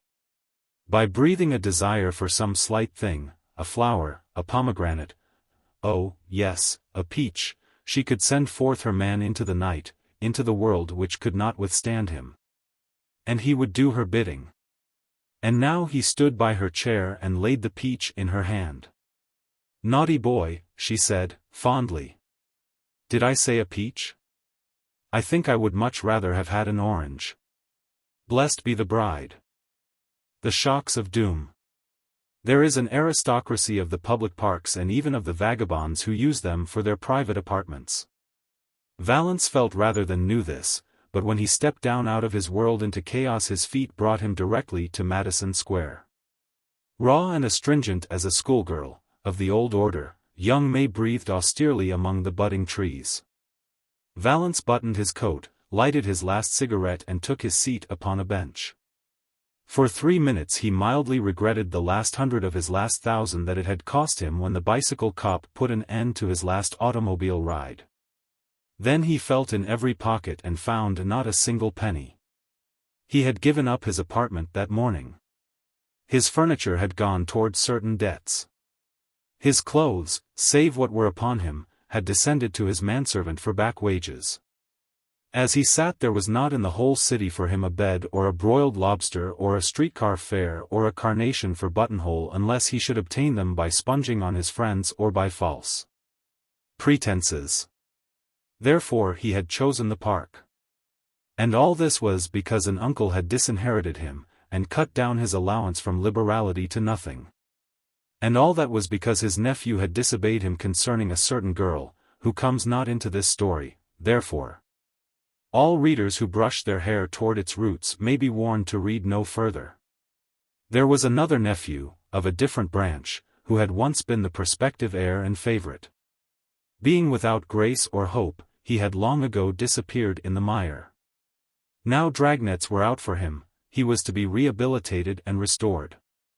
And so Valence fell grandly as Lucifer to the lowest pit, joining the tattered ghosts in the little park. Sitting there, he leaned far back on the hard bench and laughed a jet of cigarette smoke up to the lowest tree branches. The sudden severing of all his life's ties had brought him a free, thrilling, almost joyous elation. He felt precisely the sensation of the aeronaut when he cuts loose his parachute and lets his balloon drift away. The hour was nearly 10. Not many loungers were on the benches. The park dweller, though a stubborn fighter against autumnal coolness, is slow to attack the advance line of spring's chilly cohorts. Then arose one from a seat near the leaping fountain, and came and sat himself at Valence's side. He was either young or old, cheap lodging houses had flavored him mustily. Razors and combs had passed him by, in him drink had been bottled and sealed in the devil's bond. He begged a match, which is the form of introduction among park benchers, and then he began to talk. "You're not one of the regulars," he said to Valance. "I know tailored clothes when I see 'em. You just stopped for a moment on your way through the park. Don't mind my talking to you for a while? I've got to be with somebody. I'm afraid. I've told 2 or 3 of those bummers over about it. They think I'm crazy. Say, let me tell you, all I've had to eat today was a couple pretzels and an apple. Tomorrow I'll stand in line to inherit 3 millions. And that restaurant you see over there with the autos around it will be too cheap for me to eat in. Don't believe it, do you?" "Without the slightest trouble," said Valance, with a laugh. "I lunched there yesterday. Tonight I couldn't buy a 5-cent cup of coffee. You don't look like one of us." "Well, I guess those things happen. I used to be a high flyer myself, some years ago." "What knocked you out of the game?"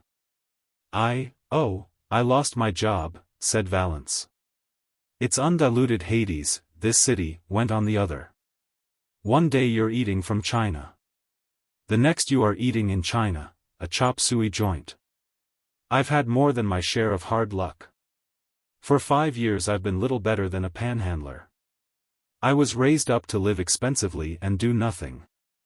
Say, I don't mind telling you, I've got to talk to somebody, you see, because I'm afraid. My name's Ide. You wouldn't think that old Paulding, one of the millionaires on Riverside Drive, was my uncle, would you? Well, he is. I lived in his house once, and had all the money I wanted. Say, haven't you got the price of a couple of drinks about you? What's your name?" "Dawson," said Valance. "No, I'm sorry to say that I'm all in, financially. I've been living for a week in a coal cellar on Division Street," went on Ide, "with a crook they called Blinky Morris. I didn't have anywhere else to go. While I was out today a chap with some papers in his pocket was there, asking for me. I didn't know but what he was a fly cop, so I didn't go around again till after dark. There was a letter there he had left for me. Say, Dawson, it was from a big downtown lawyer, Meade. I've seen his sign on N Street. Paulding wants me to play the prodigal nephew, wants me to come back and be his heir again and blow in his money. I'm to call at the lawyer's office at 10 tomorrow and step into my old shoes again, heir to 3 million, Dawson, and $10,000 a year pocket money. And, I'm afraid. The vagrant leaped to his feet and raised both trembling arms above his head. He caught his breath and moaned hysterically. Valance seized his arm and forced him back to the bench. "Be quiet," he commanded, with something like disgust in his tones. "One would think you had lost a fortune, instead of being about to acquire one. Of what are you afraid?" Ide cowered and shivered on the bench. He clung to Valance's sleeve, and even in the dim glow of the Broadway lights the latest disinherited one could see drops on the other's brow wrung out by some strange terror. "Why, I'm afraid something will happen to me before morning. I don't know what, something to keep me from coming into that money. I'm afraid a tree will fall on me, I'm afraid a cab will run over me, or a stone drop on me from a housetop, or something. I never was afraid before. I've sat in this park 100 nights as calm as a graven image without knowing where my breakfast was to come from. But now it's different. I love money, Dawson, I'm happy as a god when it's trickling through my fingers, and people are bowing to me, with the music and the flowers and fine clothes all around. As long as I knew I was out of the game I didn't mind. I was even happy sitting here ragged and hungry, listening to the fountain jump and watching the carriages go up the avenue. But it's in reach of my hand again now, almost, and I can't stand it to wait 12 hours, Dawson, I can't stand it. There are 50 things that could happen to me. I could go blind, I might be attacked with heart disease, the world might come to an end before I could." Ide sprang to his feet again. With a shriek. People stirred on the benches and began to look. Valance took his arm. "Come and walk," he said, soothingly. And try to calm yourself. There is no need to become excited or alarmed. Nothing is going to happen to you. One night is like another. That's right, said Ide. Stay with me, Dawson, that's a good fellow. Walk around with me a while. I never went to pieces like this before, and I've had a good many hard knocks. Do you think you could hustle something in the way of a little lunch, old man? I'm afraid my nerve's too far gone to try any panhandling. Valance led his companion up almost deserted Fifth Avenue, and then westward along the 30s toward Broadway. Wait here a few minutes, he said, leaving Ide in a quiet and shadowed spot. He entered a familiar hotel, and strolled toward the bar quite in his old assured way. There's a poor devil outside, Jimmy, he said to the bartender, who says he's hungry and looks it. You know what they do when you give them money. Fix up a sandwich or two for him. And I'll see that he doesn't throw it away. Certainly, Mr. Valance, said the bartender. They ain't all fakes. Don't like to see anybody go hungry. He folded a liberal supply of the free lunch into a napkin. Valance went with it and joined his companion. Ide pounced upon the food ravenously. I haven't had any free lunch as good as this in a year, he said. Aren't you going to eat any, Dawson? I'm not hungry, thanks, said Valance. We'll go back to the square, said Ide. The cops won't bother us there. I'll roll up the rest of this ham and stuff for our breakfast. I won't eat any more, I'm afraid I'll get sick. Suppose I'd die of cramps or something tonight, and never get to touch that money again. It's 11 hours yet till time to see that lawyer. You won't leave me, will you, Dawson? I'm afraid something might happen. You haven't any place to go, have you? No, said Valance, nowhere tonight. I'll have a bench with you. You take it cool, said Ide, if you've told it to me straight. I should think a man put on the bum from a good job just in one day would be tearing his hair. I believe I've already remarked, said Valance, laughing, that I would have thought that a man who was expecting to come into a fortune on the next day would be feeling pretty easy and quiet. It's funny business, philosophized Ide, about the way people take things, anyhow. Here's your bench, Dawson, right next to mine. The light don't shine in your eyes here. Say, Dawson, I'll get the old man to give you a letter to somebody about a job when I get back home. You've helped me a lot tonight. I don't believe I could have gone through the night if I hadn't struck you. Thank you, said Valance. Do you lie down or sit up on these when you sleep? For hours Valance gazed almost without winking at the stars through the branches of the trees and listened to the sharp slapping of horses' hoofs on the sea of asphalt to the south. His mind was active, but his feelings were dormant. Every emotion seemed to have been eradicated. He felt no regrets, no fears, no pain or discomfort. Even when he thought of the girl, it was as of an inhabitant of one of those remote stars at which he gazed. He remembered the absurd antics of his companion and laughed softly, yet without a feeling of mirth. Soon the daily army of milk wagons made of the city a roaring drum to which they marched. Valance fell asleep on his comfortless bench. At 10 o'clock on the next day the two stood at the door of Lawyer Meade's office in N Street. Ide's nerves fluttered worse than ever when the hour approached, and Valance could not decide to leave him a possible prey to the dangers he dreaded. When they entered the office, Lawyer Meade looked at them wonderingly. He and Valance were old friends.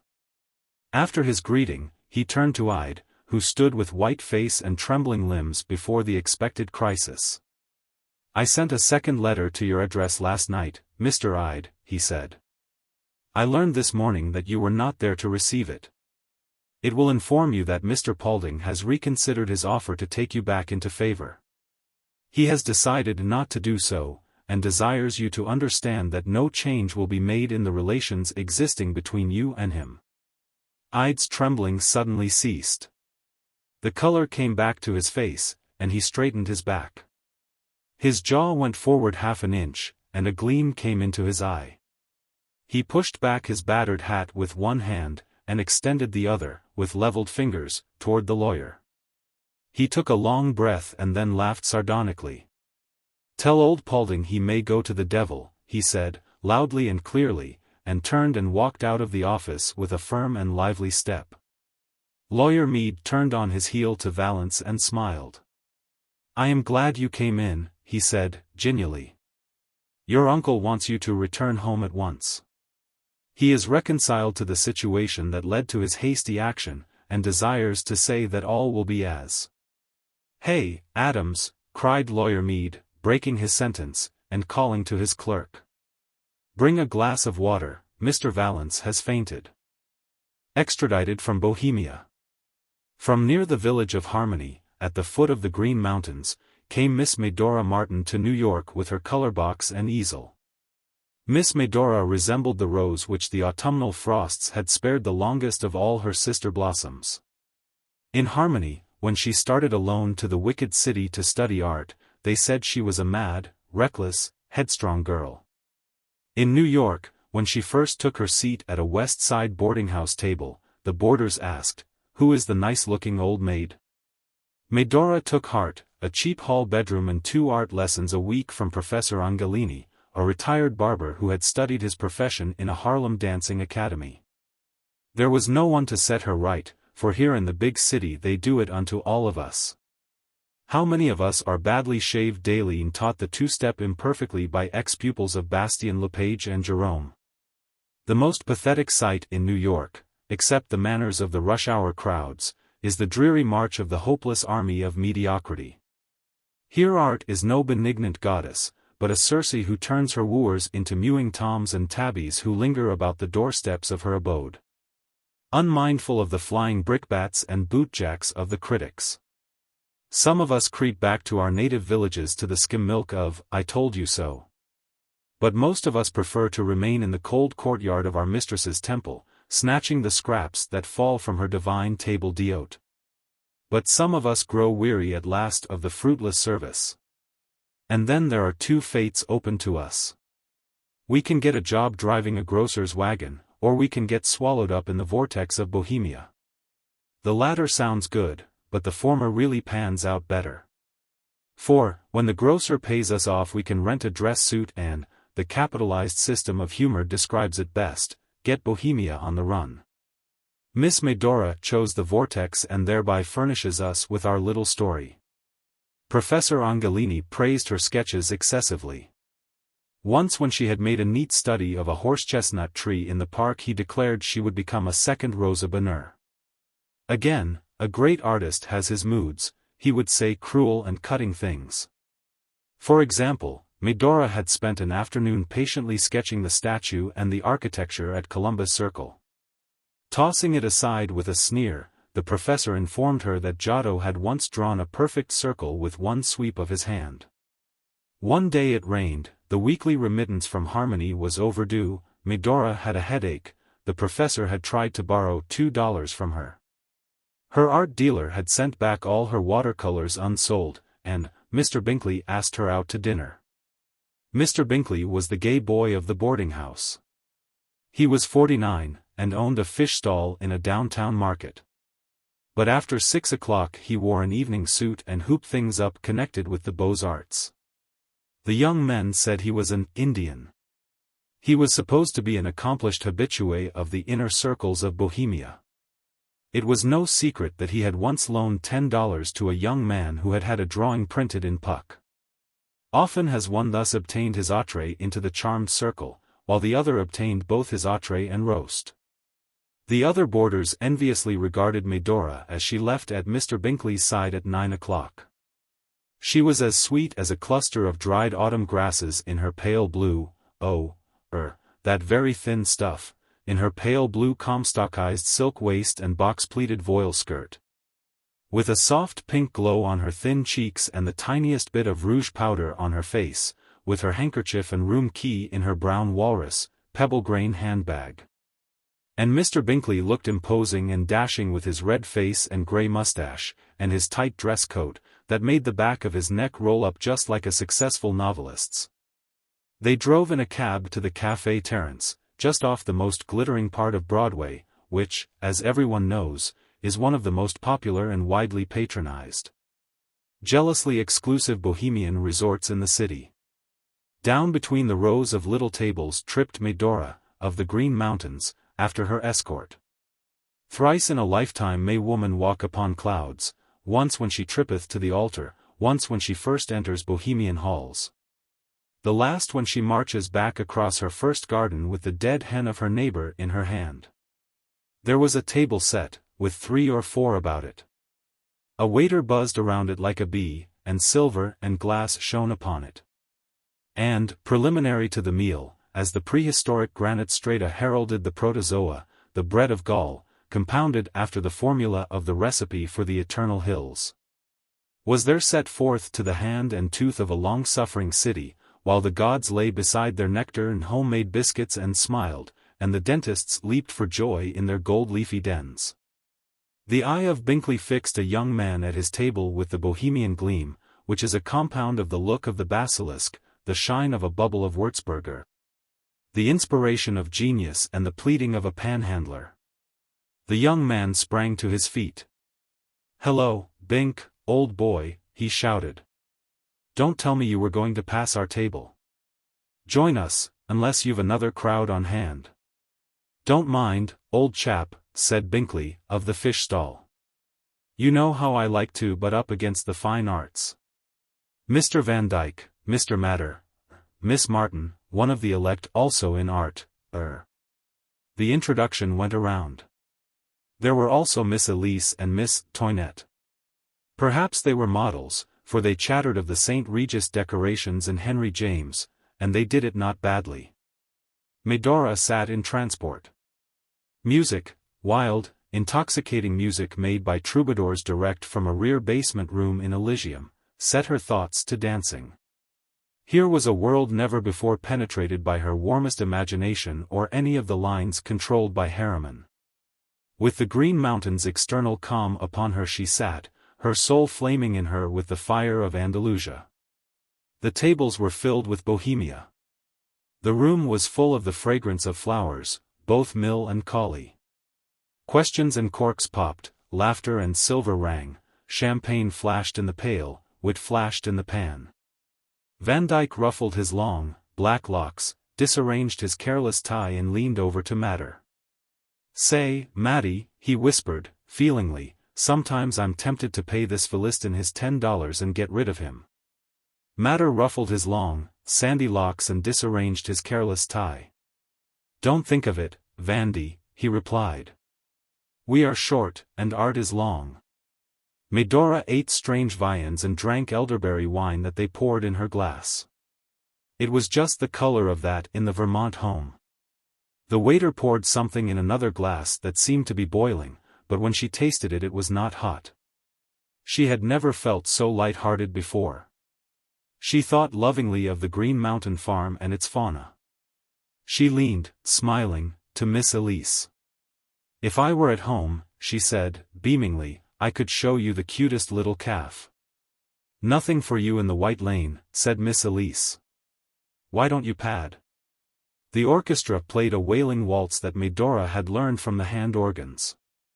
She followed the air with nodding head in a sweet soprano hum. Matter looked across the table at her, and wondered in what strange waters Binkley had caught her in his seine. She smiled at him, and they raised glasses and drank of the wine that boiled when it was cold. Binkley had abandoned art and was prating of the unusual spring catch of shad. Miss Elise arranged the Palatine Malstick tie pin of Mr. Van Dyke. A Philistine at some distant table was maundering volubly either about Jerome or Jerome. A famous actress was discoursing excitably about monogrammed hosiery. A hose clerk from a department store was loudly proclaiming his opinions of the drama. A writer was abusing Dickens. A magazine editor and a photographer were drinking a dry brand at a reserved table. A 36, 25, 42 young lady was saying to an eminent sculptor, "Fudge for your Prax Italis. Bring one of your Venus Anno Dominus down to Cohen's and see how quick she'd be turned down for a cloak model. Back to the quarries with your Greeks and Dagos." Thus went Bohemia. At 11 Mr. Bingley took Medora to the boarding house and left her, with a society bow, at the foot of the hall stairs. She went up to her room and lit the gas. And then, as suddenly as the dreadful genie arose in vapor from the copper vase of the fisherman, arose in that room the formidable shape of the New England conscience. The terrible thing that Medora had done was revealed to her in its full enormity. She had sat in the presence of the ungodly and looked upon the wine both when it was red and effervescent. At midnight she wrote this letter. Mr. Beriah Hoskins, Harmony, Vermont. Dear Sir, henceforth, consider me as dead to you forever. I have loved you too well to blight your career by bringing into it my guilty and sin-stained life. I have succumbed to the insidious wiles of this wicked world and have been drawn into the vortex of Bohemia. There is scarcely any depth of glittering iniquity that I have not sounded. It is hopeless to combat my decision. There is no rising from the depths to which I have sunk. Endeavor to forget me. I am lost forever in the fair but brutal maze of awful Bohemia. Farewell. Once your Medora. On the next day Medora formed her resolutions. Beelzebub, flung from heaven, was no more cast down. Between her and the apple blossoms of harmony there was a fixed gulf. Flaming cherubim warded her from the gates of her lost paradise. In one evening, by the aid of Bingley and Mum, Bohemia had gathered her into its awful midst. There remained to her but one thing, a life of brilliant, but irremediable error. Vermont was a shrine that she never would dare to approach again. But she would not sink. There were great and compelling ones in history upon whom she would model her meteoric career: Camille, Lola Montez, Royal Mary. Zaza, such a name as one of these would that of Medora Martin be to future generations. For 2 days Medora kept her room. On the third she opened a magazine at the portrait of the King of Belgium, and laughed sardonically. If that far-famed breaker of women's hearts should cross her path, he would have to bow before her cold and imperious beauty. She would not spare the old or the young. All America, all Europe should do homage to her sinister, but compelling charm. As yet she could not bear to think of the life she had once desired, a peaceful one in the shadow of the Green Mountains with Beriah at her side. And orders for expensive oil paintings coming in by each mail from New York. Her one fatal misstep had shattered that dream. On the 4th day Medora powdered her face and rouged her lips. Once she had seen Carter in Zaza. She stood before the mirror in a reckless attitude and cried, "Zut! Zut!" She rhymed it with nut, but with the lawless word harmony seemed to pass away forever. The vortex had her. She belonged to Bohemia forevermore. And never would Beriah. The door opened and Beriah walked in. "Dory," said he, "what's all that chalk and pink stuff on your face, honey?"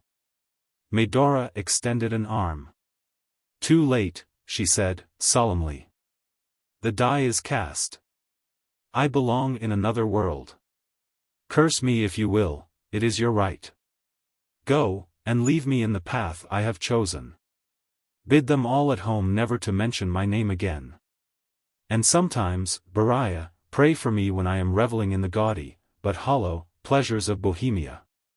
Get a towel, Dory," said Beriah, "and wipe that paint off your face. I came as soon as I got your letter. Them pictures of yours ain't amounting to anything. I've got tickets for both of us back on the evening train. Hurry and get your things in your trunk. Fate was too strong for me, Beriah. Go while I am strong to bear it. How do you fold this easel, Dory? Now begin to pack, so we have time to eat before train time. The maples is all out in full-grown leaves, Dory, you just ought to see 'em. Not this early, Beriah. You ought to see 'em, Dory, they're like an ocean of green in the morning sunlight. Oh, Beriah." On the train she said to him suddenly, "I wonder why you came when you got my letter." "Oh, shucks," said Beriah.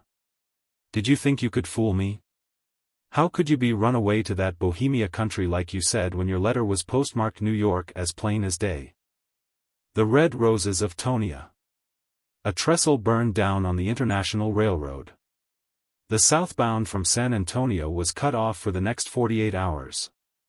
On that train was Tonia Weaver's Easter hat. Aspirations, the Mexican, who had been sent 40 miles in a buckboard from the Espinosa Ranch to fetch it, returned with a shrugging shoulder and hands empty except for a cigarette. At the small station, Nopal, he had learned of the delayed train and, having no commands to wait, turned his ponies toward the ranch again. Now, if one supposes that Easter, the goddess of spring, cares any more for the after-church parade on Fifth Avenue than she does for her loyal outfit of subjects that assemble at the meeting house at Cactus, Texas, a mistake has been made. The wives and daughters of the ranchmen of the Frio country put forth Easter blossoms of new hats and gowns as faithfully as is done anywhere, and the Southwest is, for one day, a mingling of prickly pear, Paris, and paradise. And now it was Good Friday, and Tonia Weaver's Easter hat blushed unseen in the desert air of an impotent express car, beyond the burned trestle. On Saturday noon the Rogers girls, from the Shoestring Ranch, and Ella Reeves, from the Anchoro, and Mrs. Bennett and Ida, from Green Valley, would convene at the Espinosa and pick up Tonia. With their Easter hats and frocks carefully wrapped and bundled against the dust, the fair aggregation would then merrily jog the 10 miles to Cactus, where on the morrow they would array themselves. Subjugate man, do homage to Easter, and cause jealous agitation among the lilies of the field. Tonia sat on the steps of the Espinosa ranch house flicking gloomily with a quirt at a tuft of curly mesquite. She displayed a frown and a contumelious lip, and endeavored to radiate an aura of disagreeableness and tragedy. "I hate railroads," she announced positively. "And men. Men pretend to run them. Can you give any excuse why a trestle should burn? Ida Bennett's hat is to be trimmed with violets. I shall not go one step toward Cactus without a new hat. If I were a man I would get one." Two men listened uneasily to this disparagement of their kind. One was Wells Pearson, foreman of the Mucho Calor cattle ranch. The other was Thompson Burrows, the prosperous sheepman from the Quintana Valley. Both thought Tonia Weaver adorable, especially when she railed at railroads and menaced men. Either would have given up his epidermis to make for her an Easter hat more cheerfully than the ostrich gives up his tip or the aigrette lays down its life. Neither possessed the ingenuity to conceive a means of supplying the sad deficiency against the coming Sabbath. Pearson's deep brown face and sunburned light hair gave him the appearance of a schoolboy seized by one of youth's profound and insolvable melancholies. Tonia's plight grieved him through and through. Thompson Burrows was the more skilled and pliable. He hailed from somewhere in the East originally. And he wore neckties and shoes, and was made dumb by woman's presence.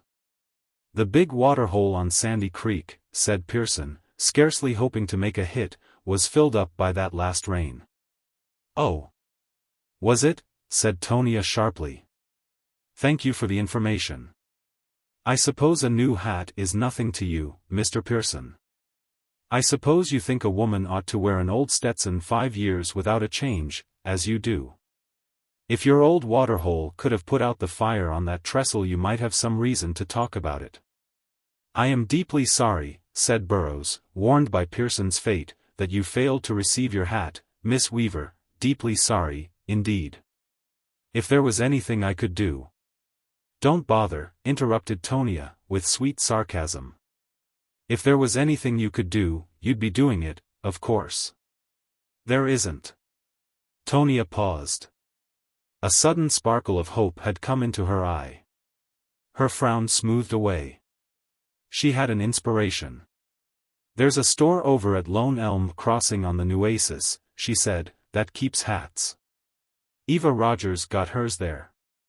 She said it was the latest style. It might have some left. But it's 28 miles to Lone Elm." The spurs of two men who hastily arose jingled. And Tonia almost smiled.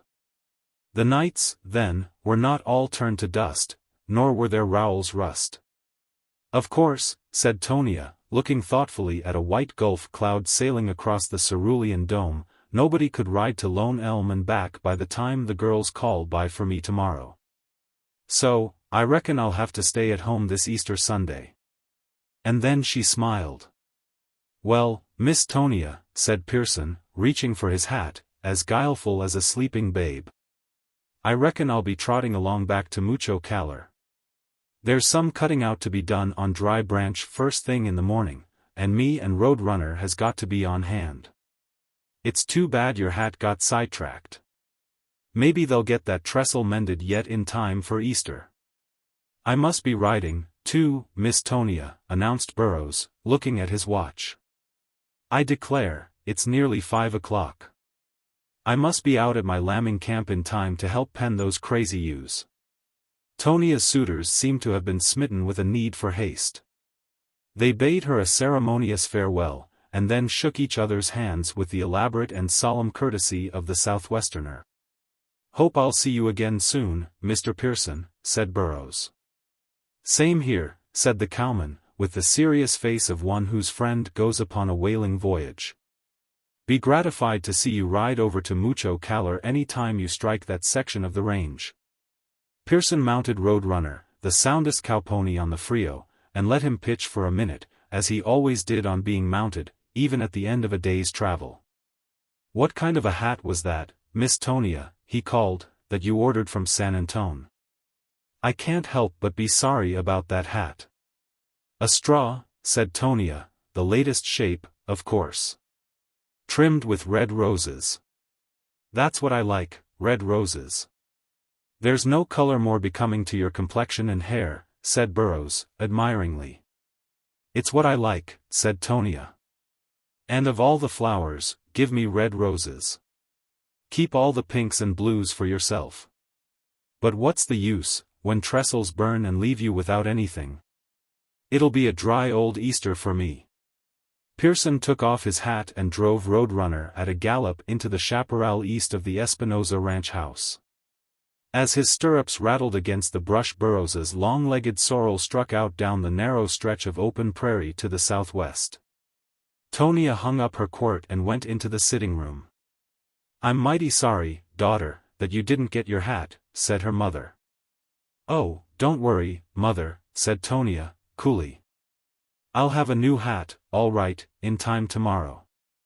When Burrows reached the end of the strip of prairie, he pulled his sorrel to the right and let him pick his way daintily across a sequista flat through which ran the ragged, dry bed of an arroyo.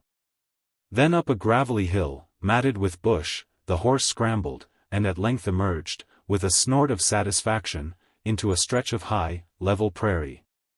Grassy and dotted with the lighter green of mesquites in their fresh spring foliage.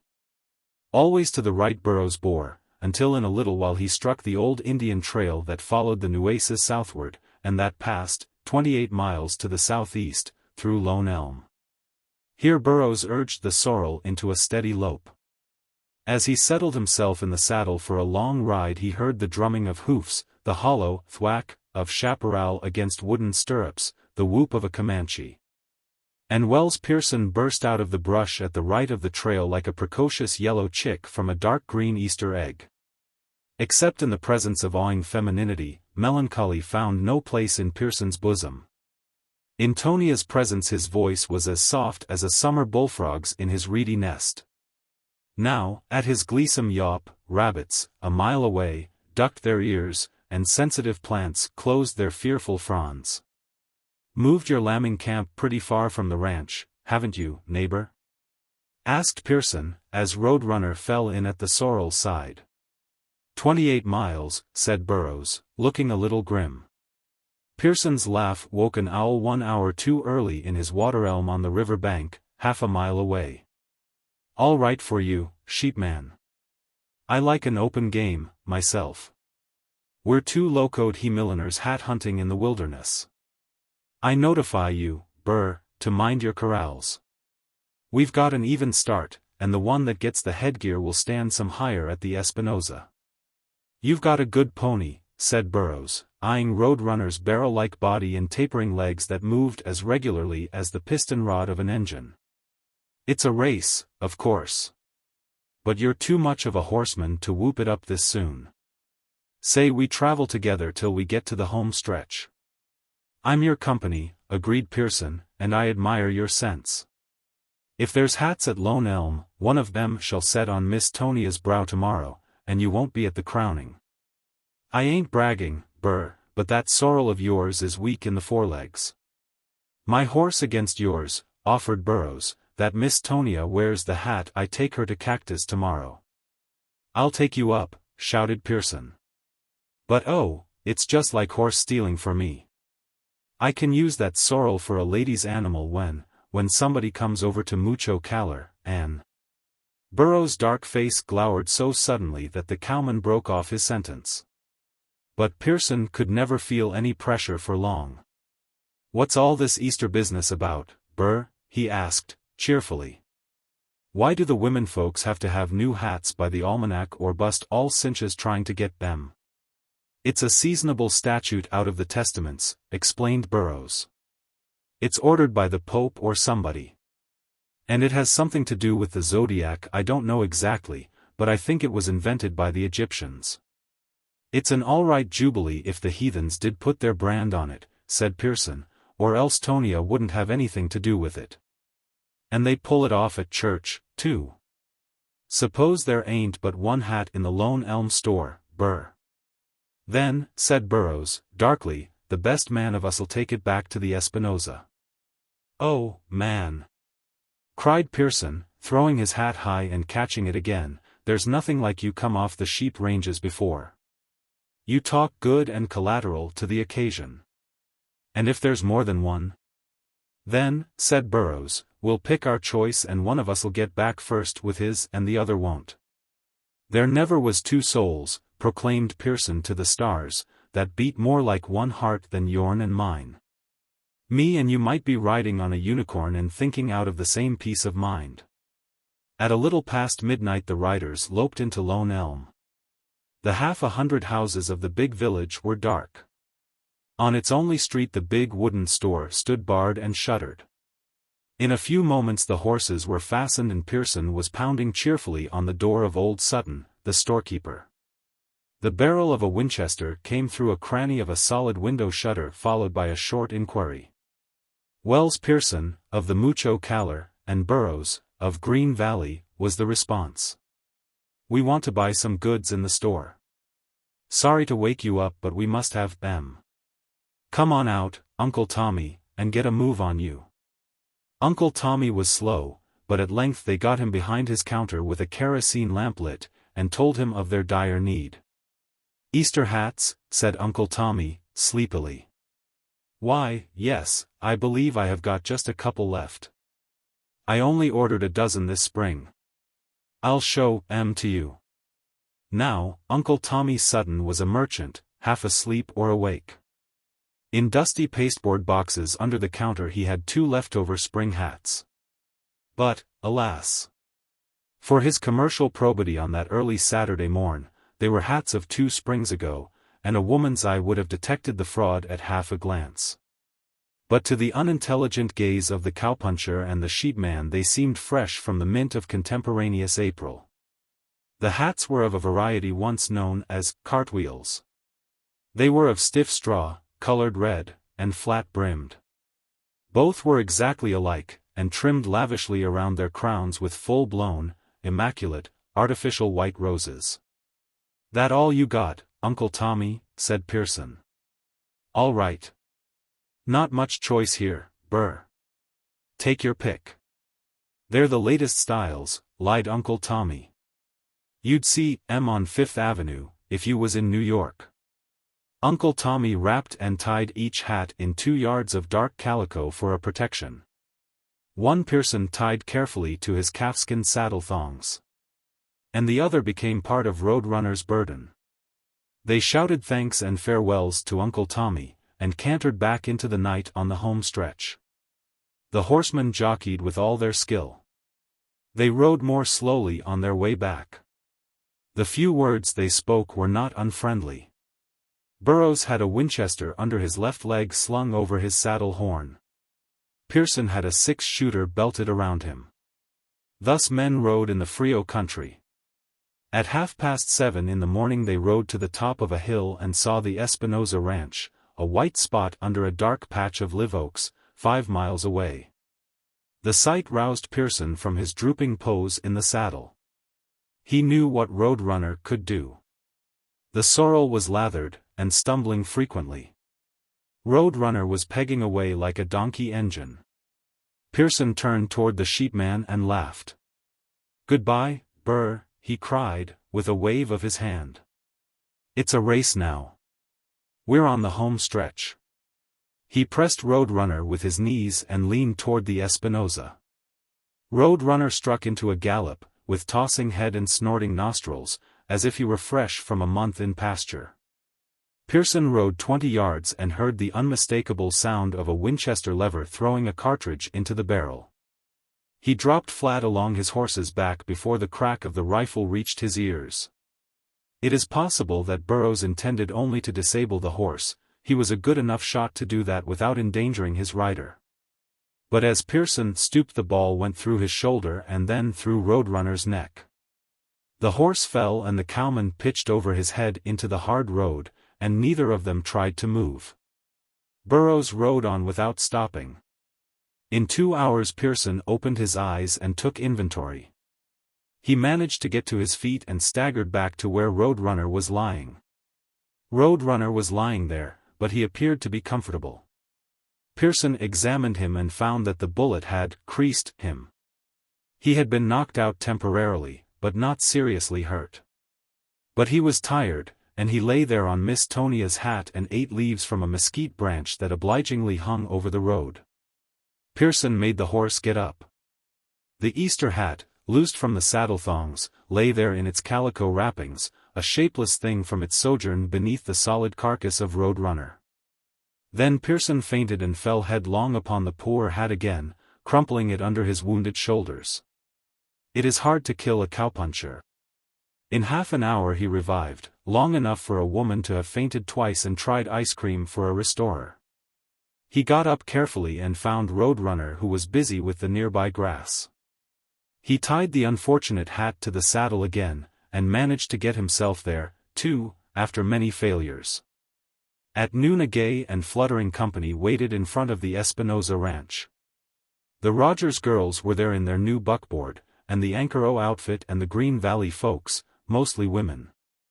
And each and every one wore her new Easter hat, even upon the lonely prairies, for they greatly desired to shine forth and do honor to the coming festival. At the gate stood Tonia, with undisguised tears upon her cheeks. In her hand she held Burroughs' lone elm hat, and it was at its white roses, hated by her, that she wept. For her friends were telling her, with the ecstatic joy of true friends, that cartwheels could not be worn, being 3 seasons passed into oblivion. "Put on your old hat and come, Tonia," they urged. "For Easter Sunday," she answered. "I'll die first." And wept again. The hats of the fortunate ones were curved and twisted into the style of spring's latest proclamation. A strange being rode out of the brush among them, and there sat his horse languidly. He was stained and disfigured with the green of the grass and the limestone of rocky roads. "Hello, Pearson," said Daddy Weaver. "Look like you've been breaking a mustang. What's that you've got tied to your saddle, a pig in a poke?" "Oh, come on, Tonia, if you're going," said Betty Rogers. "We mustn't wait any longer. We've saved a seat in the buckboard for you. Never mind the hat. That lovely muslin you've got on looks sweet enough with any old hat." Pearson was slowly untying the queer thing on his saddle. Tonia looked at him with a sudden hope. Pearson was a man who created hope. He got the thing loose and handed it to her. Her quick fingers tore at the strings. "Best I could do," said Pearson slowly. "What Roadrunner and me done to it will be about all it needs." "Oh, oh. It's just the right shape," shrieked Tonia. "And red roses. Wait till I try it on." She flew into the glass, and out again, beaming, radiating, blossomed. "Oh, don't red become her," chanted the girls in recitative. "Hurry up, Tonia." Tonia stopped for a moment by the side of Roadrunner. Thank you, Wells, she said, happily.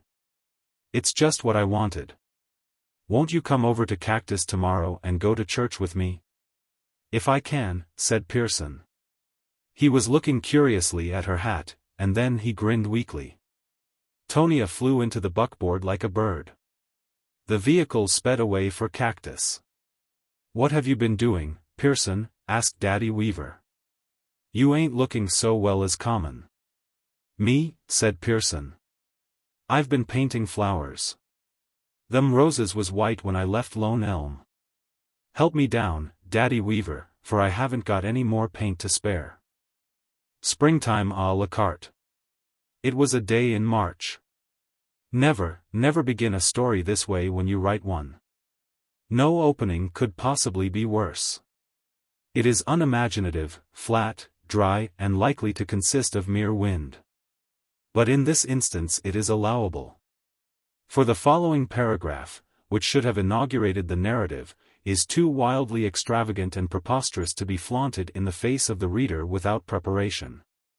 Sarah was crying over her bill of fare.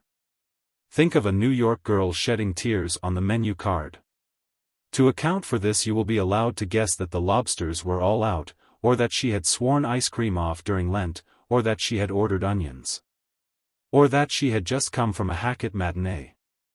And then, all these theories being wrong, you will please let the story proceed. The gentleman who announced that the world was an oyster which he with his sword would open made a larger hit than he deserved. It is not difficult to open an oyster with a sword. But did you ever notice anyone try to open the terrestrial bivalve with a typewriter? Like to wait for a dozen raw opened that way? Sarah had managed to pry apart the shells with her unhandy weapon far enough to nibble a wee bit at the cold and clammy world within. She knew no more shorthand than if she had been a graduate in stenography just let slip upon the world by a business college. So, not being able to stenog, she could not enter that bright galaxy of office talent. She was a freelance typewriter and canvassed for odd jobs of copying. The most brilliant and crowning feat of Sarah's battle with the world was the deal she made with Schulenburg's home restaurant. The restaurant was next door to the old red brick in which she hall-roomed. One evening after dining at Schulenburg's 40-cent, 5-course table d'hôte, served as fast as you throw the 5 baseballs at the colored gentleman's head, Sarah took away with her the bill of fare. It was written in an almost unreadable script, neither English nor German. And so arranged that if you were not careful you began with a toothpick and rice pudding and ended with soup and the day of the week. The next day Sarah showed Schulenburg a neat card on which the menu was beautifully typewritten with the viands temptingly marshaled under their right and proper heads from hors d'oeuvre to not responsible for overcoats and umbrellas. Schulenburg became a naturalized citizen on the spot. Before Sarah left him she had him willingly committed to an agreement. She was to furnish typewritten bills of fare for the 21 tables in the restaurant, a new bill for each day's dinner. And new ones for breakfast and lunch as often as changes occurred in the food or as neatness required. In return for this Schulenburg was to send 3 meals per diem to Sarah's hall room by a waiter, an obsequious one if possible, and furnish her each afternoon with a pencil draft of what fate had in store for Schulenburg's customers on the morrow. Mutual satisfaction resulted from the agreement. Schulenburg's patrons now knew what the food they ate was called even if its nature sometimes puzzled them. And Sarah had food during a cold, dull winter, which was the main thing with her. And then the almanac lied, and said that spring had come. Spring comes when it comes. The frozen snows of January still lay like adamant in the crosstown streets. The hand organ still played, in the good old summertime, with their December vivacity and expression. Men began to make 30-day notes to buy Easter dresses. Janitors shut off steam. And when these things happen one may know that the city is still in the clutches of winter. One afternoon Sarah shivered in her elegant hall bedroom, house heated, scrupulously clean, conveniences, seemed to be appreciated. She had no work to do except Schulenburg's menu cards. Sarah sat in her squeaky willow rocker, and looked out the window. The calendar on the wall kept crying to her, "Springtime is here, Sarah, springtime is here, I tell you. Look at me, Sarah, my figures show it. You've got a neat figure yourself, Sarah. Nice springtime figure, why do you look out the window so sadly?" Sarah's room was at the back of the house. Looking out the window she could see the windowless rear brick wall of the box factory on the next street. But the wall was clearest crystal.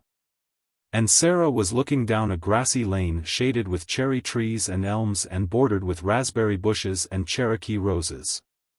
Spring's real harbingers are too subtle for the eye and ear. Some must have the flowering crocus, the wood-starring dogwood. The voice of bluebird, even so gross a reminder as the farewell handshake of the retiring buckwheat and oyster before they can welcome the lady in green to their dull bosoms. But to old Earth's choicest kin there come straight, sweet messages from his newest bride, telling them they shall be no stepchildren unless they choose to be. On the previous summer Sarah had gone into the country and loved a farmer. In writing your story never hark back thus. It is bad art, and cripples interest. Let it march, march. Sarah stayed 2 weeks at Sunnybrook Farm. There she learned to love old farmer Franklin's son Walter. Farmers have been loved and wedded and turned out to grass in less time. But young Walter Franklin was a modern agriculturist. He had a telephone in his cow house, and he could figure up exactly what effect next year's Canada wheat crop would have on potatoes planted in the dark of the moon. It was in this shaded and raspberried lane that Walter had wooed and won her. And together they had sat and woven a crown of dandelions for her hair. He had immoderately praised the effect of the yellow blossoms against her brown tresses, and she had left the chaplet there, and walked back to the house swinging her straw sailor in her hands.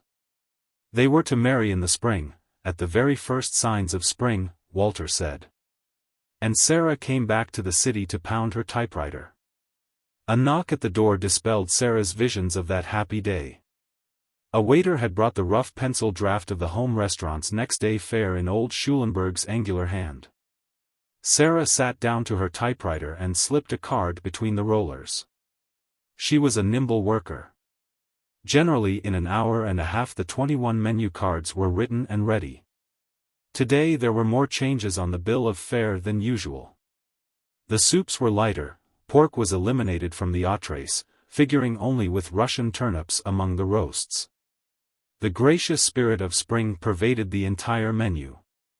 Lamb, that lately capered on the greening hillsides, was becoming exploited with the sauce that commemorated its gambols. The song of the oyster, though not silenced, was diminuendo con amore. The frying pan seemed to be held, inactive, behind the beneficent bars of the broiler. The pie list swelled. The richer puddings had vanished, the sausage, with his drapery wrapped about him, barely lingered in a pleasant thanatopsis with the buckwheats and the sweet but doomed maple. Sarah's fingers danced like midgets above a summer stream. Down through the courses she worked, giving each item its position according to its length with an accurate eye. Just above the desserts came the list of vegetables.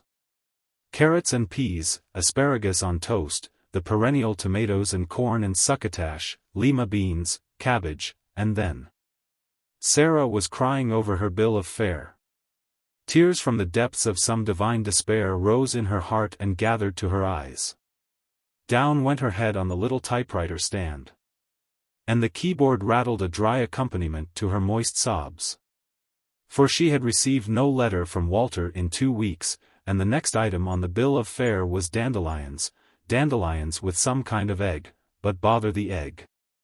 Dandelions, with whose golden blooms Walter had crowned her his queen of love and future bride, dandelions, the harbingers of spring, her sorrow's crown of sorrow, reminder of her happiest days. Madam, I dare you to smile until you suffer this test. Let the marital Neil roses that Percy brought you on the night you gave him your heart be served as a salad with French dressing before your eyes at a Schulenberg table d'hôte. Had Juliet so seen her love tokens dishonored, the sooner would she have sought the Lethean herbs of the good apothecary. But what a witch is spring! Into the great cold city of stone and iron a message had to be sent. There was none to convey it but the little hardy courier of the fields with his rough green coat and modest air. He is a true soldier of fortune, this dandelion, this lion's tooth, as the French chefs call him. Flowered, he will assist at love-making, wreathed in my lady's nut-brown hair. Young and callow and unblossomed, he goes into the boiling pot and delivers the word of his sovereign mistress. By and by Sarah forced back her tears. The cards must be written. But, still in a faint, golden glow from her dandelionine dream, she fingered the typewriter keys absently for a little while, with her mind and heart in the meadow lane with her young farmer. But soon she came swiftly back to the rock-bound lanes of Manhattan, and the typewriter began to rattle and jump like a strikebreaker's motor car. At 6 o'clock the waiter brought her dinner and carried away the typewritten bill of fare. When Sarah ate she set aside, with a sigh, the dish of dandelions with its crowning ovarious accompaniment. As this dark mass had been transformed from a bright and love-endorsed flower to be an ignominious vegetable, so had her summer hopes wilted and perished. Love may, as Shakespeare said, feed on itself, but Sarah could not bring herself to eat the dandelions that had graced, as ornaments, the first spiritual banquet of her heart's true affection. At 7:30 the couple in the next room began to quarrel. The man in the room above sought for A on his flute, the gas went a little lower. 3 coal wagons started to unload, the only sound of which the phonograph is jealous. Cats on the back fences slowly retreated toward Muckden. By these signs Sarah knew that it was time for her to read. She got out the Cloister and the Hearth, the best non-selling book of the month, settled her feet on her trunk, and began to wander with Gerard. The front door bell rang. The landlady answered it.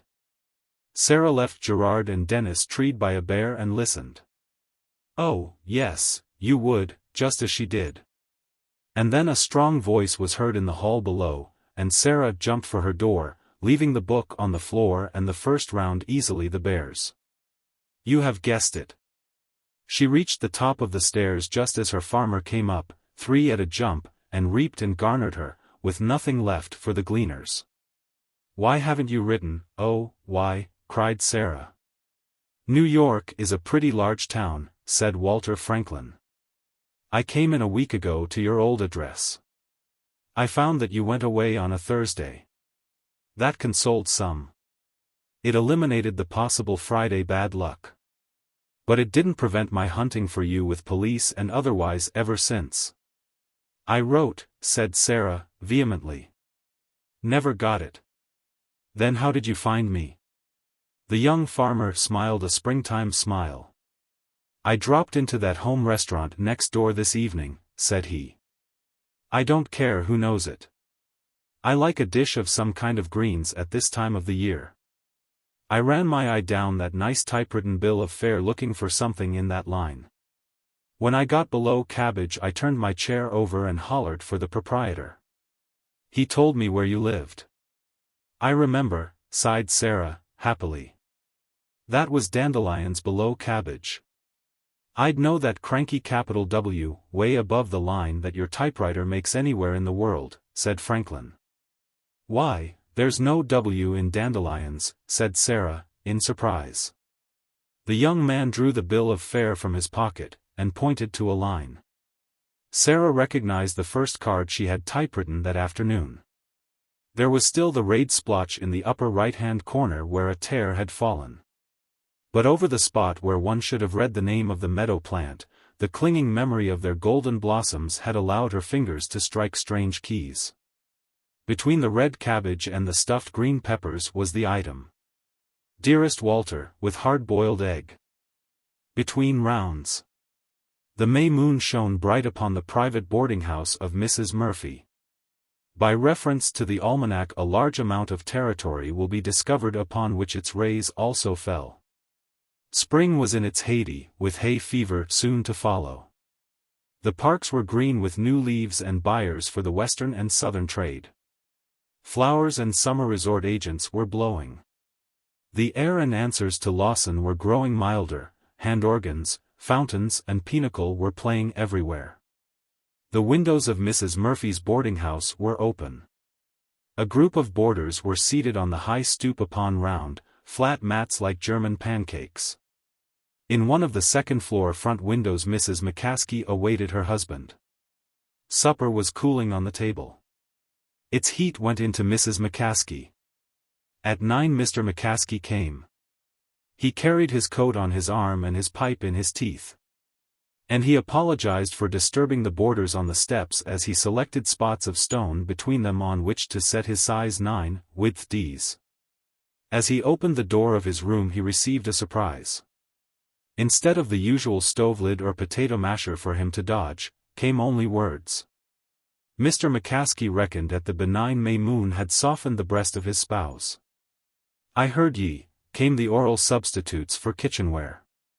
"Ye can apologize to riffraff of the streets for settin' your unhandy feet on the tails of their frocks.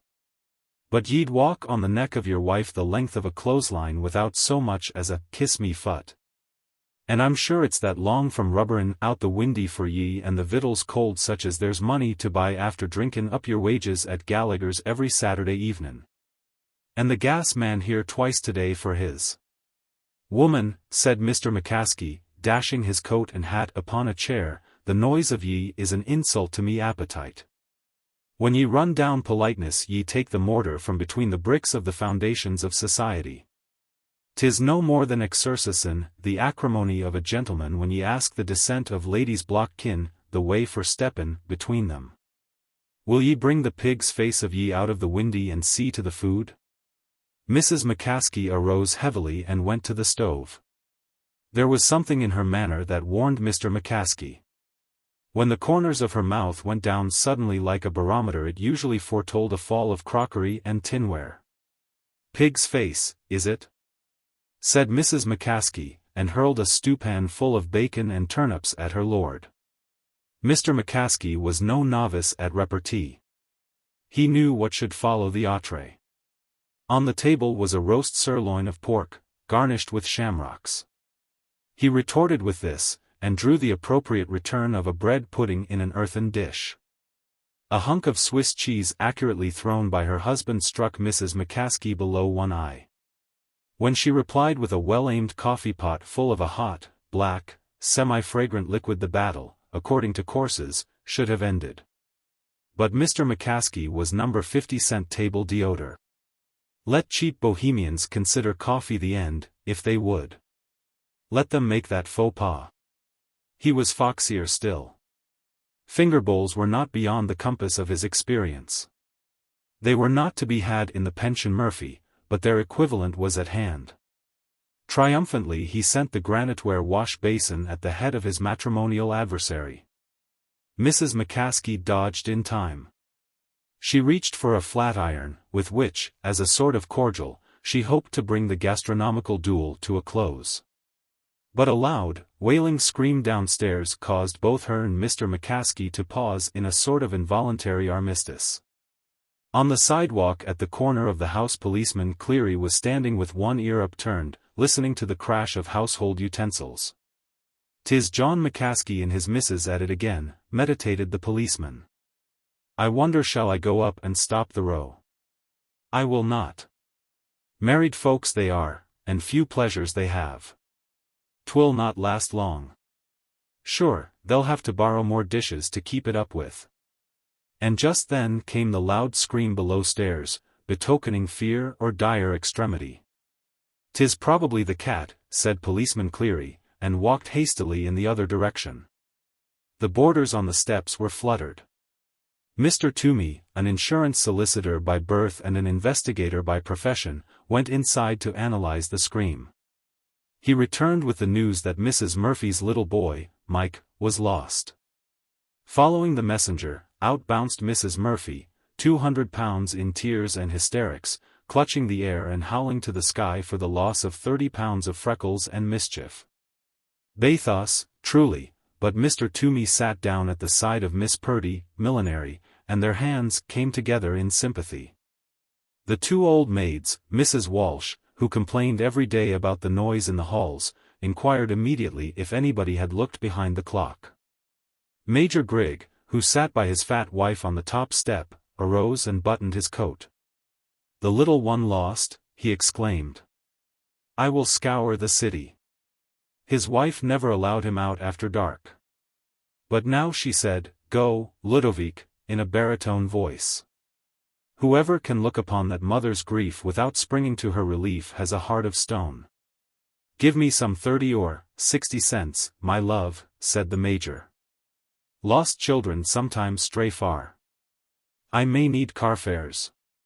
Old man Denny, hall room, 4th floor back, who sat on the lowest step, trying to read a paper by the street lamp, turned over a page to follow up the article about the carpenters' strike.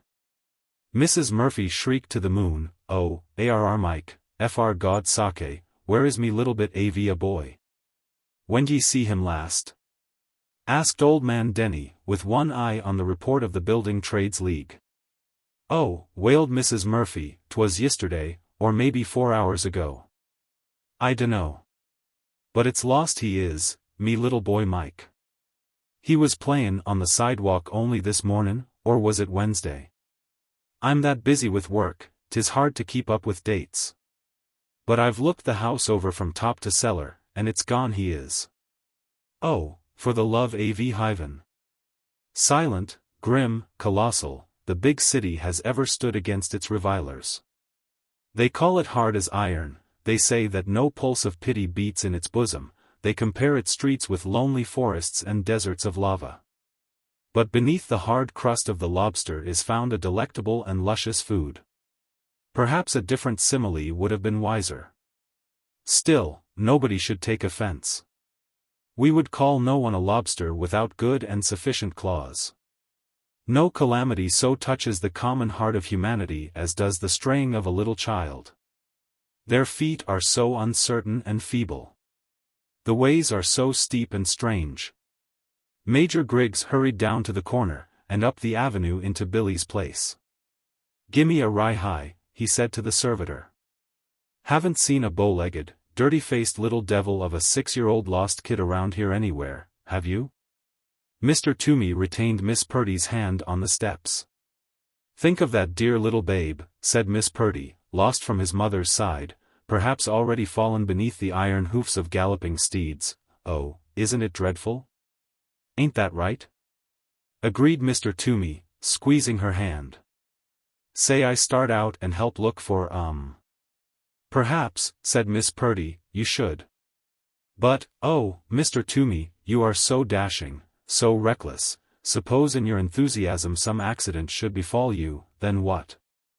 Old man Denny read on about the arbitration agreement, with one finger on the lines. In the second floor front Mr. and Mrs. McCaskey came to the window to recover their second wind. Mr. McCaskey was scooping turnips out of his vest with a crooked forefinger, and his lady was wiping an eye that the salt of the roast pork had not benefited. They heard the outcry below, and thrust their heads out of the window. "'Tis little Mike is lost," said Mrs. McCaskey, in a hushed voice, "the beautiful, little, trouble-making angel of a gossoon." "The bit of a boy mislaid," said Mr. McCaskey, leaning out of the window. "Why, now, that's bad enough, entirely. The childer, they be different. If 'twas a woman I'd be willin', for they leave peace behind 'em when they go."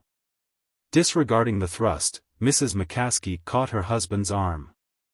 "John," she said, sentimentally, "Mrs. Murphy's little boy is lost. 'Tis a great city for losing little boys. 6 years old he was. John, 'tis the same age our little boy would have been if we had had one 6 years ago." "We never did," said Mr. McCaskey, lingering with the fact. "But if we had, John, think what sorrow would be in our hearts this night, with our little Phelan run away and stolen in the city nowheres at all." "Ye talk foolishness," said Mr. McCaskey. "'Tis Pat he would be named, after me old father in Cantrim." "Ye lie," said Mrs. McCaskey, without anger. "Me brother was worth 10 dozen bog-trotting McCaskeys. After him would the boy be named." She leaned over the windowsill and looked down at the hurrying and bustle below. "John," said Mrs. McCaskey, softly, "I'm sorry I was hasty wid ye. "'Twas hasty puddin', as ye say," said her husband, "and hurry up turnips and get a move on ye coffee. 'Twas what ye could call a quick lunch, all right, and tell no lie." Mrs. McCaskey slipped her arm inside her husband's and took his rough hand in hers. "Listen at the cryin' of poor Mrs. Murphy," she said. "'Tis an awful thing for a bit of a bye to be lost in this great big city. If 'twas our little feelin', John, I'd be breakin' me heart." Awkwardly Mr. McCaskey withdrew his hand. But he laid it around the nearing shoulder of his wife.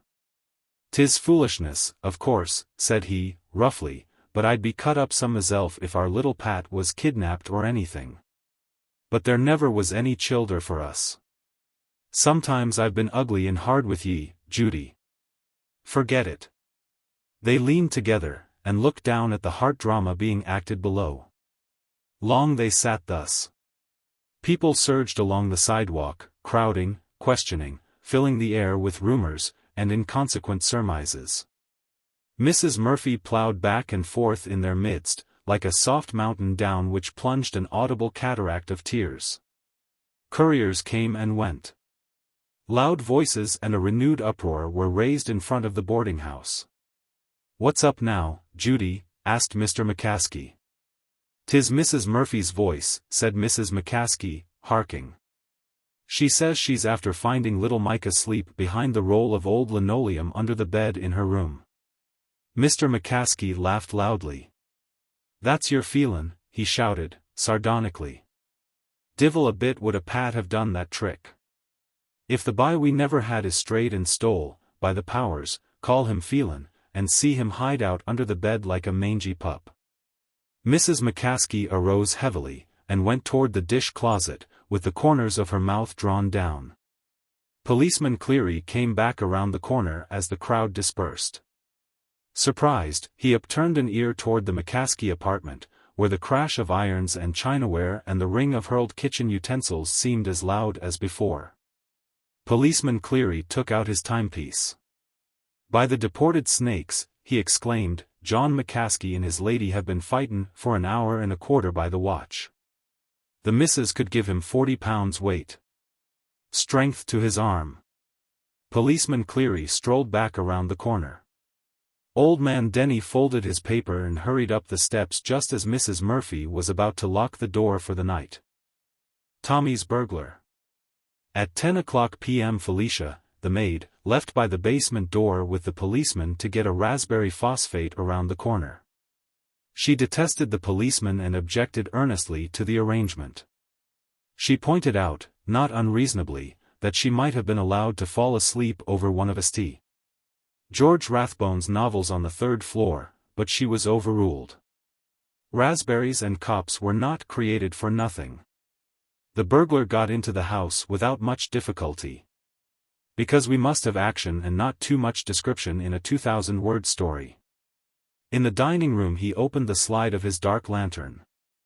With a brace and center bit he began to bore into the lock of the silver closet. Suddenly a click was heard. The room was flooded with electric light. The dark velvet portieres parted to admit a fair-haired boy of 8 in pink pajamas, bearing a bottle of olive oil in his hand. "Are you a burglar?" he asked, in a sweet, childish voice. "Listen to that," exclaimed the man, in a hoarse voice. "Am I a burglar?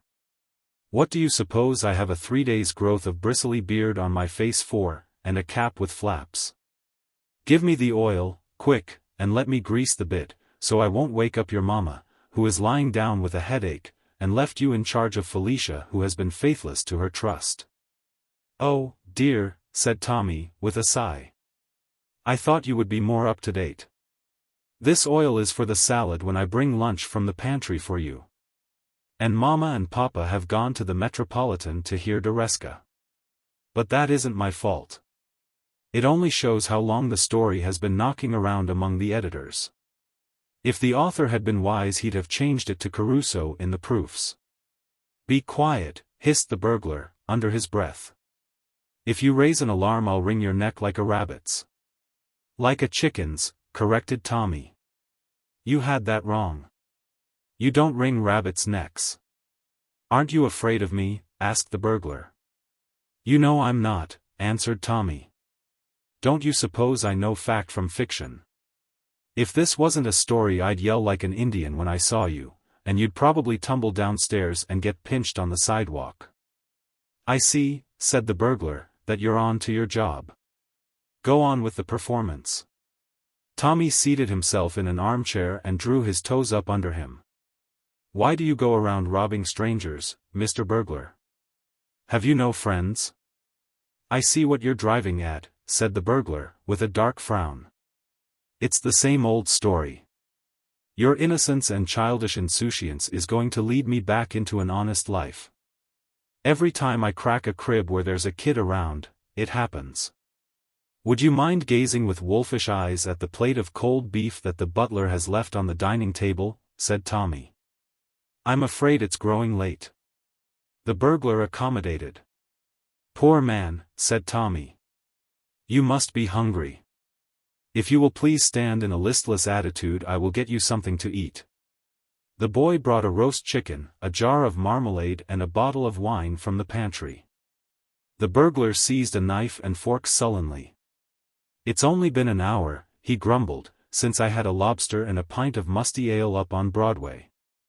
I wish these story writers would let a fellow have a pepsin tablet, anyhow, between feeds. My papa writes books, remarked Tommy. The burglar jumped to his feet quickly. You said he had gone to the opera, he hissed, hoarsely and with immediate suspicion. I ought to have explained, said Tommy. He didn't buy the tickets. The burglar sat again and toyed with the wishbone.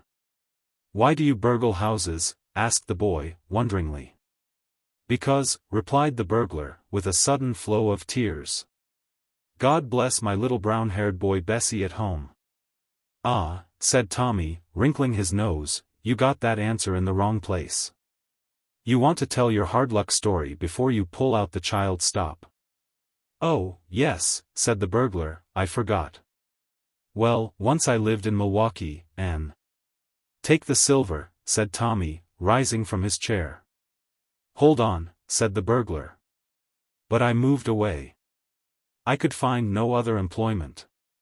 For a while I managed to support my wife and child by passing Confederate money, but, alas.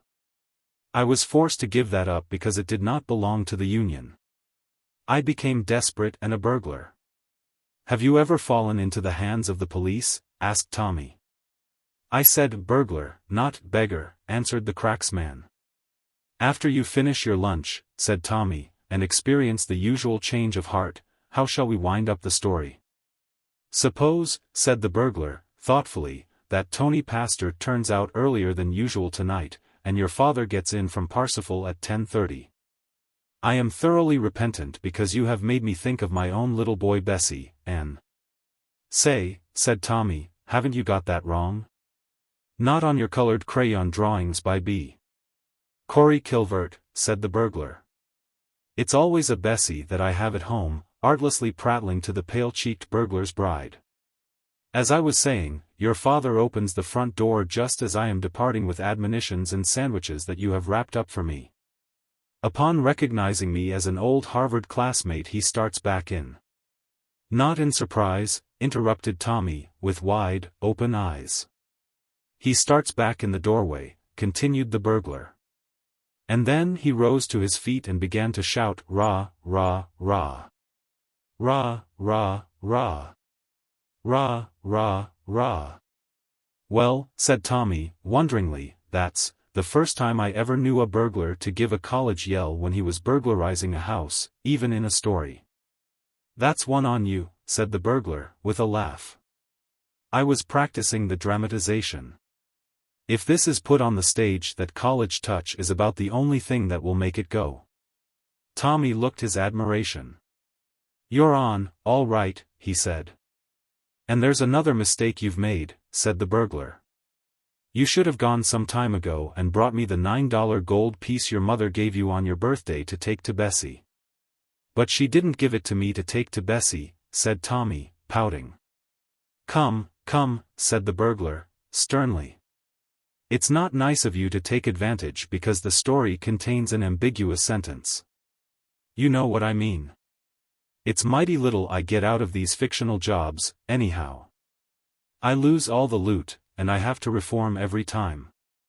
And all the swag I'm allowed is the blamed little falderolls and luck pieces that you kids hand over. Why, in one story, all I got was a kiss from a little girl who came in on me when I was opening a safe. And it tasted of molasses candy, too. I've a good notion to tie this table cover over your head and keep on into the silver closet. Oh, no, you haven't, said Tommy, wrapping his arms around his knees. Because if you did, no editor would buy the story. You know you've got to preserve the unities. So you, said the burglar, rather glumly. Instead of sitting here talking impudence and taking the bread out of a poor man's mouth, what you'd like to be doing is hiding under the bed and screeching at the top of your voice. You're right, old man, said Tommy, heartily. I wonder what they make us do it for. I think the SPCC ought to interfere. I'm sure it's neither agreeable or usual for a kid of my age to butt in when a full-grown burglar is at work and offer him a red sled and a pair of skates not to awaken his sick mother. And look how they make the burglars act. You'd think editors would know, but what's the use? The burglar wiped his hands on the tablecloth and arose with a yawn. Well, let's get through with it, he said. God bless you, my little boy. You have saved a man from committing a crime this night. Bessie shall pray for you as soon as I get home and give her orders. I shall never burglarize another house, at least not until the June magazines are out. It'll be your little sister's turn then to run in on me while I am abstracting the US 4% from the tea urn and buy me off with her coral necklace and a falsetto kiss. You haven't got all the kicks coming to you, sighed Tommy, crawling out of his chair. Think of the sleep I'm losing. But it's tough on both of us, old man. I wish you could get out of the story and really rob somebody. Maybe you'll have the chance if they dramatize us. Never, said the burglar, gloomily. Between the box office and my better impulses that your leading juveniles are supposed to awaken and the magazines that pay on publication, I guess I'll always be broke. I'm sorry, said Tommy, sympathetically. But I can't help myself any more than you can. It's one of the canons of household fiction that no burglar shall be successful. The burglar must be foiled by a kid like me, or by a young lady heroine, or at the last moment by his old pal, Red Mike, who recognizes the house as one in which he used to be the coachman. You have got the worst end of it in any kind of a story. Well, I suppose I must be clearing out now, said the burglar, taking up his lantern and brace bit. You have to take the rest of this chicken and the bottle of wine with you for Bessie and her mother, said Tommy, calmly.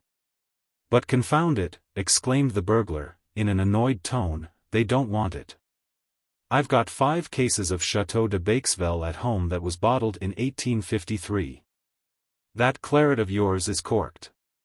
And you couldn't get either of them to look at a chicken unless it was stewed in champagne. You know, after I get out of the story I don't have so many limitations. I make a turn now and then. Yes, but you must take them, said Tommy, loading his arms with the bundles. Bless you, young master, recited the burglar, obedient. Second story Saul will never forget you. And now hurry and let me out, kid. Our 2,000 words must be nearly up. Tommy led the way through the hall toward the front door. Suddenly the burglar stopped and called to him softly, Ain't there a cop out there in front somewhere sparking the girl? Yes, said Tommy, but what? I'm afraid he'll catch me, said the burglar. You mustn't forget that this is fiction. Great head, said Tommy, turning. Come out by the back door. The merry month of May. Prithee, smite the poet in the eye when he would sing to you praises of the month of May. It is a month presided over by the spirits of mischief and madness. Pixies and flibbertigibbets haunt the budding woods, Puck and his train of midgets are busy in town and country. In May nature holds up at us a chiding finger, bidding us remember that we are not gods, but over-conceited members of her own great family. She reminds us that we are brothers to the chowder-doomed clam and the donkey. Lineal scions of the pansy and the chimpanzee, and but cousins German to the cooing doves, the quacking ducks and the housemaids and policemen in the parks. In May Cupid shoots blindfolded, millionaires marry stenographers, wise professors woo white-aproned gum-chewers behind quick lunch counters, schoolmoms make big bad boys remain after school. Lads with ladders steal lightly over lawns where Juliet waits in her trellised window with her telescope packed, young couples out for a walk come home married.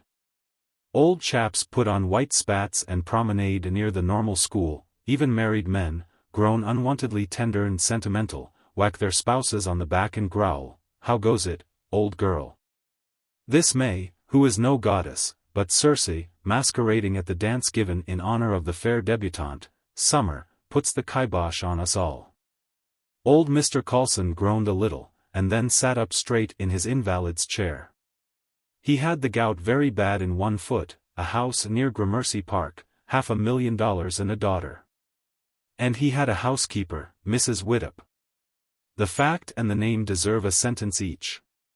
They have it. When May poked Mr. Coulson he became elder brother to the turtle-dove. In the window near which he sat were boxes of jonquils, of hyacinths, geraniums and pansies. The breeze brought their odor into the room.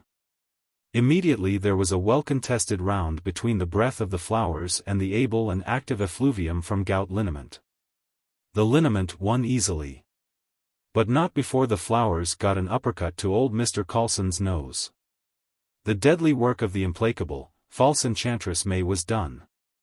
Across the park to the olfactories of Mr. Coulson came other unmistakable, characteristic, copyrighted smells of spring that belonged to the big city above the subway, alone. The smells of hot asphalt, underground caverns, gasoline, patchouli, orange peel, sewer gas, Albany grabs, Egyptian cigarettes, mortar and the undried ink on newspapers. The inblowing air was sweet and mild. Sparrows wrangled happily everywhere outdoors. Never trust May. Mr. Coulson twisted the ends of his white mustache, cursed his foot, and pounded a bell on the table by his side. In came Mrs. Widdop. She was comely to the eye, fair, flustered, 40 and foxy. "Higgins is out, sir," she said, with a smile suggestive of vibratory massage. "He went to post a letter. Can I do anything for you, sir?" "It's time for my aconite," said old Mr. Coulson. "Drop it for me." "The bottle's there." 3 drops. "In water." That is, confound Higgins. "There's nobody in this house cares if I die here in this chair for want of attention." Mrs. Widdop sighed deeply. "Don't be saying that, sir," she said. "There's them that would care more than anyone knows." 13 drops, you said, sir? 3, said old man Coulson. He took his dose and then Mrs. Widdop's hand. She blushed. "Oh, yes, it can be done. Just hold your breath and compress the diaphragm." "Mrs. Widdop," said Mr. Coulson, "the springtime's full upon us." "Ain't that right?" said Mrs. Widdop. "The air's real warm. And there's bock beer signs on every corner. And the park's all yaller and pink and blue with flowers. And I have such shooting pains up my legs and body." "In the spring," quoted Mr. Coulson, curling his mustache, that is, a man's, fancy lightly turns to thoughts of love. "Lawsy, now," exclaimed Mrs. Widdop, "ain't that right? Seems like it's in the air." "In the spring," continued old Mr. Coulson, "a livelier iris shines upon the burnished dove." "They do be lively, the Irish," sighed Mrs. Widdop pensively. "Mrs. Widdop," said Mr. Coulson, making a face at a twinge of his gouty foot, "this would be a lonesome house without you. I'm an elderly man, but I'm worth a comfortable lot of money. If $500,000 worth of government bonds and the true affection of a heart that, though no longer beating with the first ardor of youth, can still throb with genuine—" The loud noise of an overturned chair near the portieres of the adjoining room interrupted the venerable and scarcely suspecting victim of May. In stalked Miss Van Meeker Constantia Coulson, bony, durable, tall, high-nosed, frigid, well-bred, 35, in the neighborhood of Gramercy Parkish. She put up a lorgnette.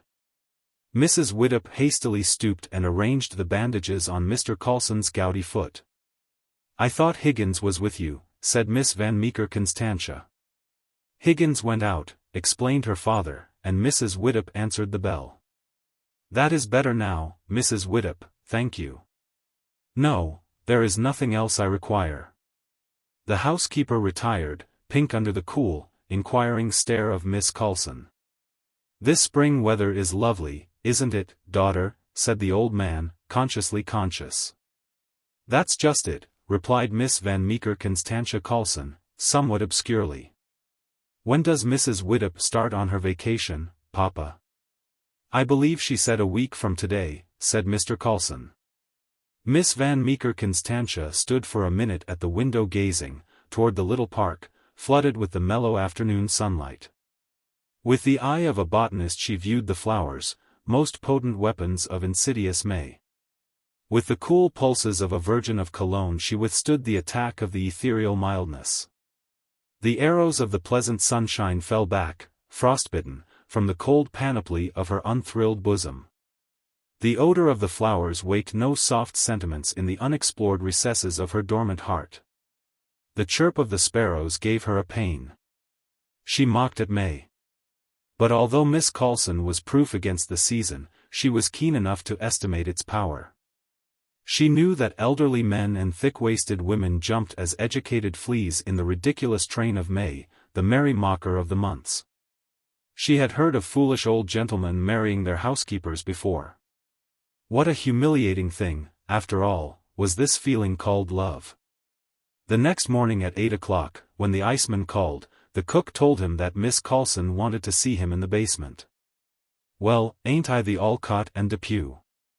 "Not mentioning the first name at all," said the iceman, admiringly, of himself.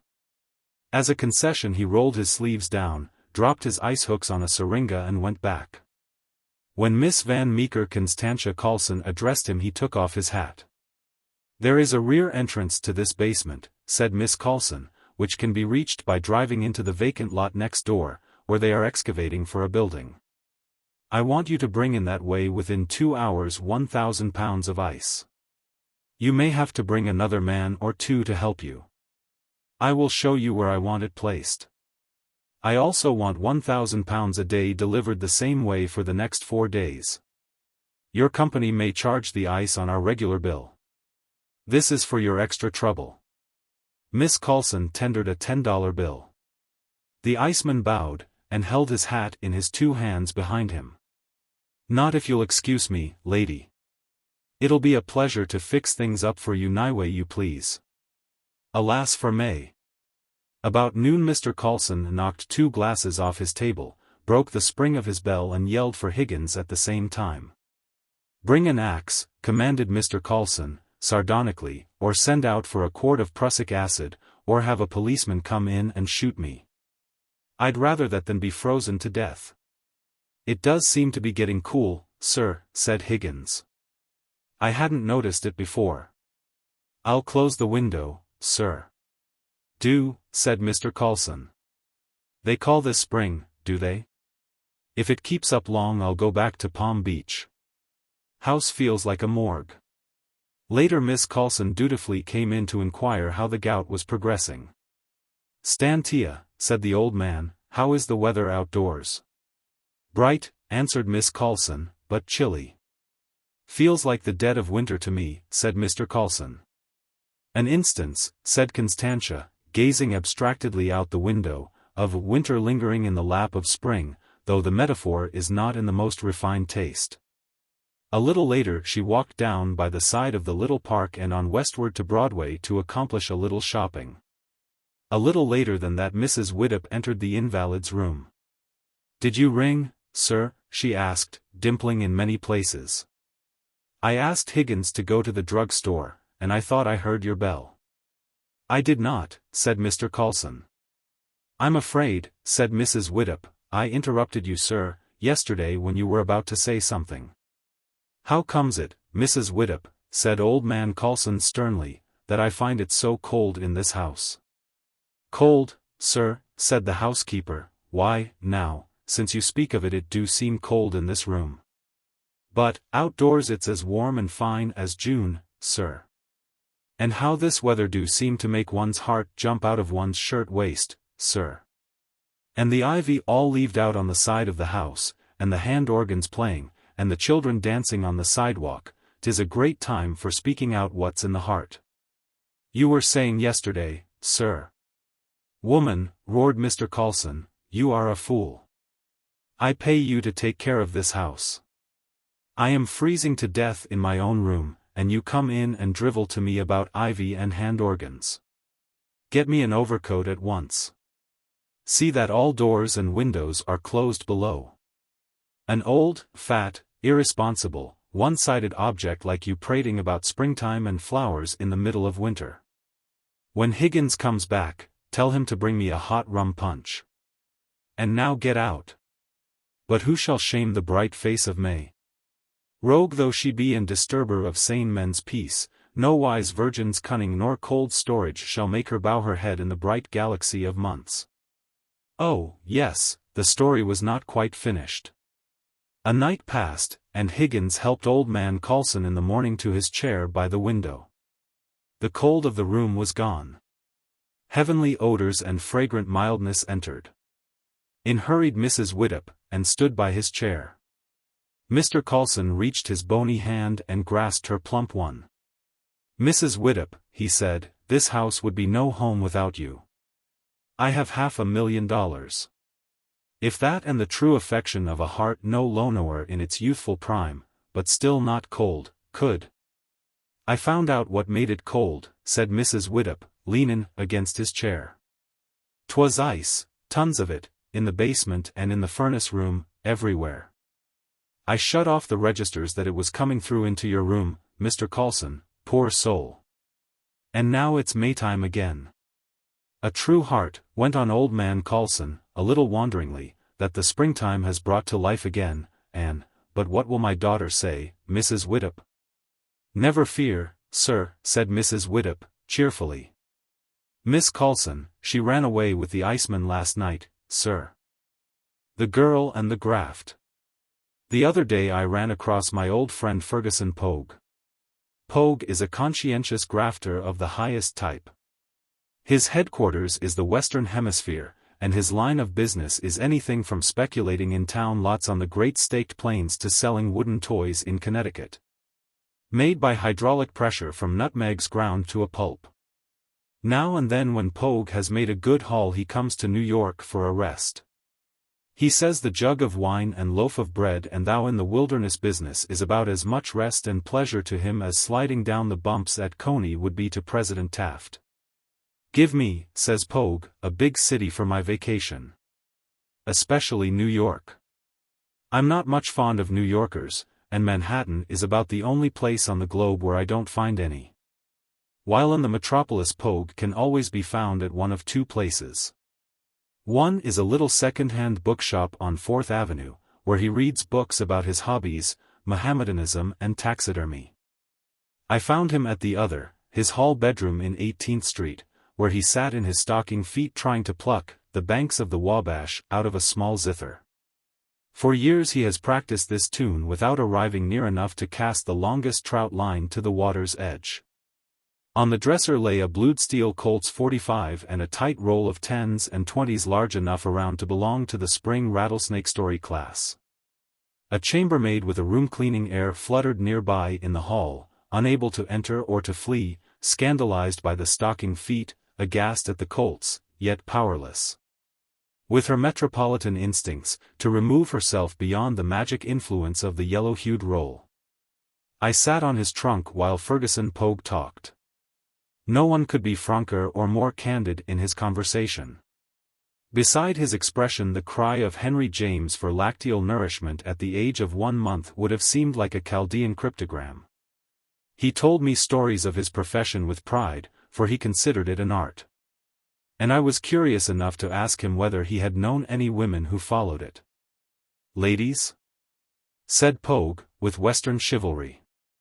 Well, not to any great extent. They don't amount to much in special lines of graft, because they're all so busy in general lines. What? Why, they have to. Who's got the money in the world? The men. Did you ever know a man to give a woman $1 without any consideration? A man will shell out his dust to another man free and easy and gratis. But if he drops a penny in one of the machines run by the Madame Eve's Daughters Amalgamated Association and the pineapple chewing gum don't fall out when he pulls the lever, you can hear him kick to the superintendent 4 blocks away. Man is the hardest proposition a woman has to go up against. He's the low-grade one, and she has to work overtime to make him pay. 2 times out of 5 she's salted. She can't put in crushers and costly machinery. He'd notice them and be on to the game. They have to pan out what they get, and it hurts their tender hands. Some of them are natural sluice troughs and can carry out $1,000 to the ton. The dry-eyed ones have to depend on signed letters, false hair, sympathy, the kangaroo walk, cowhide whips, ability to cook, sentimental juries, conversational powers, silk underskirts, ancestry. Rouge, anonymous letters, violet sachet powders, witnesses, revolvers, pneumatic forms, carbolic acid, moonlight, cold cream and the evening newspapers. You are outrageous, Ferg, I said. Surely there is none of this graft, as you call it, in a perfect and harmonious matrimonial union. Well, said Pogue, nothing that would justify you every time in calling police headquarters and ordering out the reserves and a vaudeville manager on a dead run.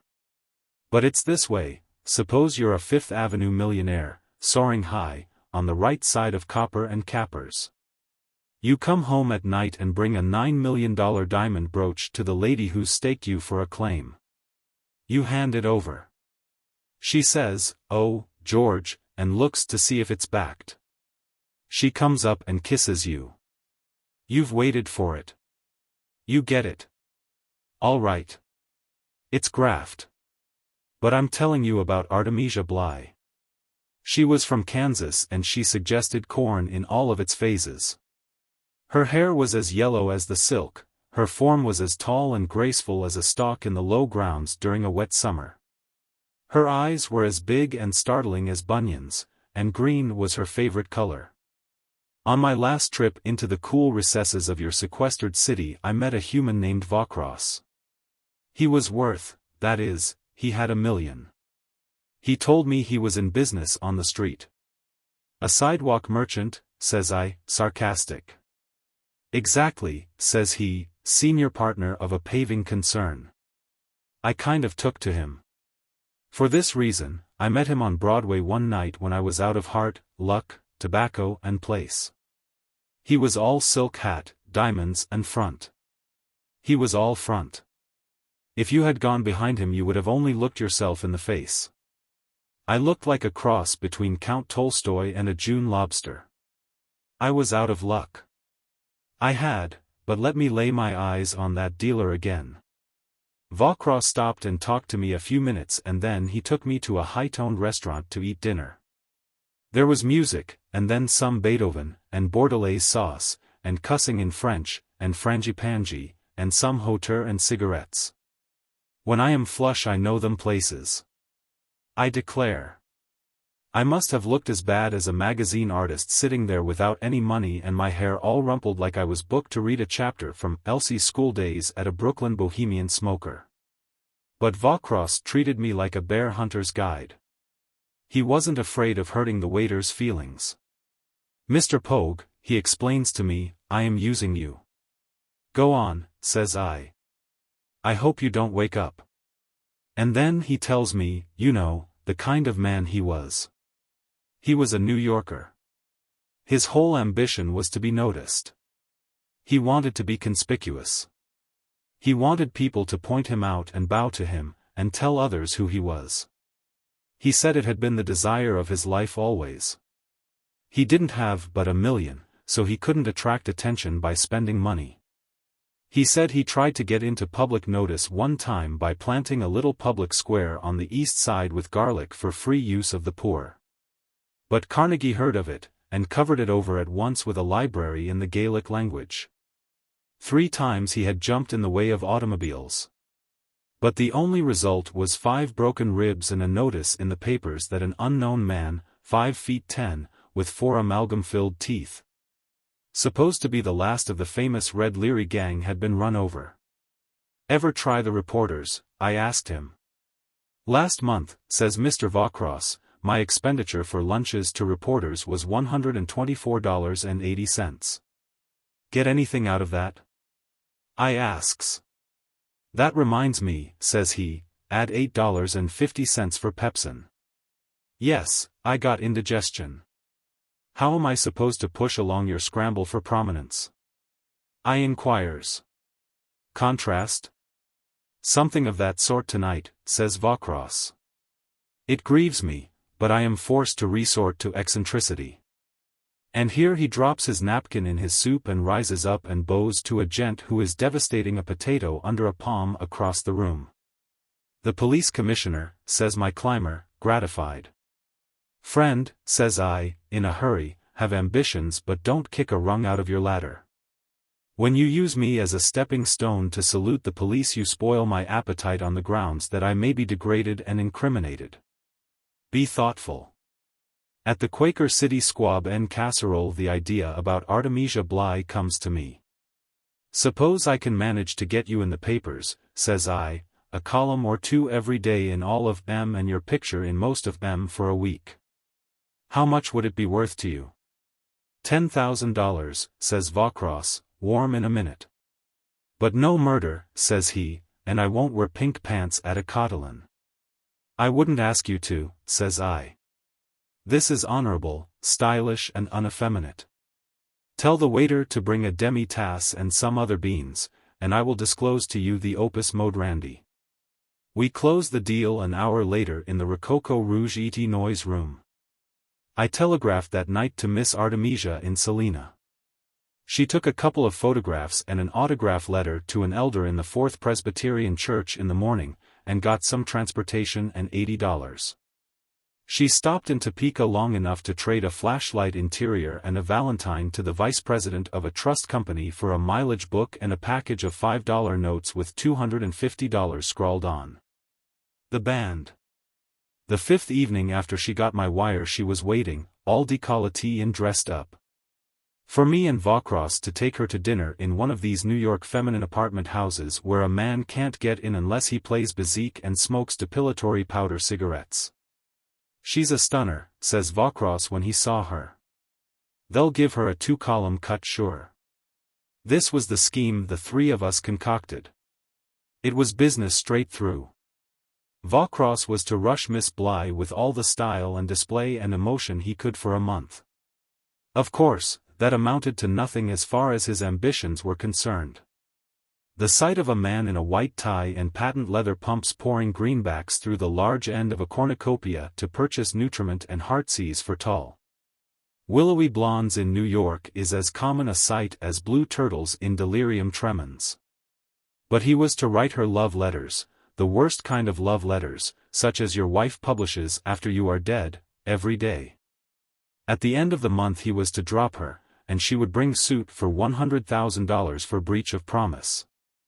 Miss Artemisia was to get $10,000. If she won the suit, that was all. And if she lost, she was to get it anyhow. There was a signed contract to that effect. Sometimes they had me out with them, but not often. I couldn't keep up to their style. She used to pull out his notes and criticize them like bills of lading. "Say, you," she'd say. "What do you call this? Letter to a hardware merchant from his nephew on learning that his aunt has nettle rash. You Eastern duffers know as much about writing love letters as a Kansas grasshopper does about tugboats. My dear Miss Bligh, wouldn't that put pink icing and a little red sugar bird on your bridal cake? How long do you expect to hold an audience in a courtroom with that kind of stuff? You want to get down to business, and call me Tweedlem's babe and honeysuckle. And sign yourself Mama's own big bad puggy wuggy boy, if you want any limelight to concentrate upon your sparse gray hairs. Get sappy. After that Vaucross dipped his pen in the indelible Tabasco. His notes read like something or other in the original. I could see a jury sitting up, and women tearing one another's hats to hear him read. And I could see piling up for Mr. Vaucross as much notoriousness as Archbishop Cranmer or the Brooklyn Bridge or cheese on salad ever enjoyed. He seemed mighty pleased at the prospects. They agreed on a night, and I stood on Fifth Avenue outside a solemn restaurant and watched M. A process server walked in and handed Vaucross the papers at his table. Everybody looked at M. And he looked as proud as Cicero. I went back to my room and lit a 5-cent cigar, for I knew the $10,000 was as good as ours. About 2 hours later somebody knocked at my door. There stood Vaucross and Miss Artemisia, and she was clinging, yes, sir, clinging, to his arm. And they tells me they'd been out and got married. And they articulated some trivial cadences about love and such. And they laid down a bundle on the table and said good night and left. And that's why I say, concluded Ferguson Pogue, that a woman is too busy occupied with her natural vocation and instinct of graft such as is given her for self-preservation and amusement to make any great success in special lines. What was in the bundle that they left? I asked, with my usual curiosity. Why, said Ferguson, there was a scalper's railroad ticket as far as Kansas City and 2 pairs of Mr. Vaucross's old pants. The call of the tame. When the inauguration was accomplished, the proceedings were made smooth by the presence of the Rough Riders. It is well known that a herd of those competent and loyal ex-warriors paid a visit to the big city. The newspaper reporters dug out of their trunks the old broad-brimmed hats and leather belts that they wear to North Beach fish fries, and mixed with the visitors. No damage was done beyond the employment of the wonderful plural, tenderfeet, in each of the scribe's stories. The Westerners mildly contemplated the skyscrapers as high as the 3rd story, yawned at Broadway, hunched down in the big chairs in hotel corridors, and altogether looked as bored and dejected as a member of ye ancient and honorable artillery separated during a sham battle from his valet. Out of this sightseeing delegations of good King Teddy's gentlemen of the Royal Bearhounds dropped one Greenbrier Nye, of Pin Feather, Arizona. The daily cyclone of 6th Avenue's rush hour swept him away from the company of his partners true. The dust from 1,000 rustling skirts filled his eyes. The mighty roar of trains rushing across the sky deafened him. The lightning flash of twice 1,000 beaming eyes confused his vision. The storm was so sudden and tremendous that Greenbrier's first impulse was to lie down and grab a root. And then he remembered that the disturbance was human, and not elemental. And he backed out of it with a grin into a doorway. The reporters had written that but for the wide-brimmed hats the West was not visible upon these gauchos of the North. Heaven sharpen their eyes. The suit of black diagonal, wrinkled in impossible places, the bright blue 4-in-hand, factory tied. The low, turned-down collar, pattern of the days of Seymour and Blair, white glazed as the letters on the window of the open day and night except Sunday restaurants. The outcurve at the knees from the saddle grip, the peculiar spread of the half-closed right thumb and fingers from the stiff hold upon the circling lasso. The deeply absorbed weather tan that the hottest sun of Cape May can never equal. The seldom winking blue eyes that unconsciously divided the rushing crowds into fours, as though they were being counted out of a corral. The segregated loneliness and solemnity of expression, as of an emperor or of one whose horizons have not intruded upon him nearer than a day's ride, these brands of the West were set upon Greenbrier Nye. Oh, yes, he wore a broad-brimmed hat, gentle reader, just like those the Madison Square post office mail carriers wear when they go up to Bronx Park on Sunday afternoons. Suddenly Greenbrier Nye jumped into the drifting herd of metropolitan cattle, seized upon a man, dragged him out of the stream and gave him a buffet upon his collarbone that sent him reeling against a wall. The victim recovered his hat, with the angry look of a New Yorker who has suffered an outrage and intends to write to the Trib about it. But he looked at his assailant, and knew that the blow was in consideration of love and affection after the manner of the West, which greets its friends with contumely and uproar and pounding fists, and receives its enemies in decorum and order, such as the judicious placing of the welcoming bullet demands. God in the mountains, cried Greenbrier, holding fast to the foreleg of his cull. Can this be Longhorn Merritt? The other man was, oh, look on Broadway any day for the pattern, business man, latest roll-brim derby, good barber, business, digestion and tailor. Greenbrier nigh, he exclaimed, grasping the hand that had smitten him. My dear fellow! So glad to see you. How did you come to, oh, to be sure, the inaugural ceremonies? I remember you joined the Rough Riders. You must come and have luncheon with me, of course.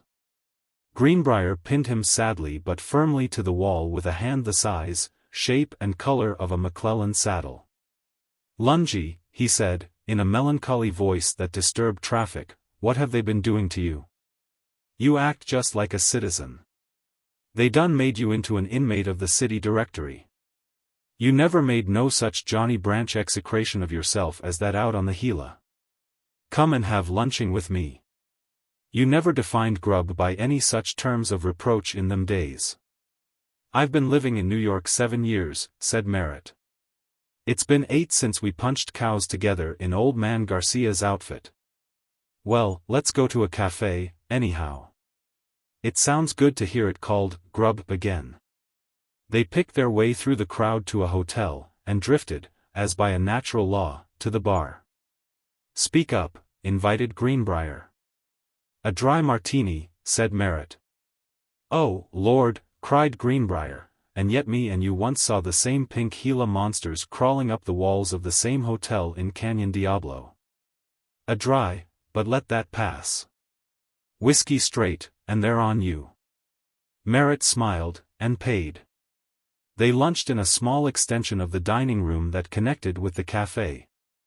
Merritt dexterously diverted his friend's choice, that hovered over ham and eggs, to a puree of celery, a salmon cutlet, a partridge pie and a desirable salad. On the day, said Greenbrier, grieved and thunderous, when I can't hold but one drink before eating when I meet a friend I ain't seen in 8 years at a 2x4 table in a 30-cent town at 1 o'clock on the 3rd day of the week. I want 9 broncos to kick me 40 times over a 640-acre section of land. Get them statistics? Right, old man, laughed Merritt. Waiter, bring an absinthe frappé and, what's yours, Greenbrier? Whiskey straight, mourned Nye. Out of the neck of a bottle you used to take it, Lungy, straight out of the neck of a bottle on a galloping pony, Arizona red-eye, not this oh, what's the use?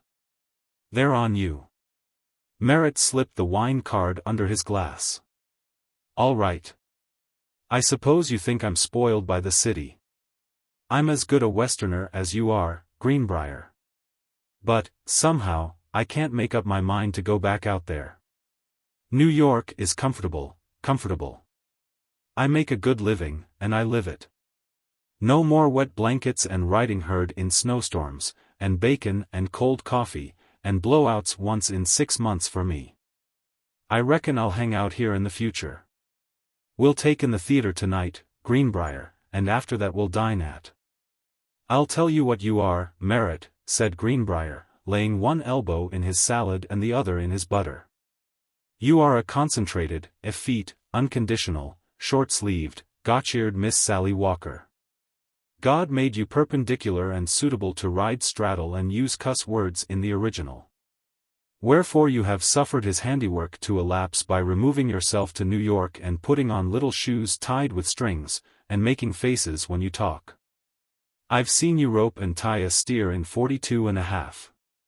If you was to see one now you'd write to the police commissioner about it.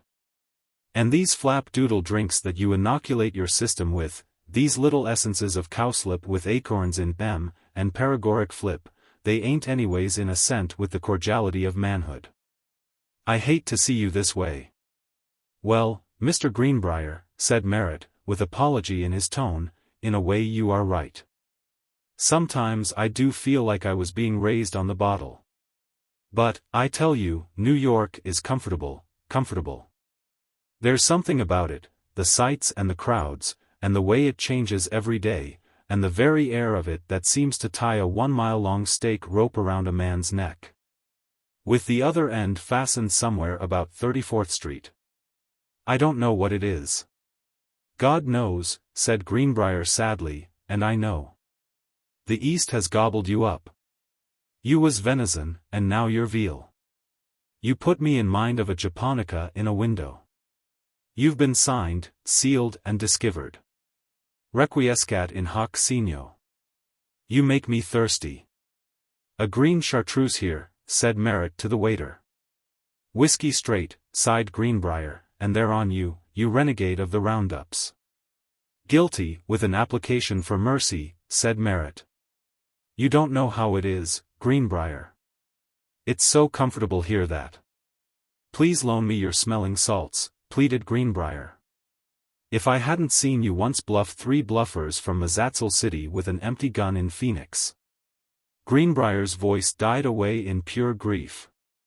Cigars. He called harshly to the waiter, to hide his emotion.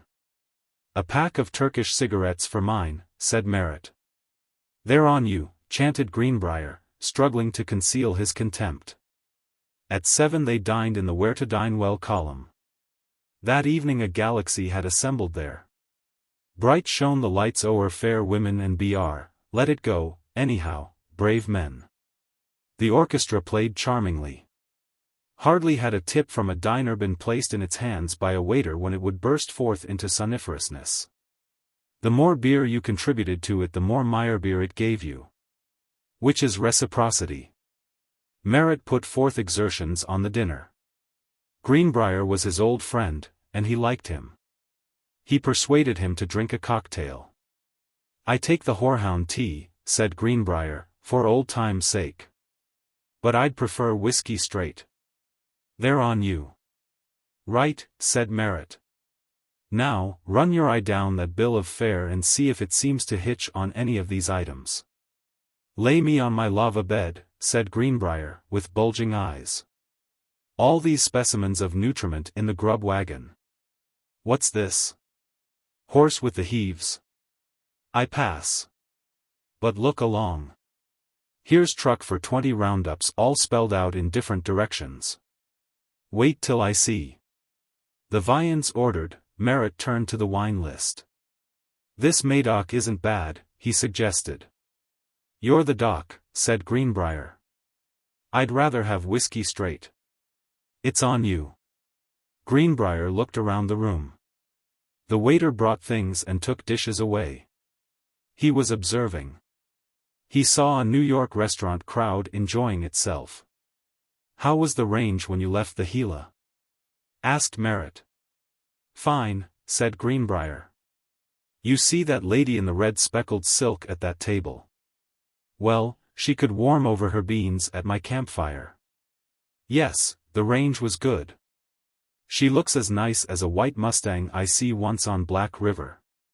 When the coffee came, Greenbrier put one foot on the seat of the chair next to him. You said it was a comfortable town, Lungy, he said, meditatively. Yes, it's a comfortable town. It's different from the plains in a blue norther. What did you call that mess in the crock with the handle, Lungy? Oh, yes, squabs in a cash roll. They're worth the roll. That white Mustang had just such a way of turning his head and shaking his mane. Look at her, Lungy. If I thought I could sell out my ranch at a fair price, I believe I'd. Gyre, song. He suddenly cried, in a voice that paralyzed every knife and fork in the restaurant. The waiter dived toward the table. 2 more of them cocktail drinks, ordered Greenbrier. Merritt looked at him and smiled significantly. They're on me, said Greenbrier, blowing a puff of smoke to the ceiling. According to their lights. Somewhere in the depths of the big city, where the unquiet dregs are forever being shaken together, young Murray and the captain had met and become friends. Both were at the lowest ebb possible to their fortunes. Both had fallen from at least an intermediate heaven of respectability and importance. And both were typical products of the monstrous and peculiar social curriculum of their overweening and bumptious civic alma mater. The captain was no longer a captain. One of those sudden moral cataclysms that sometimes sweep the city had hurled him from a high and profitable position in the police department. Ripping off his badge and buttons and washing into the hands of his lawyers the solid pieces of real estate that his frugality had enabled him to accumulate. The passing of the flood left him low and dry. 1 month after his disabilitation, a saloon keeper plucked him by the neck from his free lunch counter as a tabby plucks a strange kitten from her nest, and cast him asphaltward. This seems low enough. But after that he acquired a pair of cloth top-button Congress gaiters and wrote complaining letters to the newspapers. And then he fought the attendant at the municipal lodging house who tried to give him a bath. When Murray first saw him he was holding the hand of an Italian woman who sold apples and garlic on Essex Street, and quoting the words of a song-book ballad. Murray's fall had been more Luciferian, if less spectacular. All the pretty, tiny little kickshaws of Gotham had once been his. The megaphone man roars out at you to observe the house of his uncle on a grand and revered avenue. But there had been an awful row about something, and the prince had been escorted to the door by the butler, which, in said avenue, is equivalent to the impact of the avuncular shoe. A weak Prince Hal, without inheritance or sword, he drifted downward to meet his humorless Falstaff, and to pick the crusts of the streets with him. One evening they sat on a bench in a little downtown park. The great bulk of the captain, which starvation seemed to increase, drawing irony instead of pity to his petitions for aid, was heaped against the arm of the bench in a shapeless mass. His red face, spotted by tufts of vermilion, weak old whiskers and topped by a sagging white straw hat, looked, in the gloom, like one of those structures that you may observe in a dark Third Avenue window, challenging your imagination to say whether it be something recent in the way of ladies' hats or a strawberry shortcake. A tight-drawn belt, last relic of his official spruceness, made a deep furrow in his circumference. The captain's shoes were buttonless. In a smothered bass he cursed his star of ill luck. Murray, at his side, was shrunk into his dingy and ragged suit of blue serge. His hat was pulled low, he sat quiet and a little indistinct, like some ghost that had been dispossessed. "I'm hungry," growled the captain, "by the top sirloin of the bull of Bashan, I'm starving to death. Right now I could eat a Bowery restaurant clear through to the stovepipe in the alley." "Can't you think of nothing, Murray? You sit there with your shoulders scrunched up, giving an imitation of Reginald Vanderbilt driving his coach. What good are them airs doing you now? Think of some place we can get something to chew." "You forget, my dear captain," said Murray, without moving, "that our last attempt at dining was at my suggestion." "You bet it was," groaned the captain, "you bet your life it was. Have you got any more like that to make, hey?" "I admit we failed," sighed Murray. "I was sure Malone would be good for one more free lunch after the way he talked baseball with me the last time I spent a nickel in his establishment." "I had this hand," said the captain, extending the unfortunate member, "I had this hand on the drumstick of a turkey and 2 sardine sandwiches when them waiters grabbed us.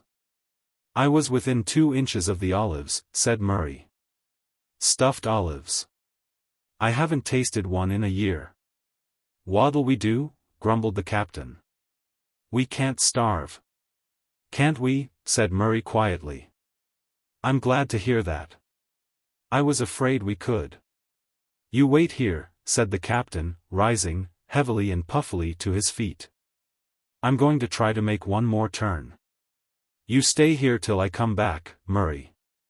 I won't be over half an hour. If I turn the trick I'll come back flush." He made some elephantine attempts at smartening his appearance. He gave his fiery mustache a heavenward twist. He dragged into sight a pair of black-edged cuffs, deepened the crease in his middle by tightening his belt another hole, and set off, jaunty as a zoo rhinoceros, across the south end of the park. When he was out of sight Murray also left the park, hurrying swiftly eastward. He stopped at a building whose steps were flanked by 2 green lights. "A police captain named Maroney," he said to the desk sergeant, was dismissed from the force after being tried under charges 3 years ago. I believe sentence was suspended. Is this man wanted now by the police? Why are ye asking? Inquired the sergeant, with a frown. I thought there might be a reward standing, explained Murray, easily. I know the man well. He seems to be keeping himself pretty shady at present. I could lay my hands on him at any time. If there should be a reward. There's no reward, interrupted the sergeant, shortly. The man's not wanted. And neither are ye. So, get out. Ye are friendly with and ye would be selling Out with ye quick, or I'll give ye a start. Murray gazed at the officer with serene and virtuous dignity.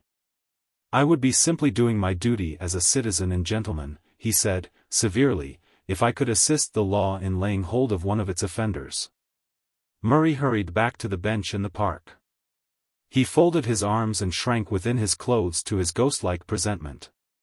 10 minutes afterward the captain arrived at the rendezvous, windy and thunderous as a dog day in Kansas.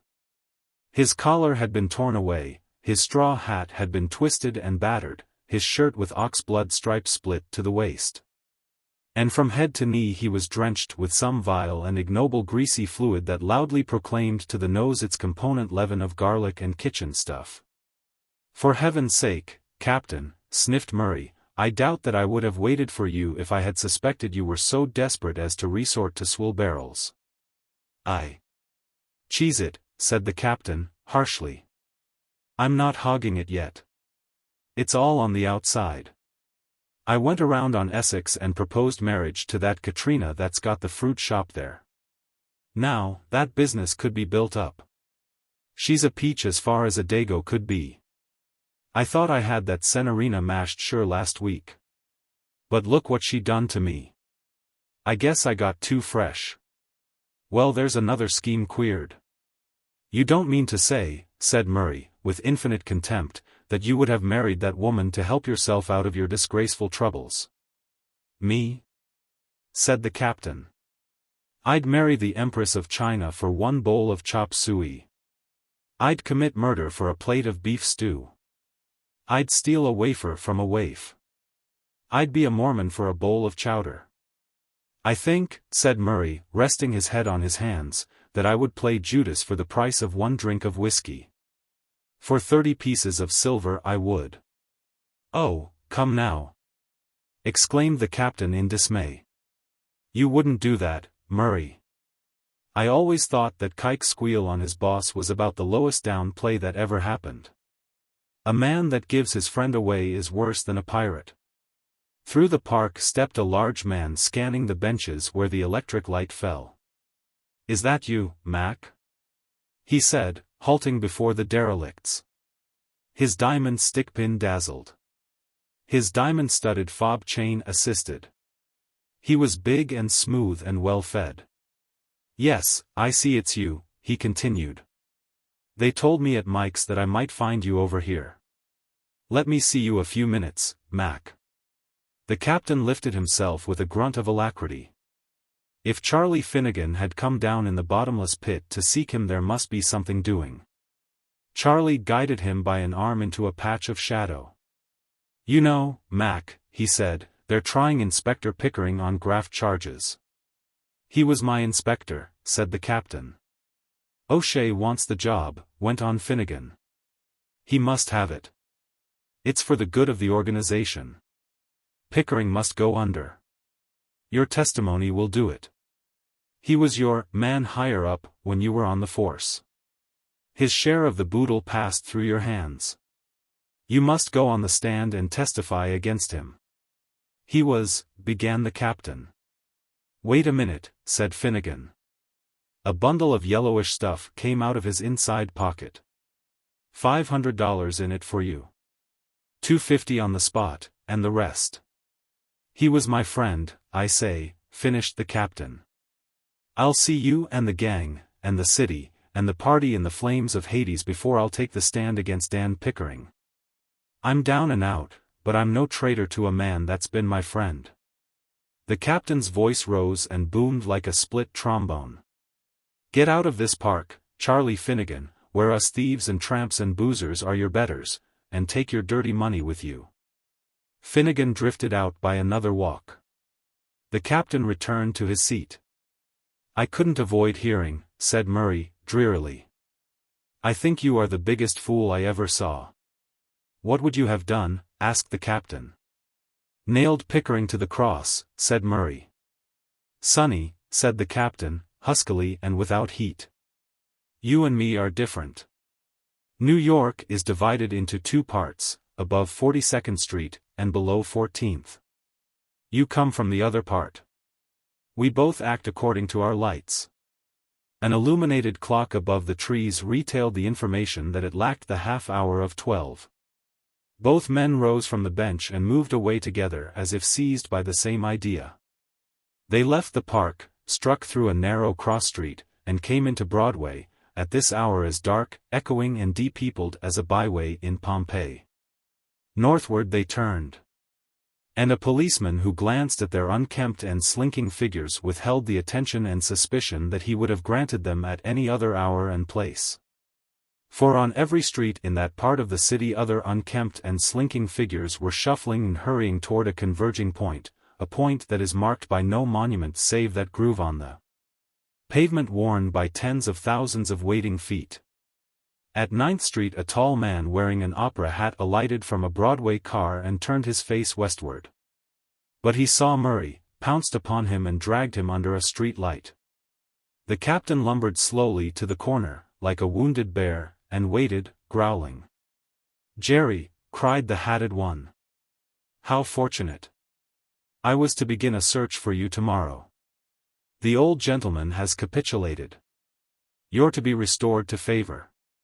Congratulate you. Come to the office in the morning and get all the money you want. I've liberal instructions in that respect. And the little matrimonial arrangement, said Murray, with his head turned sidewise.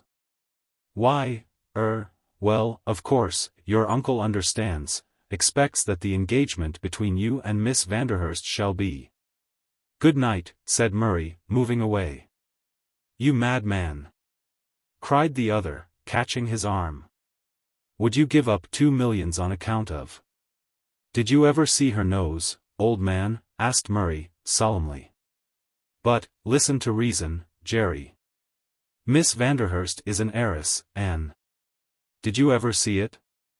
Yes, I admit that her nose isn't. Good night, said Murray. My friend is waiting for me. I am quoting him when I authorize you to report that there is nothing doing. Good night. A wriggling line of waiting men extended from a door in 10th Street far up Broadway, on the outer edge of the pavement. The captain and Murray fell in at the tail of the quivering millipede. 20 feet longer than it was last night, said Murray, looking up at his measuring angle of Grace Church. Half an hour, growled the captain, before we get our punk. The city clocks began to strike 12. The bread line moved forward slowly, its leathern feet sliding on the stones with the sound of a hissing serpent, as they who had lived according to their lights closed up in the rear. Roses, ruses and romance. Ravenel, the traveler, artist and poet, threw his magazine to the floor. Sammy Brown, broker's clerk, who sat by the window, jumped. What is it, Ravi? He asked. The critic's been hammering your stock down? Romance is dead, said Ravenel, lightly. When Ravenel spoke lightly he was generally serious. He picked up the magazine and fluttered its leaves. Even a Philistine, like you, Sammy, said Ravenel, seriously, a tone that ensured him to be speaking lightly, ought to understand. Now, here is a magazine that once printed Poe and Lowell and Whitman and Bret Harte and Du Maurier and Lanier and, well, that gives you the idea. The current number has this literary feast to set before you, an article on the stokers and coal bunkers of battleships, an exposé of the methods employed in making liverwurst. A continued story of a Standard Preferred International baking powder deal in Wall Street, of a poem on the bear that the president missed. Another story by a young woman who spent a week as a spy making overalls on the East Side, another fiction story that reeks of the garage and a certain make of automobile. Of course, the title contains the words Cupid and chauffeur, an article on naval strategy, illustrated with cuts of the Spanish Armada, and the new Staten Island ferryboats. Another story of a political boss who won the love of a Fifth Avenue belle by blackening her eye and refusing to vote for an iniquitous ordinance.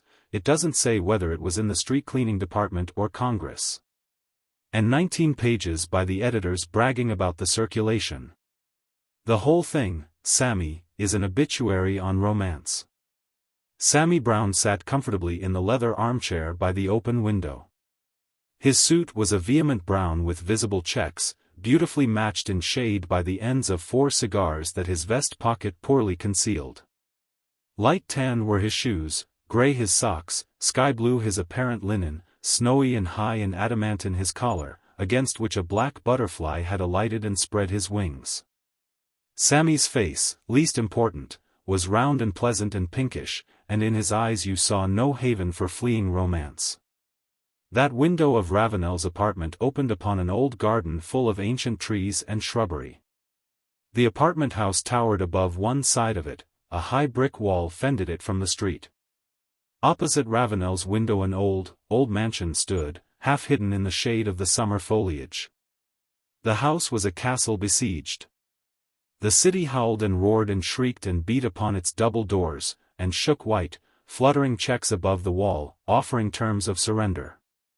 The grey dust settled upon the trees. The siege was pressed hotter, but the drawbridge was not lowered.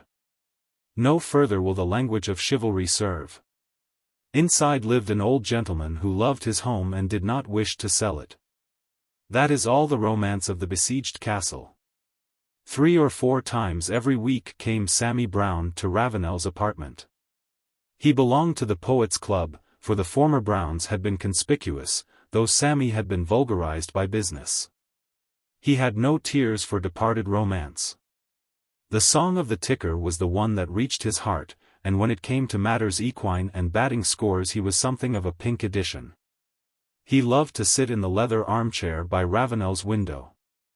And Ravenel didn't mind particularly. Sammy seemed to enjoy his talk. And then the broker's clerk was such a perfect embodiment of modernity and the day's sordid practicality that Ravenel rather liked to use him as a scapegoat. "I'll tell you what's the matter with you," said Sammy, with the shrewdness that business had taught him. "The magazine has turned down some of your poetry stunts. That's why you are sore at it." "That would be a good guess in Wall Street or in a campaign for the presidency of a woman's club," said Ravenel, quietly. "Now, there is a poem, if you will allow me to call it that, of my own in this number of the magazine." "Read it to me," said Sammy, watching a cloud of pipe smoke he had just blown out the window. Ravenel was no greater than Achilles. No one is. There is bound to be a spot. The somebody or other must take hold of us somewhere when she dips us in the something or other that makes us invulnerable. He read aloud this verse in the magazine. "The 4 roses. 1 rose I twined within your hair. White rose, that spake of worth. And 1 you placed upon your breast. Red rose, love's seal of birth. You plucked another from its stem. T rose, that means for I. And 1 you gave, that bore for me the thorns of memory." "That's a crackerjack," said Sammy, admiringly. "There are 5 more verses," said Ravenel, patiently sardonic. "One naturally pauses at the end of each." "Of course." "Oh, let's have the rest, old man," shouted Sammy, contritely. "I didn't mean to cut you off. I'm not much of a poetry expert, you know.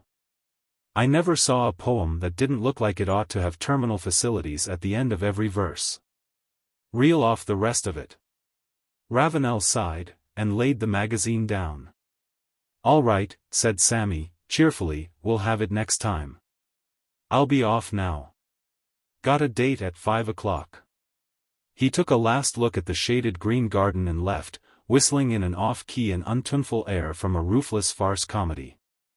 The next afternoon Ravenel, while polishing a ragged line of a new sonnet, reclined by the window overlooking the besieged garden of the unmercenary baron. Suddenly he sat up, spilling 2 rhymes and a syllable or 2.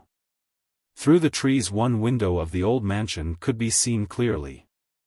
In its window, draped in flowing white, leaned the angel of all his dreams of romance and poesy. Young, fresh as a drop of dew, graceful as a spray of clematis, conferring upon the garden hemmed in by the roaring traffic the air of a princess's bower. Beautiful as any flower sung by poet, thus Ravenel saw her for the first time. She lingered for a while, and then disappeared within, leaving a few notes of a bird-like ripple of song to reach his entranced ears through the rattle of cabs and the snarling of the electric cars. Thus, as if to challenge the poet's flaunt at romance and to punish him for his recreancy to the undying spirit of youth and beauty. This vision had dawned upon him with a thrilling and accusive power. And so metabolic was the power that in an instant the atoms of Ravenel's entire world were redistributed. The laden drays that passed the house in which she lived rumbled a deep double bass to the tune of love. The newsboys' shouts were the notes of singing birds. That garden was the pleasance of the Capulets, the janitor was an ogre, himself a knight, ready with sword, lance, or lute. Thus does romance show herself amid forests of brick and stone when she gets lost in the city, and there has to be sent out a general alarm to find her again. At 4 in the afternoon Ravenel looked out across the garden. In the window of his hopes were set 4 small vases, each containing a great, full-blown rose, red and white. And, as he gazed, she leaned above them, shaming them with her loveliness and seeming to direct her eyes pensively toward his own window. And then, as though she had caught his respectful but ardent regard, she melted away, leaving the fragrant emblems on the windowsill. Yes, emblems, he would be unworthy if he had not understood. She had read his poem, The 4 Roses, it had reached her heart, and this was its romantic answer. Of course she must know that Ravenel, the poet, lived there across her garden. His picture, too, she must have seen in the magazines. The delicate, tender, modest, flattering message could not be ignored. Ravenel noticed beside the roses a small flowering pot containing a plant. Without shame he brought his opera glasses and employed them from the cover of his window curtain. A nutmeg geranium. With the true poetic instinct he dragged a book of useless information from his shelves, and tore open the leaves at The Language of Flowers. Geranium, nutmeg, I expect a meeting. So. Romance never does things by halves. If she comes back to you she brings gifts and her knitting, and will sit in your chimney corner if you will let her. And now Ravenel smiled. The lover smiles when he thinks he has won. The woman who loves ceases to smile with victory. He ends a battle, she begins hers.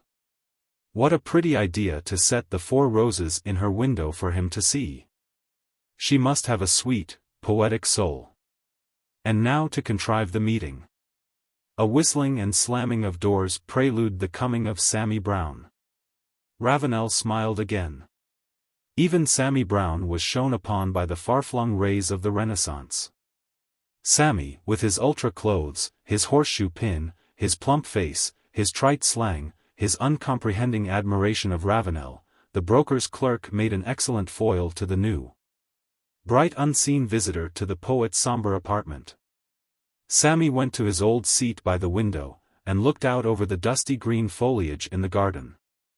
Then he looked at his watch, and rose hastily. By grabs, he exclaimed. 20 after 4. I can't stay, old man, I've got a date at 4:30.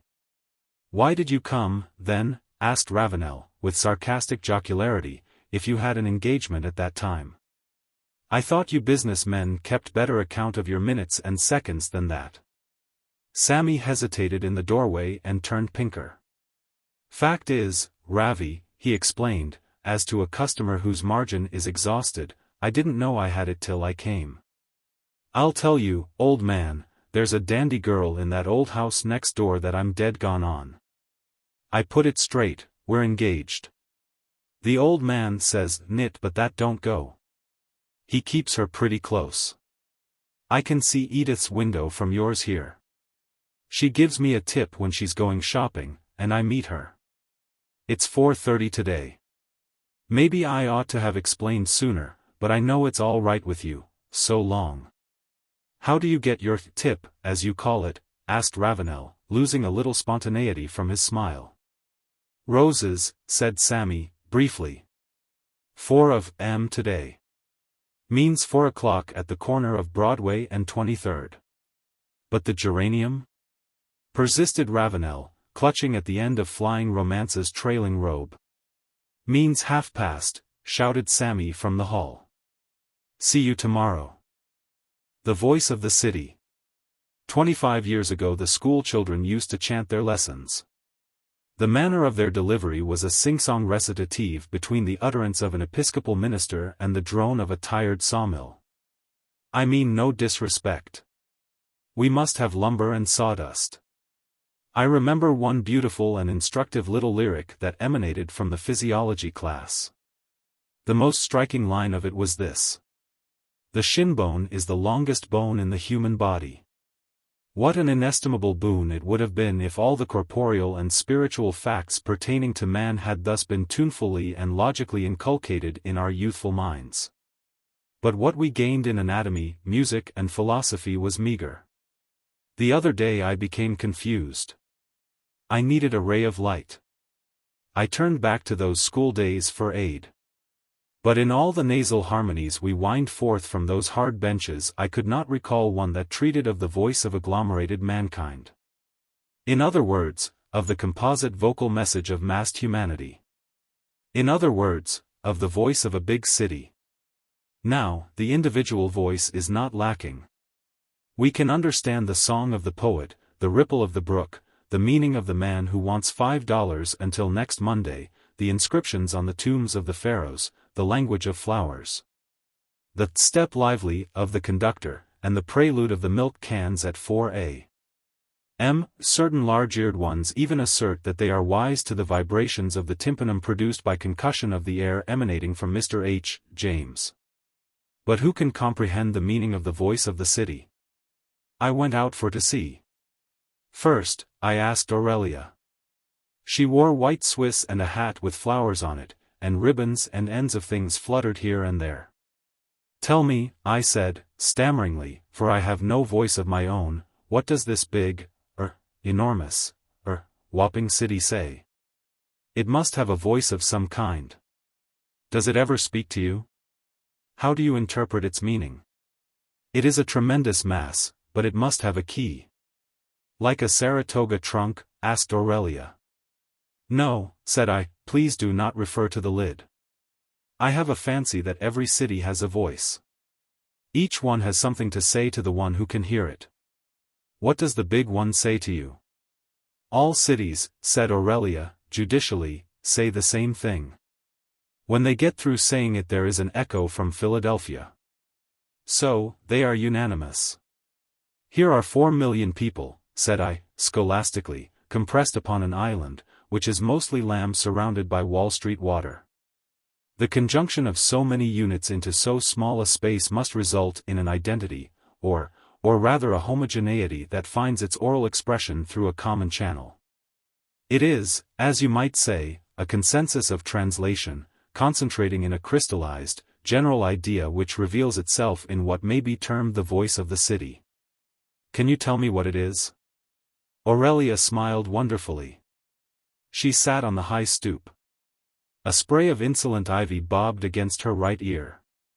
A ray of impudent moonlight flickered upon her nose. But I was adamant, nickel-plated. I must go and find out, I said, what is the voice of this city? Other cities have voices. It is an assignment. I must have it. New York, I continued, in a rising tone, had better not hand me a cigar and say, old man, I can't talk for publication. No other city acts in that way. Chicago says, unhesitatingly, I will. Philadelphia says, I should, New Orleans says, I used to, Louisville says, don't care if I do, St. Louis says, excuse me, Pittsburgh says, smoke up. Now, New York. Aurelia smiled. Very well, said I must go elsewhere and find out. I went into a palace, tile-floored, cherub-ceilinged and square with the cop. I put my foot on the brass rail and said to Billy Magnus, the best bartender in the diocese. Billy, you've lived in New York a long time, what kind of a song and dance does this old town give you? What I mean is, doesn't the gab of it seem to kind of bunch up and slide over the bar to you in a sort of amalgamated tip that hits off the berg in a kind of an epigram with a dash of bitters and a slice of... Excuse me a minute, said Billy, somebody's punching the button at the side door. He went away, came back with an empty tin bucket, again vanished with it full, returned and said to me. That was Mame. She rings twice. She likes a glass of beer for supper. Her and the kid. If you ever saw that little skisix of mine brace up in his high chair and take his beer and, but, say, what was yours? I get kind of excited when I hear them two rings. Was it the baseball score or gin fizz you asked for? Ginger ale, I answered. I walked up to Broadway. I saw a cop on the corner. The cops take kids up, women across, and men in. I went up to him. If I'm not exceeding the spiel limit, I said, let me ask you. You see New York during its vocative hours. It is the function of you and your brother cops to preserve the acoustics of the city. There must be a civic voice that is intelligible to you. At night during your lonely rounds you must have heard it. What is the epitome of its turmoil and shouting? What does the city say to you? Friend, said the policeman, spinning his club, it don't say nothing. I get my orders from the man higher up. Say, I guess you're all right. Stand here for a few minutes and keep an eye open for the roundsman. The cop melted into the darkness of the side street. In 10 minutes he had returned. Married last Tuesday, he said, half gruffly. You know how they are. She comes to that corner at 9 every night comes to say, hello. I generally manage to be there. Say, what was it you asked me a bit ago, what's doing in the city? Oh, there's a roof garden or two just opened, 12 blocks up. I crossed a crow's foot of streetcar tracks, and skirted the edge of an umbrageous park. An artificial Diana, gilded, heroic, poised, wind-ruled, on the tower, shimmered in the clear light of her namesake in the sky. Along came my poet, hurrying, hatted, haired, emitting dactyls, spondees and dactylus. I seized him. Bill, said I, in the magazine he is clean, give me a lift. I am on an assignment to find out the voice of the city. You see, it's a special order.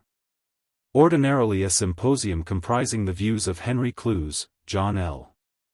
Sullivan, Edwin Markham, May Irwin and Charles Schwab would be about all. But this is a different matter. We want a broad, poetic, mystic vocalization of the city's soul and meaning. You are the very chap to give me a hint. Some years ago a man got at the Niagara Falls and gave us its pitch. The note was about 2 feet below the lowest G on the piano. Now, you can't put New York into a note unless it's better endorsed than that. But give me an idea of what it would say if it should speak. It is bound to be a mighty and far-reaching utterance. To arrive at it we must take the tremendous crash of the chords of the day's traffic, the laughter and music of the night, the solemn tones of Dr. Parkhurst, the ragtime, the weeping, the stealthy hum of cab wheels, the shout of the press agent, the tinkle of fountains on the roof gardens. The hullabaloo of the strawberry vendor and the covers of everybody's magazine, the whispers of the lovers in the parks, all these sounds must go into your voice, not combined, but mixed. And of the mixture an essence made. And of the essence an extract, an audible extract, of which one drop shall form the thing we seek. Do you remember, asked the poet, with a chuckle, that California girl we met at Stiver's studio last week? Well, I'm on my way to see her. She repeated that poem of mine, The Tribute of Spring, word for word. She's the smartest proposition in this town just at present. Say, how does this confounded tie look? I spoiled 4 before I got 1 to set right. And the voice that I asked you about? I inquired. Oh, she doesn't sing, said Cleon. But you ought to hear her recite my Angel of the Inshore Wind. I passed on. I cornered a newsboy and he flashed at me prophetic pink papers that outstripped the news by 2 revolutions of the clock's longest hand. Son, I said, while I pretended to chase coins in my penny pocket, doesn't it sometimes seem to you as if the city ought to be able to talk? All these ups and downs and funny business and queer things happening every day, what would it say, do you think, if it could speak? Quit your kiddin', said the boy. What paper you want? I got no time to waste. It's Mag's birthday, and I want 30 cents to get her a present. Here was no interpreter of the city's mouthpiece. I bought a paper, and consigned its undeclared treaties, its premeditated murders and unfought battles to an ash can. Again I repaired to the park and sat in the moonshade. I thought, and wondered why none could tell me what I asked for. And then, as swift as light from a fixed star, the answer came to me. I arose and hurried as so many reasoners must, back around my circle. I knew the answer and I hugged it in my breast as I flew, fearing lest someone would stop me and demand my secret. Aurelia was still on the stoop. The moon was higher and the ivy shadows were deeper. I sat at her side and we watched a little cloud tilt at the drifting moon and go asunder quite pale and discomfited. And then, wonder of wonders and delight of delights. Our hands somehow touched, and our fingers closed together and did not part. After half an hour Aurelia said, with that smile of hers, "Do you know, you haven't spoken a word since you came back." "That," said I, nodding wisely, "is the voice of the city." Hostages to Momus. Chapter 1. I never got inside of the legitimate line of graft but once. But, one time, as I say, I reversed the decision of the revised statutes and undertook a thing that I'd have to apologize for even under the New Jersey trust laws. Me and Caligula Polk, of Muskogee in the Creek Nation, was down in the Mexican state of Tamaulipas running a peripatetic lottery in Monte Game. Now, selling lottery tickets is a government graft in Mexico, just like selling 48 cents worth of postage stamps for 49 cents is over here. So Uncle Porfirio he instructs the rurales to attend to our case. Rurales? They're a sort of country police. But don't draw any mental crayon portraits of the worthy constables with a tin star and a grey goatee. The rurales, well, if we'd mount our Supreme Court on broncos, arm 'em with Winchesters, and start 'em out after John Doe et al. We'd have about the same thing. When the rurales started for us we started for the states. They chased us as far as Matamoros. We hid in a brickyard. And that night we swum the Rio Grande, Caligula with a brick in each hand, absent-minded, which he drops upon the soil of Texas, forgetting he had M. From there we emigrated to San Antone, and then over to New Orleans, where we took a rest. And in that town of cotton bales and other adjuncts to female beauty we made the acquaintance of drinks invented by the Creoles during the period of Louis Quinze, in which they are still served at the side doors. The most I can remember of this town is that me and Caligula and a Frenchman named McCarty, wait a minute, Adolphe McCarty, was trying to make the French Quarter pay up the back trading stamps due on the Louisiana Purchase, when somebody hollers that the gendarmes are coming. I have an insufficient recollection of buying 2 yellow tickets through a window, and I seem to see a man swing a lantern and say, "All aboard." I remembered no more, except that the train butcher was covering me and Caligula up with Augusta J. Evans's Works and Figs.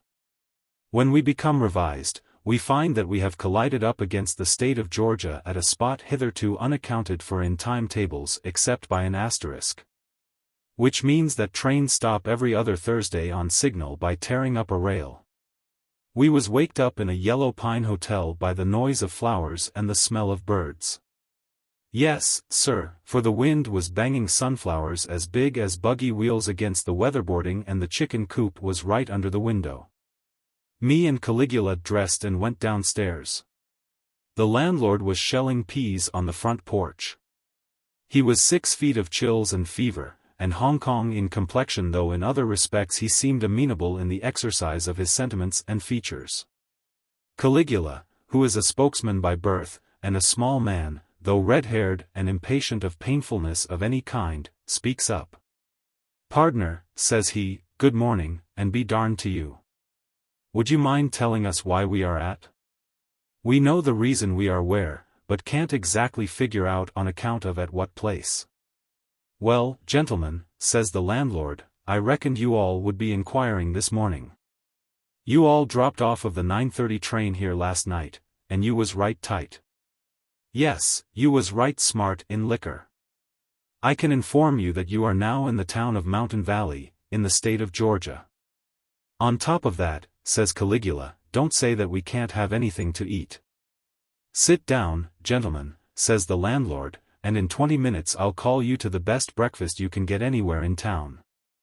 That breakfast turned out to be composed of fried bacon and a yellowish edifice that proved up something between pound cake and flexible sandstone. The landlord calls it corn pone. And then he sets out a dish of the exaggerated breakfast food known as hominy. And so me and Caligula makes the acquaintance of the celebrated food that enabled every Johnny Reb to lick 1 2/3 Yankees for nearly 4 years at a stretch. "The wonder to me is," says Caligula, "that Uncle Robert Lee's boys didn't chase the Grant and Sherman outfit clear up into Hudson's Bay. It would have made me that mad to eat this truck they call mahogany." Hog and hominy, I explains, is the staple food of this section. "Then," says Caligula, "they ought to keep it where it belongs. I thought this was a hotel and not a stable. Now, if we was in Muskogee at the St. Lucifer House, I'd show you some breakfast grub. Antelope steaks and fried liver to begin on, and venison cutlets with chili con carne and pineapple fritters, and then some sardines and mixed pickles. And top it off with a can of yellow clings and a bottle of beer. You won't find a layout like that on the bill of affairs of any of your eastern restaurants. Too lavish," says I. "I've traveled, and I'm unprejudiced. There'll never be a perfect breakfast eaten until some man grows arms long enough to stretch down to New Orleans for his coffee and over to Norfolk for his rolls. And reaches up to Vermont and digs a slice of butter out of a spring house, and then turns over a beehive close to a white clover patch out in Indiana for the rest. Then he'd come pretty close to making a meal on the amber that the gods eat on Mount Olympia. Too ephemeral," says Caligula.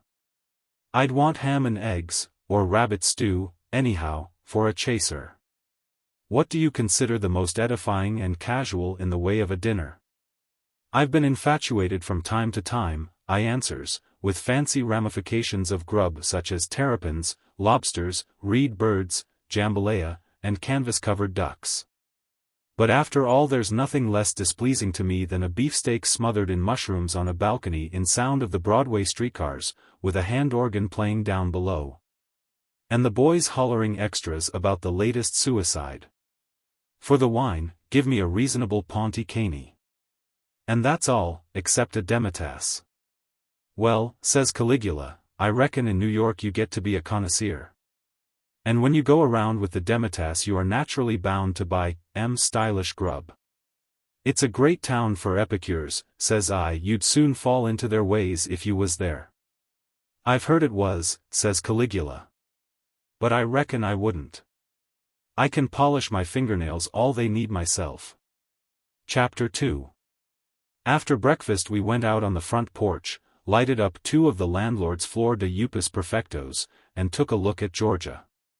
The installment of scenery visible to the eye looked mighty poor. As far as we could see was red hills all washed down with gullies and scattered over with patches of piney woods. Blackberry bushes was all that kept the rail fences from falling down. About 15 miles over to the north was a little range of well-timbered mountains. That town of Mountain Valley wasn't going. About a dozen people permeated along the sidewalks. But what you saw mostly was rain barrels and roosters, and boys poking around with sticks in piles of ashes made by burning the scenery of Uncle Tom shows. And just then there passes down on the other side of the street a high man in a long black coat and a beaver hat. All the people in sight bowed, and some crossed the street to shake hands with him. Folks came out of stores and houses to holler at him, women leaned out of windows and smiled, and all the kids stopped playing to look at him. Our landlord stepped out on the porch and bent himself double like a carpenter's rule, and sung out, "Good morning, Colonel," when he was a dozen yards gone by. "And is that Alexander, Pa?" says Caligula to the landlord, "and why is he called great?" "That, gentlemen," says the landlord, "is no less than Colonel Jackson T. Rockingham, the president of the Sunrise and Edenville Tap Railroad, mayor of Mountain Valley, and chairman of the Perry County Board of Immigration and Public Improvements. Been away a good many years, hasn't he?" I asked. "No, sir, Colonel Rockingham is going down to the post office for his mail. His fellow citizens take pleasure in greeting him thus every morning. The Colonel is our most prominent citizen. Besides the height of the stock of the Sunrise and Edenville Tap Railroad, he owns 1,000 acres of that land across the creek. Mountain Valley delights, sir, to honor a citizen of such worth and public spirit." For an hour that afternoon Caligula sat on the back of his neck on the porch and studied a newspaper, which was unusual in a man who despised print. When he was through he took me to the end of the porch among the sunlight and drying dish towels. I knew that Caligula had invented a new graft. For he chewed the ends of his mustache and ran the left catch of his suspenders up and down, which was his way. "What is it now?" I asks. "Just so it ain't floating mining stocks or raising Pennsylvania pinks, we'll talk it over." Pennsylvania pinks? Oh, that refers to a coin-raising scheme of the Keystoners. They burn the soles of old women's feet to make them tell where their money's hid. Caligula's words in business was always few and bitter. "You see them mountains," said he, pointing. "And you seen that Colonel man that owns railroads and cuts more ice when he goes to the post office than Roosevelt does when he cleans 'em out. What we're going to do is to kidnap the latter into the former, and inflict a ransom of $10,000. "Illegality," says I, shaking my head. "I knew you'd say that," says Caligula. "At first sight it does seem to jar peace and dignity. But it don't. I got the idea out of that newspaper. Would you commit aspersions on a equitable graft that the United States itself has condoned and endorsed and ratified? Kidnapping," says I, "is an immoral function in the derogatory list of the statutes. If the United States upholds it, it must be a recent enactment of ethics, along with race suicide and rural delivery." "Listen," says Caligula, "and I'll explain the case set down in the papers. Here was a Greek citizen named Burdick Harris," says he, "captured for a graft by Africans. And the United States sends 2 gunboats to the state of Tangiers and makes the King of Morocco give up $70,000 to Razali. Go slow," says I. "That sounds too international to take in all at once. It's like Thimble, who's got the naturalization papers?" "'Twas press dispatches from Constantinople," says Caligula. "You'll see, 6 months from now. They'll be confirmed by the monthly magazines. And then it won't be long till you'll notice them alongside the photos of the Mount Pelee eruption photos in the While You Get Your Haircut weeklies. It's all right, Pick. This African man Razali hides Burdick Harris up in the mountains, and advertises his price to the governments of different nations. Now, you wouldn't think for a minute," goes on Caligula, "that John Hay would have chipped in and helped this graft along if it wasn't a square game, would you?" "Why, no," says I. "I've always stood right in with Bryan's policies, and I couldn't consciously say a word against the Republican administration just now. But if Harris was a Greek, on what system of international protocols did Hay interfere?" "It ain't exactly set forth in the papers," says Caligula. "I suppose it's a matter of sentiment. You know he wrote this poem, Little Britches, and them Greeks wear little or none. But anyhow, John Hay sends the Brooklyn and the Olympia over, and they cover Africa with 30-inch guns. And then Hay cables after the health of the persona grata. "And how are they this morning?" he wires. "Is Burdick Harris alive yet, or Mr. Razily dead?" And the King of Morocco sends up the $70,000, and they turn Burdick Harris loose. And there's not half the hard feelings among the nations about this little kidnapping matter as there was about the Peace Congress. And Burdick Harris says to the reporters, in the Greek language, that he's often heard about the United States, and he admires Roosevelt next to Razily, who is one of the whitest and most gentlemanly kidnappers that he ever worked alongside of. "So you see, Pick," winds up Caligula, "we've got the law of nations on our side. We'll cut this colonel man out of the herd, and corral him in them little mountains, and stick up his heirs and assigns for $10,000. "Well, you seldom little red-headed territorial terror," I answers, "you can't bluff your uncle Tecumseh Pickens. I'll be your company in this graft. But I misdoubt if you've absorbed the inwardness of this Burdick Harris case, Calig. And if on any morning we get a telegram from the Secretary of State asking about the health of the scheme, I propose to acquire the most propinquitous and celeritas mule in this section and gallop diplomatically over into the neighboring and peaceful nation of Alabama." Chapter 3. Me and Caligula spent the next 3 days investigating the bunch of mountains into which we proposed to kidnap Colonel Jackson T. Rockingham. We finally selected an upright slice of topography covered with bushes and trees that you could only reach by a secret path that we cut out up the side of it. And the only way to reach the mountain was to follow up the bend of a branch that wound among the elevations. Then I took in hand an important subdivision of the proceedings. I went up to Atlanta on the train and laid in a $250 supply of the most gratifying and efficient lines of grub that money could buy. I always was an admirer of viands in their more palliative and revised stages. Hog and hominy are not only inartistic to my stomach, but they give indigestion to my moral sentiments. And I thought of Colonel Jackson T. Rockingham, president of the Sunrise and Edenville Tap Railroad, and how he would miss the luxury of his home fare as is so famous among wealthy Southerners. So I sunk half of mine and Caligula's capital in as elegant a layout of fresh and canned provisions as Burdick Harris or any other professional kidnappee ever saw in a camp. I put another 100 in a couple of cases of Bordeaux, 2 quarts of cognac, 200 Havana regalias with gold bands, and a camp stove and stools and folding cots. I wanted Colonel Rockingham to be comfortable.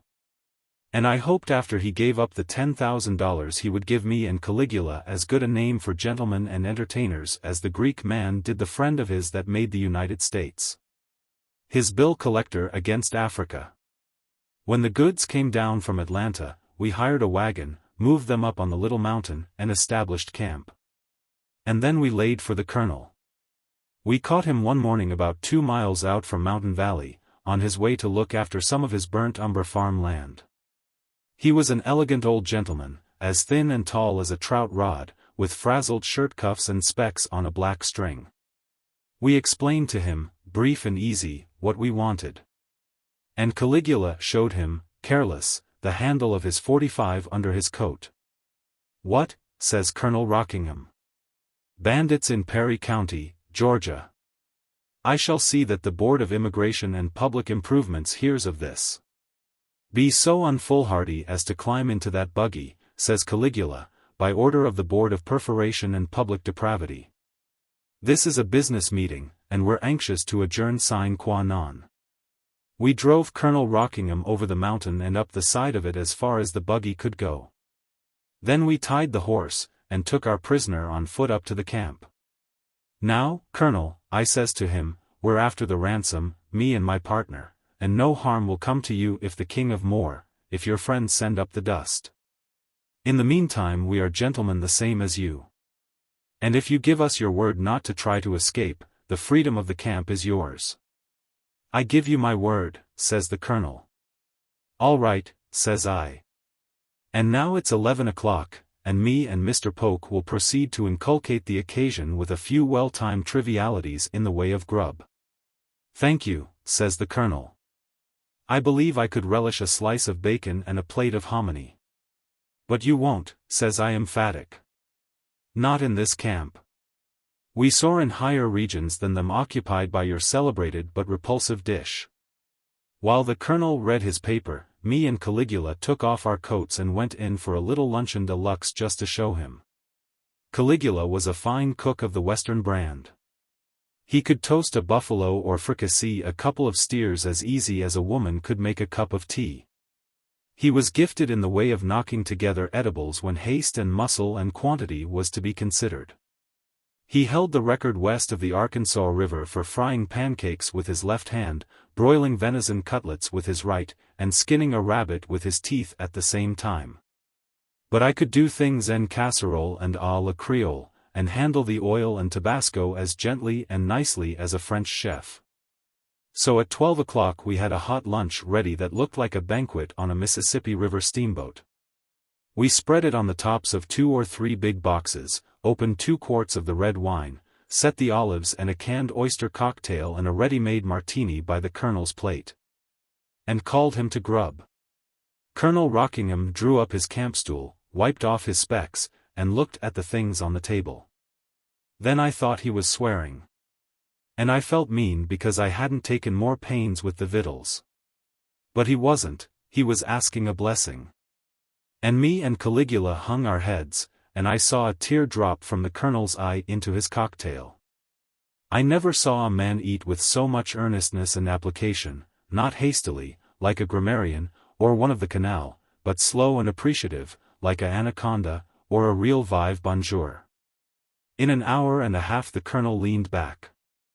I brought him a pony of brandy and his black coffee, and set the box of Havana regalias on the table. "Gentlemen," says he, blowing out the smoke and trying to breathe it back again, "when we view the eternal hills and the smiling and beneficent landscape, and reflect upon the goodness of the Creator who—" "Excuse me, Colonel," says I, "but there's some business to attend to now." And I brought out paper and pen and ink and laid them before him. "Who do you want to send to for the money?" I asks. "I reckon," says he, after thinking a bit, "to the vice president of our railroad, at the general offices of the company in Edenville." "How far is it to Edenville from here?" I asked. "About 10 miles, says he. Then I dictated these lines, and Colonel Rockingham wrote them out. "I am kidnapped and held a prisoner by 2 desperate outlaws in a place which is useless to attempt to find. They demand $10,000 at once for my release. The amount must be raised immediately, and these directions followed. Come alone with the money to Stony Creek, which runs out of Blacktop Mountains. Follow the bed of the creek till you come to a big flat rock on the left bank, on which is marked a cross in red chalk. Stand on the rock and wave a white flag. A guide will come to you and conduct you to where I am held. Lose no time." After the colonel had finished this, he asked permission to take on a postscript about how he was being treated, so the railroad wouldn't feel uneasy in its bosom about him. We agreed to that. He wrote down that he had just had lunch with the 2 desperate ruffians, and then he set down the whole bill of fare, from cocktails to coffee. He wound up with the remark that dinner would be ready about 6, and would probably be a more licentious and intemperate affair than lunch. Me and Caligula read it, and decided to let it go. For we, being cooks, were amenable to praise, though it sounded out of place on a sight draft for $10,000. I took the letter over to the Mountain Valley Road and watched for a messenger. By and by a colored equestrian came along on horseback, riding toward Edenville. I gave him $1 to take the letter to the railroad offices, and then I went back to camp. Chapter 4. About 4 o'clock in the afternoon, Caligula, who was acting as lookout, calls to me. "I have to report a white shirt signaling on the starboard bow, sir." I went down the mountain and brought back a fat, red man in an alpaca coat and no collar. "Gentlemen," says Colonel Rockingham, "allow me to introduce my brother, Captain Duval C. Rockingham, Vice President of the Sunrise and Edenville Tap Railroad. Otherwise the King of Morocco," says I reckon you don't mind my counting the ransom, just as a business formality." "Well, no, not exactly," says the fat man, "not when it comes." I turned that matter over to our second vice president. I was anxious after Brother Jackson's safetyness. I reckon he'll be along right soon. What does that lobster salad you mentioned taste like, Brother Jackson?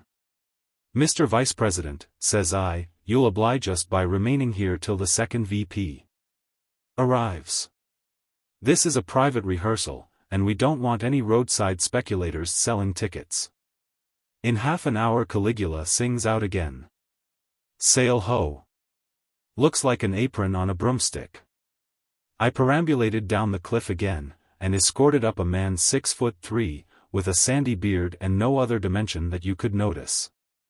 Thinks I to myself, if he's got $10,000 on his person it's in one bill and folded lengthwise. Mr. Patterson G. Coble, our second vice president, announces the colonel. Glad to know you, gentlemen, says this Coble. I came up to disseminate the tidings that Major Tallahassee Tucker, our general passenger agent, is now negotiating a peach crate full of our railroad bonds with the Perry County Bank for a loan. My dear Colonel Rockingham, was that chicken gumbo or cracked goobers on the bill of fare in your note? Me and the conductor of 56 was having a dispute about it.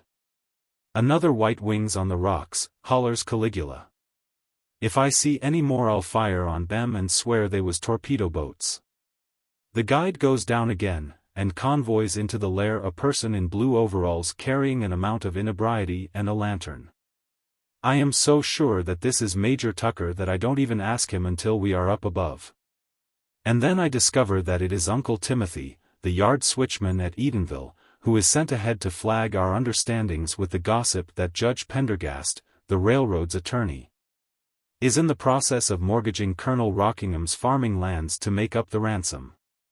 While he is talking, two men crawl from under the bushes into camp, and Caligula, with no white flag to disinter him from his plain duty, draws his gun. But again Colonel Rockingham intervenes and introduces Mr. Jones and Mr. Batts, engineer and fireman of train number 42. Excuse us, says Batts, but me and Jim have hunted squirrels all over this mounting, and we don't need no white flag. Was that straight, Colonel, about the plum pudding and pineapples and real store cigars? Towel on a fishing pole in the offing, howls Caligula. Suppose it's the firing line of the freight conductors and brakemen. My last trip down, says I, wiping off my face. If the S&E.T. wants to run an excursion up here just because we kidnapped their president, let 'em. We'll put out our sign. The Kidnappers' Café and Trainman's Home. This time I caught Major Tallahassee Tucker by his own confession, and I felt easier. I asked him into the creek, so I could drown him if he happened to be a track walker or caboose porter. All the way up the mountain he drivelled to me about asparagus on toast, a thing that his intelligence in life had skipped. Up above I got his mind segregated from food and asked if he had raised the ransom. My dear sir, says he, I succeeded in negotiating a loan on $30,000 worth of the bonds of our railroad, and... Never mind just now, Major, says I, it's all right, then. Wait till after dinner, and we'll settle the business. All of you gentlemen, I continues to the crowd, are invited to stay to dinner. We have mutually trusted one another, and the white flag is supposed to wave over the proceedings. The correct idea, says Caligula, who was standing by me. 2 baggage masters and a ticket agent dropped out of a tree while you was below the last time. Did the major man bring the money?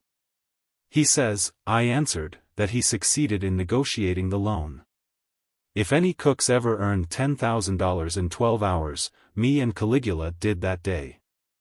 At 6 o'clock we spread the top of the mountain with as fine a dinner as the personnel of any railroad ever engulfed. We opened all the wine, and we concocted entrees and pieces de resistance.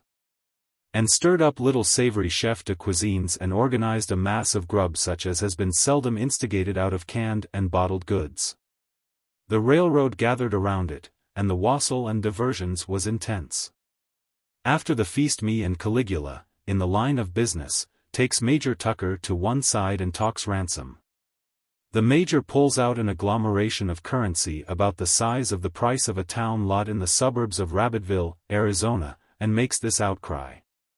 "Gentlemen," says he, "the stock of the Sunrise and Edenville Railroad has depreciated some.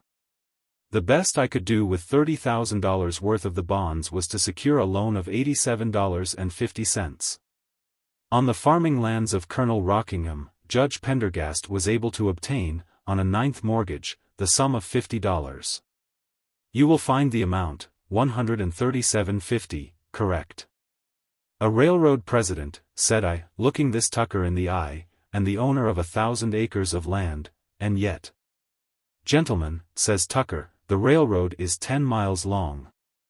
There don't any train run on it except when the crew goes out in the pines and gathers enough lightwood knots to get up steam. A long time ago, when times was good, the net earnings used to run as high as $18 a week. Colonel Rockingham's land has been sold for taxes 13 times. There hasn't been a peach crop in this part of Georgia for 2 years. The wet spring killed the watermelons. Nobody around here has money enough to buy fertilizer. And land is so poor the corn crop failed and there wasn't enough grass to support the rabbits. All the people have had to eat in this section for over a year is hog and hominy, and—" "Pick," interrupts Caligula, musing up his red hair, "what are you going to do with that chicken feed?" I hands the money back to Major Tucker, and then I goes over to Colonel Rockingham and slaps him on the back. "Colonel," says I hope you've enjoyed our little joke. We don't want to carry it too far. Kidnappers. Well, wouldn't it tickle your uncle? My name's Rheingelder, and I'm a nephew of Chauncey Depew. My friend's a second cousin of the editor of Puck. So you can see. We are down south enjoying ourselves in our humorous way. Now, there's 2 quarts of cognac to open yet, and then the joke's over. What's the use to go into details? 1 or 2 will be enough. I remember Major Tallahassee Tucker playing on a Jew sharp, and Caligula waltzing with his head on the watch pocket of a tall baggage master. I hesitate to refer to the cakewalk done by me and Mr. Patterson G. Coble with Colonel Jackson T. Rockingham between us. And even on the next morning, when you wouldn't think it possible, there was a consolation for me and Caligula. We knew that Razily himself never made half the hit with Burdick Harris that we did with the Sunrise and Edenville Tap Railroad. Sisters of the Golden Circle. The Rubberneck auto was about ready to start. The merry top riders had been assigned to their seats by the gentlemanly conductor. The sidewalk was blockaded with sightseers who had gathered to stare at sightseers, justifying the natural law that every creature on earth is preyed upon by some other creature. The megaphone man raised his instrument of torture, the inside of the great automobile began to thump and throb like the heart of a coffee drinker. The top riders nervously clung to the seats. The old lady from Valparaiso, Indiana, shrieked to be put ashore. But, before a will turns, listen to a brief preamble through the cardiophone, which shall point out to you an object of interest on life's sightseeing tour. Swift and comprehensive is the recognition of white man for white man in African wilds, instant and sure is the spiritual greeting between mother and babe. Unhesitatingly do master and dog commune across the slight gulf between animal and man, immeasurably quick and sapient are the brief messages between one and one's beloved. But all these instances set forth only slow and groping interchange of sympathy and thought beside one other instance which the Rubberneck coach shall disclose.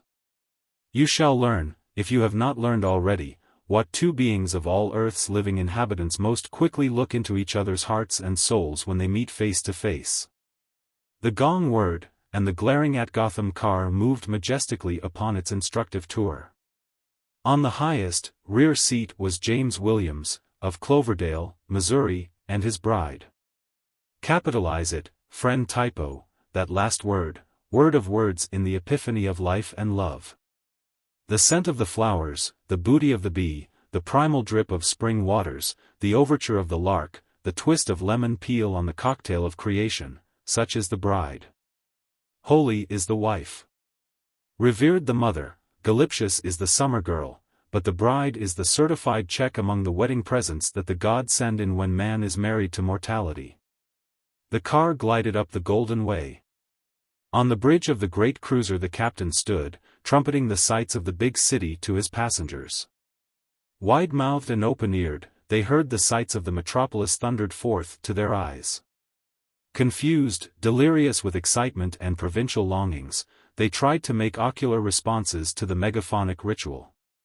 In the solemn spires of spreading cathedrals they saw the home of the Vanderbilts, in the busy bulk of the Grand Central Depot they viewed, wonderingly, the frugal cot of Russell Sage.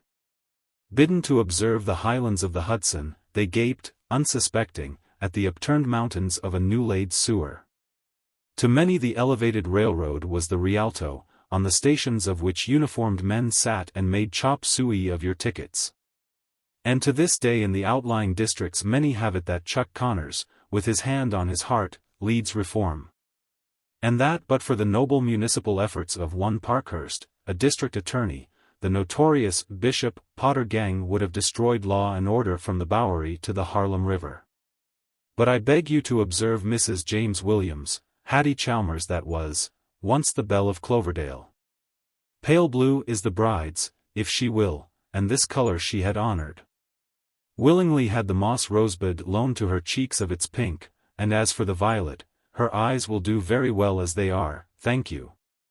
A useless strip of white chaff, oh, no, he was guiding the auto car, of white chiffon, or perhaps it was grenadine or tulle, was tied beneath her chin, pretending to hold her bonnet in place. But you know as well as I do that the hatpins did the work. And on Mrs. James Williams's face was recorded a little library of the world's best thoughts in 3 volumes.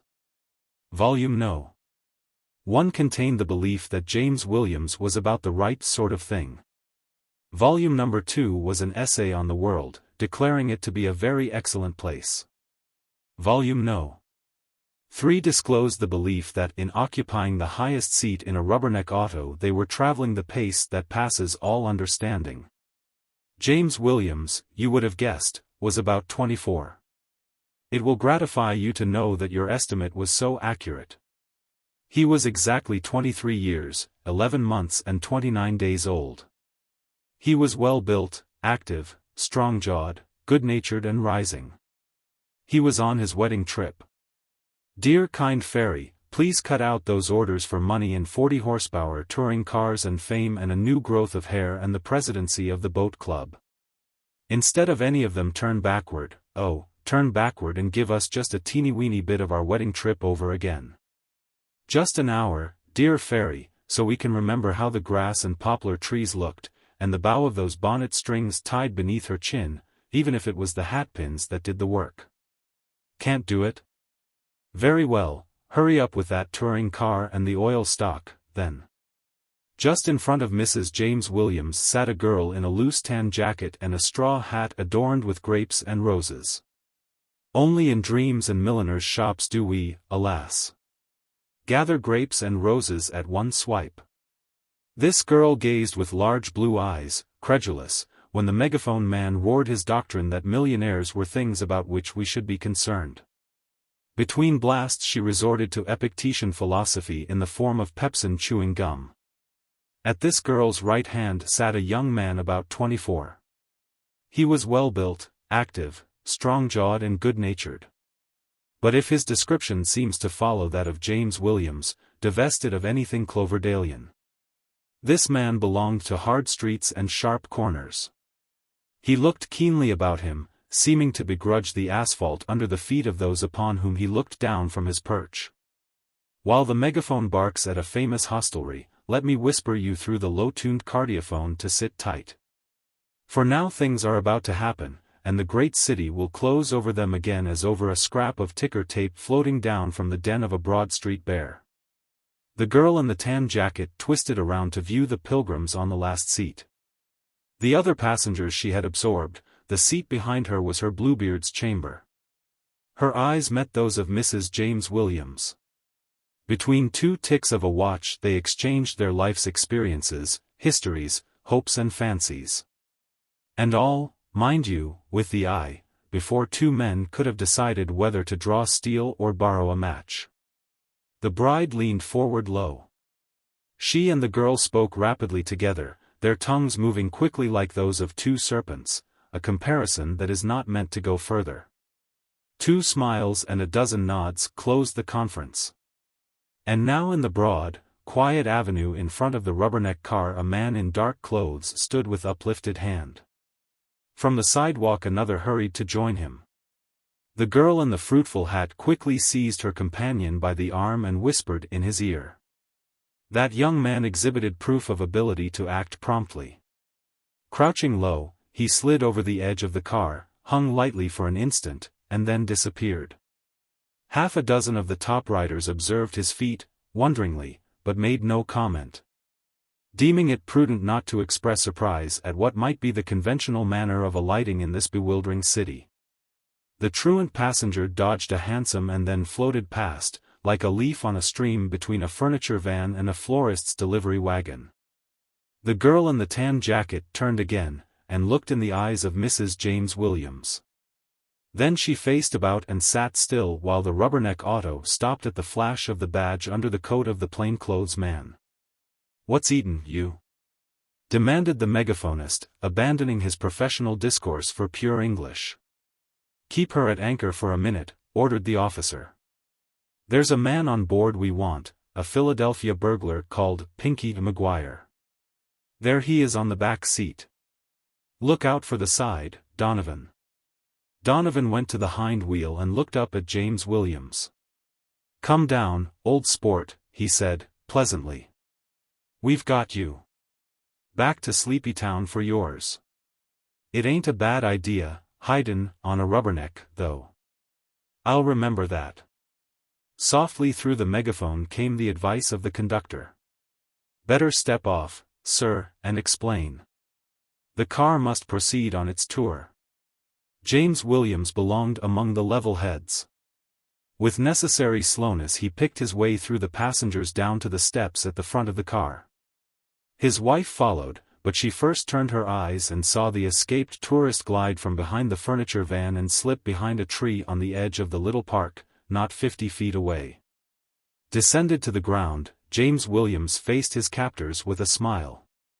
He was thinking what a good story he would have to tell in Cloverdale about having been mistaken for a burglar. The rubberneck coach lingered, out of respect for its patrons. What could be a more interesting sight than this? "My name is James Williams, of Cloverdale, Missouri," he said kindly, so that they would not be too greatly mortified. "I have letters here that will show." "You'll come with us, please," announced the plainclothes man. "Pinky McGuire's description fits you like flannel washed in hot suds. A detective saw you on the rubberneck up at Central Park and phoned down to take you in. Do your explaining at the station house." James Williams's wife, his bride of 2 weeks, looked him in the face with a strange, soft radiance in her eyes and a flush on her cheeks, looked him in the face and said, "Go with M quietly, Pinky, and maybe it'll be in your favor." And then as the glaring at Gotham car rolled away she turned and threw a kiss, his wife threw a kiss, at someone high up on the seats of the rubberneck. "Your girl gives you good advice, McGuire," said Donovan. "Come on, now." And then madness descended upon and occupied James Williams. He pushed his hat far upon the back of his head. "My wife seems to think I am a burglar," he said, recklessly. "I never heard of her being crazy, therefore I must be. And if I'm crazy, they can't do anything to me for killing you 2 fools in my madness." Whereupon he resisted arrest so cheerfully and industriously that cops had to be whistled for, and afterwards the reserves, to disperse a few thousand delighted spectators. At the station house the desk sergeant asked for his name. "McDoodle, the Pink, or Pinky the Brute, I forget which," was James Williams's answer. "But you can bet I'm a burglar. Don't leave that out. And you might add that it took 5 of them to pluck the pink. I'd especially like to have that in the records."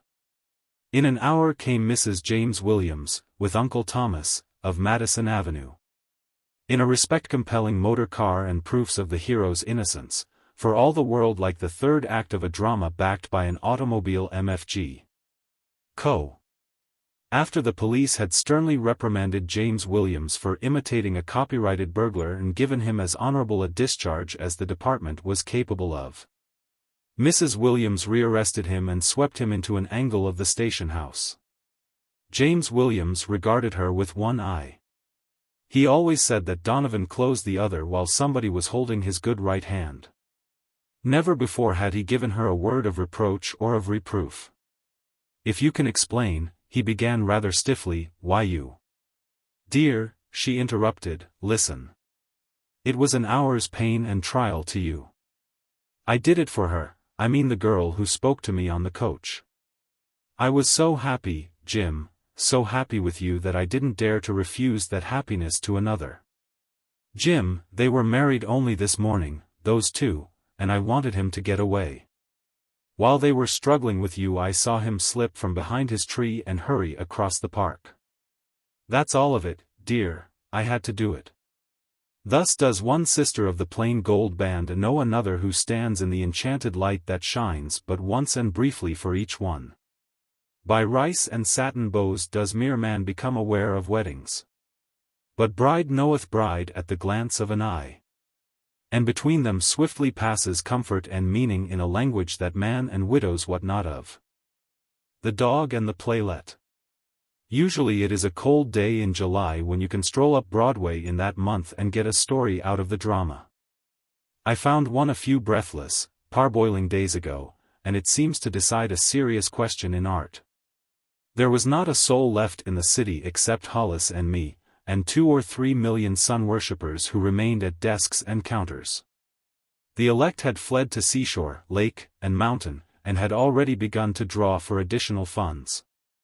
Every evening Hollis and I prowled about the deserted town searching for coolness in empty cafes, dining rooms, and roof gardens.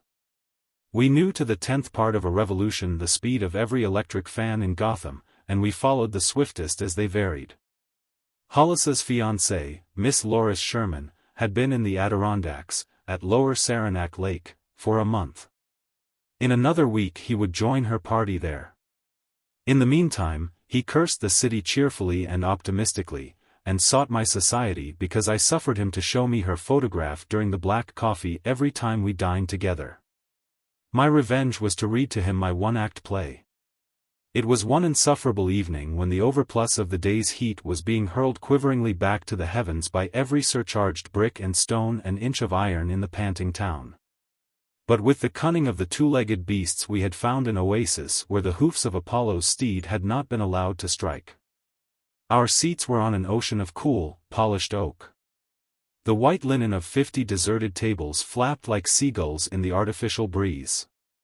A mile away a waiter lingered for a heliographic signal. We might have roared songs there or fought a duel without molestation.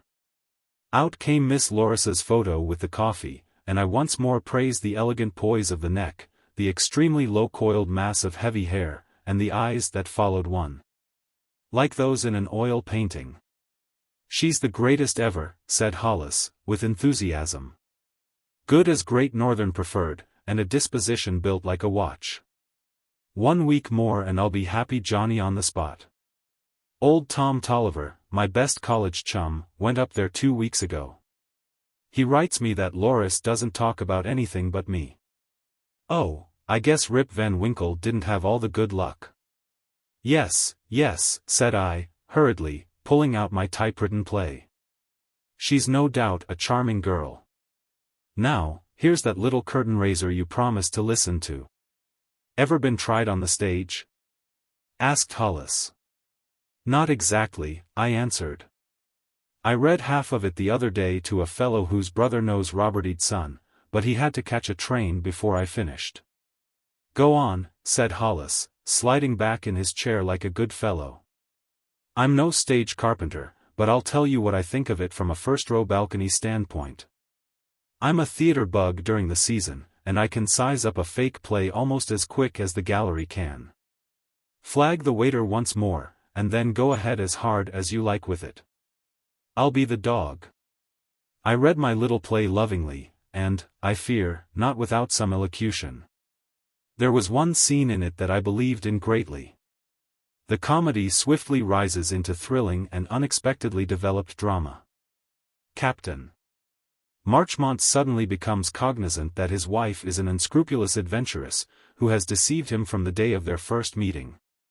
The rapid and mortal duel between them from that moment, she with her magnificent lies and siren charm, winding about him like a serpent, trying to recover her lost ground. He with his man's agony and scorn and lost faith, trying to tear her from his heart.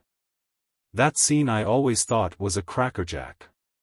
When Captain Marchmont discovers her duplicity by reading on a blotter in a mirror the impression of a note that she has written to the Count, he raises his hand to heaven and exclaims, "O God! Who created woman while Adam slept, and gave her to him for a companion, take back thy gift and return instead the sleep, though it last forever." "Rot," said Hollis, rudely, when I had given those lines with proper emphasis. "I beg your pardon," I said, as sweetly as I could. "Come now," went on Hollis, "don't be an idiot. You know very well that nobody spouts any stuff like that these days. That sketch went along all right until you rang in the skyrockets. Cut out that right arm exercise and the Adam and Eve stunt, and make your captain talk as you or I or Bill Jones would." "I'll admit," said I, earnestly, for my theory was being touched upon, that on all ordinary occasions all of us use commonplace language to convey our thoughts. You will remember that up to the moment and the captain makes his terrible discovery all the characters on the stage talk pretty much as they would, in real life. But I believe that I am right in allowing him lines suitable to the strong and tragic situation into which he falls. "Tragic, my eye," said my friend, irreverently. In Shakespeare's day he might have sputtered out some hycoccolorum nonsense of that sort, because in those days they ordered ham and eggs in blank verse and discharged the cook with an epic. But not for Buey in the summer of 1905. "It is my opinion," said I, "that great human emotions shake up our vocabulary and leave the words best suited to express them on top. A sudden violent grief or loss or disappointment will bring expressions out of an ordinary man as strong and solemn and dramatic as those used in fiction or on the stage to portray those emotions." "That's where you fellows are wrong," said Hollis. "Plain, everyday talk is what goes. Your captain would very likely have kicked the cat, lit a cigar, stirred up a highball, and telephoned for a lawyer, instead of getting off those Robert Mantell pyrotechnics. Possibly, a little later," I continued. "But just at the time, just as the blow is delivered, if something scriptural or theatrical and deep-tongued isn't wrung from a man in spite of his modern and practical way of speaking, then I'm wrong." "Of course," said Hollis, kindly, "you've got to whoop her up some degrees for the stage. The audience expects it. When the villain kidnaps little Effie you have to make her mother claw some chunks out of the atmosphere, and scream, 'Me child, me child.' What she would actually do would be to call up the police by phone, ring for some strong tea, and get the little darling's photo out, ready for the reporters. When you get your villain in a corner, a stage corner, it's all right for him to clap his hand to his forehead and hiss, 'All is lost.' Off the stage he would remark, 'This is a conspiracy against me, I refer you to my lawyers.' I get no consolation," said I, gloomily, "from your concession of an accentuated stage treatment. In my play I fondly hoped that I was following life. If people in real life meet great crises in a commonplace way, they should do the same on the stage." And then we drifted, like two trout, out of our cool pool in the great hotel and began to nibble languidly at the gay flies in the swift current of Broadway.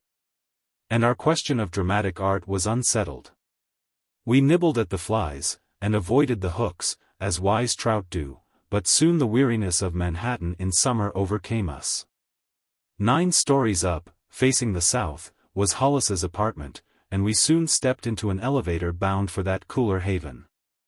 I was familiar in those quarters, and quickly my play was forgotten, and I stood at a sideboard mixing things, with cracked ice and glasses all about me.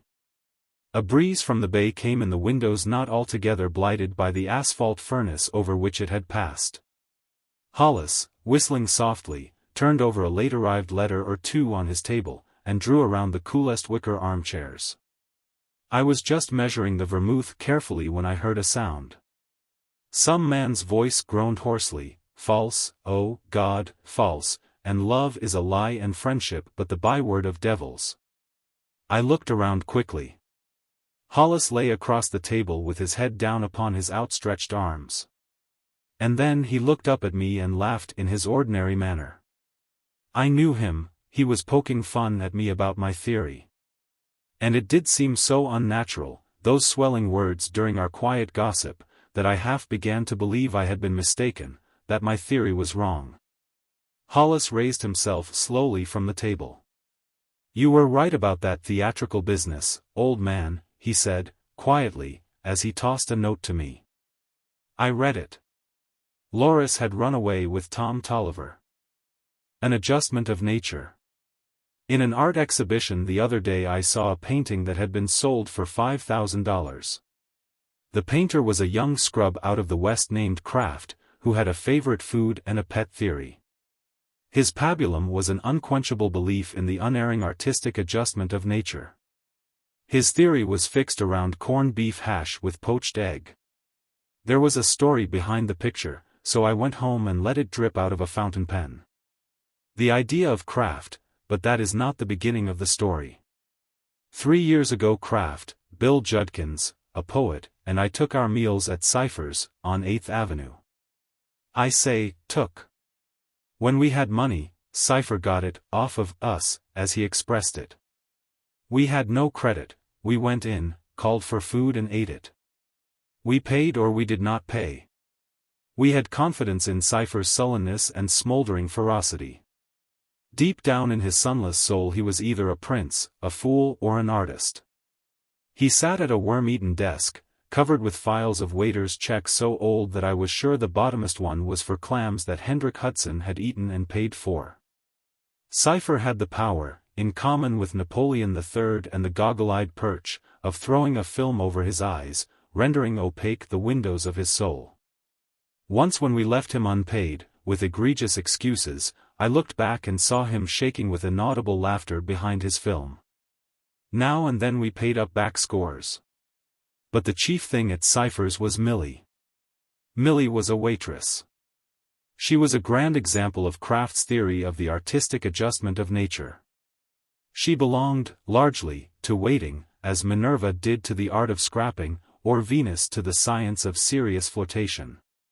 Pedestaled and in bronze she might have stood with the noblest of her heroic sisters as liver and bacon enlivening the world.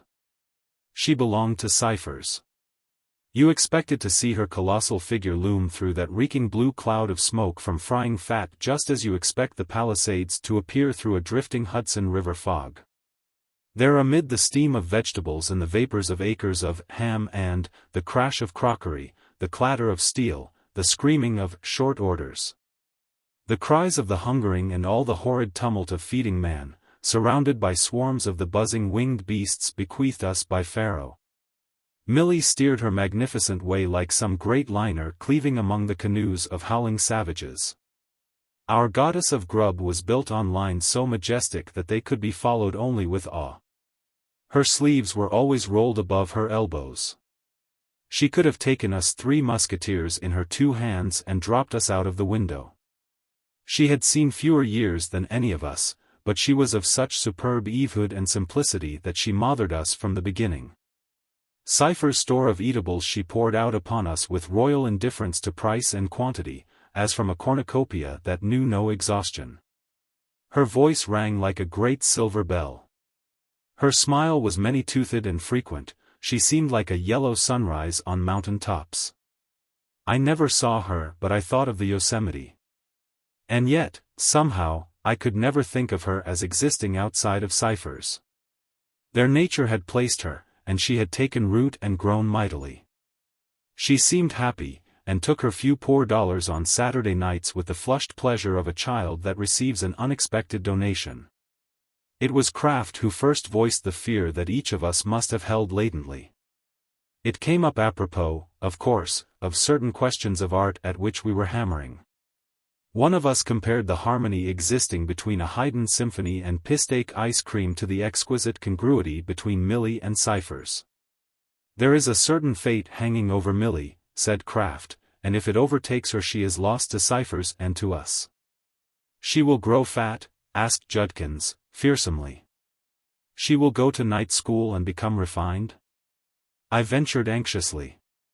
"It is this," said Kraft, punctuating in a puddle of spilled coffee with a stiff forefinger. "Caesar had his Brutus, the cotton has its bollworm, the chorus girl has her Pittsburgher, the summer boarder has his poison ivy, the hero has his Carnegie medal, art has its Morgan. The rose has its—" "Speak," I interrupted, much perturbed. "You do not think that Millie will begin to lace?" "One day," concluded Kraft, solemnly, "there will come to Cyphers for a plate of beans a millionaire lumberman from Wisconsin, and he will marry Millie." "Never!" exclaimed Judkins and I, in horror. "A lumberman," repeated Kraft, hoarsely. "And a millionaire lumberman." I sighed, despairingly. "From Wisconsin," groaned Judkins. We agreed that the awful fate seemed to menace her. Few things were less improbable. Millie, like some vast virgin stretch of pine woods, was made to catch the lumberman's eye. And well we knew the habits of the badgers, once fortune smiled upon them. Straight to New York they hie, and lay their goods at the feet of the girl who serves them beans in a beanery. Why, the alphabet itself connives. The Sunday newspaper's headliner's work is cut for him. Winsome waitress wins wealthy Wisconsin woodsman. For a while we felt that Millie was on the verge of being lost to us. It was our love of the unerring artistic adjustment of nature that inspired us. We could not give her over to a lumberman, doubly accursed by wealth and provincialism. We shuddered to think of Millie, with her voice modulated and her elbows covered, pouring tea in the marble teepee of a tree murderer. No. In Cyphers she belonged, in the bacon smoke, the cabbage perfume, the grand, Wagnerian chorus of hurled ironstone china and rattling casters. Our fears must have been prophetic, for on that same evening the wildwood discharged upon us Millie's preordained confiscator, our fee to adjustment and order. But Alaska and not Wisconsin bore the burden of the visitation. We were at our supper of beef stew and dried apples when he trotted in as if on the heels of a dog team, and made one of the mess at our table. With the freedom of the camps he assaulted our ears and claimed the fellowship of men lost in the wilds of a hash house.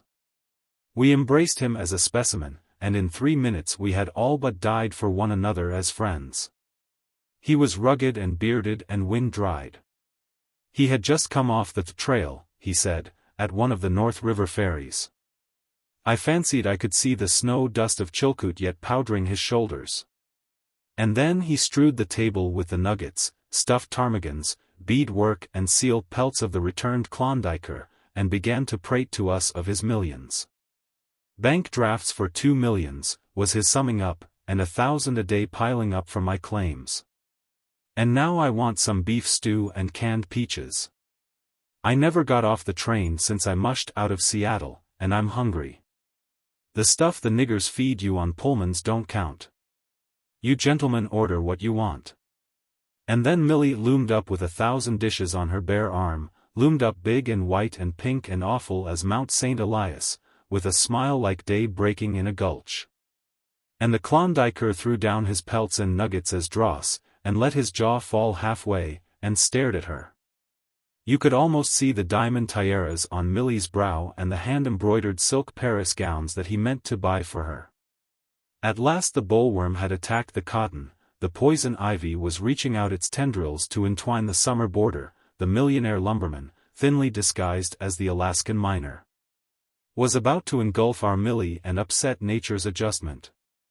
Kraft was the first to act. He leaped up and pounded the Klondiker's back. "Come out and drink," he shouted. "Drink first and eat afterward." Judkins seized one arm and I the other. Gaily, roaringly, irresistibly, in jolly good fellow style, we dragged him from the restaurant to a café, stuffing his pockets with his embalmed birds and indigestible nuggets. There he rumbled a roughly good-humored protest. "That's the girl for my money," he declared. "She can eat out of my skillet the rest of her life. Why, I never see such a fine girl. I'm going back there and ask her to marry me. I guess she won't want to sling hash any more when she sees the pile of dust I've got." "You'll take another whiskey and milk now," Kraft persuaded, with Satan's smile. "I thought you up-country fellows were better sports." Kraft spent his puny store of coin at the bar and then gave Judkins and me such an appealing look that we went down to the last dime we had in toasting our guest. Then, when our ammunition was gone and the Klondiker, still somewhat sober, began to babble again of Millie, Kraft whispered into his ear such a polite, barbed insult relating to people who were miserly with their funds, that the miner crashed down handful after handful of silver and notes, calling for all the fluids in the world to drown the imputation. Thus the work was accomplished. With his own guns we drove him from the field. And then we had him carted to a distant small hotel and put to bed with his nuggets and baby sealskins stuffed around him. "He will never find ciphers again," said Kraft. "He will propose to the first white apron he sees in a dairy restaurant tomorrow. And Millie, I mean the natural adjustment, is saved." And back to ciphers went we three, and, finding customers scarce, we joined hands and did an Indian dance with Millie in the center. This, I say, happened 3 years ago.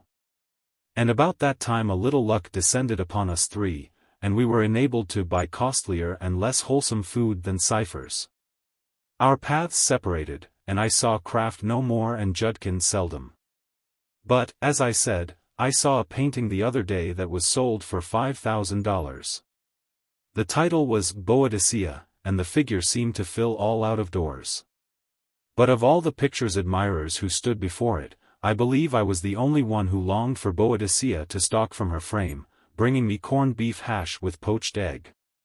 I hurried away to see Kraft. His satanic eyes were the same, his hair was worse tangled, but his clothes had been made by a tailor.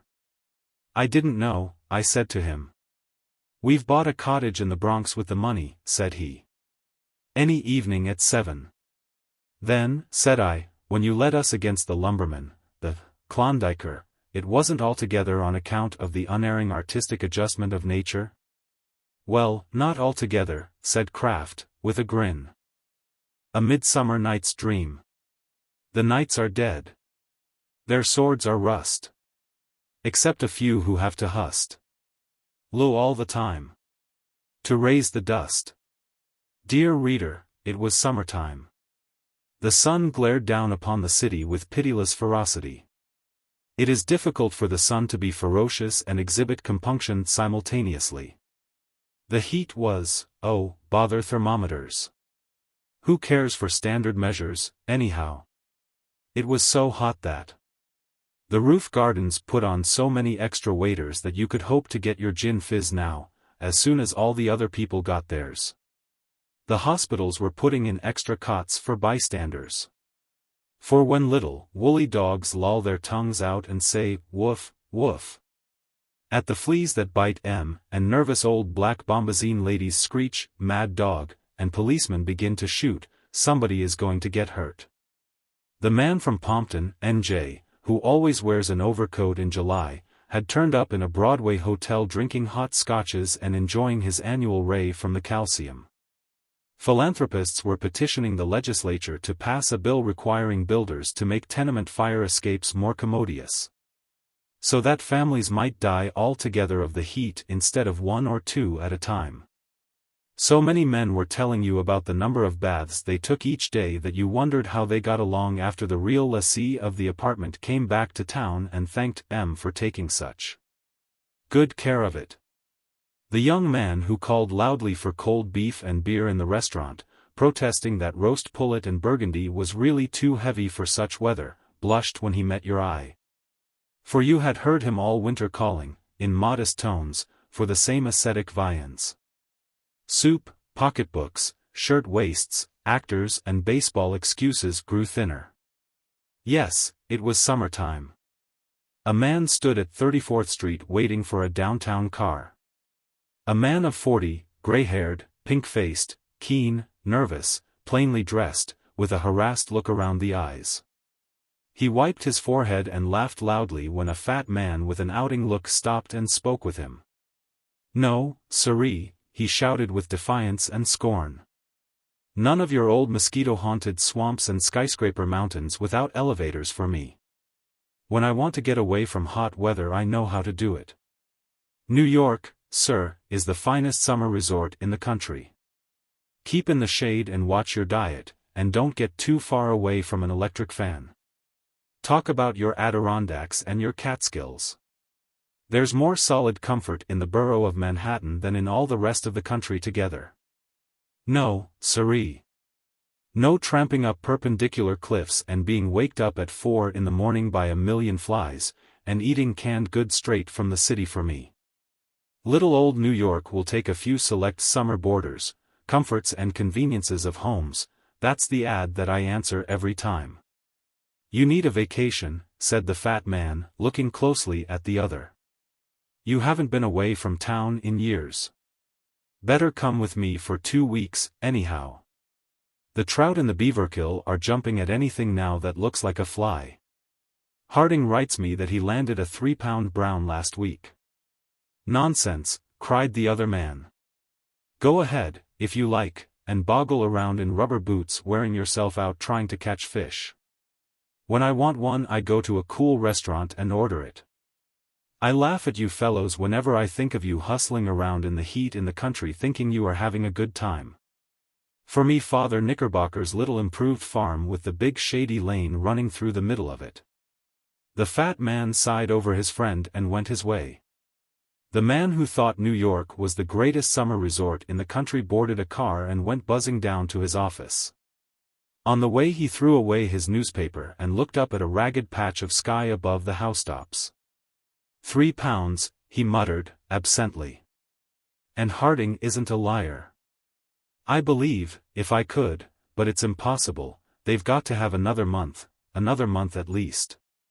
In his office the upholder of urban midsummer joys dived, head foremost, into the swimming pool of business.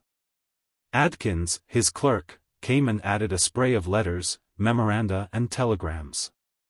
At 5 o'clock in the afternoon the busy man leaned back in his office chair, put his feet on the desk and mused aloud. "I wonder what kind of bait Harding used. She was all in white that day." And thereby Compton lost a bet to Gaines.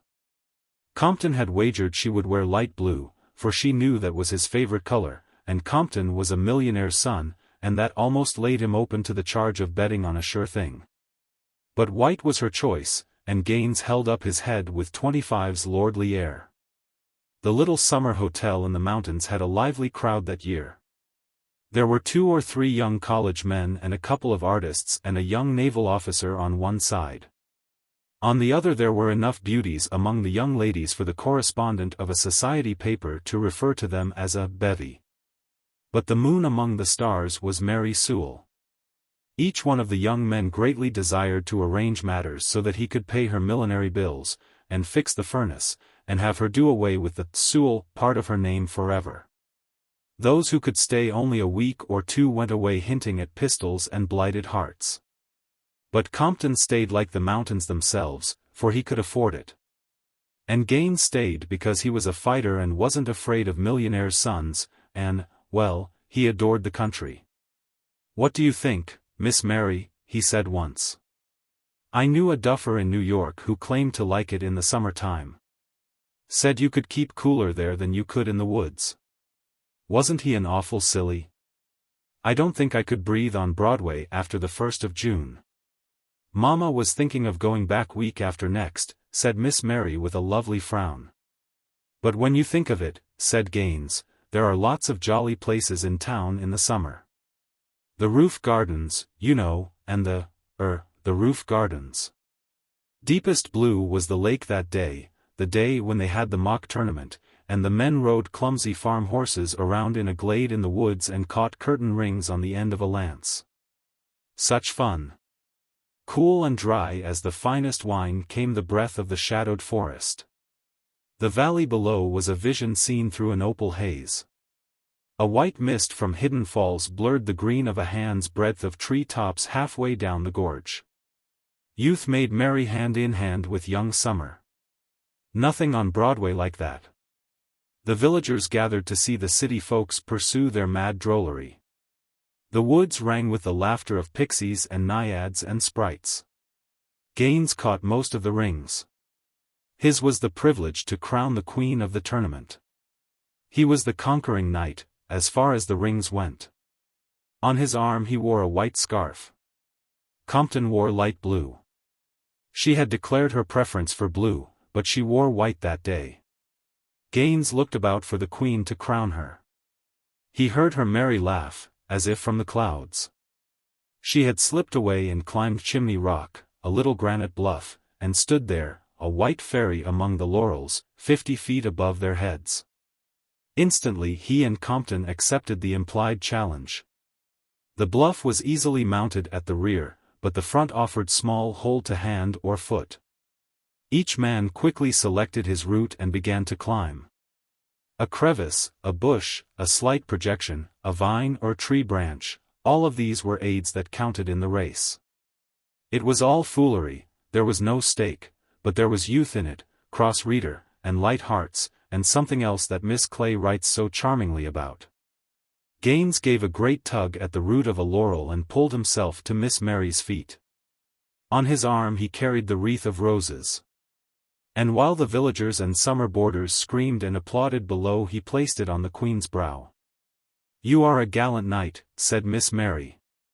"If I could be your true knight always," began Gaines, but Miss Mary laughed him dumb, for Compton scrambled over the edge of the rock 1 minute behind time. What a twilight that was when they drove back to the hotel. The opal of the valley turned slowly to purple, the dark woods framed the lake as a mirror, the tonic air stirred the very soul in one. The first pale stars came out over the mountain tops where yet a faint glow of. "I beg your pardon, Mr. Gaines," said Adkins. The man who believed New York to be the finest summer resort in the world opened his eyes and kicked over the mucilage bottle on his desk. I believe I was asleep," he said. "It's the heat," said Adkins. "It's something awful in the city these." "Nonsense," said the other. "The city beats the country 10-1 in summer. Fools go out tramping in muddy brooks and wear themselves out trying to catch little fish as long as your finger. Stay in town and keep comfortable, that's my idea." "Some letters just came," said Adkins. "I thought you might like to glance at them before you go." Let us look over his shoulder and read just a few lines of one of them. "My dear, dear husband, just received your letter ordering us to stay another month. Rita's cough is almost gone. Johnny has simply gone wild like a little Indian. Will be the making of both children, work so hard. And I know that your business can hardly afford to keep us here so long, best man that ever, you always pretend that you like the city in summer, trout fishing that you used to be so fond of, and all to keep us well and happy, come to you if it were not doing the babies so much good.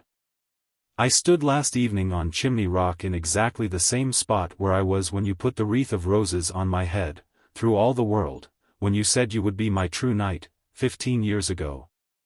Dear, just think. Have always been that to me, ever and ever. Mary." The man who said he thought New York the finest summer resort in the country dropped into a café on his way home and had a glass of beer under an electric fan. "Wonder what kind of a fly old Harding used," he said to himself. The Lost Blend. Since the bar has been blessed by the clergy, and cocktails open the dinners of the elect, one may speak of the saloon. Teetotalers need not listen, if they choose. There is always the Slot Restaurant, where a dime dropped into the cold bouillon aperture will bring forth a dry martini. Con Lantry worked on the sober side of the bar in Keneally's Café. You and I stood, one-legged like geese, on the other side and went into voluntary liquidation with our week's wages. Opposite danced Con, clean, temperate, clear-headed, polite, white-jacketed, punctual, trustworthy, young, responsible, and took our money. The saloon, whether blessed or cursed, stood in one of those little places which are parallelograms instead of streets, and inhabited by laundries. Decayed Knickerbocker families and bohemians who have nothing to do with either. Over the café lived Keneally and his family. His daughter Catherine had eyes of dark Irish, but why should you be told? Be content with your Geraldine or your Eliza Ann. For Con dreamed of her. And when she called softly at the foot of the back stairs for the pitcher of beer for dinner, his heart went up and down like a milk punch in the shaker. Orderly and fit are the rules of romance. And if you hurl the last shilling of your fortune upon the bar for whiskey, the bartender shall take it, and marry his boss's daughter, and good will grow out of it. But not so Con. For in the presence of woman he was tongue-tied and scarlet. He who would quell with his eye the sonorous youth whom the claret punch made loquacious, or smash with lemon squeezer the obstreperous. Or hurl gutterward the cantankerous without a wrinkle coming to his white lawn tie, when he stood before woman he was voiceless, incoherent, stuttering. Buried beneath a hot avalanche of bashfulness and misery. What then was he before Catherine? A trembler, with no word to say for himself, a stone without blarney, the dumbest lover that ever babbled of the weather in the presence of his divinity. There came to Keneally's 2 sunburned men, Riley and McQuirk. They had conference with Keneally. And then they took possession of a back room which they filled with bottles and siphons and jugs and druggists' measuring glasses. All the appurtenances and liquids of a saloon were there, but they dispensed no drinks. All day long the two sweltered in their pouring and mixing unknown brews and decoctions from the liquors in their store. Riley had the education, and he figured on reams of paper, reducing gallons to ounces and quarts to fluid drams. McQuirk, a morose man with a red eye, dashed each unsuccessful completed mixture into the waste pipes with curses gentle, husky and deep. They labored heavily and untiringly to achieve some mysterious solution like 2 alchemists striving to resolve gold from the elements. Into this back room one evening when his watch was done sauntered Con. His professional curiosity had been stirred by these occult bartenders at whose bar none drank, and who daily drew upon Keneally's store of liquors to follow their consuming and fruitless experiments.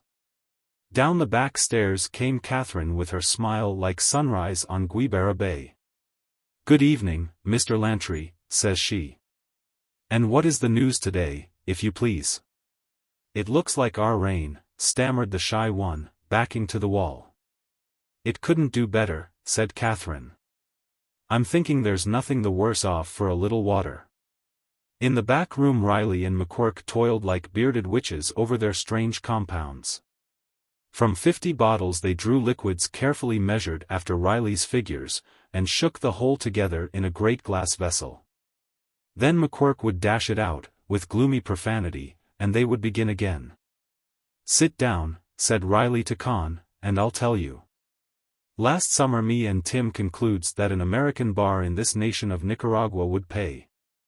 There was a town on the coast where there's nothing to eat but quinine and nothing to drink but rum. The natives and foreigners lay down with chills and get up with fevers, and a good mixed drink is nature's remedy for all such tropical inconveniences. So we lays in a fine stock of wet goods in New York, and bar fixtures and glassware, and we sails for that Santa Palma town on a lime steamer. On the way me and Tim sees flying fish and plays 7-up with the captain and steward, and already begins to feel like the highball kings of the tropics of Capricorn. When we gets in 5 hours of the country that we was going to introduce to long drinks and short change, the captain calls us over to the starboard binnacle and recollects a few things. "I forgot to tell you, boys," says he, "that Nicaragua slapped an import duty of 48% ad valorem on all bottled goods last month. The president took a bottle of Cincinnati hair tonic by mistake for Tabasco sauce, and he's getting even. Barreled goods is free. Sorry you didn't mention it sooner," says we. And we bought 2 42-gallon casks from the captain, and opened every bottle we had and dumped the stuff all together in the casks. That 48% would have ruined us. So we took the chances on making that $1,200 cocktail rather than throw the stuff away. Well, when we landed we tapped one of the barrels. The mixture was something heartrending. It was the color of a plate of Bowery pea soup, and it tasted like one of those coffee substitutes your aunt makes you take for the heart trouble you get by picking losers. We gave a nigger 4 fingers of it to try it, and he lay under a coconut tree 3 days beating the sand with his heels and refused to sign a testimonial. But the other barrel. Say, bartender, did you ever put on a straw hat with a yellow band around it and go up in a balloon with a pretty girl with $8 million in your pocket all at the same time? That's what 30 drops of it would make you feel like. With 2 fingers of it inside you, you would bury your face in your hands and cry because there wasn't anything more worthwhile around for you to lick than little Jim Jeffries. Yes, sir, the stuff in that second barrel was distilled elixir of battle, money and high life. It was the color of gold and as clear as glass, and it shone after dark like the sunshine was still in it. 1,000 years from now you'll get a drink like that across the bar. Well, we started up business with that one line of drinks, and it was enough. The piebald gentry of that country stuck to it like a hive of bees. If that barrel had lasted, that country would have become the greatest on earth.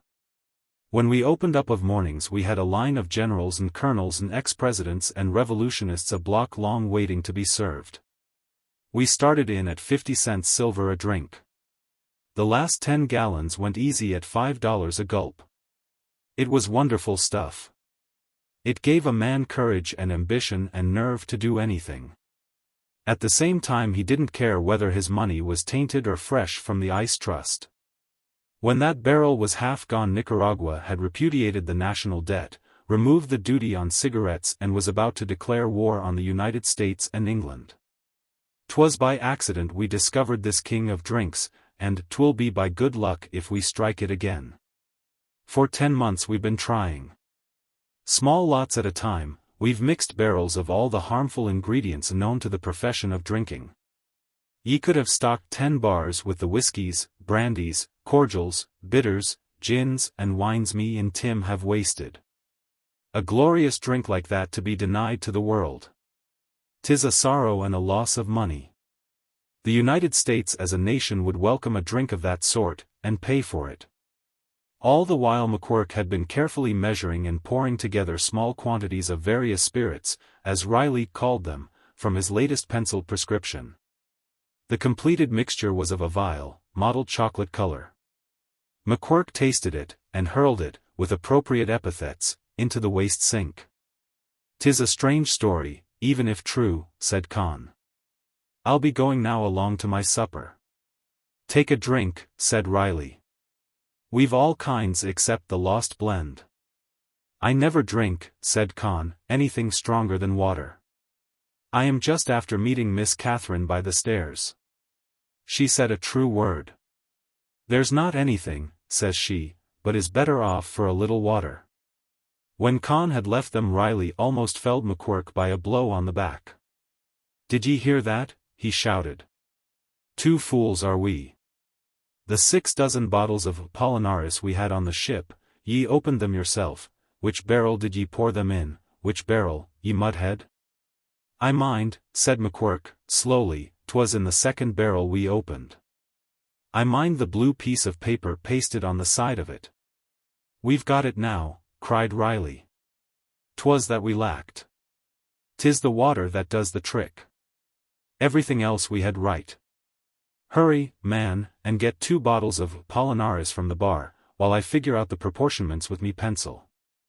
An hour later Con strolled down the sidewalk toward Keneally's Café. Thus faithful employees haunt, during their recreation hours, the vicinity where they labor, drawn by some mysterious attraction. A police patrol wagon stood at the side door. 3 able cops were half carrying, half hustling Riley and McQuirk up its rear steps.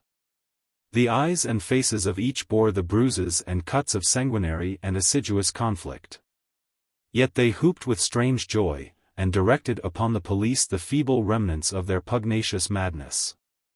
"Began fighting each other in the back room," explained Keneally to Con, "and singing. That was worse. Smashed everything pretty much up. But they're good men. They'll pay for everything. Trying to invent some new kind of cocktail, they was. I'll see they come out all right in the morning. Con sauntered into the back room to view the battlefield. As he went through the hall, Catherine was just coming down the stairs. "Good evening again, Mr. Lantry," said she. "And is there no news from the weather yet?" "Still threatens our rain," said Con, slipping past with red in his smooth, pale cheek. Riley and McQuirk had indeed waged a great and friendly battle. Broken bottles and glasses were everywhere. The room was full of alcohol fumes, the floor was variegated with spirituous puddles. On the table stood a 32-ounce glass graduated measure. In the bottom of it were 2 tablespoonfuls of liquid, a bright golden liquid that seemed to hold the sunshine a prisoner in its auriferous depths. Con smelled it. He tasted it. He drank it. As he returned through the hall, Catherine was just going up the stairs. "No news yet, Mr. Lantry?" she asked with her teasing laugh. Con lifted her clear from the floor and held her there. "The news is," he said, "that we're to be married." "Put me down, sir," she cried indignantly, "or I will." "Oh, Con, wherever did you get the nerve to say it?" "An unfinished story. We no longer groan and heap ashes upon our heads when the flames of Tophet are mentioned. For, even the preachers have begun to tell us that God is radium, or ether, or some scientific compound, and that the worst we wicked ones may expect is a chemical reaction. This is a pleasing hypothesis, but there lingers yet some of the old, goodly terror of orthodoxy. There are but 2 subjects upon which one may discourse with a free imagination, and without the possibility of being controverted. You may talk of your dreams. And you may tell what you heard a parrot say. Both Morpheus and the bird are incompetent witnesses, and your listener dare not attack your recital. The baseless fabric of a vision, then, shall furnish my theme, chosen with apologies and regrets instead of the more limited field of Pretty Polly's small talk. I had a dream that was so far removed from the higher criticism that it had to do with the ancient, respectable, and lamented bar of judgment theory. Gabriel had played his trump. And those of us who could not follow suit were arraigned for examination. I noticed at one side a gathering of professional bondsmen in solemn black and collars that buttoned behind. But it seemed there was some trouble about their real estate titles, and they did not appear to be getting any of us out. A fly cop, an angel policeman, flew over to me and took me by the left wing. Near at hand was a group of very prosperous-looking spirits arraigned for judgment. "Do you belong with that bunch?" the policeman asked. "Who are they?" was my answer. "Why," said he, "they are. But this irrelevant stuff is taking up space that the story should occupy. Dulcie worked in a department store. She sold Hamburg edging, or stuffed peppers, or automobiles, or other little trinkets such as they keep in department stores. Of what she earned, Dulcie received $6 per week. The remainder was credited to her and debited to somebody else's account in the ledger kept by G.O. Primal Energy, you say, Reverend Doctor. Well then, in the ledger of Primal Energy. During her first year in the store, Dulcie was paid $5 per week. It would be instructive to know how she lived on that amount. Don't care? Very well.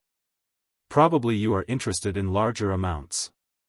$6 is a larger amount. I will tell you how she lived on $6 per week. One afternoon at 6, when Dulcie was sticking her hatpin within 1/8 of an inch of her medulla oblongata, she said to her chum, Sadie, the girl that waits on you with her left side. Say.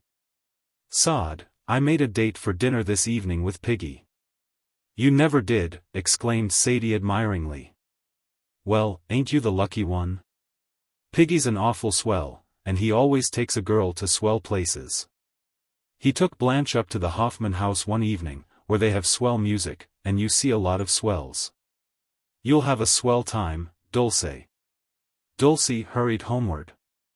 Her eyes were shining, and her cheeks showed the delicate pink of life's, real life's, approaching dawn. It was Friday, and she had 50 cents left of her last week's wages. The streets were filled with the rush-hour floods of people. The electric lights of Broadway were glowing, calling moths from miles, from leagues, from hundreds of leagues out of darkness around to come in and attend the singeing school. Men in accurate clothes, with faces like those carved on cherry stones by the old salts in sailors' homes, turned and stared at Dulcie as she sped, unheeding, past them. Manhattan, the night blooming cereus, was beginning to unfold its dead white, heavy-odored petals. Dulcie stopped in a store where goods were cheap and bought an imitation lace collar with her 50 cents. That money was to have been spent otherwise: 15 cents for supper, 10 cents for breakfast, 10 cents for lunch.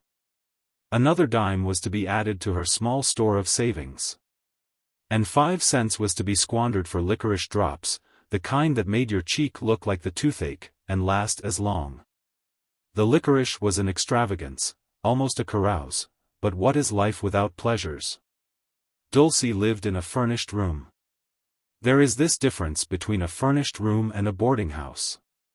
In a furnished room, other people do not know it when you go hungry. Dulcie went up to her room, the third floor back in a west side brownstone front. She lit the gas. Scientists tell us that the diamond is the hardest substance known. Their mistake. Landladies know of a compound beside which the diamond is as putty. They pack it in the tips of gas burners.